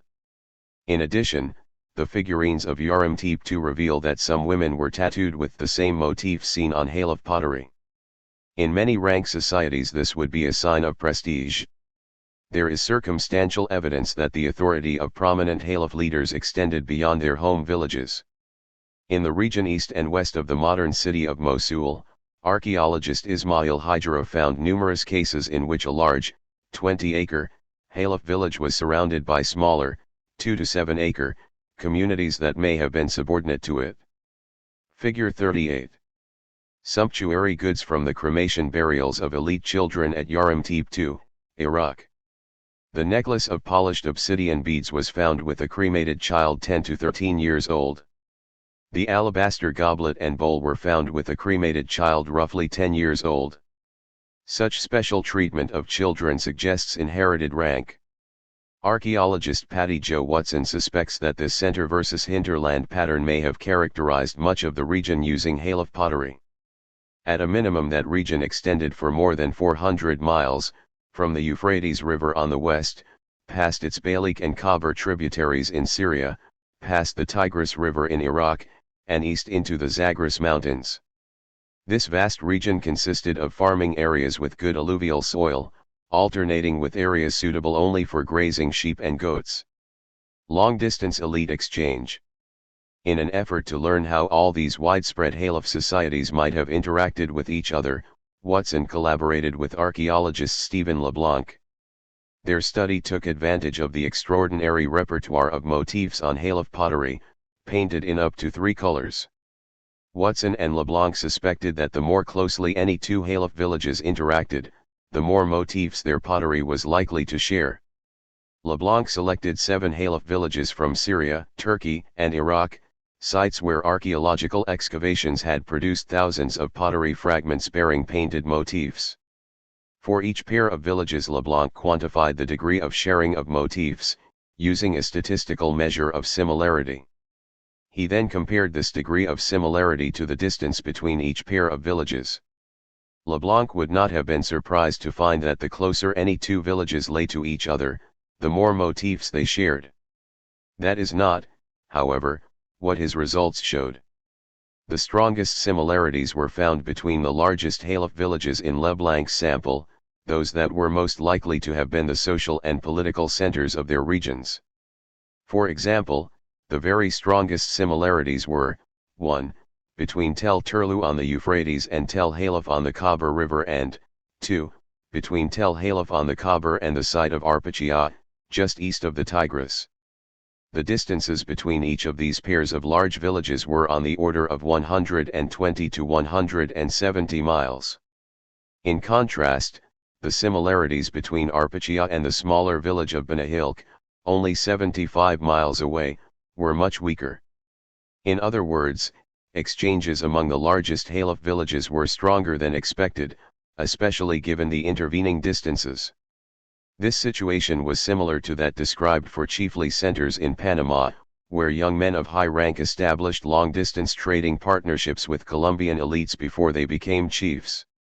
It is possible that Halef chiefs exchanged both brides and sumptuary goods, with skilled potters forming part of the chief's retinue. Watson has suggested that the largest Halef villages were probably chiefly centers, i.e., places of residence of local strongmen or chiefs. We can compare the spread of Halef polychrome pottery to that of Cockle polychrome, Tlingit and Haida crests, Quimbaya goldwork, and the Mexican vessels carved with earth and sky motifs. All these products of expertise spread rapidly once they had become appropriate gifts for chiefly families. The Halef case is especially interesting because it may have involved not only the leaders of sedentary agricultural societies but also the leaders of pastoral societies who occupied the grazing lands between river floodplains. Halef public buildings. Societies using Halef pottery built a variety of public buildings. Some of these buildings were for ritual, some probably had secular functions, and some remain enigmatic even to the archaeologists who excavated them. At Tel Aswad, on a Syrian tributary of the Euphrates, archaeologist Max Malawin discovered a multi-room building 20 feet by 17 feet in extent. He considered it to be a Halef temple. At the village of Yaramtib II, already described, Murpert and Munchiv discovered a clay-walled Halef building more than 28 by 14 feet in size. This structure contained none of the domestic debris of a residence and looks like a temple. An early, 22-room complex in level 6 of Yaramtib II, however, seemed to be a secular public building.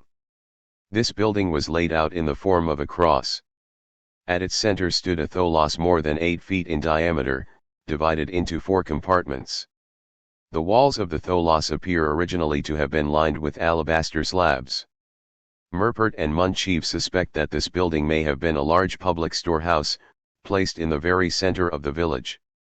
The Halef tholoi from Yaramtib II showed considerable diversity. Tholos 67, the largest, was more than 17 feet in diameter.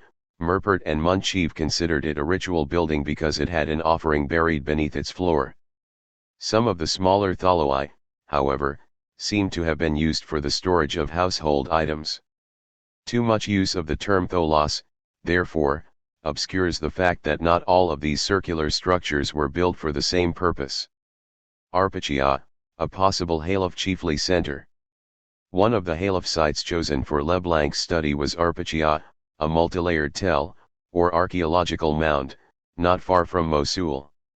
Arpachia has been the scene of repeated excavation, including the work of Max Malawin in the 1930s and Ismail Hijra in the 1970s. Arpachia was a village of mud-walled houses, tholoi, granaries with traces of wheat and barley, domed ovens, and pottery kilns. It also had long, narrow streets up to 4 feet wide. These streets were paved with local river cobbles, laid over thick layers of broken pottery in order to improve drainage. At one point in its occupation, Arpachia built a special group of tholoi, walled off from the rest of the village. The tholoi in this segregated area were more complex than the circular ones built at Yaramtib. They were keyhole-shaped, with an igloo-like entrance that led to the circular chamber, figure 39.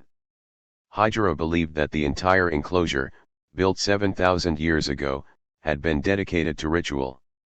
In a later level at Arpacia, occupied during the peak popularity of Halaf polychrome pottery, Malawan discovered what was almost certainly the residence of a highly ranked family. The dozen or so surviving rooms included a long, narrow court, a number of rectangular living or sleeping rooms, and at least 4 storage units.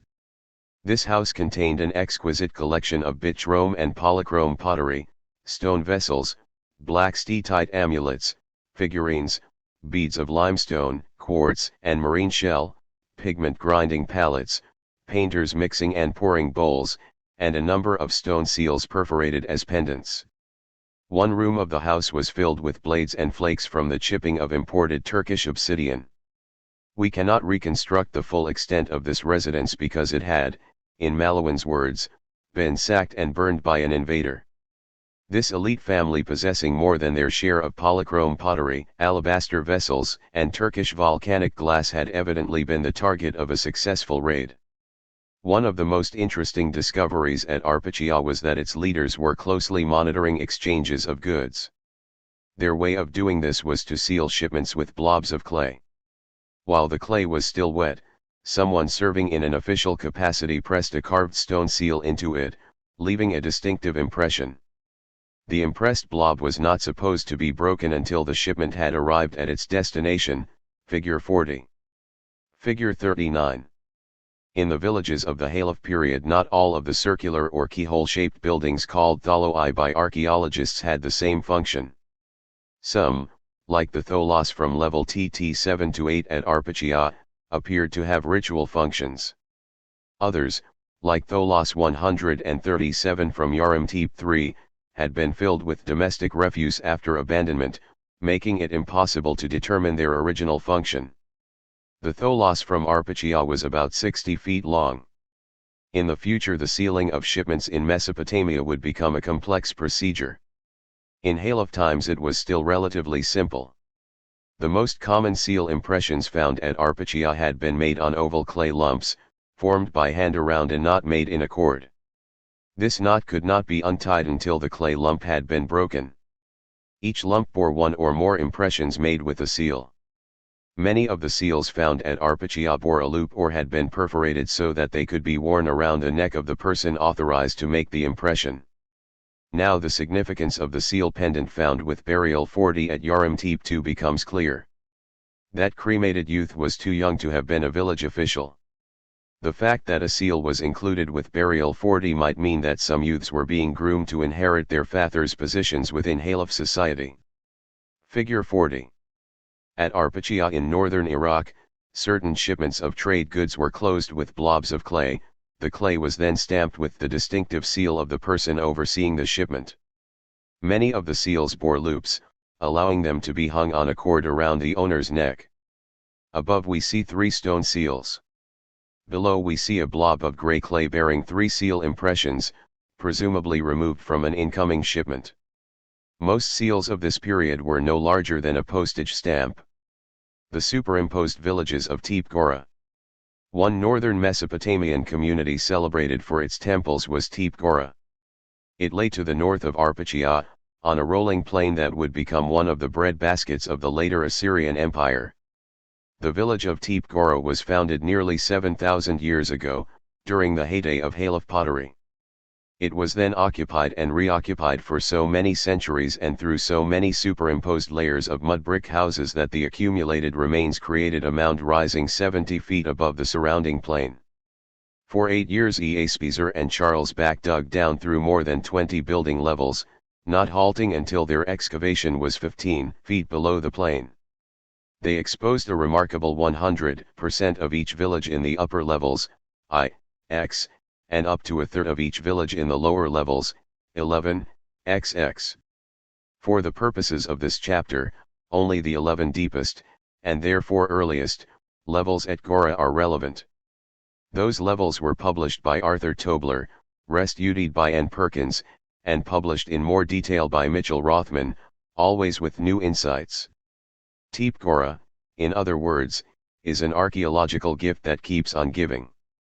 Level XX, the deepest reached, was occupied during the peak popularity of Halaf painted pottery. Perhaps Spieser's most interesting discovery was a well or cistern that had penetrated the underlying alluvial plain. This well had become the final resting place for some 24 persons, most of whom simply appeared to have been tossed down the shaft. An exception to this hasty disposal of human remains was a single skeleton at the top of the shaft. This individual was buried in a formal position on his or her left side, with knees drawn up and hands to the face, lying on a layer of wooden pole impressions that may represent the remains of a litter or bier. In many societies, burial on a litter would be a sign of prestige. Levels 19, 15, which date to perhaps 6,500 to 6,000 years ago, represented 6 consecutive stages in the life of a 2 to 3 acre village. By this time the Halaf painting style was in decline. What took its place was a somewhat simpler painted style, named for the site of Tel al-Ubaid in southern Iraq. In each of these 6 levels Spieser excavated roughly a third of the village. Although the details of each level were different, there were at least 5 types of structures that showed up over and over again. They were as follows. 1. Mud brick residences of 5 to 20 rooms, including living or sleeping rooms, kitchens, storage facilities, and courtyards. 2. Pottery kilns, sometimes in the courtyards of residences and sometimes near storage units some distance from the house. 3. Areas of low, parallel walls resembling railroad ties. These walls may have allowed the circulation of air below storage units of perishable material. 4. Tholoi roughly 15 feet in diameter. Some of these were circular, while others were keyhole-shaped. The ground plan of the Level 17 village suggested that there might have been 1 tholos for each large residential compound, or, to put it differently, 1 for every 15 to 25 persons. We suggest that whatever public or ritual role these tholoi may have performed, they served only the extended family or lineage and not the entire village. 5. Mud brick buildings whose ground plan identified them as temples. Each had a long central chamber, which Mesopotamian archaeologists call, by the Latin term, cella. This cella was flanked by 2 rows of small accessory rooms. Each temple was entered through an antechamber that ensured privacy. The cella usually had a podium of hard-packed clay on which burnt offerings could be made. The earliest of the Gora temples, in the village of Level 19, exceeded 30 feet in length. Its central cella alone was 26 feet long. The temple in the Level 18 village was 35 by 23 feet and had 2 small storage rooms, probably for ritual paraphernalia. Since there seems never to have been more than 1 temple in each level, we conclude that these buildings served the entire village. The Ubaid levels at Gora, in other words, suggest 2 kinds of ritual behavior. Each lineage may have built and maintained its own tholos, the entire village probably built and maintained the temple. Tholos ritual may thus have involved each social segment's ancestors, while the temple was dedicated to celestial spirits. Tepe Gora underwent a series of dramatic changes from 6,000 to 5,500 years ago. During the period represented by Level 14, its population fell dramatically. When Gora was reoccupied in Level 13, the nature of its occupation had changed. At this point the summit of the mound towered more than 20 feet above the surrounding plain, making it visible for miles on a clear day. Taking advantage of the fact that Gora was now a local landmark, its leaders built 3 temples of regional significance. Although these 3 temples shared a 60 by 50 foot central patio, careful excavation showed that they were all built at different times, using different sizes of bricks. The corners of the patio, as well as the corners of all 3 temples, were oriented to the cardinal directions. Tobler reconstructed the temple building sequence as follows. 1. The easternmost temple was the first built. Its facade exceeded 65 feet, and it had been made with standardized mud bricks 22 inches long. 2. The northernmost temple was the second built, using standardized mud bricks 14.2 inches long.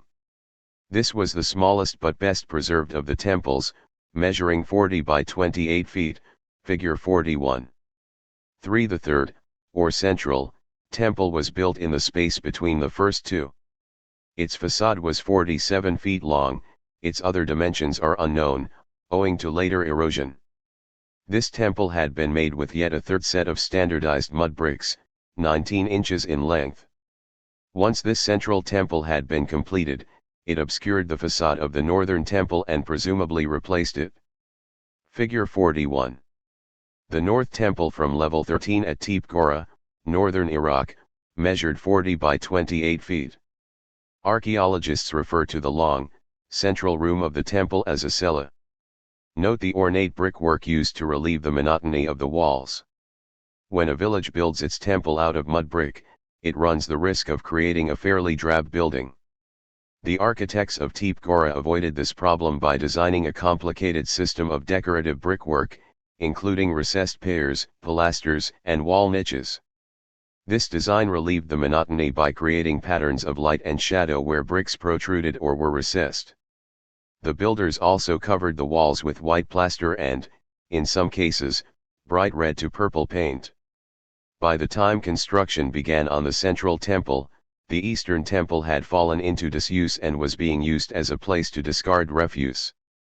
In the ruins of this building, archaeologists made an unexpected discovery: a series of nearly 100 miniature mud bricks, scaled to 1/10 the size of the bricks used to build the central temple. It was clear to Tobler that these model bricks had been used to work out the most satisfactory methods of building the complicated recessed piers and pilasters found in the temple. In other words, we now know how Ubaid architects worked in the era before blueprints.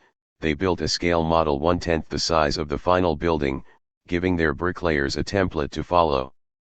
A series of fine pottery beakers and an incense burner had been left behind in the cella of the Eastern Temple. The beakers had been painted with nested geometric figures, reproducing the pattern of niches on the temple facade. The incense burner had a pattern of cutout slots and triangular windows, framed by recesses like those of the temple niches. Almost certainly these were vessels used by the skilled specialists who carried out rituals in the temple, priests, for want of a better term. The troubled times of Gora 12. With the abandonment of level 13, Tepe Gora ceased to function as a temple center. In level 12A it returned to being a small village. At this point the mound of Gora had become a conical, artificial hill with a slightly concave upper surface, rising more than 30 feet above the surrounding plain. Some 5,700 years ago the occupants of level 12 took advantage of Gora's height to turn it into a defensible, densely packed village whose population we estimate at between 130 and 240 persons. All of these people had decided to live together on the 1-acre summit of the mound, presumably because its height gave them a measure of safety. One could only enter the level 12 village through one of two narrow, curving streets. Separating these two streets was a substantial watchtower, composed of 3 mud brick rooms with a total area of 260 square feet. Behind the tower were 6 small rooms, arranged in a row that curved back into the village, figure 42. Spieser excavated about half of the level 12 village, uncovering at least 103 rooms. Most of these rooms belonged to 8 large room complexes with courtyards, living or sleeping rooms, ovens, and storage rooms. The area south and east of the curving street was the most interesting neighborhood. Its layout suggested a degree of village planning. Originally this neighborhood had been bisected by a street running southeast to northwest. At the northwest end of the street lay the largest and most elaborate residence. From here the street turned west, entering an open plaza more than 25 feet on a side. Let us look now at the largest residence, the one bordering the open plaza. It had originally been 40 feet on a side and symmetrical, but later additions had compromised its symmetry. Its inner court, called the White Room because of its heavy coating of plaster, covered 576 square feet and had 2 doors opening onto the plaza. This court was flanked by rooms of different sizes that, according to Tobler, had definitely been used as living quarters. Included were a kitchen with a corner oven, some spacious living or sleeping rooms, and a series of small storage units. We would reconstruct this as the residence of an elite extended family, made up of perhaps 13 to 19 persons. The second largest residence, only 20 feet farther down the northwest-southeast street, had a similar ground plan. Its interior court, called Room 26, covered more than 330 square feet and was flanked by rooms for living, sleeping, cooking, and storage. Tobler described this building as the dwelling for an eminent member of the village. In spite of its defenses, the Level 12 village was successfully raided and partially burned, with at least 4 victims left unburied in the ruins. Significantly, the building hit hardest was the one with the White Room. The whole northern end was burned, its floor covered with ash and charred refuse to a depth of 15 inches. A baby and a child 12 to 14 years old had died in this residence. 2 more youths lay unburied near a curving street leading to the watchtower. One of the latter, also a child 12 to 14 years old, is said to have had a stone perhaps thrown from a sling still resting between his or her shoulder blades. Following this raid, Tepe Gora seems to have been abandoned for at least a century. Figure 42. In spite of its defensible setting, its restricted access route, and its guard room, the Level 12 village at Tepe Gora was attacked, burned, and abandoned, with unburied corpses left behind. The residences of the 2 most important families are shown in gray. The White Room covered 576 square feet. As was the case with many of the tribal or chiefly societies we have examined, the enemies of the Gora 12 village seem to have regarded youngsters as fair game. In such societies, raids are often sneak attacks, and women and children are frequent casualties. Attacks may be timed to occur when adult men are away from the village, perhaps working in their fields or tending their flocks. Villages whose men are periodically absent may respond by building watchtowers, allowing those left behind a clear view of approaching strangers. Gora had such a tower. When rank societies are attacked, the primary target of the raid may be either, 1. a prominent temple or, 2. the house of a community leader. Truly powerful rank societies may force their victims into a position of subordination. Less powerful rank societies may be content to chase off defenders, do a little killing and burning, and then leave. Given Gora's apparent abandonment, with some victims left unburied in the ruins, we suspect that the bulk of the Level 12 population fled, moved in with their allies, and never returned. The nature of early rank society in northern Mesopotamia. All 3 of Irving Goldman's sources of power were developed in northern Mesopotamia. There were buildings infused with sacred life force, household shrines, tholoi for descent groups, and a temple for the whole community. Expertise was evident in the polychrome bowls with potter's marks, polished marble and alabaster vessels, and architectural brickwork designed with scale models. The frequency of defensive ditches, walls, watchtowers, sling missiles, and burned buildings also makes it likely that prowess in raiding and defense was appreciated. Some degree of hereditary rank is implied by the burial of infants and children with alabaster goblets and statuettes, multiple necklaces of exotic raw materials, and gifts of craft goods between elite families. The inclusion of mace heads and seal pendants with children may mean that some village officials sought to pass on their positions to their offspring. Finally, there is evidence for secular public buildings. The latter may have included places for public assembly or the corporate storage of grain. The fact that there were persons who had the responsibility of sealing up shipments of trade goods suggests the germ of a bureaucracy. In other words, despite considerable evidence for privileged families who lived in large houses, who patronized craftsmen, and who buried their children with sumptuary goods, there are also hints that many members of society shared in the available power rather than having it concentrated in the hands of a single family like the great Angs of the Konyak Naga. Southern Mesopotamia. There is no clear-cut border between northern and southern Mesopotamia. The land simply becomes more arid as one travels south of Mosul. Rainfall at Baghdad averages 5 inches a year. Farther south, on the great alluvial plain between the lower Tigris and Euphrates, it can be drier still. Despite its bleak appearance, southern Mesopotamia was home to countless early villages. Their crops had 2 primary sources of water. Some fields could be irrigated by streams emerging from the Zagros Mountains and flowing west toward the Tigris. Other villages, including some of the largest, could draw water from the lower Euphrates.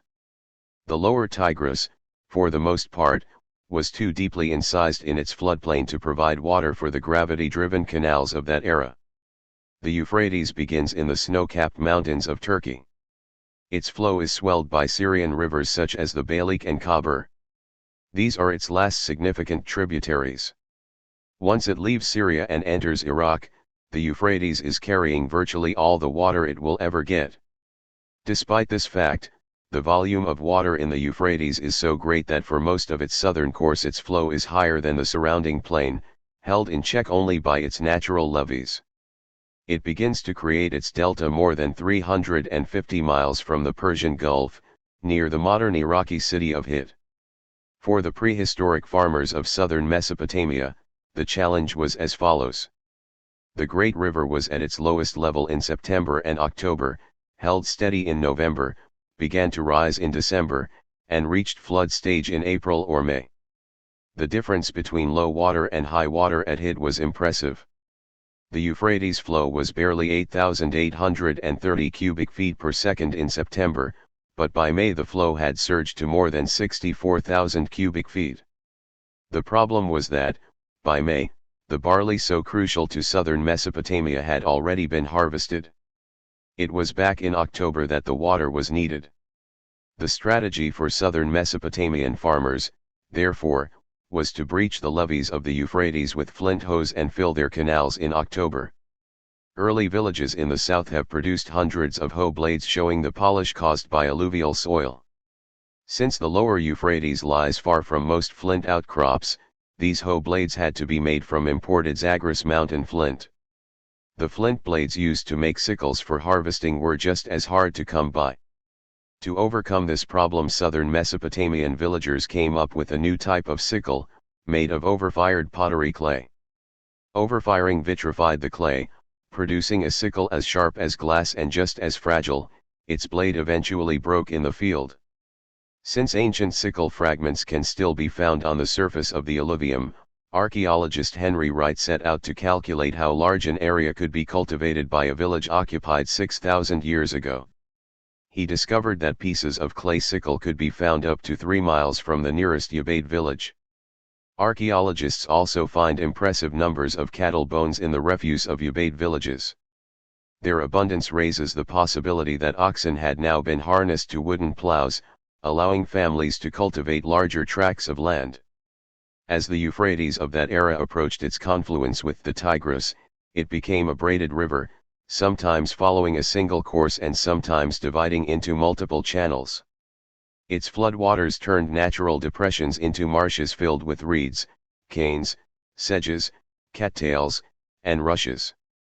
The main channel of the river, more than 600 feet wide in places, was periodically entered by ocean fish such as mullet, anchovy, sea bream, and even shark. The people of Ubaid times not only harvested these fish by boat, but they had also begun to sail into the Persian Gulf to trade with people of the Arabian and Iranian coasts. Just as many Apiatani families focused on wet rice cultivation, some communities of the lower Euphrates appear to have concentrated on irrigated barley, obtaining the other commodities they wanted from their neighbors. Let the people of the Zagros Mountains raise most of the goats and the rain-fed, upland wheat. Let the people on the steppe land west of the Euphrates raise most of the sheep. The villagers of the lower Euphrates would use sunlight and irrigation to produce the greatest barley surplus the world had so far seen. The temples of Eridu. The Eridu Depression is a 20-mile wide alluvial basin. It lies southwest of the Euphrates River, close to the ruins of Ur of the Chaldees. Long ago the depression may have been a marshy basin, closer to the shore of the Persian Gulf than it is today. Towering above the depression is the archaeological mound of Tel Abu Sharain. The upper 30 or 40 feet of the mound comprise the ruins of a ziggurat, or step temple pyramid, belonging to the ancient Mesopotamian city of Eridu. This ziggurat was either built or restored between 2112 and 2094 BC by Ur-Nammu, a king of the Third Royal Dynasty of Ur.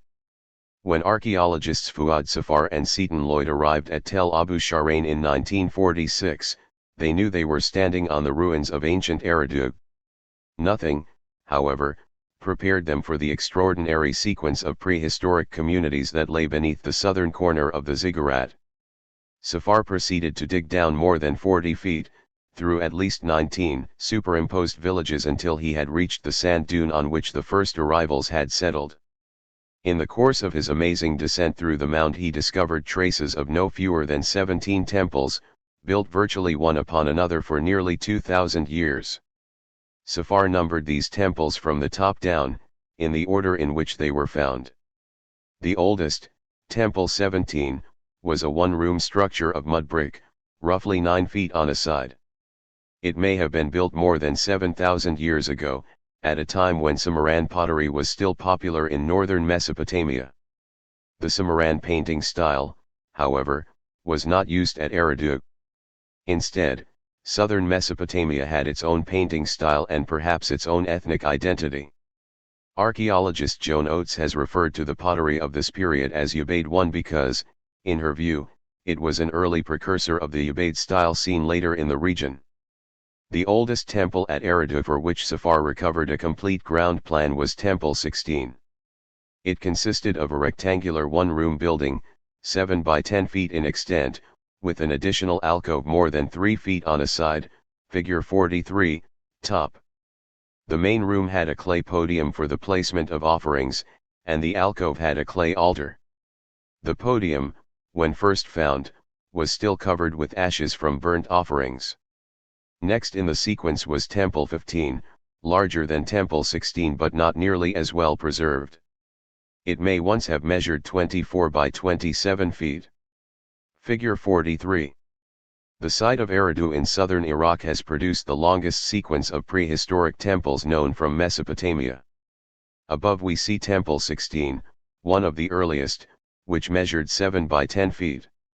Below we see Temple 7, contemporary with the North Temple from level 13 at Tepe Gora, which measured 65 by 49 feet. For the next few centuries, at a time when Halaf pottery was reaching its peak popularity at northern villages such as Arpachia, the architects of Eridu continued to build temples. Significantly, however, they do not seem to have built tholoi like their northern Mesopotamian counterparts. And while they could not have been ignorant of what Halaf potters were producing, they continued to pursue their own southern Mesopotamian painting style, referred to by Oates as Ubaid II.